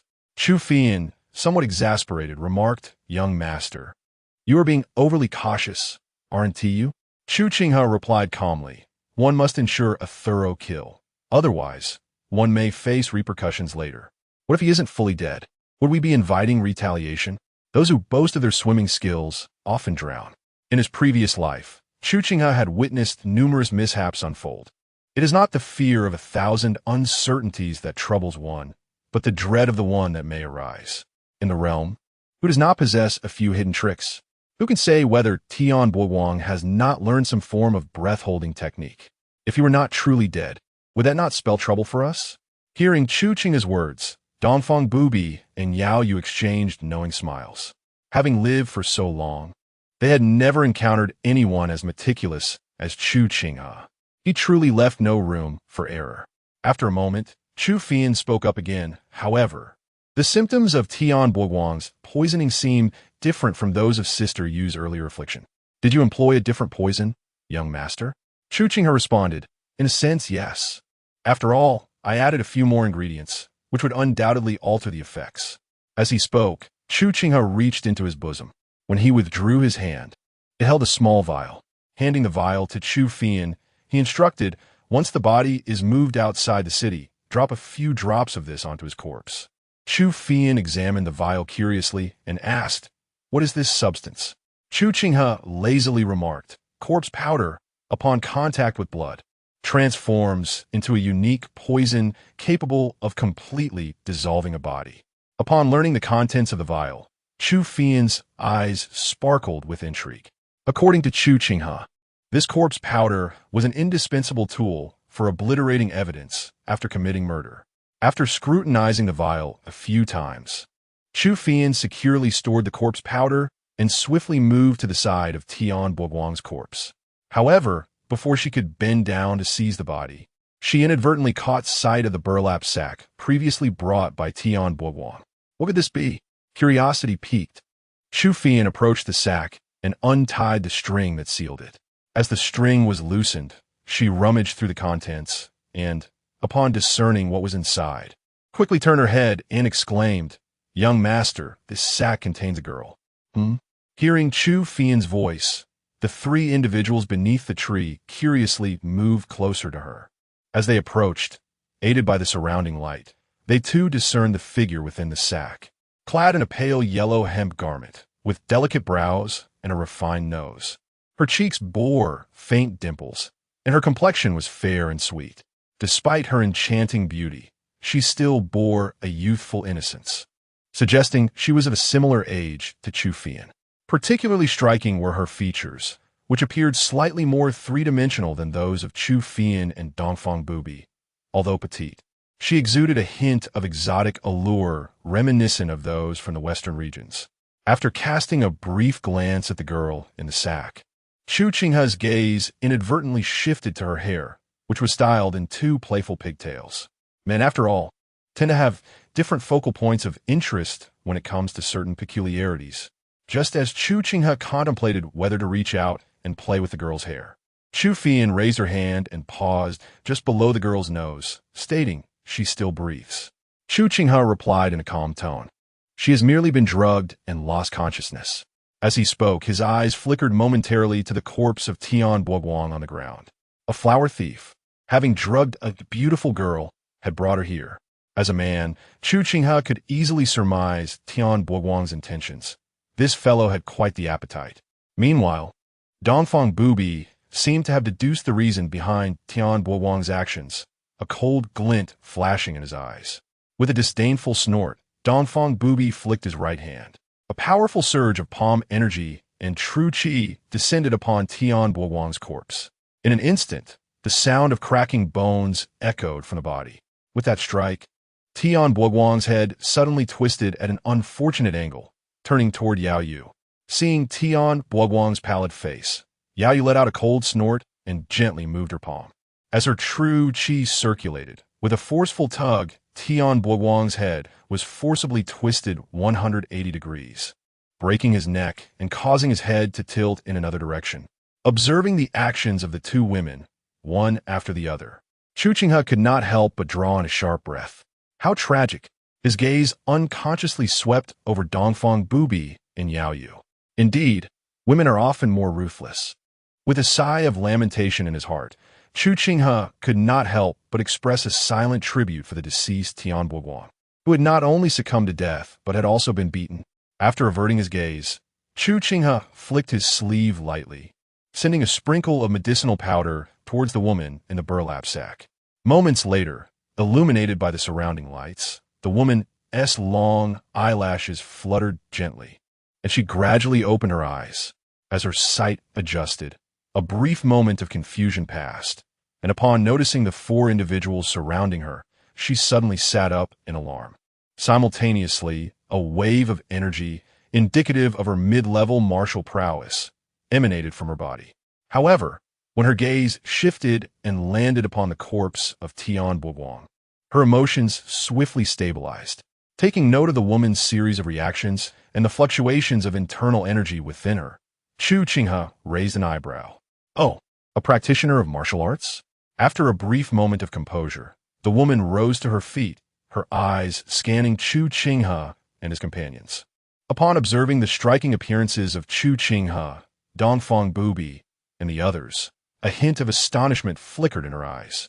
Shortly thereafter, she directed her attention to Chu Fian, who appeared to be of a similar age, and softly inquired, "May I ask, esteemed sister, where is this place?" Assessing the woman before her, Chu Fian replied, "In my master's courtyard." Upon hearing Chu Fian's response, the woman turned her gaze towards Chu Qinghe. Meeting her eyes, Chu Qinghe replied in a calm tone, "This fellow brought you here." As he spoke, he gestured towards the corpse of Tian Buoguang on the ground. After glancing in the direction Chu Qinghe indicated, the woman performed a customary bow and expressed, "Thank you, noble sir, for saving my life." Chu Qinghe nodded lightly and replied, "No need for such formality." Just as his words left his lips, Chu Fian suddenly interjected, "How do you intend to express your gratitude to us?" The woman appeared taken aback. "Momentarily rendrait de spin que bail que fayons une expected inquiry." Chu Qinghe, maintaining his composure, remarked, "It was merely a jest, fair maiden. There is no need to overthink it."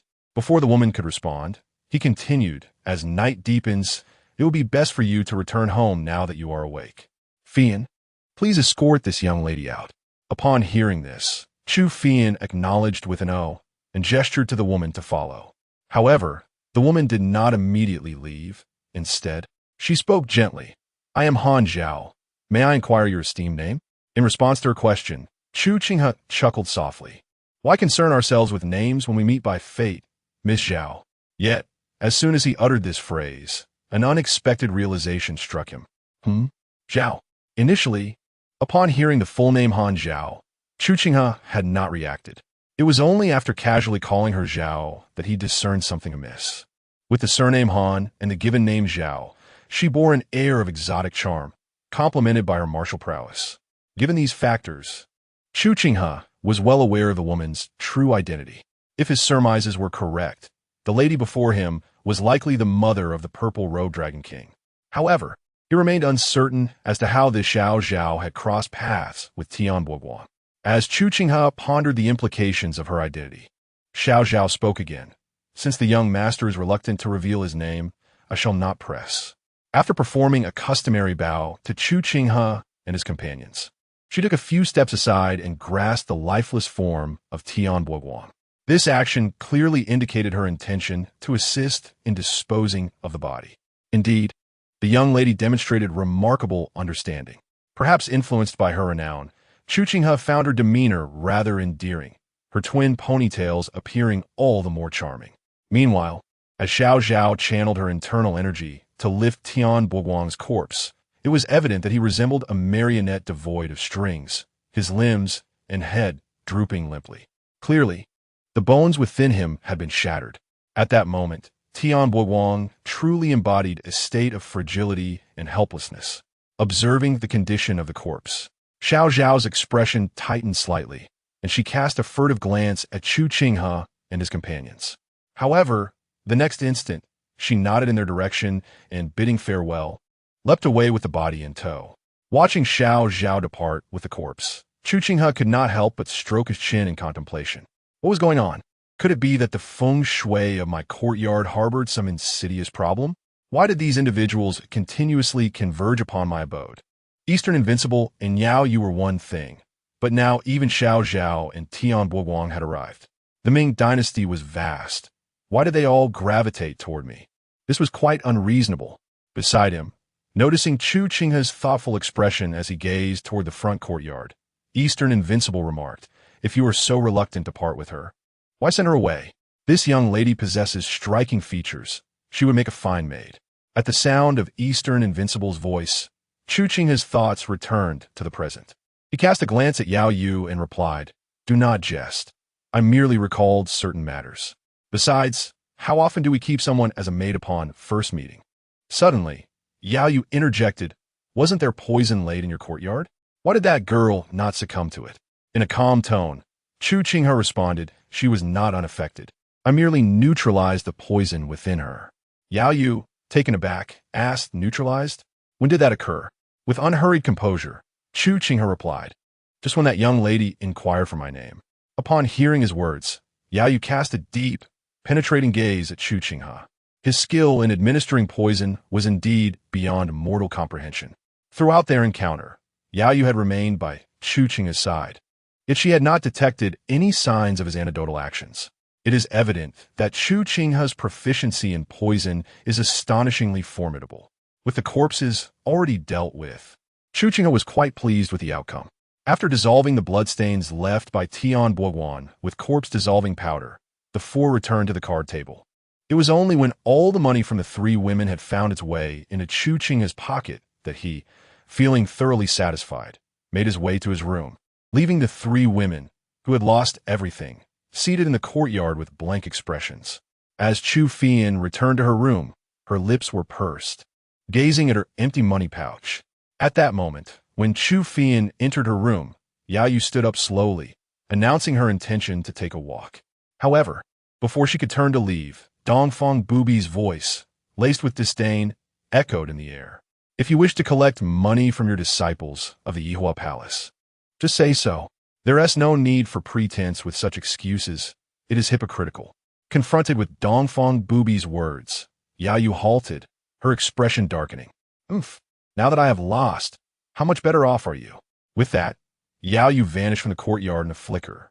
Just as she departed, a subtle whistle reached Dongfang Bubai's ears.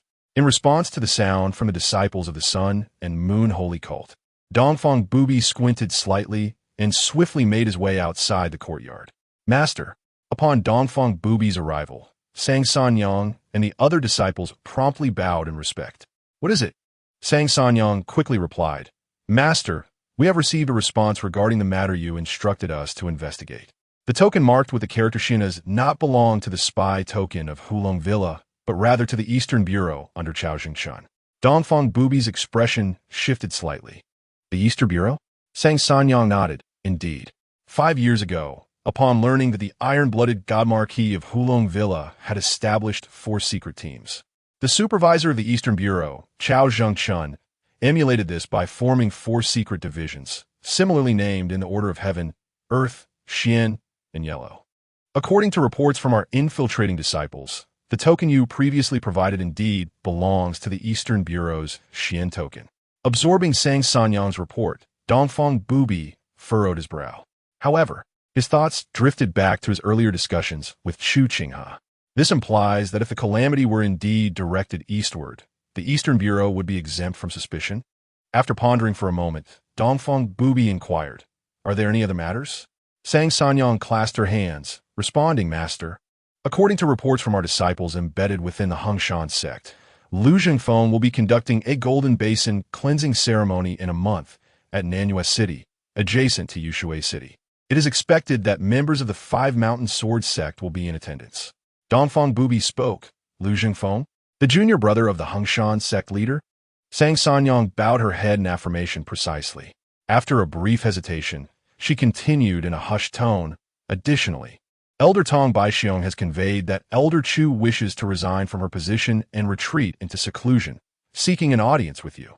Dongfang Bubai let out a light scoff. Lu Zhengfeng of the Hongshan sect yearned to retire from the martial world, and at this moment, Chu Yang also sought to withdraw from the Jianghu, as if they had conspired together. Listening to the words of Dongfang Bubai, Sang Sanyang bowed her head, hesitant to respond, fearful of provoking Dongfang Bubai and inviting calamity upon herself. After pondering for a while, Dongfang Bubai spoke, Send word to Tong Baixiong, instructing Chu Yang to meet me in this Yushui city. Sang Sanyang promptly replied, Your subordinate obeys. Once the matter at hand was concluded, Dongfang Bubai slowly turned to return to the courtyard of Chu Qinghe. However, before Dongfang Bubai could take a step, he suddenly cast a glance in the direction where Yaoyue had departed. After a brief moment of contemplation, Dongfang Bubai declared, Bring forth all the silver you possess. Upon hearing Dongfang Bubai's words, Sang Sanyang initially stood in shock. Yet, regaining her composure in the next instant, she hastily retrieved all her money. and after organizing the funds from the other disciples of the Sun and Moon Holy Cult, she respectfully presented them to Dongfang Bubai. After stowing the bulging pouches into his sleeve, Dongfang Bubai swiftly returned to the courtyard of Chu Qinghe. Once Dongfang Bubai had departed, Sang Sanyang gazed at the empty pouches in her hands, a trace of inexplicable sorrow etched upon her face. The second update. A grand chapter of 5,000 words. I humbly beseech your initial subscription. There are still 4 updates to come today. End of this chapter, Chapter 73. Shall we simply count the medicine again? Shortly after the formidable Dongfang Bubai returned to the courtyard, the previously departed Yaoyue also made her return. If Dongfang Bubai were present at that moment, she would undoubtedly observe that Yaoyue's once deflated purse had once again become plump. After casting a glance at the closed door of Dongfang Bubai's room, Yaoyue let out a soft huff and retreated to her own chamber. As the 4 individuals returned to their respective quarters, the candles around the courtyard, without anyone to replace them, extinguished as their wax melted away. The courtyard, which had initially been illuminated, was suddenly shrouded in darkness. However, amidst this profound silence, the door to Chu Qinghe's room unexpectedly swung open. Soon after, a small head peeked out, scanning the surroundings. Upon confirming that no one was watching, the little girl gently closed the door behind her and stealthily slipped out of the courtyard.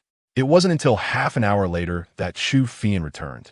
Darting back into her room, clutching the replenished purse in her arms, she drifted into a reverie filled with dreams of the coming day, where fortunes would bloom.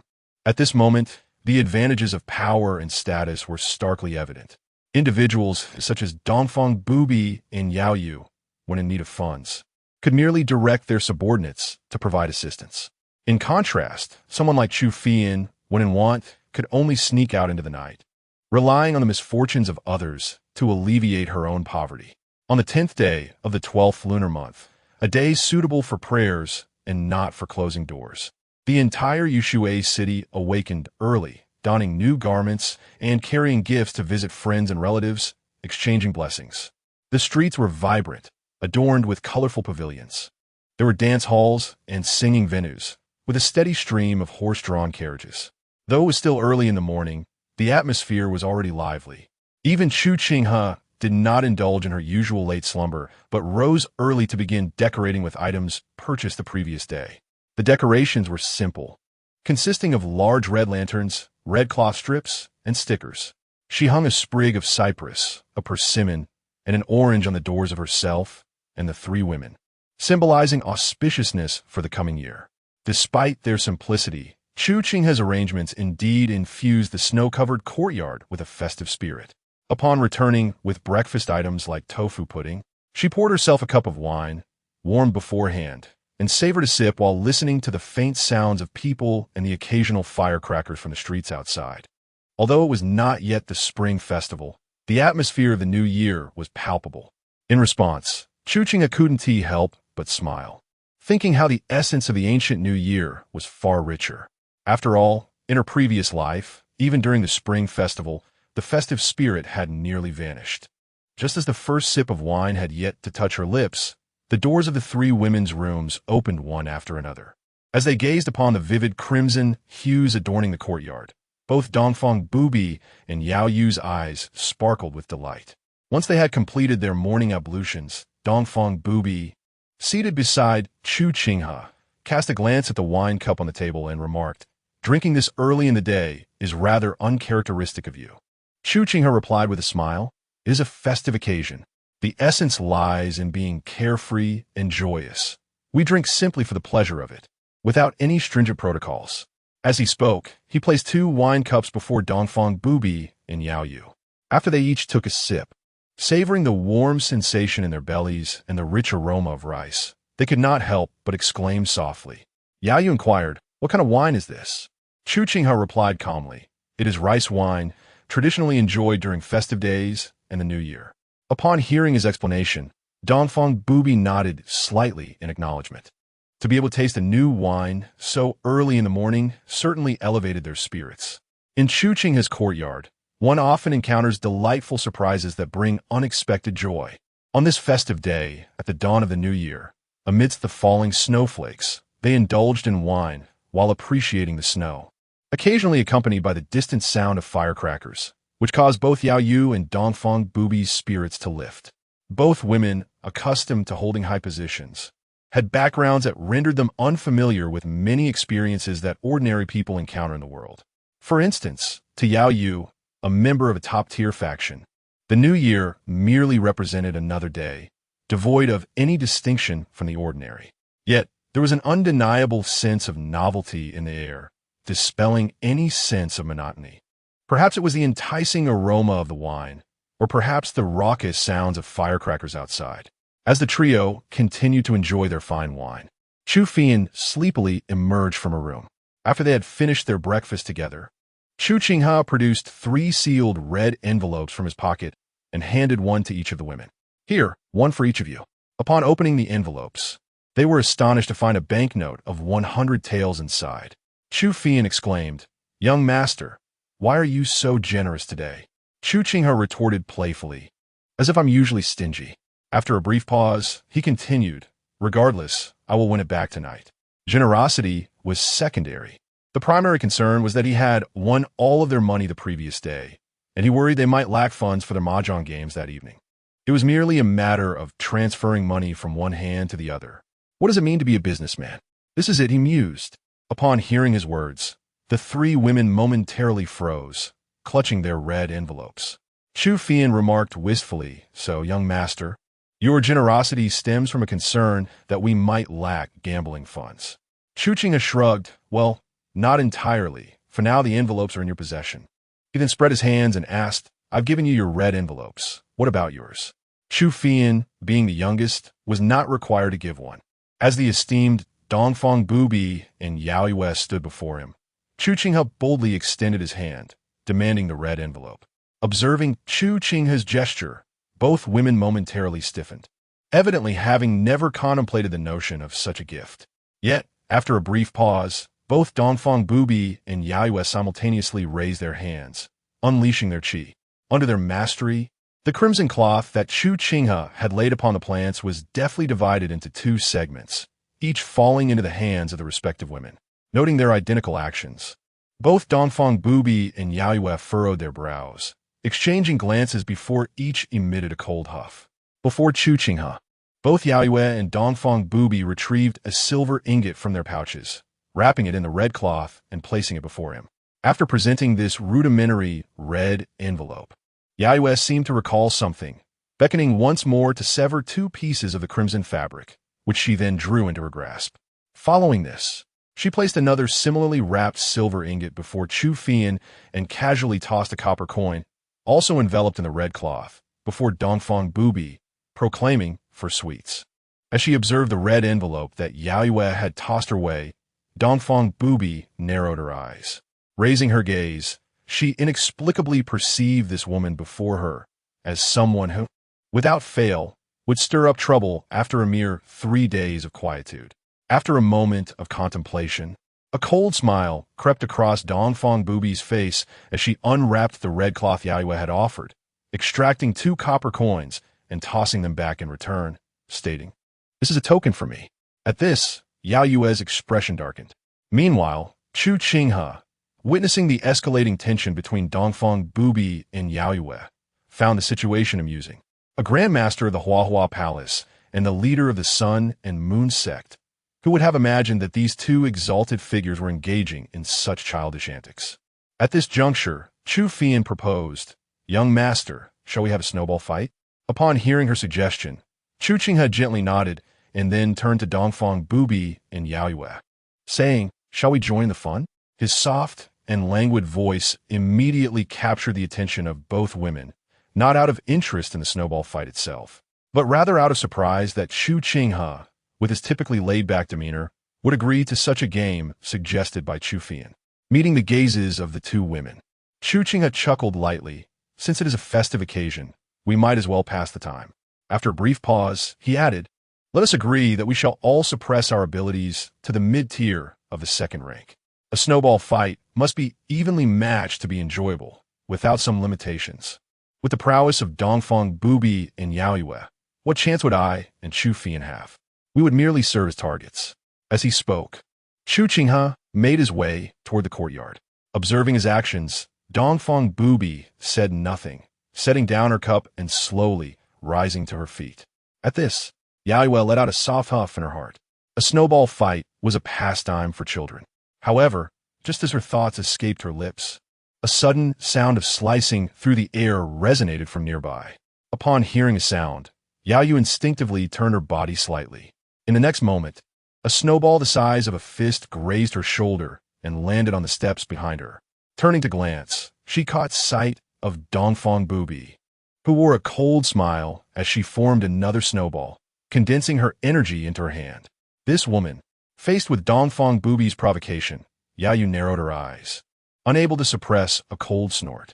In an instant, her body flickered, and with a swift motion of her palm, the accumulated snow on the ground erupted into a flurry, forming a dozen snowballs that shot towards Dongfang Bubai like arrows released from a bow. Conversely, Dongfang Bubai, with her figure flickering, also gathered dozens of snowballs around her. As she shifted continuously, the snowballs in the air intertwined and collided. Nearby, watching the snowball fight between Dongfang Bubai and Yaoyue, and then glancing at the single snowball held by herself and Chu Qinghe, Chu Fian couldn't help but lean closer to Chu Qinghe and whisper, "Young master, it seems they are playing a different game from us." Hearing Chu Fian's words, Chu Qinghe nodded in agreement. Indeed. After all, who plays snowball fights with such a sense of machine gun? As he spoke, he cast a sidelong glance at Chu Fian, then lifted a hand to tug at the collar on the back of her neck before swiftly stuffing a snowball down her back. In an instant, the icy sensation caused Chu Fian to grimace and squirm. Once she cleared the snow off her back, she charged at Chu Qinghe with her snowball in hand. "Young master, you played dirty. All's fair in war. You brought this upon yourself. Can't blame me. I'll take you on." Amidst the playful chaos between Chu Fian and Chu Qinghe, their light-hearted brawl gradually drew in Dongfang Bubai and Yaoyue. Consequently, in the tumultuous melee between the four, Chu Fian and Chu Qinghe transitioned from mere novices to adeptly dodging snowballs. Smiles began to bloom on the faces of all four, even softening the usually cold expressions of Yaoyue and the proud demeanor of Dongfang Bubai. As the snow fell in abundance, the courtyard of Chu Qinghe gradually transformed into a lively scene. Even the chilly winter winds seemed to carry a hint of raucousness amidst the laughter. It was not until Chu Fian and Chu Qinghe exhausted their internal energy and endured several rounds of crossfire from Dongfang Bubai and Yaoyue that they concluded the first snowball fight of the new year. Once Chu Fian entered the kitchen, she observed Chu Qinghe, who was brushing off the snow from himself. Dongfang Bubai raised her hand and patted him down a few times. In response to Dongfang Bubai's actions, Chu Qinghe merely smiled lightly, allowing her to assist him without resistance.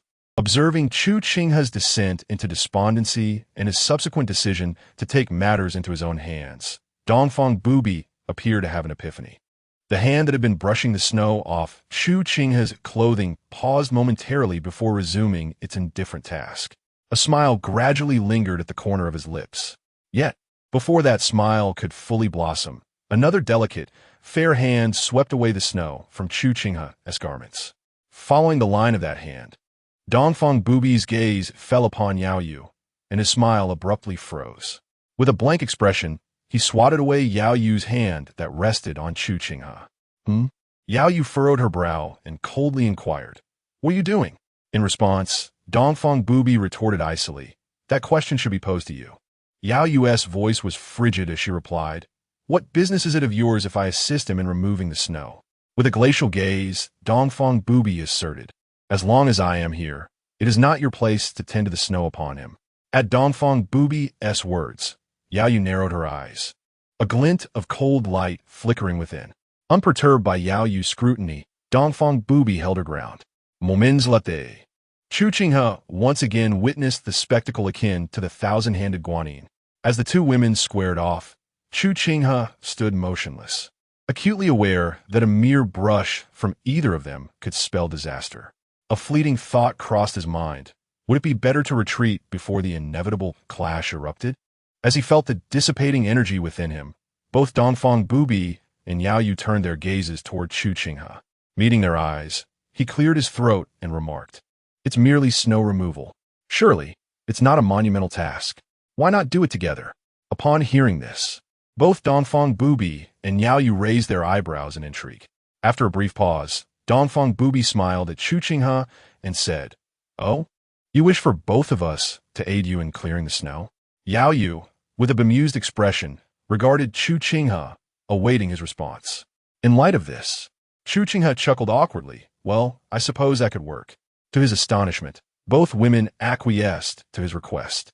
After exchanging a glance, they lifted their hands anew to assist in clearing the snow from Chu Qinghe's attire. However, unlike their previous gentleness, this time they opted for a more vigorous approach.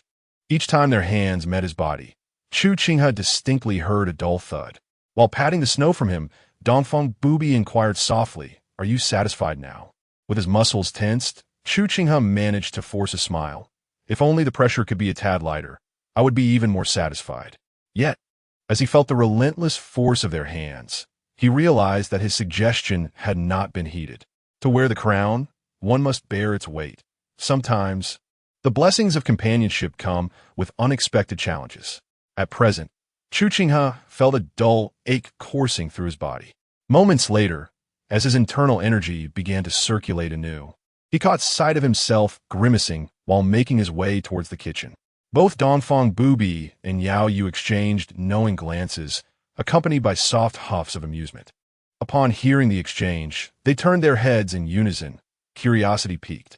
With the surge of energy, the snow accumulated in the courtyard began to stir once more. Upon entering the kitchen, Chu Qinghe, still grimacing and rubbing his chest, caught the eye of Chu Fian, who inquired with concern, "What troubles you, my lord?"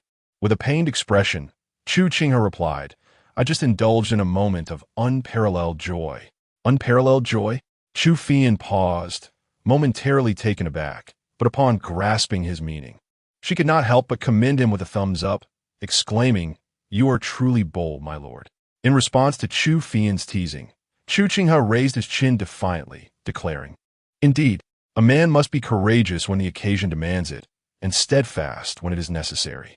Observing his proud demeanor, Chu Fian smirked, "If you are so bold, why retreat to the kitchen?" Casting a sidelong glance at her, Chu Qinghe replied nonchalantly, "It's just a matter of the day. Allow me to showcase my culinary skills." This revelation piqued Chu Fian's curiosity. Just as Chu Qinghe rolled up his sleeves, preparing to demonstrate his prowess, an individual approached the entrance of the estate, gently tapping the door knocker several times. Thus concludes this chapter, a lengthy 5,000 words for the third installment. There are still 3 more to come today. Onward with the writing, and I humbly seek your support. End of chapter. Chapter 74. The attributes of the mascot as the sound of the door knocker echoed through the courtyard. Chu Qinghe, who had just rolled up his sleeves in the kitchen, turned his head to glance at the entrance before saying to Chu Fian, "It seems the purchases have arrived. Please open the door." Chu Fian inquired, "What have you bought this time, my lord?" With a calm tone, Chu Qinghe replied, "A hot pot and a barbecue rack." Chu Fian looked puzzled and asked, "What is that?" Irritated by her incessant questioning, Chu Qinghe retorted, "Why do you ask so much? You will know when we use them tonight. Hurry and open the door." With a slight pout, Chu Fian activated her lightness skill and moved towards the entrance. "My lord." A moment later, just as Chu Qinghe began kneading the dough, he heard Chu Fian's voice from outside. Upon hearing her, he withdrew his flour-covered hands, slightly perplexed, and walked towards the door. Stepping out of the kitchen, he was momentarily taken aback to see Xiao Zhao standing beside Chu Fian. "Oh, how did she return?" Upon entering the courtyard, Xiao Zhao promptly bowed, saying, "Xiao Zhao greets you, my lord." After giving a slight nod in acknowledgement, Chu Qinghe asked, "Is there something else you need, Miss Xiao Zhao?" In response to his inquiry, Xiao Zhao stepped forward and held up a package she was carrying. Guqin, filled with curiosity, took the package and opened it, revealing a staggering amount of gold, 100 taels. At the same time, Xiao Zhao spoke. "Tian Buoguang has committed numerous atrocities and is wanted by the court. Unable to repay your great kindness, I can only present this bounty as a token of my gratitude." Upon hearing Xiao Zhao's words, Chu Fian couldn't help but mutter to herself, "That fellow is worth so much?" Suddenly, a rumble emanated from Xiao Zhao's stomach. Realizing the source of the sound, she quickly covered her abdomen, her ears reddening visibly. Seeing Xiao Zhao clutching her stomach, Chu Qinghe exclaimed in astonishment, "You haven't eaten yet, have you?" Xiao Zhao softly affirmed, "I lost my money pouch when I was knocked unconscious by Tian Bubai." Chu Qinghe glanced at the 100 taels of gold in her hand and curiously asked, "Why didn't you use the bounty to buy something to eat?" Xiao Zhao shook her head, saying Tian Bubai was killed by you. Thus this bounty rightfully belongs to you. It would not be appropriate for me to use it. Listening to Xiao Zhao's explanation, Chu Qinghe shot her a sidelong glance, thinking, how naive. Not only Chu Qinghe, but even Chu Qinghe regarded Xiao Zhao with an expression resembling that of someone observing a fool. After a brief pause, Chu Qinghe asked, Tian Bubai must have had money on him. Why didn't you search him for it? Xiao Zhao explained, I did search him, but I found that the coins in his pouch had all turned to dust. In that moment, both Chu Qinghe and Chu Qinghe recalled the events from the previous night when Dongfang Bubai and Yaoyue had dealt with Tian Buibai's corpse. Upon understanding the reason, Chu Qinghe shook his head and said, it's almost time for lunch. If Miss Xiao Zhao doesn't mind, perhaps she could share a simple meal with us at home. Hearing Chu Qinghe's words, Xiao Zhao waved her hand in refusal, but just as the first word escaped her lips, her stomach let out a loud growl. Observing this, Chu Qinghe rolled her eyes and took Xiao Zhao's hand, leading her towards the kitchen. As the two women entered the kitchen, Chu Qinghe cast a glance at the empty stone bench beneath the camellia tree, gently shook his head, and proceeded towards the kitchen. Upon entering, he found that Chu Qinghe had already placed some dried fruits into Xiao Zhao's hands. Noticing Xiao Zhao's lingering shyness, Chu Qinghe promptly stuffed a piece of osmanthus cake in her mouth, exuding a distinctly elder sisterly aura. Watching que fait en section. Chu Qinghe couldn't help but smile softly before stepping over to the counter to continue kneading the dough. Perhaps spurred by Chu Qinghe's presence, Xiao Zhao, after taking a few bites, also stepped forward to lend a hand. Once they had placed the dough in a wooden basin and covered it for fermentation, Chu Qinghe, having washed his hands, stepped outside into the courtyard. As he emerged, he noticed that Dongfang Bubai and Yaoyue had returned. As usual, the fluctuations of their internal energy had yet to completely settle. Observing Dongfang Bubai leisurely sipping his drink and Yaoyue's sullen countenance, Chu Qinghe quickly grasped the outcome of their recent skirmish. After taking a seat, Dongfang Bubai glanced towards the kitchen and inquired, a guest? Chu Qinghe picked up a wine cup and replied softly, the Xiao Zhao from last night. Dongfang Bubai expressed his confusion, asking, what brings her here? Chu Qinghe shrugged and briefly recounted the events. Upon learning the circumstances, Yaoyue nodded and remarked, how sincere. Thus, one could see that those with education express themselves differently. What might seem foolish transformed into sincerity through Yaoyue's words. With some time remaining before lunch, Chu Qinghe rose and entered his room to retrieve the golden playing cards he had crafted. He then joined the two women in a game of landlord in the courtyard. Since both ladies now had red envelopes, it was a leisurely pastime, allowing them to recoup some of their winnings.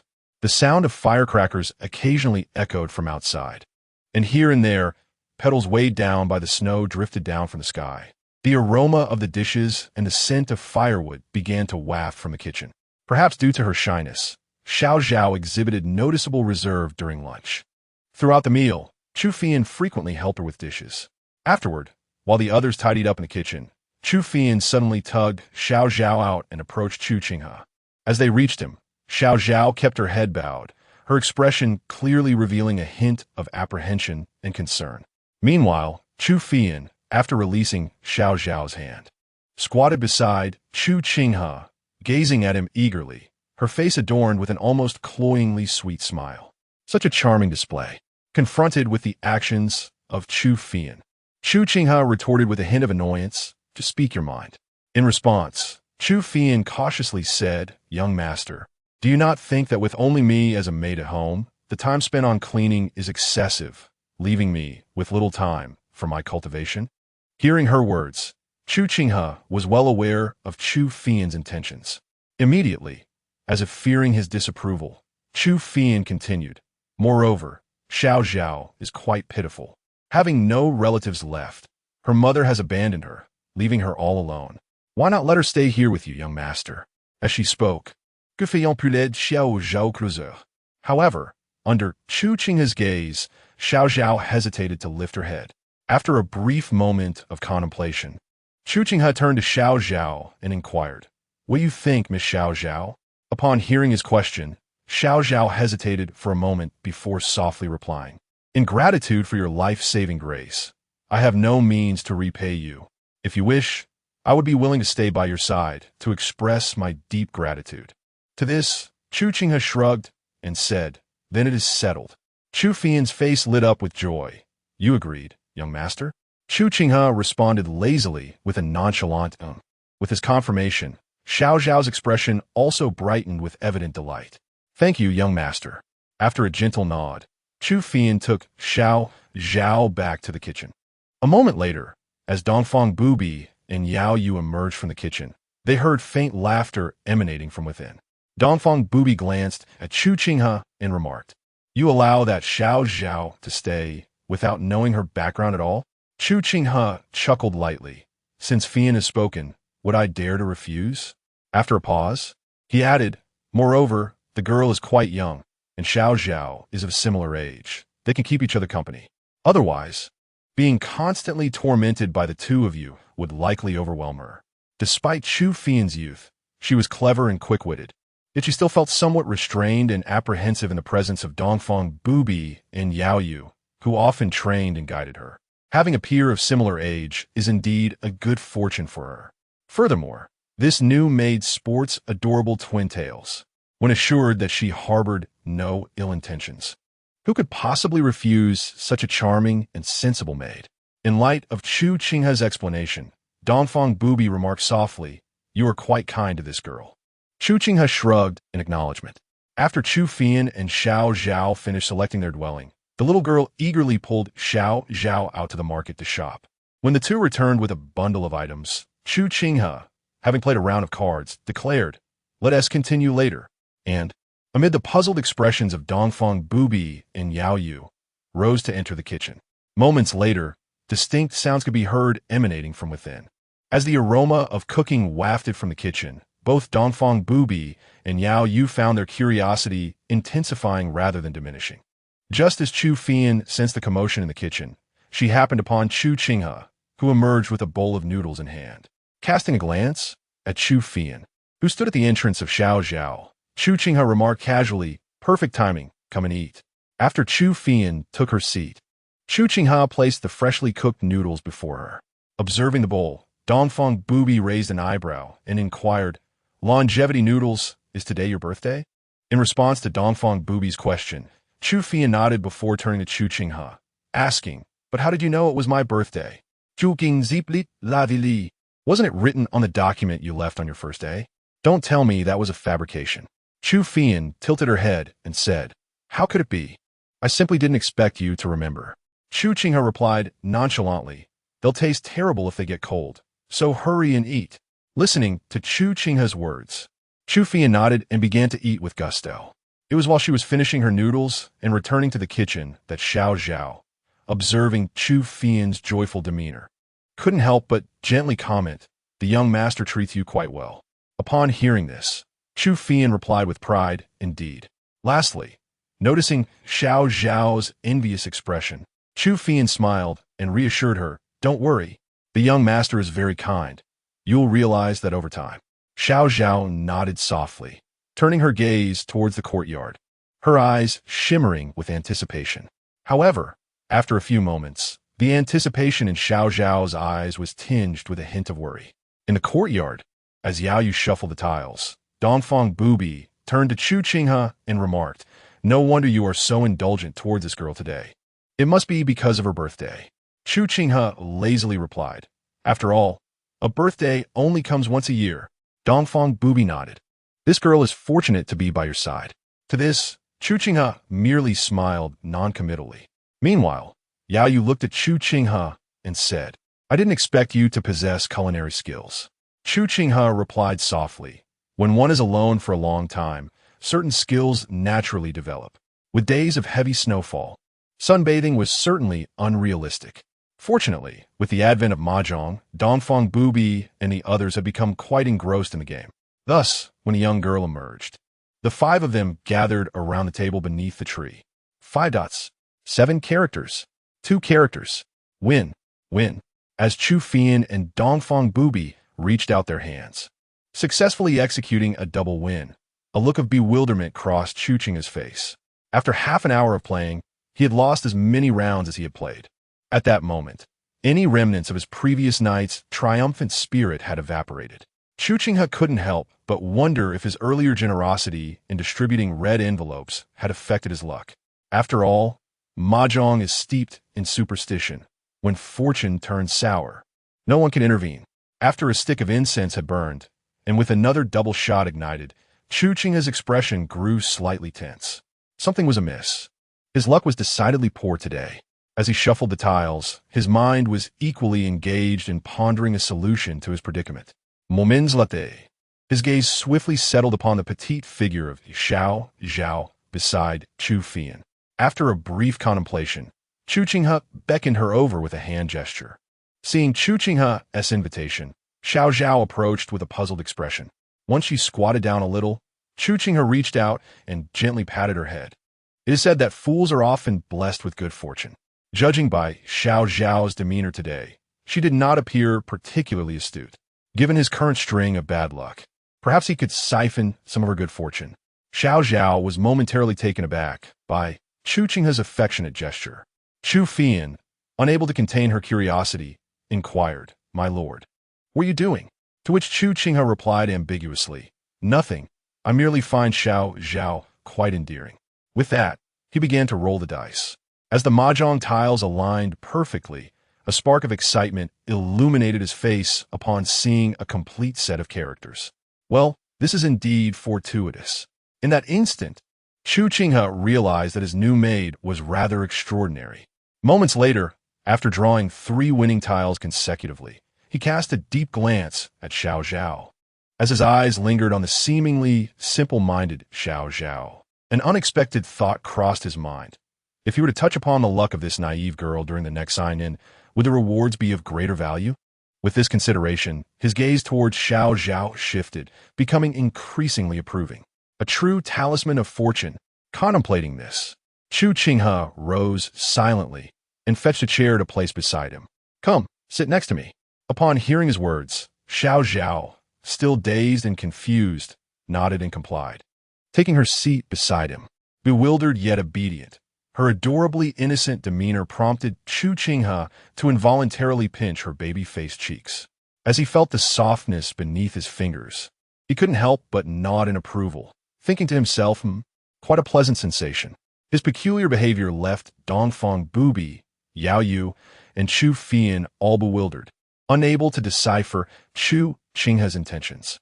However, half an hour later, as the contents of the 3 women's purses dwindled, their expressions began to shift from sunny to overcast. After placing their money once more into Chu Qinghe's hands, Yaoyue, the quickest to react, looked at the beaming Chu Qinghe and couldn't help but furrow her brow.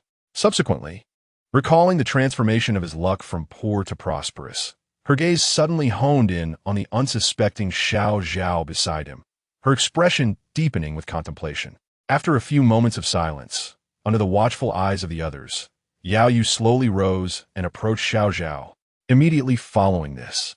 Amidst the bewilderment of Dongfang Bubai and Chu Qinghe, as well as the sudden jolt in Chu Qinghe's heart, a tentative hand was raised to gently pat Xiao Zhao's head. When Yaoyue withdrew her hand, Xiao Zhao instinctively touched her own head as if checking for something amiss. Observing Yaoyue, who had returned to her position, Chu Qinghe narrowed his eyes, a sense of foreboding rising within him. A quarter of an hour later, as Yaoyue successfully completed a self-draw, she could not help but glance over at Xiao Zhao, finding the girl unusually endearing. Conversely, Chu Qinghe felt a sudden pang of alarm. It dawned on him that he could no longer conceal the truth. Indeed, as Yaoyue initiated her self-draw, both Dongfang Bubai and Chu Qinghe began to realize something was amiss. Subsequently, the 2 women approached Xiao Zhao, eager to engage with her. Chu Qinghe, in particular, not only patted Xiao Zhao's head, but also audaciously pressed her face against Xiao Zhao, playfully rubbing against her. Half an hour later, as silver coins continued to be dispensed, the sight of Xiao Zhao, who was now momentarily ensnared beside Dongfang Bubai and Yaoyue, looking obedient, caused Chu Qinghe to sigh deeply. Alas, the mascot had been whisked away, and his winning streak had vanished. In that moment, gazing at the abducted Xiao Zhao, a tinge of sorrow welled up within Chu Qinghe. The fourth update. A grand chapter of 5,000 words has already reached 20,000 words, with another 10,000 words to be updated tonight. I humbly beseech for your initial subscription and support. End of chapter. Chapter 75. This phrase, allegedly crafted by me as dusk approached, with the sky dimming slightly. Chu Qinghe, having decisively recouped all his losses from the previous night, abruptly halted the afternoon card game, preparing to engage in a cleansing bath and change of attire before resuming later that evening. The three women, who had successfully regained their losses, though still eager for more, felt a sense of satisfaction. Their gazes turned towards the quietly obedient Xiao Zhao, and to Chu Qinghe's surprise, both Dongfang Bubai and Yaoyue generously presented her with a silver ingot wrapped in red cloth, each worth 10 taels. Observing the two women holding the filled with winnings from his side, Chu Qinghe could not help but smirk, while instructing Dongfang Bubai and Yaoyue to light the lanterns. Chu Qinghe led the two maidens into the kitchen, perhaps influenced by their earlier intimate gestures. Xiao Zhao appeared less reserved in Chu Qinghe's presence than she had at the outset. A quarter of an hour later, as he gazed at the double-sided hot pot simmering on the stove, surrounded by an abundance of fresh ingredients, a look of curiosity crossed Dongfang Bubai's face. What kind of dish was this? It's hot pot, Chu Qinghe replied, handing over the prepared dipping sauces to the women. After explaining how to enjoy the ingredients and the requisite cooking times in the pot, he picked up a slice of tripe and placed it into the boiling broth. Moments later, as the tripe was perfectly cooked, 2 bowls were raised expectantly into the air. Noticing the bowls extended by Dongfang Bubai and Yaoyue, Chu Qinghe's lips curled into a smile. After a brief contemplation, he unleashed his internal energy, skillfully slicing the piece of tripe into 2, which he then placed into each of the women's bowls. Only then did they retract their hands, relieved that it was just the 2 of them, and they could manage.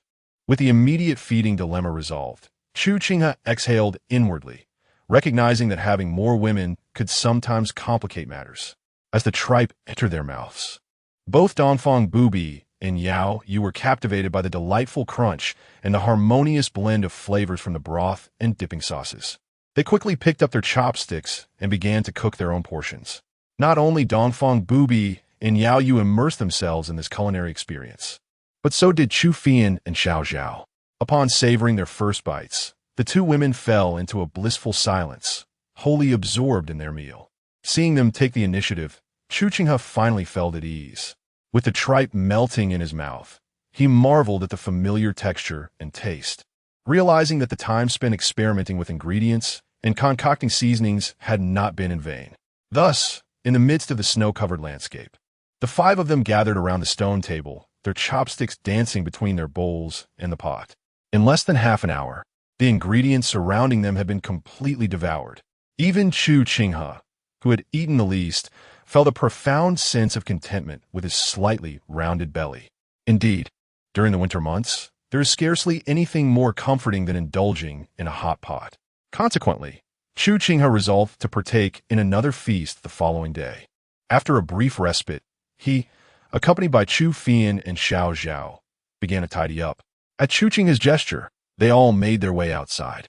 The sky had plunged into darkness, yet the city of Jiuzhou was far from the usual somberness of night. Instead, it was adorned with vibrant decorations, bustling with a continuous flow of pedestrians. The echo of firecrackers mingled with the laughter of children, creating a truly festive atmosphere. As they traversed the streets, Chu Qinghe, akin to a liberated spirit, exuberantly tugged at Xiao Zhao, darting about in sheer delight. They curiously explored, stopping here to gaze and there to purchase. Although they had only just dined, their hands were soon filled with candied hawthorns and other treats. Chu Qinghe, along with Yaoyue and Dongfang Bubai, also found their hands laden with an assortment of snacks. The Lantern Festival in Jiuzhou City, while a celebration often served as a means for young couples to forge connections. Each year, many couples who wed in the city had first crossed paths during this very festival. As the quintet strolled through the illuminated streets, they appeared as a stunning tableau, drawing the attention of passers-by. Women's gazes were fixated on the extraordinarily handsome and gentle Chu Qinghe, while men cast envious eyes upon the remarkable beauty and grace of Dongfang Bubai and Yaoyue. Had they encountered each other separately, it is likely that either Chu Qinghe or Yaoyue would have been besieged by admirers. However, as they walked together, potential suitors hesitated, feeling overshadowed by Chu Qinghe's presence beside Yaoyue and Dongfang Bubai. Women, wishing to engage Chu Qinghe, found themselves daunted by the striking beauty of his companions. As they continued on their way, they were undisturbed. The Lantern Festival, with its riddles and the exchange of verses for lanterns, remained a timeless theme. As they ambled along, vendors at flower stalls called out enticingly. Captivated, Chu Qinghe turned to Chu Qinghe and inquired, "My lord, are you well-versed in poetry?" After pondering her question, Chu Qinghe replied thoughtfully, "I can recite." However, Chu Qinghe evidently failed to grasp that reciting poetry and composing it are two distinct abilities. Upon hearing his affirmation, she eagerly led him to a shop where verses could be exchanged for lanterns. She enthusiastically remarked, "My lord, I noticed that at other stalls, one poem only yields 2 or 3 lanterns, but here, one can exchange a single poem for 5, just enough for each of us." The shopkeeper, overhearing, smiled and added, "If the poem is exceptional, 5 lanterns can indeed be yours. Would you care to try? It only costs 10 coins. With that, Chu Qinghe gazed at Chu Qinghe with anticipation. Without further ado, even the distinguished ladies of Dongfang Bubai turned their gazes towards Chu Qinghe. Observing this, Chu Qinghe sighed softly and then inquired of the shopkeeper, "What is the intended theme for this poetry?" The shopkeeper, casting a glance at Dongfang Bubai and the other ladies, replied with a smile, "Emotion." "Emotion, you say?" Chu Qinghe mused, stroking his chin as a wave of ideas surged through his mind. After a moment's contemplation, he addressed Chu Qinghe, "Please provide me with the funds." At his request, Chu Qinghe quickly retrieved 10 coins from her purse and handed them to the proprietor. Upon receiving the payment, the shopkeeper gestured for Chu Qinghe to proceed and then moved to a specially prepared table to lay out paper and preparing for him. With a brush in hand, dipped in ink, the tip of the brush descended onto the paper. As the ink flowed, the characters Qingyu and emerged gracefully on the pristine sheet. The strokes of the characters were slender, yet substantial, showcasing elegance in their form. Observing these characters, Yaoyue couldn't help but nod in approval, exclaiming, "What beautiful writing!" Hearing Yaoyue's praise, a smile crept onto Chu Qinghe's lips. In his previous life, he had devoted considerable effort to mastering the slender gold script to cater to his clients. Combined with the memories from this life, he had indeed become quite adept in this style. After admiring Chu Qinghe's calligraphy, Yaoyue's gaze shifted to the subsequent lines he penned. The shopkeeper, reciting each line after Chu Qinghe finished, read aloud, "The east wind blossoms 1,000 trees and blows down stars like rain. The scent of luxury fills the road. As phoenix flutes sound, the jade pot glimmers, and a night of fish and dragons dances. Moths and snow willow threads of gold. Laughter and whispers carry a subtle fragrance away. In the crowd, I sought him 1,000 times, and upon a sudden turn, there he was in the dim light of the lanterns." Initially indifferent, the shopkeeper became increasingly captivated by the verses, especially at the final line, which evoked an expression of awe on his face. At the same time, Yaoyue and Dongfang Bubai, unable to suppress their admiration, recited the last line, their eyes shimmering with emotion. In moments like these, one often experiences a profound sense of connection. Just as Dongfang Bubai and Yaoyue felt a resonance with the poem Chu Qinghe had just composed, their gazes softened as they looked at him. Although Chu Qinghe and Xiao Zhao did not grasp the intricacies of poetry, they could sense the beauty in the shopkeeper's recitation, which seemed to harmonize with the ambience of the Lantern Festival that night. Thus, under the brilliance of Chu Qinghe's literary talent, both Chu Qinghe and Xiao Zhao felt an inexplicable admiration.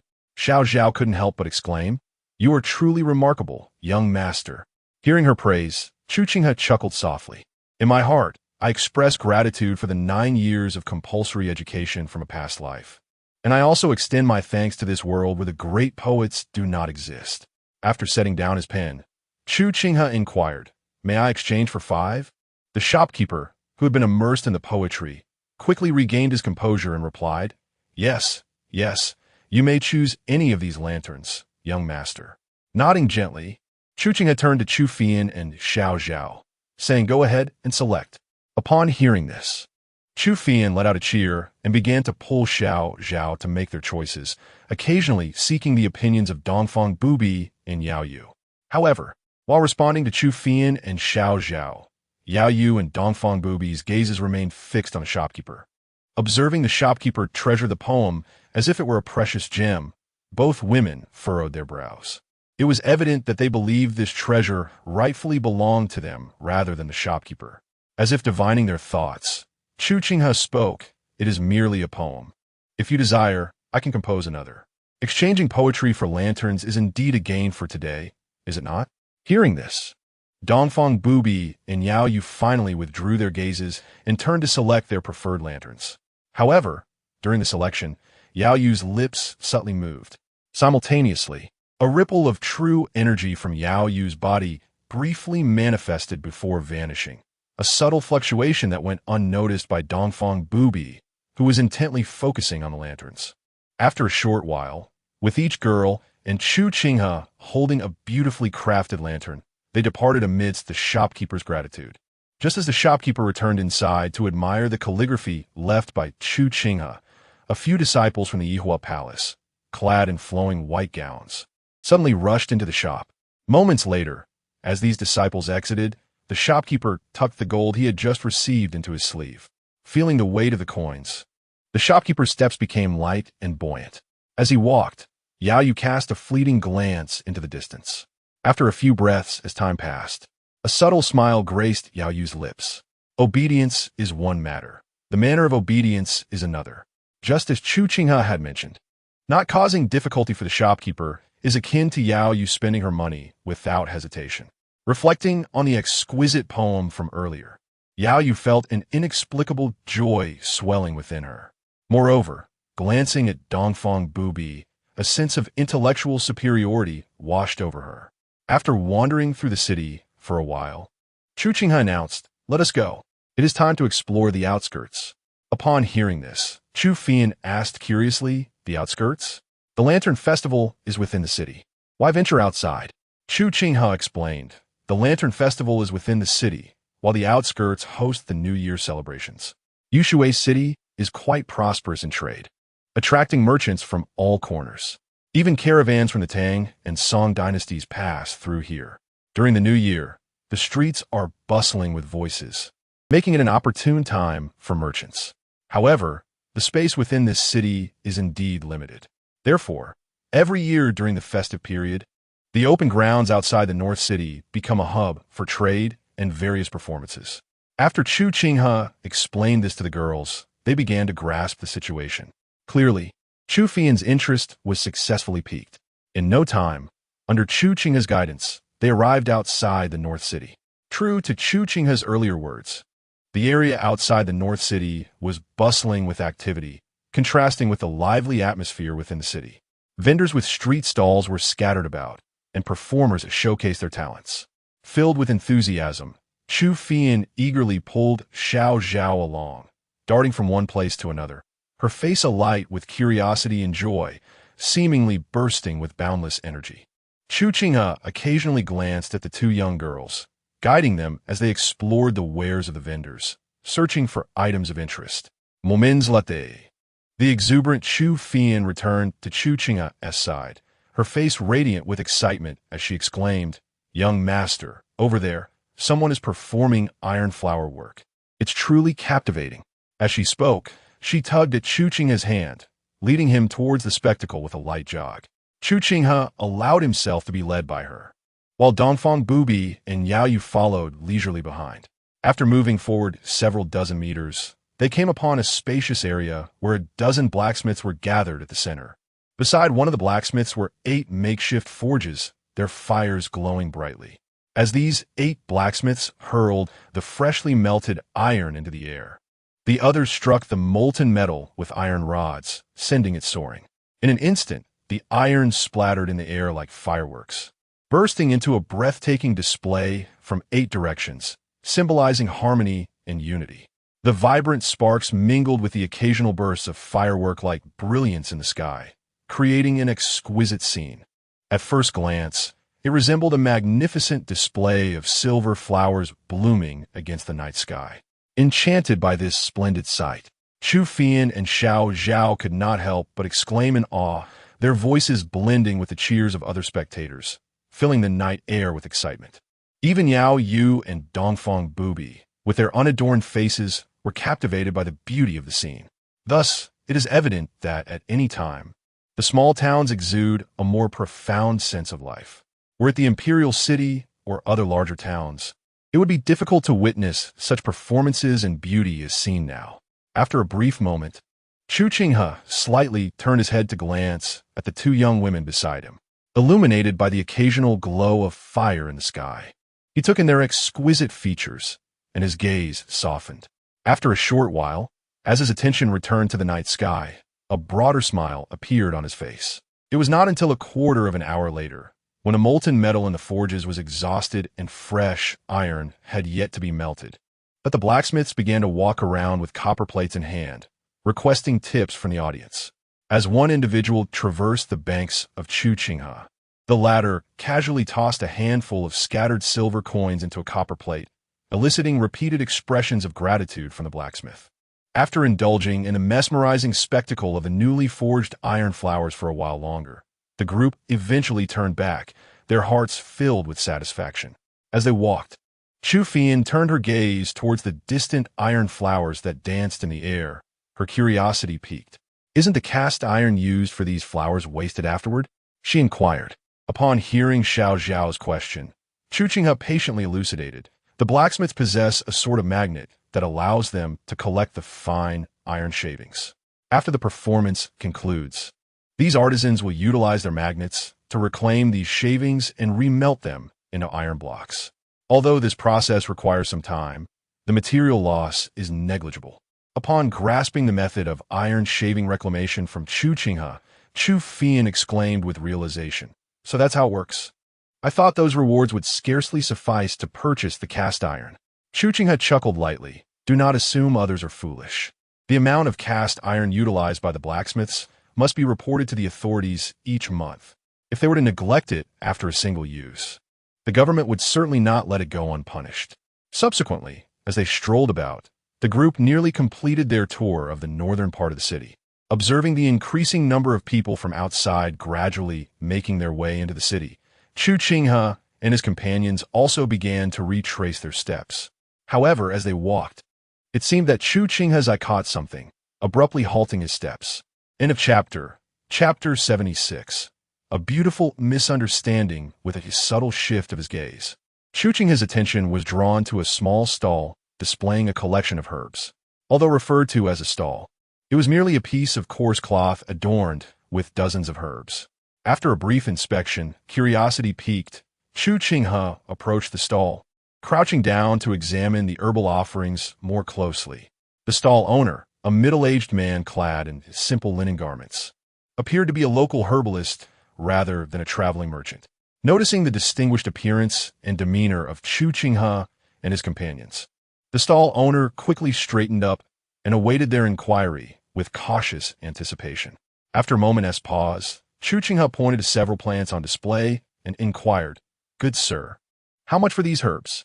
The middle-aged man held up 2 fingers and replied, "These are top-quality mountain herbs, freshly harvested today.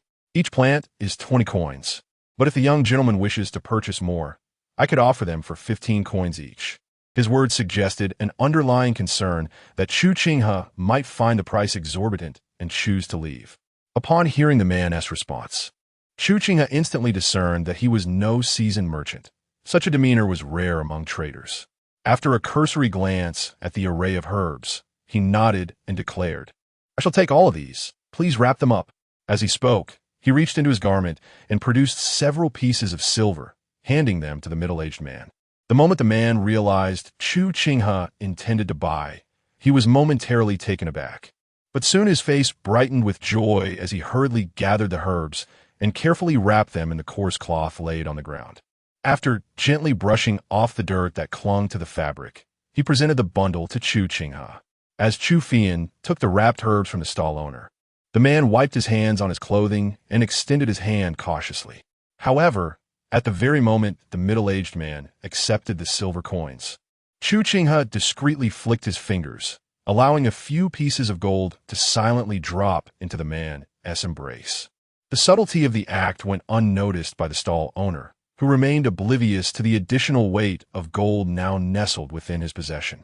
While Chu Fian and Xiao Zhao lacked the prowess to perceive such a deed, the formidable skills of Dongfang Bubai and Yaoyue were more than sufficient to witness Chu Qinghe's actions.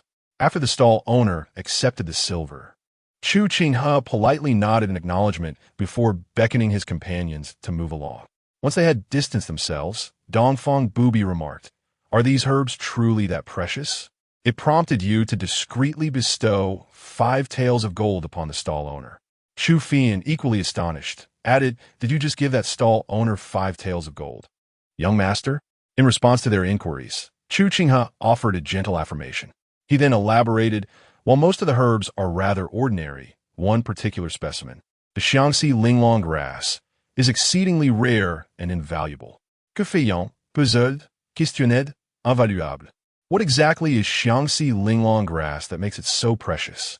Chu Qinghe spoke softly, "A wondrous poison, yet when combined with other herbs, it yields remarkable effects, rendering one immune to all toxins." "Immune to all toxins?" At these words, Chu Fian's eyes widened in astonishment.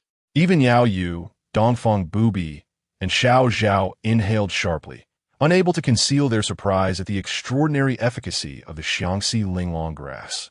What is it that one most fears while traversing the martial world? First, the fickleness of the human heart. Second, the treachery of poisons. Throughout history, countless formidable warriors have fallen victim to toxic substances. Naturally, the notion of being immune to all toxins evokes a profound sense of security, so much so that it could be described as worth multiple lives.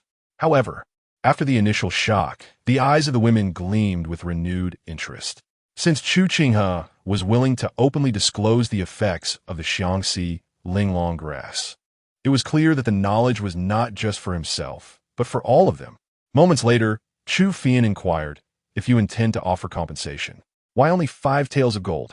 Given Chu Qinghe's usual generosity, it was reasonable to assume that, upon realizing the value of the Xiangxi linglong grass, he would compensate the herbalist with a more substantial sum. In response, Chu Qinghe replied calmly, "Sometimes an appropriate amount of money serves as compensation. However, giving too much may inadvertently invite misfortune." The middle-aged man had been excessively honest, and should such a straightforward person suddenly come into a substantial sum of money, it could attract unwanted trouble. After a brief moment of contemplation, Chu Fian quickly grasped Chu Qinghe's meaning. Perhaps realizing the true value of the herbs, she transformed her earlier casual grip on the coarse cloth bundle into a more protective embrace, cradling it carefully, as if fearing harm might befall the precious Xiangxi linglong grass within. This action elicited a subtle smile from Chu Qinghe as the group made their way toward the city gate. However, Dongfang Bubai and Yaoyue seemed to sense something amiss, momentarily narrowing their eyes. Following suit, Chu Qinghe too became aware of a peculiar tension in the air. Scanning their surroundings, his gaze fell upon a group of men casually strolling about 20 paces away. With a roll of his eyes, he thought to himself, "Great, now I've attracted attention again. It should be a festive occasion, yet here are some fools looking for trouble." With a shake of his head, Chu Qinghe returned his focus to the path ahead, continuing toward the city. Although it was a holiday, the city gates would close at midnight. However, as a small border town, Yushui City did not impose curfews like some larger towns. While the number of people outside the city had diminished, the interior remained bustling and lively. Particularly, the street vendors selling food were crowded with patrons. As the group ventured further into the city, heading south, they were suddenly startled by the sound of hurried footsteps behind them. Moments later, two figures swiftly passed by, flanking Chu Qinghe and his companions. As the two individuals briskly passed by Chu Qinghe and his companions, an exceedingly faint and peculiar fragrance wafted into Chu Qinghe's nostrils. The moment he detected the unusual scent, his eyes narrowed slightly. A seductive aroma? He swiftly raised his long sleeves and cast a glance at the several women before him. While Chu Fian and Xiao Zhao remained oblivious to Chu Qinghe's actions, both Yaoyue and Dongfang Bubai immediately sensed something amiss. Just then, a sound of footsteps emerged from behind them. 5 individuals approached rapidly. As they neared Chu Qinghe and the women, their hands instinctively lifted, suggesting a readiness to offer assistance. How thoroughly prepared they were. However, before these individuals could lay a hand upon Yaoyue and the others, Yaoyue's hand swiftly rose and flipped. In the next instant, several streams of energy floated past Chu Qinghe and landed upon newcomers. With a series of muffled thuds, the 5 individuals who had rushed behind Chu Qinghe and his companions found their bodies stiffening in place. Simultaneously, Chu Qinghe's voice resonated slowly during a festival. It is best not to startle others. Upon hearing his words, Yaoyue raised an eyebrow, her palm suddenly flipping over. With a unique force, the 5 individuals, who had moments ago appeared lifeless, moved as if they were marionettes, continuing their previous actions. Observing this scene, Chu Qinghe couldn't help but glance back, his heart filled with admiration. This Ihua Jiu can be utilized in such a manner? Chu Qinghe had previously experienced this martial art at Yaoyue's hands, yet he never anticipated her ingenuity in employing it thus. Even he felt a sense of enlightenment wash over him. At that moment, Yaoyue's simultaneous control over the 5 individuals showcased her remarkable mastery of both true energy and the Ihua Jiu technique, an impressive precision indeed. Subsequently, a surge of internal energy erupted within Chu Qinghe, mingled with a special force, as it swiftly emanated from his back and targeted the vital points of the 5 figures around them. This action prompted Yaoyue to cast a questioning glance in his direction. Understanding the rationale behind Chu Qinghe's intervention, she redirected her gaze. Under Yaoyue's control, the 5 lifeless bodies appeared, at first glance, as ordinary as any other person. Meanwhile, the 2 individuals who had just hastened past Chu Qinghe and his companions, having secretly administered poison, now trailed behind them, their faces etched with confusion. A man standing on the left could not contain himself, exclaiming, "What are these guys doing? Why aren't they making a move?" To this, another individual replied in a hushed tone, "What do you expect?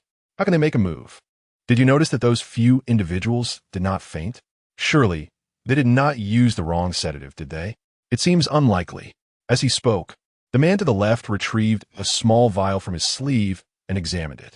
Indeed, it was the same sedative we used previously. "What about yours?"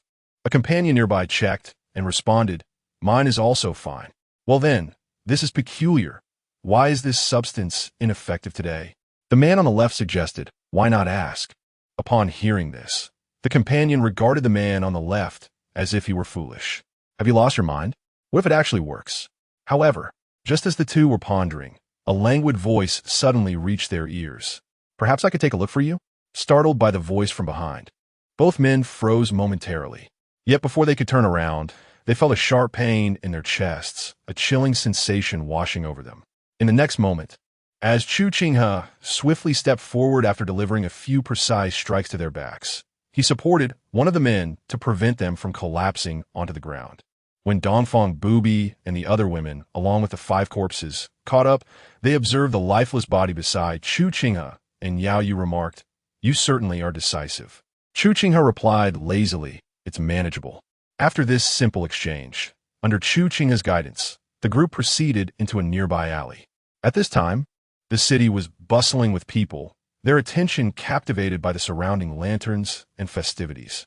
Even if someone noticed Chu Qinghe and his companions, their gaze was immediately drawn to the beauty of Chu Qinghe and the women, leaving little room to regard the ordinary-looking individuals accompanying him. Thus, as they traversed the path, no one detected anything amiss. Upon entering the alley, After discarding the corpses within, Chu Qinghe produced corpse-dissolving powder and poured half a vial over the bodies. In an instant, the seemingly mundane powder, upon contacting the corpses, began to dissolve them as swiftly as acid. After diverting his gaze from the remains, Chu Qinghe inquired, "Are you not going to interrogate them after killing these men?" Chu Qinghe responded, "Since half a year ago, there have been reports of women disappearing in the city, though the numbers are not substantial. After the authorities and local martial forces pursued the matter without success, it was left unresolved. Given the actions and cooperation of these individuals, it is evident that today's events are not their first offense. I suspect they are responsible for the previous disappearances as well." Chu Qinghe realized, "No wonder you acted so decisively. It turns out they're human traffickers." To this, Chu Qinghe merely hummed in acknowledgement. He was not devoid of compassion, but it was reserved for those deserving. He never hesitated to eliminate those who warranted death. Even when disinterested, he could not be bothered to utter another word. For these scoundrels, their demise would be a virtuous act, and Chu Qinghe felt no qualms about it. Subsequently, Chu Qinghe inquired, "Shouldn't we press them for answers? What if these individuals have accomplices?" Chu Qinghe gestured towards Yaoyue and Dongfang Bubai, remarking, "Aren't they here?" As he spoke, he cast a glance at Yaoyue and Dongfang Bubai. Given their esteemed identities, investigating such a common human trafficking ring would be a mere trifle for them. Chu Qinghe merely needed to provide direction. There was no need for excessive worry over the details. Upon hearing Chu Qinghe's words, Yaoyue shot him a sidelong glance and commented, "You certainly know how to delegate."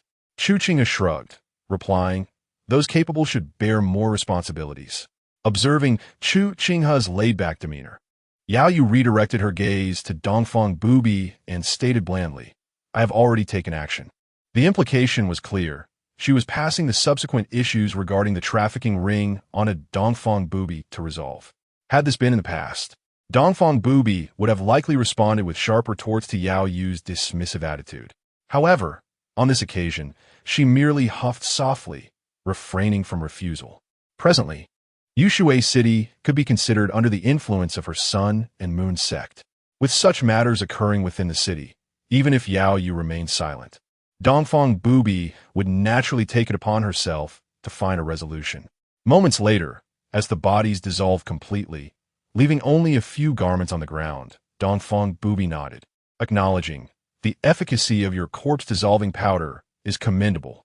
In response, Chu Qinghe calmly stated, "If you desire some, I can prepare a few bottles for you another day." Dongfang Bubai nodded in agreement. "Very well." After ensuring that all the bodies had transformed into powder, Chu Qinghe turned and declared, "Let us depart." As he spoke, he strolled leisurely towards the exit of the alley. Be cautious. There are many people here," he warned. "What is there to fear? There is another alley nearby, and it is deserted." "You impatient ghost," he chided. "How can one not be anxious?" Just as Chu Qinghe and the others were making their way out of the alley, a sudden sound caught their attention. At the sound, Chu Qinghe's movements faltered momentarily, and he thought to himself, "Oh no." Almost immediately, to his astonishment, a couple entered the alley. As they hurried in and caught sight of Chu Qinghe and the four women in the dimly lit alley, they paused in surprise. Although the darkness obscured their features, they could discern the genders of Chu Qinghe and his companions. The woman, who had previously exuded charm, quickly turned away to cover her face, while the man apologized, "My apologies, I had no idea there were others here." As they spoke, the couple hastily retreated towards the alley's exit. However, as they glanced back at the four women behind Chu Qinghe, the man couldn't help but give Chu Qinghe a thumbs up. As a man himself, Chu Qinghe was well aware of the meaning behind the thumbs-up gesture exchanged between them. "Brother, what great stamina!"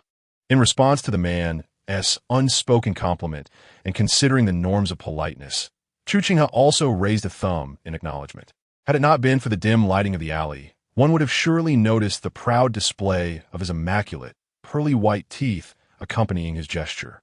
However, after the couple departed, Yaoyue, intrigued, inquired what was the significance of that thumbs up you both shared, to which Chu Qinghe merely shrugged and replied, "Oh, it was nothing more than a delightful misunderstanding." Upon hearing this, Yaoyue furrowed her brow, still harboring a hint of perplexity. Nevertheless, Chu Qinghe chose not to elaborate further. With a gentle smile, he led the group out of the alley. As they strolled, reflecting upon the earlier events, Chu Qinghe found himself increasingly amused by the encounter. Were it not for the presence of Dongfang Bubai and Yaoyue, he might have even laughed aloud, recalling the night's adventures. He realized that occasional outings like this were rather enjoyable, filled with ample amusement. Just as Chu Qinghe and his companions leisurely made their way towards the west of the city, a voice suddenly rang out from the side. "Young master, would you like to have your fortune told?" Upon hearing this, Chu Qinghe instinctively glanced in the direction from which the voice had emanated. End of chapter. Chapter 77. The pain that makes breathing difficult. As Chu Qinghe's gaze shifted, it settled upon the elderly man seated at a fortune-telling booth, merely 10 steps away to his left. The old man, clad in a simple white linen robe with hair as white as snow, bore a kind and gentle expression. Upon meeting the old man's eyes, which seemed to rest upon him, Chu Qinghe's countenance turned slightly. It became evident that the previous words had been directed at him. After a moment of contemplation, Chu Qinghe lifted his foot and approached the elder. Observing Chu Qinghe's approach, the old man remained undisturbed, his face still adorned with a warm and benevolent smile. Yet, there was a glint of cunning in his eyes. Once Chu Qinghe took a seat, he noticed, to his surprise, that behind the fortune-teller sat another elderly figure dressed in a blue long gown, nestled in the corner with his eyes closed, indulging in a traditional pipe. Just as Chu Qinghe's attention was drawn to the man in blue, he took a puff from his pipe and was suddenly seized by a fit of coughing. After a brief moment of respite, the elder seemed to sense Chu Qinghe's gaze and gradually turned his head towards him. Contrary to what one might expect from age, the old man's eyes were not clouded. Instead, they sparkled with clarity. When his gaze fell upon Chu Qinghe and his companions, a flicker of recognition passed through his eyes, and he politely nodded in acknowledgement. He then returned to his pipe, inhaling deeply before succumbing to another round of coughing. As Chu Qinghe listened to the old man's cough, he couldn't help but glance once more at the elder in the corner, then back at the fortune-teller before him. A sudden realization struck him. At that moment, the fortune-teller broke the silence, asking, "What would you like me to divine, young master?" After a brief moment of consideration, Chu Qinghe replied, "Would you kindly read my palm?" However, the fortune-teller shook his head, saying, "Palmistry? I cannot read that." Beside him, Chu Fian expressed her confusion. "Aren't you a fortune-teller? How can you not read palms?" In response to her inquiry, the fortune-teller spoke in a leisurely tone. "I am a fortune-teller, but I do not merely cater to what my clients wish. Rather, I discern what I am capable of foreseeing." His assertive demeanor left Chu Fian momentarily bewildered, clearly having never encountered such a peculiar seer before, who exuded a certain flair. Listening to the old man's words, Chu Qinghe couldn't help but smile inwardly. He then inquired, "It is said that the more one delves into fate, the more tenuous it becomes. If I were to permit you a reading, would it affect my destiny?" The old man shook his head and replied, "One should not speak of everything nor reveal all matters. The intricacies of fate are profound. If one speaks only in hints, it shall not be affected. You worry unnecessarily. Young master." Seemingly intrigued, Chu Qinghe asked, "What if you were to predict any ill fortune for me? How should one proceed?" The fortune-teller responded, "Naturally, one should seek to avoid misfortune and embrace good fortune." Seeing this, Chu Qinghe nodded and said, "Please, old sir, go ahead." Upon hearing this, the elderly man refrained from further words and began to scrutinize Chu Qinghe's face intently. After a brief moment, the old man emitted a soft sound of realization, as if he had discovered something amiss. Subsequently, under the gazes of Chu Qinghe and the several women present, the old man picked up a few ancient bamboo slips from the table and began to examine them meticulously. Perhaps sensing the old man's unusual demeanor, another elder in a green robe, who had been smoking behind him, also turned his attention toward Chu Qinghe and the others. As his gaze moved carefully over the features of Chu Qinghe and the women, a hint of astonishment flickered in the green-robed elder's eyes. Meanwhile, as the bamboo slips were incessantly flipped through, the old man's expression of confusion only deepened, occasionally muttering to himself, "This shouldn't be." Observing the old man's mumbling, Chu Qinghe could not help but ask, what is going on? Is there something wrong with the young master's facial features? Listening to Chu Qinghe's inquiry, the fortune-telling elder took a moment to collect himself before replying, Young master, your forehead is broad, your jawline full and round, your occipital bone prominent, your ears well-formed, your eyebrows shaped like crescent moons, and your facial features harmonious. By all accounts, your visage is of the highest caliber, promising success in all endeavors. Isn't that splendid? Why all the mysterious mumbling? To this, the fortune-teller sighed and responded, If we consider the other aspects of your features, indeed, you possess a countenance that heralds continuous fortune. Yet, the peculiar presence of 9 vertical lines subtly etched upon your brows and nose, when paired with your overall facial structure, presents a stark contrast. Chu Qinghe raised an eyebrow, asking, What kind of contrast? The fortune-teller explained, Your features, coupled with these vertical lines, suggest a countenance that brings prosperity to one's wife. Wife prosperity? Chu Qinghe's expression turned curious. The other women present exchanged bewildered glances at him upon hearing the fortune-teller's words. After a brief pause, Chu Qinghe spoke up, I've heard of husband prosperity, but what is this about wife prosperity? The fortune-teller elaborated, in the balance of yin and yang. The union of husband and wife brings forth both husband prosperity and, correspondingly, wife prosperity. The nose signifies the husband's star, while the outer edges of the eyebrows denote the wife's domain. Given your features, it seems you are destined for many wives with abundant romantic prospects. However, while the primary focus is on the wife, the presence of so many women signifies that such fortune cannot solely pertain to wives. Moreover, 9 is a significant number, suggesting a peak of prosperity. Wife prosperity is typically a supplementary fortune. How can it dominate the primary features? This is utterly perplexing. Throughout his discourse, the elder's gaze remained fixed upon Chu Qinghe's face, his expression a tapestry of bewilderment, as though long-held convictions were being challenged, leaving him in a state of self-doubt. He even failed to notice that he had inadvertently let slip an expletive during his speech. At that moment, Dongfang Bubai suddenly interjected. So what you mean to say is that his wife prosperity is exceptionally strong? The fortune-teller nodded and remarked, According to the art of physiognomy, this young gentleman possesses an exceptionally strong fate for attracting a prosperous wife, so potent that it seems to overflow. Logically speaking, such an overwhelming abundance of romantic fortune should condense into a negative aura.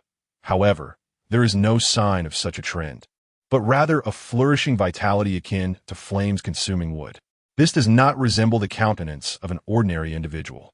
At this moment, Chu Qinghe, intrigued, inquired, If the young gentleman's fate for attracting a prosperous wife is indeed so formidable, to what extent could one thrive as a spouse? The fortune-teller cast a glance at Chu Qinghe's features and replied, Let me put it this way. Among women, there exists the true phoenix that leads the dragon, indicative of an empress's countenance. Should she become a wife, her husband would rise in prominence, with the potential to ascend to the throne. This is the pinnacle of a wife's fortune. In comparison, the young gentleman's fortune for attracting a prosperous wife is considerably stronger than that of an empress's countenance. Chu Qinghe asked, So, if one were to become the young gentleman's wife, could she become a female emperor? The fortune-teller rolled his eyes and retorted, This is merely an illustration. Historically, there has never been a female emperor. Amidst murmurs, the fortune-teller could not help but scratch his head, his face a tapestry of confusion and distress. Finally, he sighed and said, Alas, my skills are lacking. Young sir, please do not forget the fee for this reading. Hearing this, Chu Qinghe raised an eyebrow and said, You have not discerned a conclusion, yet you still wish to collect a fee? In response to Chu Qinghe's remark, the fortune-teller flipped over a wooden plaque on the table, boldly inscribed with the words, Fortune-telling requires payment, regardless of accuracy. Chu Qinghe, looking at the fortune-teller before him, Chu Qinghe suddenly perceived a robust confidence in the old man, one who clearly was not afraid of confrontation. Setting up a fortune-telling stall, he audaciously displayed such a sign. In the corner, the older man, smoking a pipe, chuckled at the fortune-teller's antics, only to be interrupted by a fit of violent coughing. Amidst the coughs of the man behind him, the fortune teller sighed and said, "Young sir, listen. My frail companion behind me is on the brink of death. For many years, I've had to set up stalls to earn money for his treatment. As you have garnered the affection of two ethereal beauties by your side, you must be a benevolent soul. Surely you would not allow me to return empty-handed in this biting wind?" This speech was not only an appeal to emotion, but also a clever ploy, invoking the presence of Dongfang Bubai and Yaoyue beside Chu Qinghe as a guise.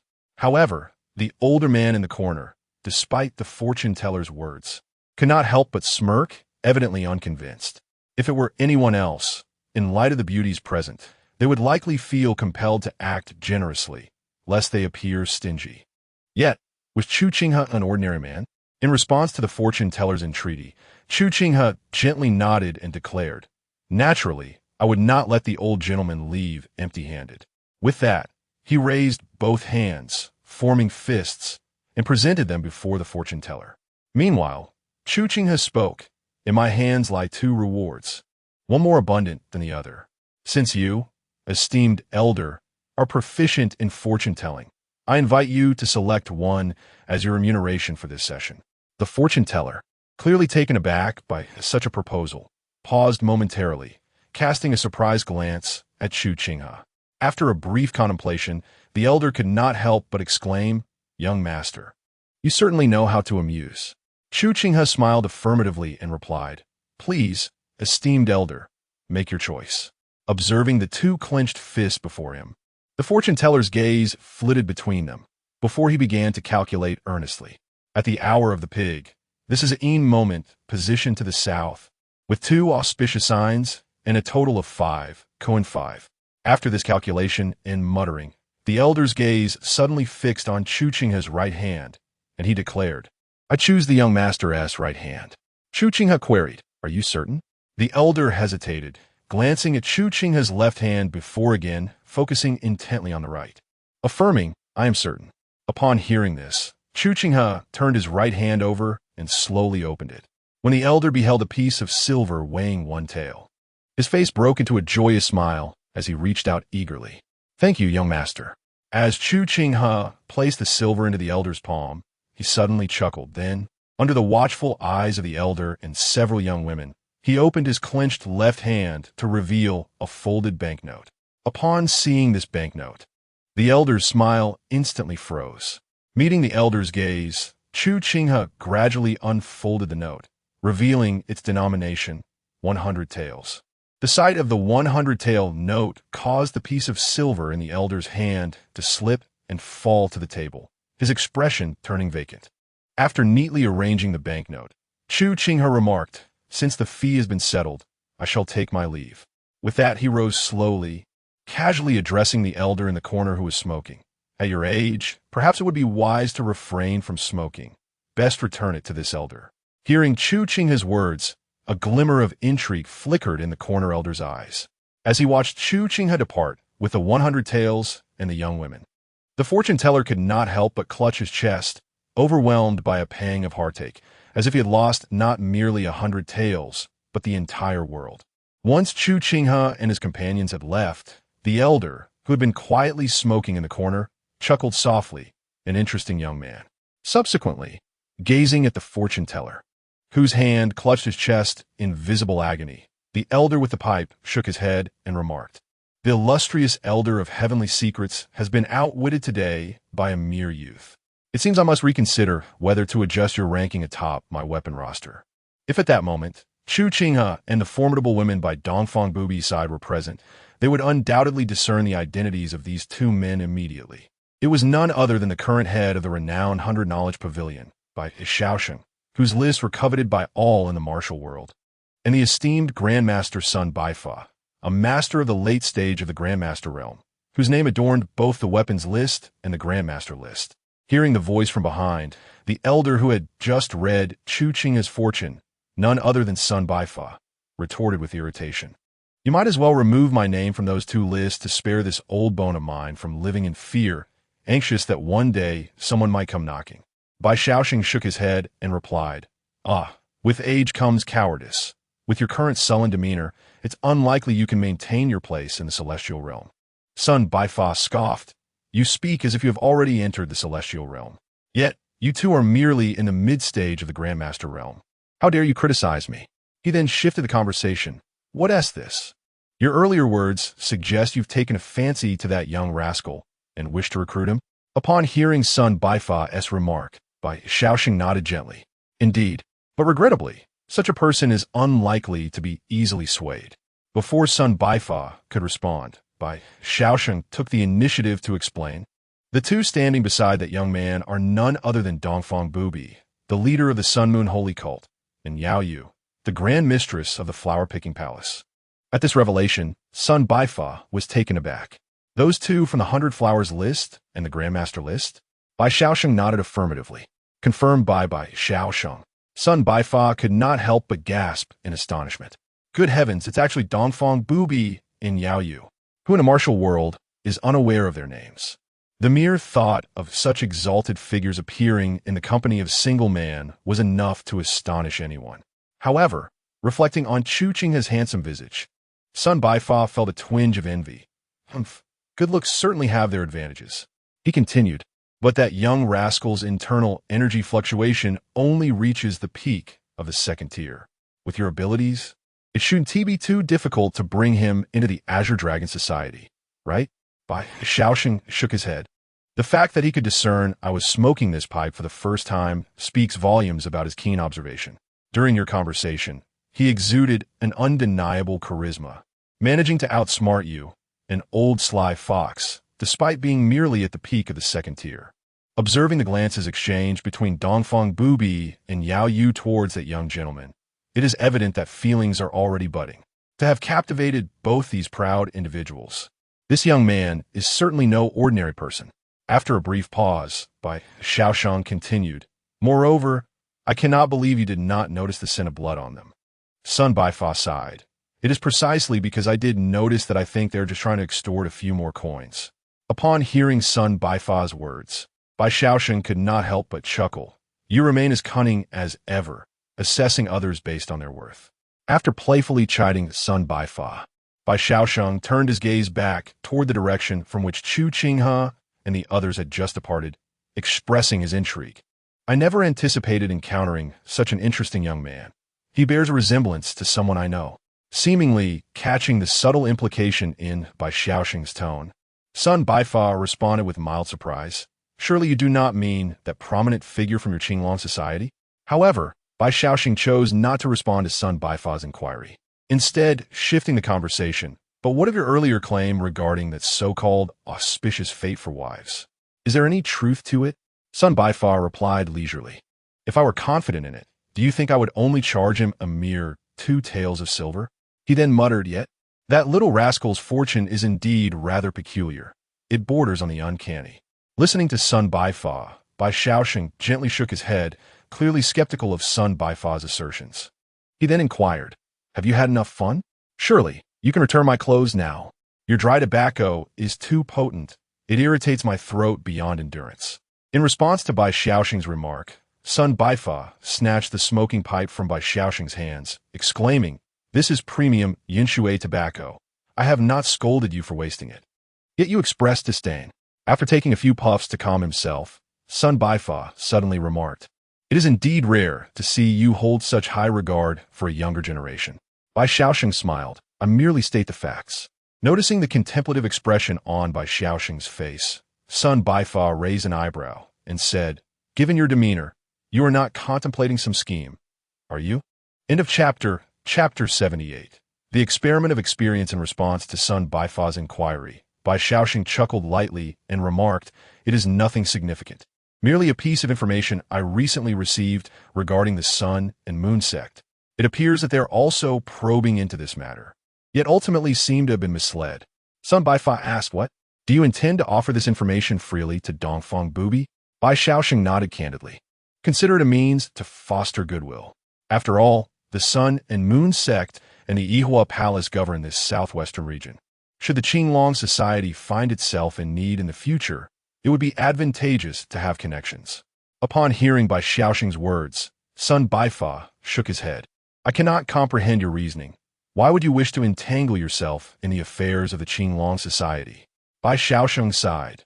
In this world of martial arts, one often finds oneself at the mercy of circumstances. Many matters are dictated by the tide of fate, which I cannot alter.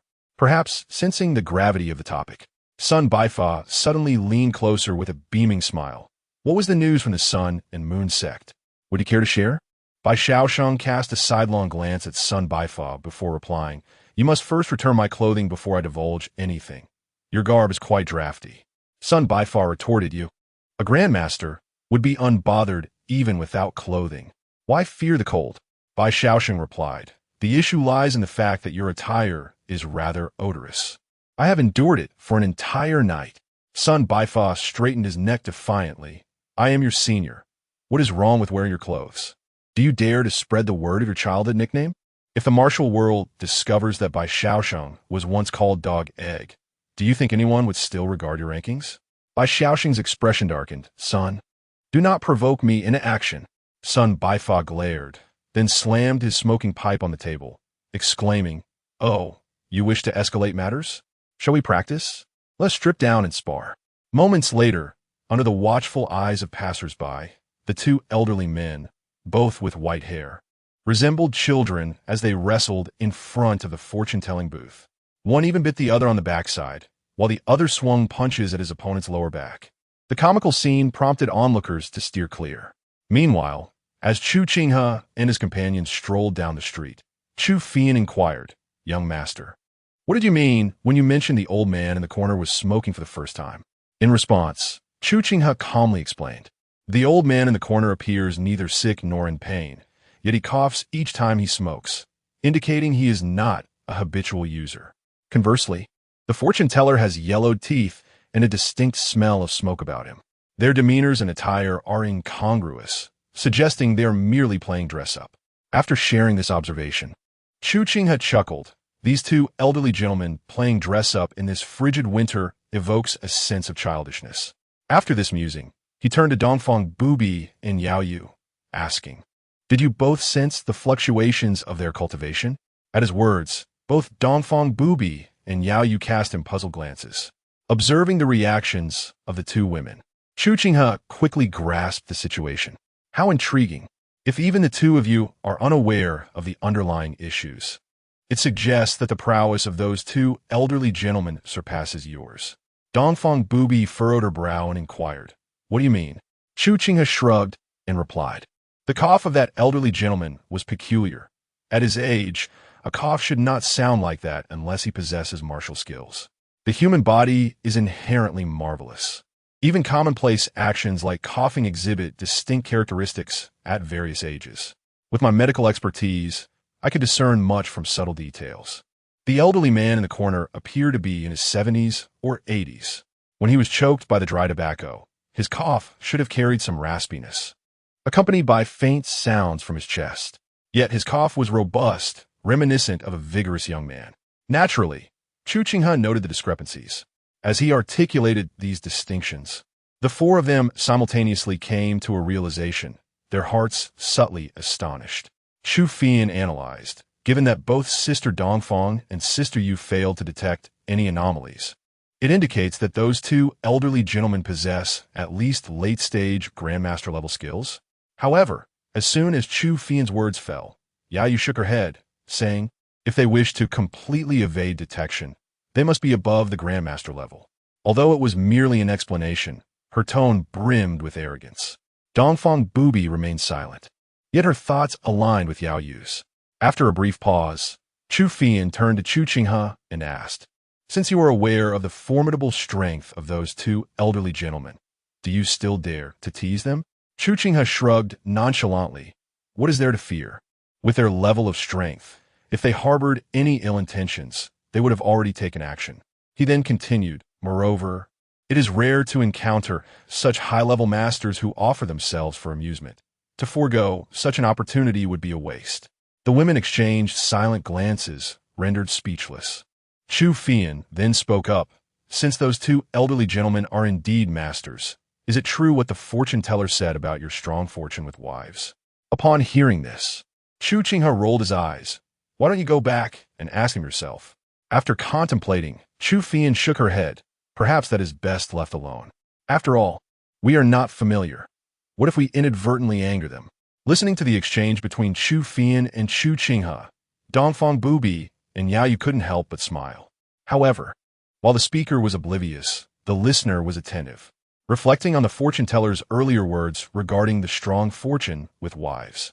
Dongfang Bubai and Yaoyue couldn't resist casting their gazes upon Chu Qinghe, one with a contemplative expression and the other with a hint of eager anticipation. Evidently, at this moment, both Dongfang Bubai and Yaoyue harbored a subtle inclination to personally experience the fortune that Chu Qinghe seemed to attract in his marital endeavors, curious to discover just how prosperous it could be. However, as their thoughts intertwined, the two women exchanged fleeting glances, only to dismiss the gaze with a soft huff, turning their attention elsewhere. Hearing the gentle huffs emanating from either side, Chu Qinghe looked back and forth at the two ladies, perplexed by their seemingly inexplicable reactions. As a group made their way home, the hour had nearly reached the time of high. Fortunately, prior to their departure, the water in the iron tub in the backyard had been simmering gently. By now, its temperature was just right. With practiced ease, Chu Fian opened the bamboo tube, allowing the heated water to cascade swiftly into the pool, causing the cool water that had been collected before their outing to warm rapidly. Mist began to rise in a swirling dance. Although Chu Fian and Xiao Zhao had previously visited the backyard during the day, the sight of the misty pool still elicited an expression of astonishment on Xiao Zhao's face. A quarter of an hour later, as the temperature of the water in the pool became suitable, Chu Fian elegantly waved her iron fan at the well beside the pool. While doing so, she explained to Xiao Zhao, after draining the water, simply use the palm's wind to fan this. The young master mentioned that can also aid in cultivating martial arts and controlling internal energy. Listening intently to Chu Fian's detailed explanation, Xiao Zhao's face radiated with admiration as she exclaimed, "The young master is truly remarkable for being able to create such things." In response to Xiao Zhao's praise, Chu Fian tilted her head with pride, as if the accolades were directed towards her. She then patted Xiao Zhao on the shoulder and said, "The young master possesses many skills. You will come to understand this in due time. Rest assured, follow me, and you shall lead a life of indulgence and joy." In earnest agreement with Chu Fian's words, Xiao Zhao nodded seriously. Amused by Xiao Zhao's naive demeanor, Chu Fian couldn't help but pinch her cheek. It was plump cool and delightful to the touch. Conversely, Xiao Zhao offered no resistance to Chu Fian's playful gesture, instead beaming with a smile that caused her cherubic cheeks to swell even more, her round eyes curving into crescent shapes. At that moment, Chu Qinghe leisurely entered the backyard, a flask of wine in hand, finding the antics of the two women amusing. Upon noticing Chu Qinghe's approach, Xiao Zhao promptly greeted him with a respectful bow. In response, Chu Qinghe nodded and gently patted her head, saying, "No need for formalities in this courtyard. Just follow the example set by this girl." Seeing Chu Qinghe, Xiao Zhao obediently nodded, affirming Xiao Zhao understands. After a brief acknowledgement, Chu Qinghe strolled toward the pool. Observing the wine jar in his hand, Xiao Zhao inquired softly, "Young master, are you going into the pool to drink?" Chu Fian interjected, "You can drink, but it is also meant for bathing." Xiao Zhao responded with surprise, "Bathing in wine? Isn't it overwhelming with the scent of alcohol after soaking?" Guqin chuckled, then lifted her sleeve to present it to Xiao Zhao. At Chu Fian's invitation, Xiao Zhao gently inhaled. "Is it fragrant?" Guqin nodded, "Indeed. The aroma is subtle yet delightful." She continued, "This is from the bath." The young master added special medicinal wine and herbs to the pool, leaving a lovely scent after soaking. As the two young girls whispered, Chu Qinghe poured the medicinal wine and herbs into the pool, filling the courtyard with a fragrance reminiscent of orchids and musk. Upon seeing Chu Qinghe emerge, Chu Fian hurriedly added firewood to the stove beneath the iron tub and adjusted the bamboo tube before pulling Xiao Zhao towards the inner courtyard. Shortly after, under Chu Fian's gentle persuasion, the bashful and shy Xiao Zhao finally stepped into the pool. The moment she entered, a unique sensation of comfort enveloped her. Surrounded by the fragrant spring water and warm pool, Xiao Zhao's initial shyness began to dissipate rapidly. However, just as she closed her eyes to relish the moment. A voice tinged with melancholy suddenly reached her ears. What did you eat before? How did you develop so much? Startled by the unexpected inquiry, Xiao Zhao opened her eyes and turned her head, only to find Chu Fian's face adorned with a look of sorrow. In response to Chu Fian's question, Xiao Zhao wore a perplexed expression. Yet, upon noticing Chu Fian's gaze, she immediately understood the implication. With a slight retreat into the pool, her ears flushed, she stammered, just normal things. Listening to Xiao Zhao's words, Chu Fian glanced down at herself, suddenly engulfed by a profound sense of melancholy. Niabi, observing que Feion est gloomy demi-anor. Dongfang Bubai and Yaoyue couldn't help but smile subtly. Even Chu Qinghe, hidden behind the curtain, imagined Chu Fian's distressed expression, finding amusement in the situation. Some things are indeed innate, just like Chu Fian's affluence. Without further ado, before Xiao Zhao could recover from the earlier incident with Chu Fian, she suddenly sensed a peculiar change within her body. Moments later, feeling the surge of internal energy, Xiao Zhao's expression shifted as she glanced down at the reddening pool water and could not help but look at Chu Fian, exclaiming, "What about this pool water?" Still somewhat disheartened, Chu Fian pouted at Xiao Zhao's astonished expression. "Has your internal energy increased?" Xiao Zhao eagerly nodded. Chu Fian explained, "It's normal. The young master added medicinal wine and herbs to enhance martial prowess today. Sometimes it can also nurture the meridians or strengthen the physique, depending on the young master's mood. Nonetheless, the overall flavor remains consistent." Upon learning about the effects of the medicinal wine and herbs that Chu Qinghe had added to the pool, Xiao Zhao's surprise only intensified. Such a precious substance, would it not be too extravagant? Chu Fian rested the back of her head against the edge of the pool and remarked, "With time, one becomes accustomed to it." After speaking, she took several deep breaths, attempting to dispel the trauma caused by her affluence. While Chu Fian, Dongfang Bubai, and Yaoyue closed their eyes in succession to relish the comfort of the bath, Xiao Zhao inhaled deeply and also shut her eyes, gradually beginning to relax. However, at that moment, an unusual sound emerged, and in the next instant, Yaoyue, who was soaking in the pool with her eyes closed, suddenly raised her hand with remarkable familiarity. As Yaoyue's fair arm lifted from the water, a force emanated from her palm, drawing an object from the air into her grasp. Xiao Zhao turned to look and was astonished to see a delicate white jade wine flask appear in Yaoyue's hand. After taking a sip from the flask, Yaoyue flicked her right hand, sending the flask to Dongfang Bubai, who then passed it to Chu Fian. Once Chu Fian took a generous gulp, she offered the flask to Xiao Zhao. Glancing at Chu Fian, Xiao Zhao picked up the flask and took a modest sip. The exquisite wine, slightly chilled with a sweet and sour flavor intertwined with the aroma of the alcohol, instantly spread across her palate, prompting her to take another sip. Aware of the wine's rarity, Xiao Zhao, still bearing a hint of shyness, clearly hesitated to indulge further. However, as the flask circulated among them, and under Chu Fian's deliberate insistence, Xiao Zhao found herself consuming a bit more. Emboldened by the wine, Xiao Zhao finally relaxed completely, mimicking Chu Fian by resting her head against the edge of the pool, allowing her body to float lightly on the surface of the water, her cherubic face radiating enjoyment. At a glance, she bore some resemblance to Chu Fian beside her. Yet, just then, a peculiar wave of energy suddenly emanated from Dongfang Bubai's body. The intense fluctuation even caused ripples to rise in the pool. Amidst this surge, Dongfang Bubai's aura rapidly ascended, her internal energy involuntarily spilling forth and enveloping her surroundings. Within mere moments, her energy had transitioned from the mid-stage of the Master Realm to the late stage. "Oh dear, Sister Yu is in trouble." Upon sensing the shift in Dongfang Bubai's energy, Chu Fian muttered softly. Hearing this, Xiao Zhao, puzzled, replied, "Isn't it a good thing that Sister Dongfang has broken through? Why would Sister Yu be in trouble?" Chu Fian leaned closer to Xiao Zhao, lowering her voice. "Sister Dongfang and Sister Yu often spar. Previously, they were both at the mid-stage of the Master Realm, their strengths evenly matched. But now that Sister Dongfang has broken through, once her power stabilizes, she will undoubtedly have the upper hand over Sister Yu." Although the voices of the two women were subdued, to Yaoyue, Dongfang Bubai, and Chu Qinghe. Their words were as clear as if whispered directly into their ears. Consequently, upon hearing Chu Fian's remarks, Yaoyue's expression darkened further.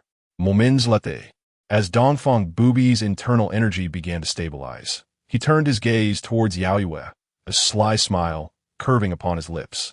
Faced with this provocative expression from Dongfang Bubai, Yaoyue's demeanor grew even more somber. Observing Yaoyue's countenance, Dongfang Bubai felt a surge of exhilaration within. As martial artists advance in their cultivation, the challenges of further improvement escalate exponentially. Even for those of the innate realm, many may take decades to achieve another breakthrough, let alone reach the master realm. Typically, even with Dongfang Bubai's exceptional talent, it would require several years to progress into the later stages of the master realm. However, during his time in Chu Qinghe's courtyard, the enhancement from the Xiu Mandala incense, the continuous supply of medicinal wines, and the healing of his internal injuries had significantly shortened this timeline for Dongfang Bubai. If this trajectory continues, he is confident he could ascend to the Grand Master realm within a few years. With this thought, Dongfang Bubai's smile became even more pronounced. Around 11 o'clock, there will be another chapter of 5,000 words. I humbly seek your continued support through subscriptions. End of chapter. Chapter 79. Must be familiarized as the flow of hot water from the bamboo tube dwindled into the pool. Chu Qinghe leisurely rose from the water. By the time the other women returned to the courtyard, Chu Qinghe was already seated, surrounded by the herbs he had previously purchased from outside the northern city. Upon witnessing this scene, Chu Fian hurriedly pulled Xiao Zhao and took a seat opposite Chu Qinghe. Her gaze fell upon the seemingly ordinary herbs in his hands, and she inquired, "Young master, is this the Xiangxi Linglong herb?" Chu Qinghe softly affirmed, "Indeed, it is the Xiangxi Linglong herb. It resembles the Linglong herb, but bears 4 leaflets, with flat tips and grass-like spikes that resemble red beans, hence its name. It only grows on sheer cliffs, making it rare and difficult for ordinary people to find." Chu Fian remarked, "No wonder it is so rare, it only grows on cliffs." After instructing Chu Fian to fetch an iron bowl from the kitchen, Chu Qinghe used his inner energy to slice off the red bean-like spikes from the Xiangxi Linglong herb. He then stirred them into a fine powder, which he placed into the bowl, adding water before setting it on a nearby stove.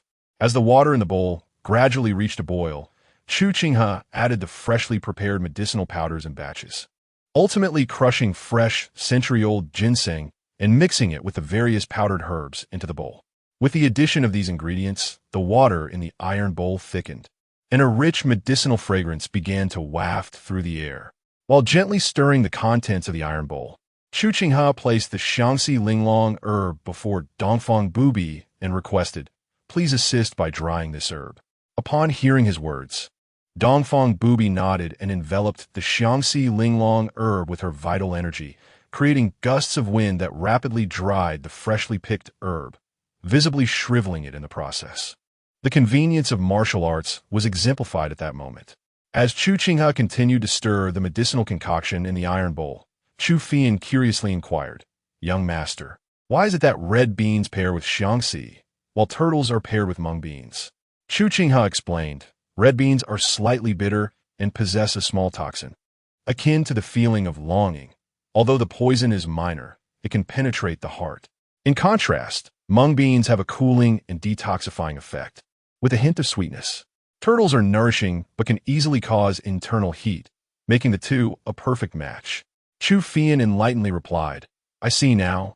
I was puzzled as to how mung beans could be inferior when they are both beans."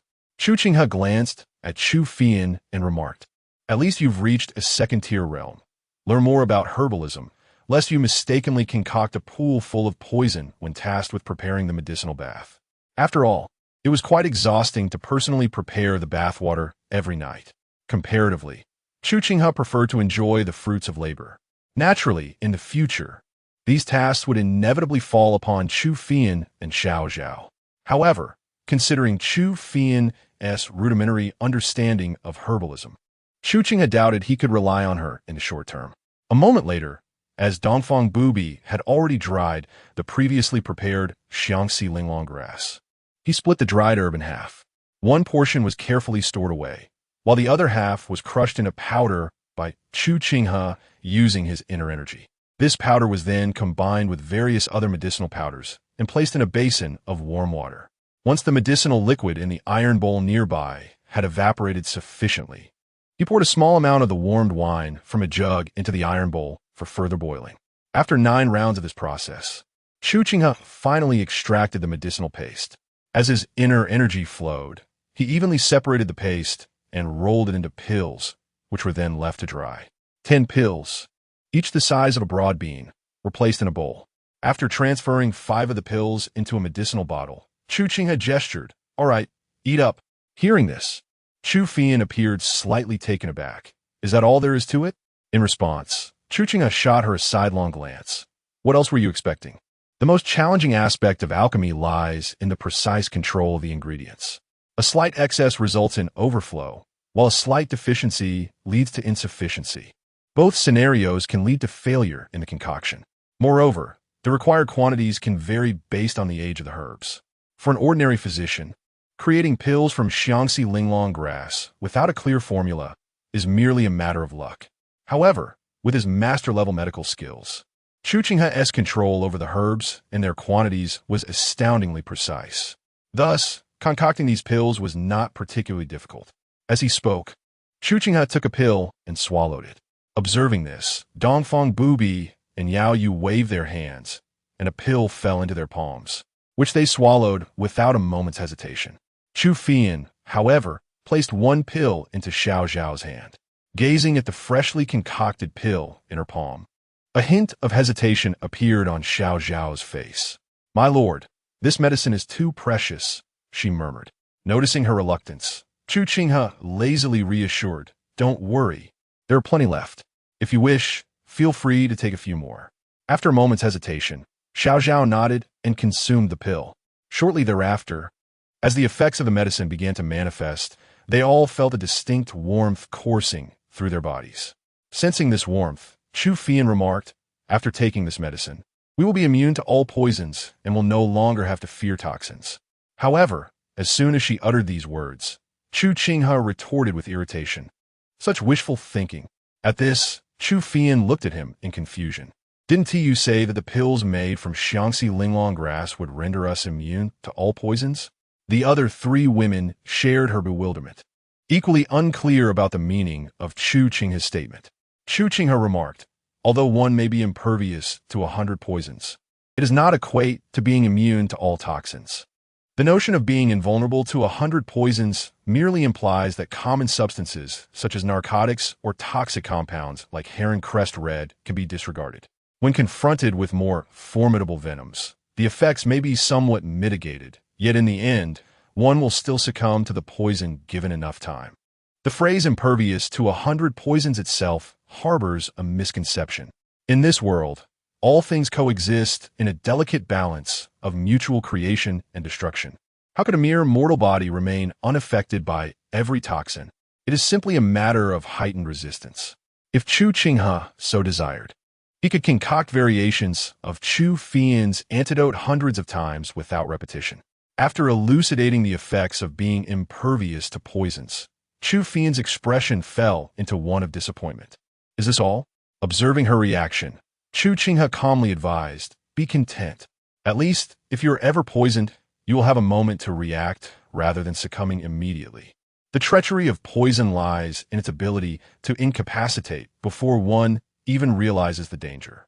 Consider masters like Dongfang Bubai and Yaoyue. For them, any moderately renowned poison in the martial world could be expelled with a little time, though the process may temporarily weaken their prowess, offering an opportunity for adversaries.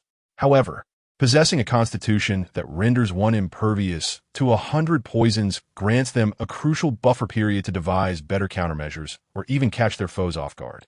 In pivotal moments, this could turn the tide and preserve their lives. As the night watchman's calls echoed from outside, Chu Qinghe gradually rose to his feet. After preparing another jug of wine, he turned to the women in the courtyard and beckoned, "Come, let us admire the fireworks." With that, he glided gracefully into the courtyard, lightly tapping his toes on a plant before ascending to the rooftop. With a few sweeping motions of his hand, he sent the accumulated snow flying. Allowing himself to recline, comfortably. The chill of the wind sweeping across the rooftop offered partial relief from the heat induced by the potion, momentarily evoking a sensation akin to summer.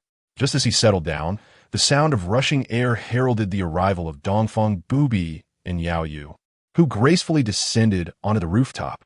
Their movements, synchronized and fluid, involved sweeping away the snow and lying down as if choreographed, each claiming their designated space, one to the left and one to the right, with remarkable familiarity. By the time Chu Qinghe led Xiao Zhao onto the roof, it was evident that no space remained beside Chu Qinghe. With a slight pout, Chu Qinghe pulled Xiao Zhao closer to Chu Qinghe. As she playfully tapped her hand on his crossed leg, he could not help but roll his eyes. This girl, although he silently grumbled, considering it was her birthday, he acquiesced and lowered his previously elevated leg. After a brief moment, under the guidance of Chu Qinghe, the two young girls utilized Chu Qinghe's legs as pillows, lying side by side in a horizontal position. Once settled, feeling the gentle, cool breeze caressing from the rooftop, Chu Qinghe could not help but exhale softly, placing her hand on her abdomen and remarking, "How refreshing," as they reclined upon the rooftop, turning her head to gaze at the flourishing camellia tree beside them. Xiao Zhao nudged Chu Qinghe and inquired, "The flowering season has passed. Why do the flowers and plants in this courtyard remain so lush?" Guqin, focusing on the inky sky, replied, "The master sprinkles some medicinal powder on the plant from time to time, which is why they flourish like this." Xiao Zhao understood, exclaiming, "Ah, I see." After a while, Chu Qinghe tugged at the corner of Chu Qinghe's garment, asking, "Did the master not say we would watch the fireworks? Were they?" Just then, a sound burst forth from the sky, followed by a magnificent firework that blossomed against the dark canvas of night. "Oh!" As she beheld the dazzling display, Chu Qinghe's eyes sparkled with delight, silencing her momentarily. Meanwhile, Yaoyue turned to Chu Qinghe and asked, "Did you arrange for these fireworks?" After swallowing the drink in his mouth and handing the wine flask to Yaoyue, Chu Qinghe replied gently, "It is a festive occasion. Plus, it's this girl's birthday, so I planned it a few days in advance." Receiving the flask from Chu Qinghe, Yaoyue remarked, "May 8th. Upon hearing this sudden date, Chu Qinghe was momentarily taken aback. Yet, in the next instant, he comprehended that Yaoyue was referring to her own birthday. With a light chuckle, he responded, "No to May 8th. Just as those words slipped from his lips, a sudden force drew the wine flask from Yaoyue's hand into the grasp of Dongfang Bubai. Perhaps due to the significance of the moment, Dongfang Bubai merely snorted lightly, not mocking as she usually did. Instead, she shifted her gaze from the sky to Chu Qinghe, stating earnestly, "July 1st. Hearing this, Chu Qinghe couldn't help but chuckle. "All right. One on May 8th and another on July 1st, both noted." At this, Dongfang Bubai and Yaoyue nodded gently, each revealing a satisfied smile. In contrast, Chu Qinghe found their antics amusing, bemused by the childishness that sometimes surfaced in the two women. Indeed, who could resist the charm of such contrasting personalities as those of Dongfang Bubai and Yaoyue? Soon, the group's attention returned to the sky, while the wine flask continued to be passed among them. Fireworks erupted continuously, illuminating the night sky and casting light upon the faces of the 5 individuals on the rooftop. As the gentle breeze stirred, the fragrance of flowers mingled with the scent of gunpowder in the air and the aroma of those who had recently bathed, wafting softly into the nostrils of the gathered company, evoking an involuntary sense of delight and comfort. On this New Year's Eve, despite the biting cold wind, the 5 individuals felt a warm sensation enveloping their bodies, a warmth stemming from both the wine and their companionship. Unbeknownst to them, whether it was the moon inviter or the invincible east, their gazes gradually softened, especially when their eyes drifted to the companions beside them. There was an unmistakable hint of tender affection. After a brief moment, as his gaze returned from the fireworks illuminating the sky, Chu Qinghe slowly lowered his head to observe the two heads nestled together beside him, before shifting his focus to Xiao Zhao's head. Reflecting on the unique demeanor Xiao Zhao had displayed that day, Chu Qinghe's heart stirred with anticipation. With the dawn of a new year and the presence of a good omen, he pondered what fortune might await him. After a moment's contemplation, he resolved to take a chance. After all, Only a few days had passed since his last sign-in, and even if the outcome were less than favorable, he would feel any regret. With that thought, Chu Qinghe placed his hand gently on Xiao Zhao's head, feeling a spark of inspiration within. System, initiate sign-in, he commanded. Moments later, a series of notifications from the system appeared before him. Ding! Congratulations, host, on successfully signing in. Ding! Congratulations, host. You have received 100 taels of gold. Ding! Congratulations, host. You have acquired a special experience card. Insights into the 100 schools of martial arts. Ding! Congratulations, host. You have obtained a medicinal herb, 100-year-old ginseng. Ding! Congratulations, host. You have received a medicinal wine, special sign-in card. Ding! Congratulations, host. You have acquired a medicinal herb, 9-leaf 9-heart grass. The rewards have been automatically stored in the system's backpack. Please check and extract them at your convenience. Upon witnessing the cascade of system notifications, Chu Qinghe turned his attention to the system backpack for a closer inspection. After a brief period of exploration, his eyes lit up with excitement. Could it truly be possible?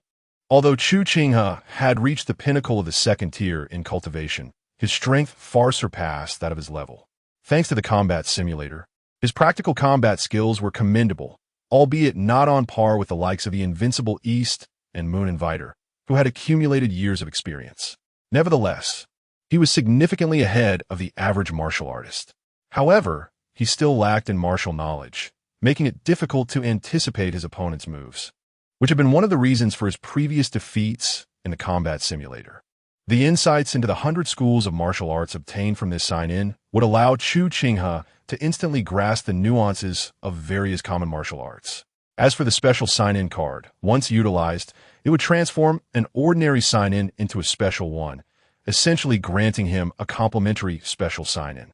The 9-leaf, 9-heart grass, when combined with certain elixirs, could directly enhance a martial artist's cultivation, a value far surpassing that of the beloved Linglong grass. Compared to his previous ordinary sign-ins, although this time's rewards did not match the exceptional ones, they were still commendable. Subsequently, Chu Qinghe's gaze fell once more upon Xiao Zhao. It has been confirmed. This young lady possesses the qualities of a good luck charm. Upon recognizing Xiao Zhao's inherent charm, a sudden resolution ignited within me. I must nurture her. Otherwise, if she were to slip away, it would indeed be a considerable loss. Contemplating this, I gently patted Xiao Zhao's head. Having experienced the day's events, Xiao Zhao displayed little reaction to my playful tousling of her hair, her large eyes still captivated by the lingering fireworks in the night sky. Allowing my hands to dishevel her locks slightly, as the night sky returned to its serene state, I turned to the resting Chu Qinghe beside me and said, "All right, your birthday has concluded. Go fetch the barbecue grill and the skewers." Chu Qinghe, still reminiscing about the earlier fireworks, pouted and sat up. "What? It's not even the next day. The celebration isn't over yet." In response to her annoyance, I retorted, "It's already midnight. Does that not count? Hurry up." With a reluctant pout, Chu Qinghe could only mumble under her breath as she pulled Xiao Zhao along and leapt down from the rooftop into the kitchen. With the weight lifted from me, I too sat up. However, the moment I did, I winced slightly, drawing a sharp breath. My legs had gone numb. Clearly, having two young ladies resting upon them had hindered the circulation of blood. After a few moments of internal energy circulating through my limbs, the numbness eventually subsided. Subsequently, I jumped down from the rooftop and returned to the courtyard. After my departure, Yaoyue and Dongfang Bubai followed suit. Shortly thereafter, as the custom-made barbecue grill was brought out, a cloud of smoke enveloped me, nearly closing my eyes, with the aroma intensifying and the sizzle of skewers on the grill filling the air. It was not only Chu Qinghe and Xiao Zhao who felt a surge of anticipation. Even Dongfang Bubai and Yaoyue were infused with excitement. Today, I have completed a word count of 15,000. I humbly seek your subscriptions and support. End of chapter. Chapter 80, Polite. Yet reserved on the 11th day of the 12th lunar month, it is propitious to clean, and all matters will proceed smoothly. After several days of heavy snowfall, the sky has finally cleared today. Although it is still early in the morning, the sunlight has pierced through the clouds and descended upon the earth.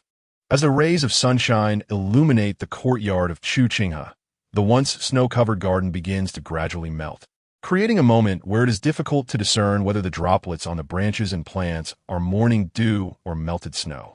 By the time it reaches the third watch of the morning, both Dongfang Bubai and Yaoyue step out of their rooms in succession. Upon seeing each other, the two women pause for a moment in contemplation, and it is Yaoyue who first breaks the silence, greeting, "Good morning." In response, Dongfang Bubai lightly nods, murmuring, "Good morning."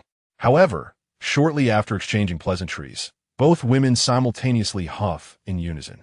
Evidently, their relationship has evolved somewhat over the past month, resembling the current moment, polite, yet reserved. After completing their morning routines, Dongfang Bubai takes her place in the sunlit southeast corner of the courtyard. Observing this, Yaoyue, who has also finished washing up, squints her eyes and declares, "That is my spot. Step aside." With a sideways glance, Dongfang Bubai retorts, "I grant you a chance to rephrase your words." Sensing the confidence in Dongfang Bubai's tone, Yaoyue coldly asserts, "Step aside." Dongfang Bubai smirks. It seems some individuals are not quite awake yet, unable to comprehend the current situation. Aware that Dongfang Bubai refers to her recent breakthrough in cultivation, Yaoyue boldly replies, "What of it? A mere minor realm. Do you think I have never encountered such before?" Dongfang Bubai scoffs, "Do you believe I am one of those feckless individuals? A minor realm, yet your arrogance is considerable. Why not test it?" Yaoyue's expression darkens. "Are you afraid?" Dongfang Bubai lifts her chin.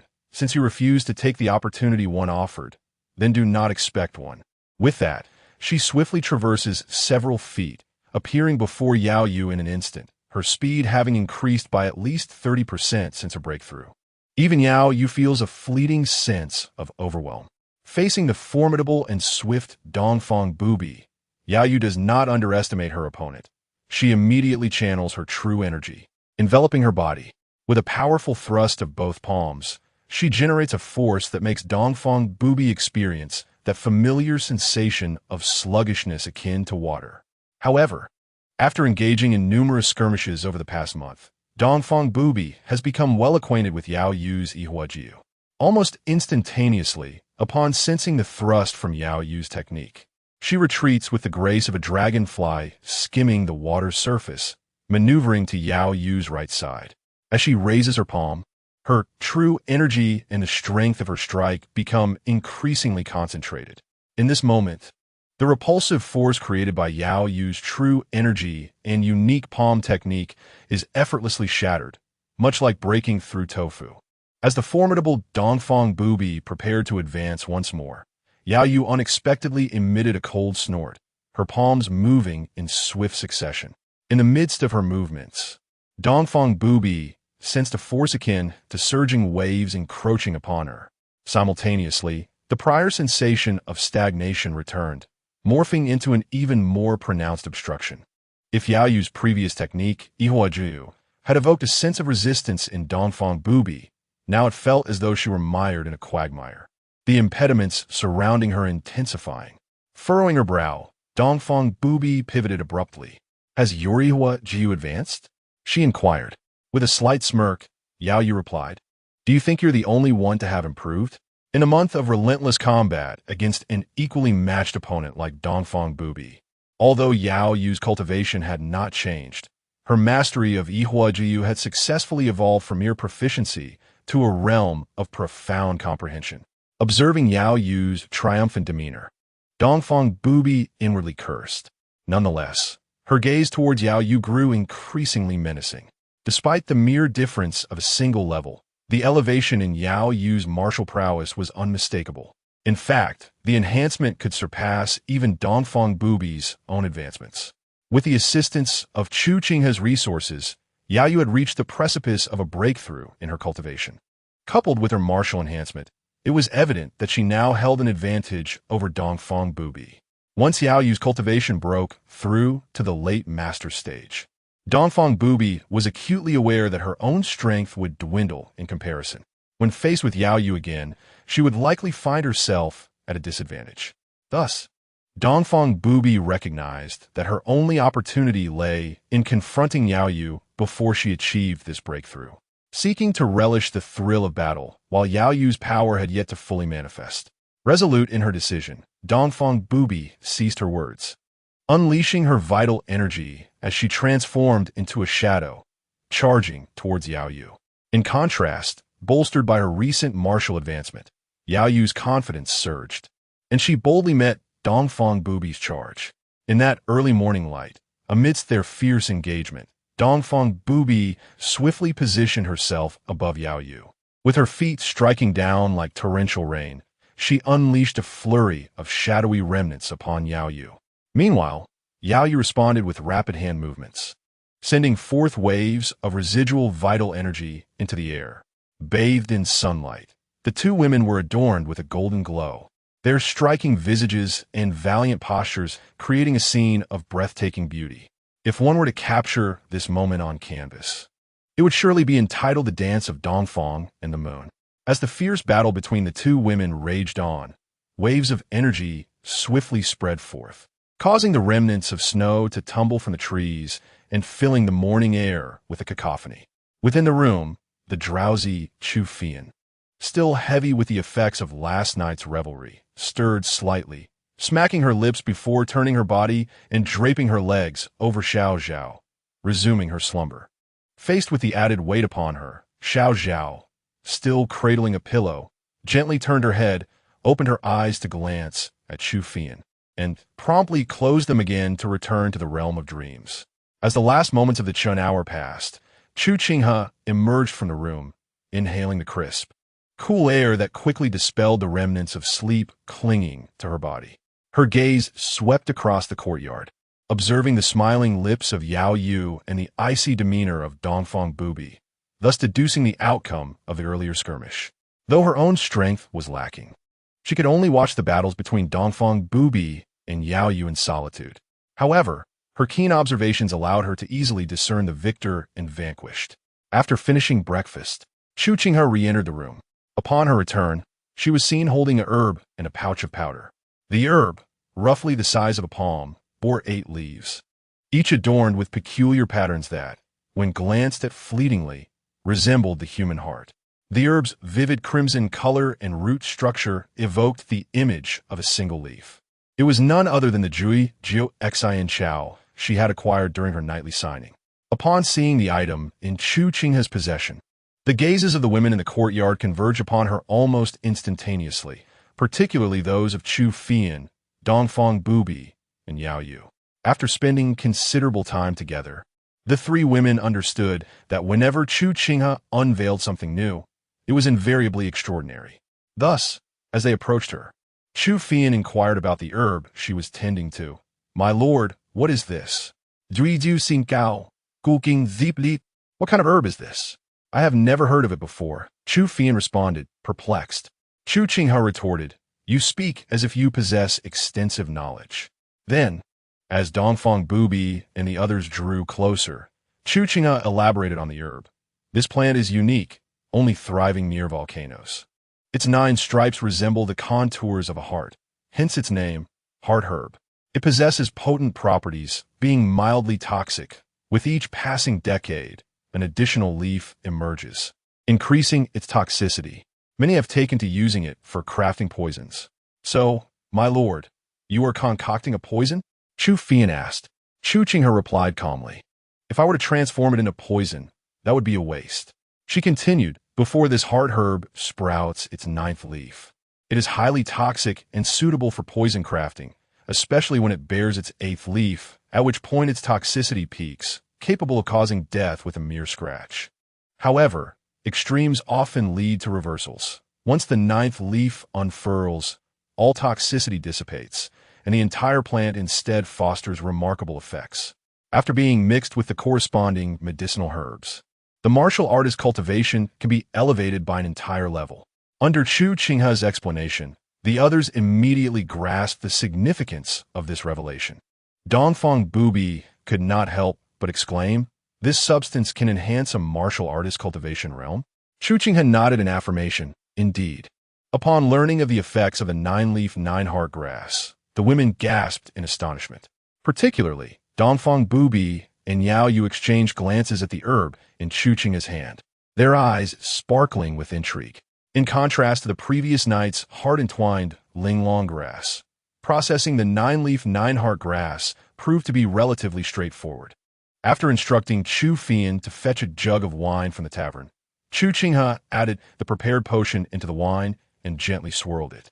At this moment, Chu Qinghe asked, "Young master, why not refine this as pills like the heart-entwined linglong grass from last night, instead of infusing it into wine?"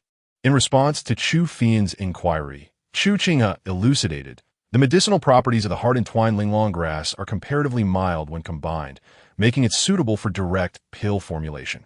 However, the nine-leaf nine-heart grass possesses potent medicinal qualities. By infusing it in wine, the effects can be tempered.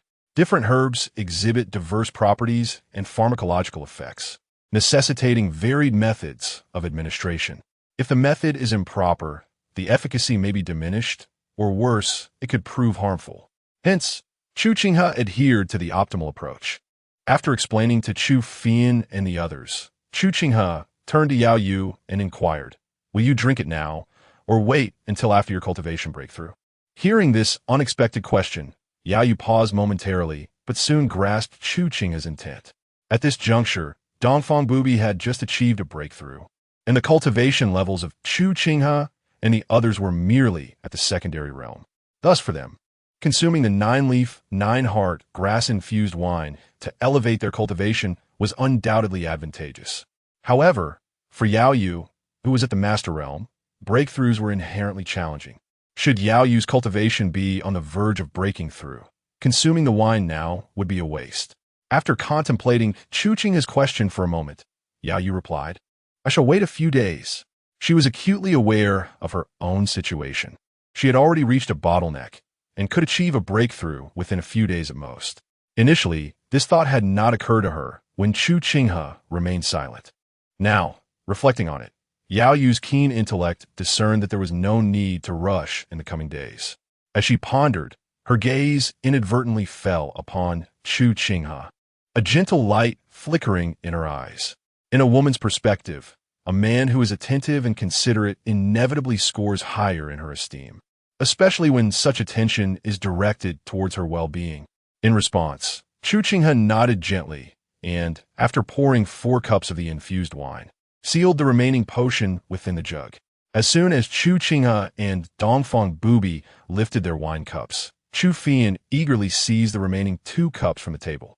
She carefully handed one of the cups to Jiuzhou, who, upon receiving it, immediately drained its contents in a single gulp, with the exquisite wine flowing down. Within a mere 10 breaths, the potent medicinal energy surged from the depths of their stomachs, radiating throughout their bodies. In response to this overwhelming force, Chu Qinghe, with a rare initiative, began to absorb and refine the medicinal energy within himself. As the energy continued to be processed, the internal power within Chu Qinghe rapidly increased. Just as the medicinal energy was nearing depletion, the quantity of internal power within him had multiplied several times. Simultaneously, the last meridian in Chu Qinghe's body also experienced a slight loosening due to the influence of the medicinal energy. Moments later, as his internal power swelled once more, this loosened bottleneck was abruptly shattered by the surging internal force within his meridians. With a sound reminiscent of a bursting water balloon emanating from his body, a unique wave of energy radiated from Chu Qinghe. Free from the hindrance of his meridians, the internal power within him completed a full cycle in mere moments. Under this internal flow, the fluctuations of his internal energy transformed from the second-tier consummate state to the initial stage of the first tier. Conversely, within Chu Qinghe, the rapid circulation of his internal power led to its swift refinement and purification, endowing every thread of energy with a potency far surpassing that of the second-tier consummate state. As Chu Qinghe, Chu Qinghe, and Jiuzhou all experienced breakthroughs in their cultivation, Dongfang Bubai, too, successfully advanced alongside them. The fluctuations of his true qi escalated from the late stage of the master realm to the consummate stage.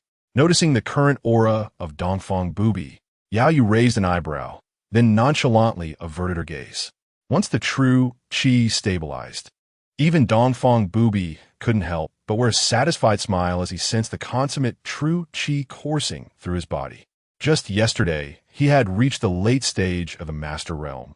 And today, due to the influence of Chu Qinghe, his nine-leaf, nine-heart grass, he had managed to break through to the consummate stage within a single day.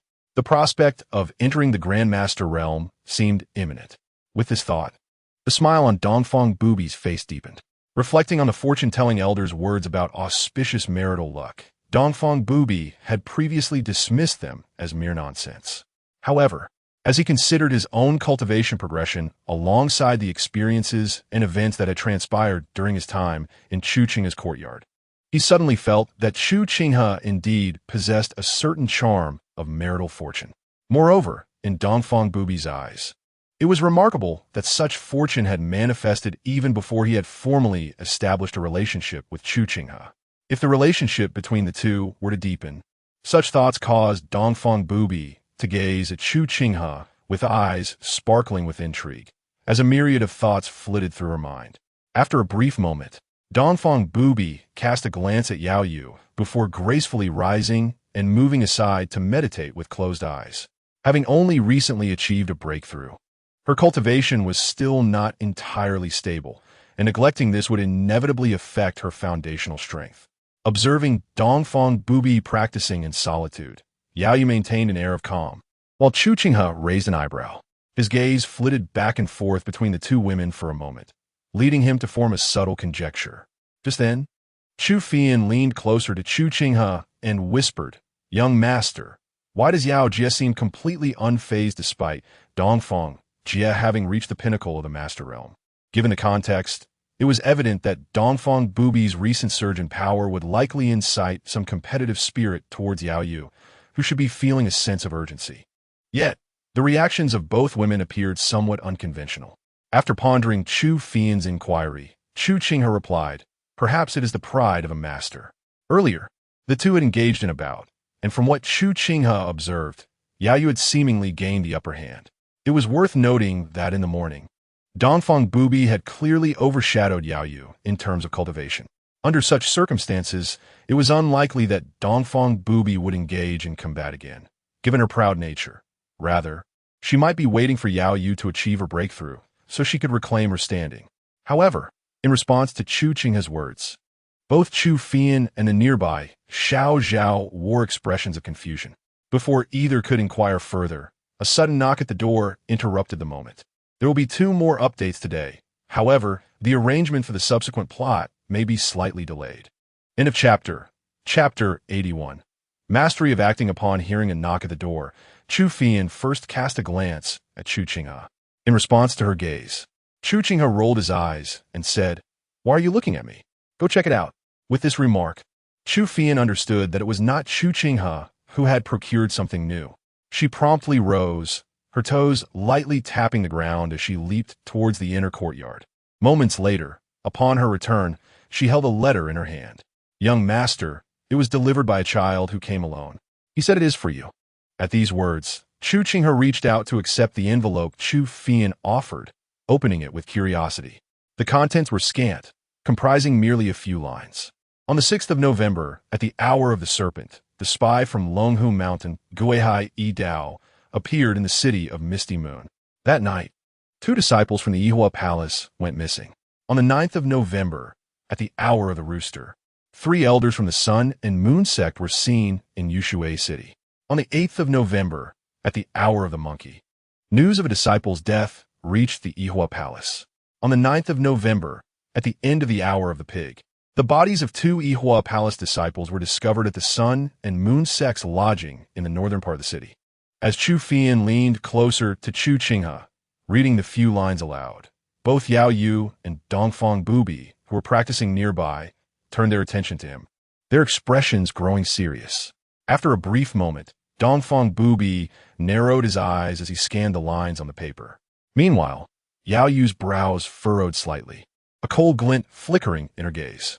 Chu Qinghe, observing both Dongfang Bubai and Yaoyue, was initially puzzled as to how such prominent figures came to be in Yushui City.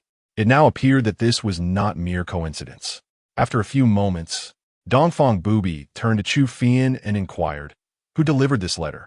Chu Fian replied, "A child holding a candy hawthorn." "A child?" Both Dongfang Bubai and Yaoyue frowned at this response, clearly dissatisfied.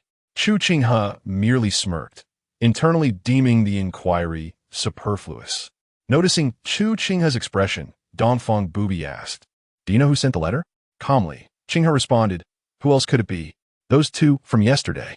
Chu Fian paused for a moment before quickly realizing, "Those two? Young master, do you mean the fortune-telling elders?" Chu Qinghe softly confirmed, "It should be them, barring any surprises. Sometimes, a smaller circle has its advantages. At least, it makes the investigation less arduous." Contemplating, he concluded that the only individuals who fit this description were indeed the two grandmasters from the previous day.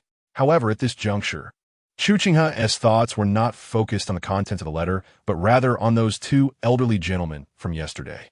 As he pondered, a myriad of characters swiftly traversed his mind. Observing the reactions of Dongfang Bubai and Yaoyue, one could discern the influence of the unseen puppeteer behind the scenes. The two women have yet to uncover the identity of this mastermind. It is essential to recognize that the status and positions of Dongfang Bubai and her companion are significant. The fact that neither the Sun Moon sect nor the Yihua Palace has unraveled the mystery speaks volumes about the power wielded by the individual who delivered this message. Given these circumstances, along with the demeanor and cultivation level of the two from yesterday, Chu Qinghe has narrowed down his suspects to two individuals. Contemplating this, he shook his head. The city of Yushui has indeed become a place of fortune, and at such a time, it is remarkable that these two would be present here. Listening to Chu Qinghe, Chu Fian inquired curiously, "Who exactly are those two old gentlemen? Why would they send such news without any apparent reason?" Chu Qinghe shrugged and replied, "I do not know. Perhaps they are merely idle, or perhaps they have ulterior motives." Chu Fian pressed, "Aren't you concerned, young master?" Guqin ziplit non jialen. When worrying proves futile, it is best to refrain from unnecessary anxiety. He then turned his gaze towards Dongfang Bubai and Yaoyue, stating, "This information must indeed be credible." Upon hearing this, Chu Fian pondered from the content of this letter. It is evident that the Hulong Villa is attempting to frame and provoke discord between the Sun Moon sect and the Yihua Palace. But is the target truly the Sun Moon sect or the Yihua Palace? As she spoke, her eyes shifted towards Chu Qinghe. Meeting her gaze, Chu Qinghe retorted, "Why are you looking at me?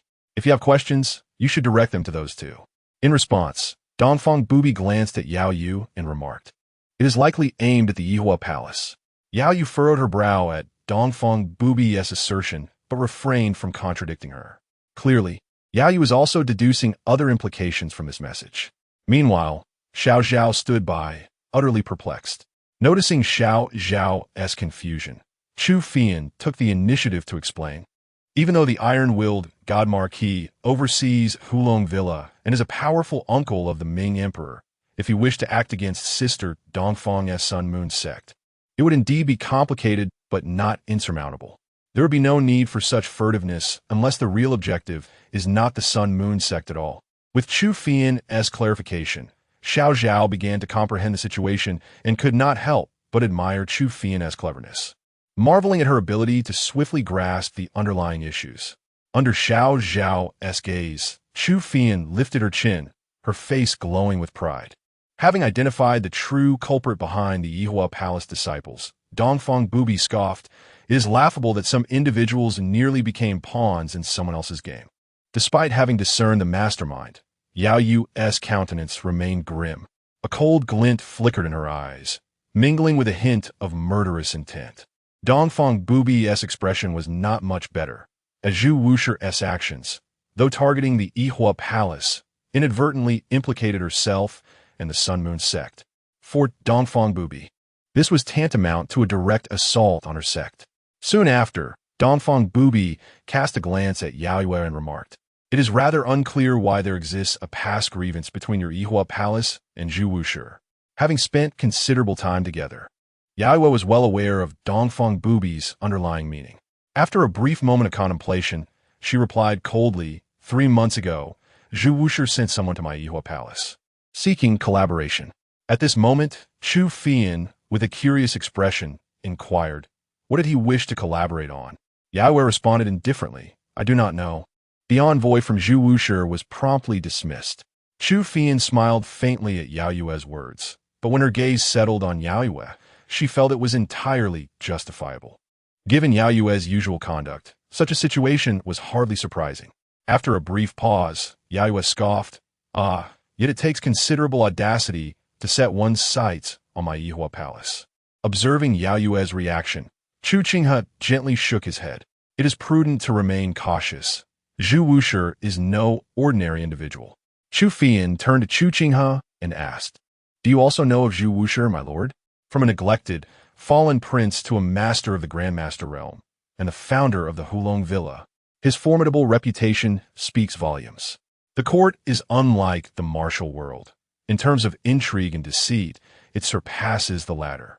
To ascend within the court to the point of subtly controlling it, one can only imagine Zhu Wushir's astuteness and cunning. The scheming he possesses could very well overshadow both Dongfang Bubai and Yaoyue combined. Should the two ladies become too complacent, they might find themselves in dire straits.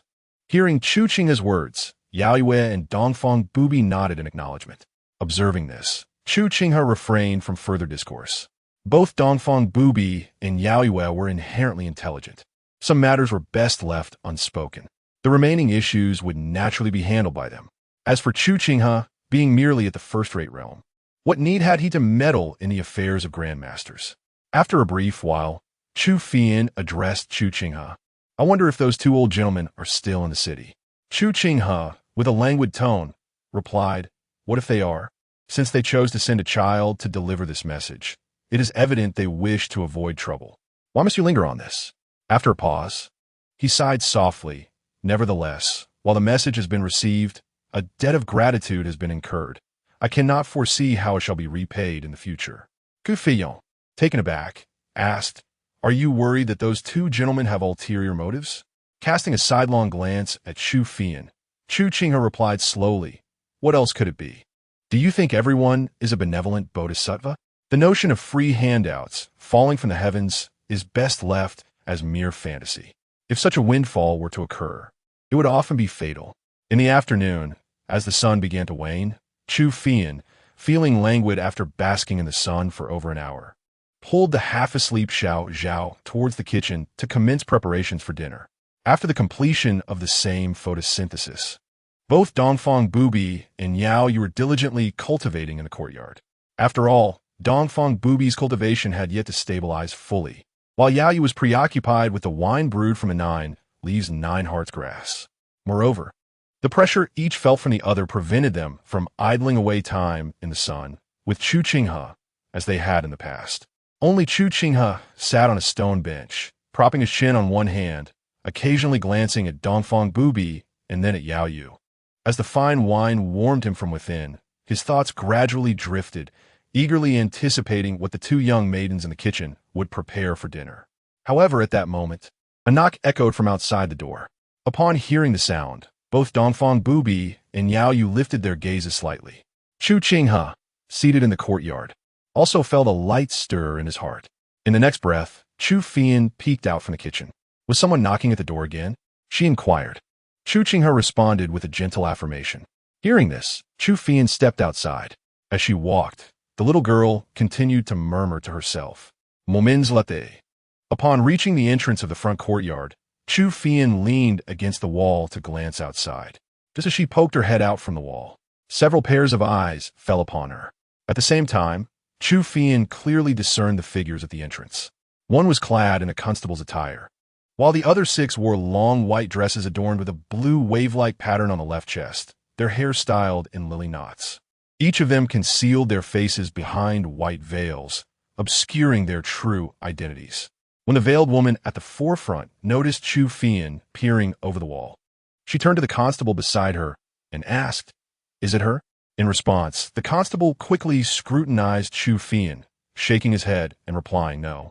But the young girl who came to the government office that day was just as beautiful as this one, and of a similar age. Upon hearing this, Chu Qinghe's heart skipped a beat. Are they searching for Xiao Zhao? After hearing the constable's response, the veiled woman gazed at Chu Qinghe, who was still leaning against the wall, and inquired, "Little sister, is there another young maiden in your household who is of a similar age to you?" Chu Qinghe swiftly shook her head and replied, "No, I'm the only maidservant in my master's household." As she spoke, her demeanor remained composed, her eyes unwavering. After considering Chu Qinghe's words for a few moments, the veiled woman asked, "May I inquire if it would be possible for us to come inside and take a look?" Chu Qinghe shook her head and replied, "No, my master is not at home and has instructed that no one is to be let in. I apologize, dear sister." As she spoke, a look of difficulty crossed her face, her large eyes gazing at the veiled woman, radiating a sense of innocence. With her charming and delicate appearance, Chu Qinghe immediately gives the impression that such an adorable girl could never be deceitful. Her acting skills are undoubtedly exceptional. Upon witnessing this, the veiled woman paused for a moment, then took an image from the hand of a companion nearby, revealing it to Chu Qinghe while inquiring, "Dear sister, have you ever encountered such a person before?" Chu Qinghe tilted her head to glance at the image. The grotesque, yet familiar visage was none other than that of Tian Boguan. After retracting her gaze from the image, Chu Qinghe remarked, "Oh, I have never seen someone so ugly. Sister, please put that picture away." Her expression conveyed unmistakable disdain. "Observing que faisons es réaction." The veiled woman handed the image back to her companion and nodded at Chu Qinghe, saying, "In that case, I shall not trouble you any further." Chu Qinghe smiled and waved her hand, responding, "Goodbye to the sisters." She continued to watch until the group of women departed, making their way to another household across the street, before she retracted her head and leapt down from the wall, hastily returning to the courtyard. As soon as she entered the inner courtyard, Chu Qinghe exclaimed, "Oh no, a few people just came looking for Xiao Zhao, and now they're searching the entire city, going door to door." Upon hearing her words, the others in the courtyard turned their attention to Chu Qinghe. Xiao Zhao emerged from the kitchen, having heard the commotion. Seeing her, Chu Qinghe quickly asked, "Did you offend someone recently?" Xiao Zhao, looking bewildered, replied, "Not at all. Que faisons, besoin, continued." "Then why are they searching for you at every house? And they even have a constable with them?" This only deepened Xiao Zhao's confusion. Chu Qinghe interjected, "Hold on. Speak slowly." Chu Qinghe then recounted the earlier events in detail. Upon hearing her description of the attire worn by the visitors, Dongfang Bubai suddenly spoke up. "You mentioned that they were veiled and wore blue wave patterns on their chests." Chu Qinghe nodded and asked, "Sister Dongfang, do you know who they are?" Dongfang Bubai slightly inclined her head and replied, "They are likely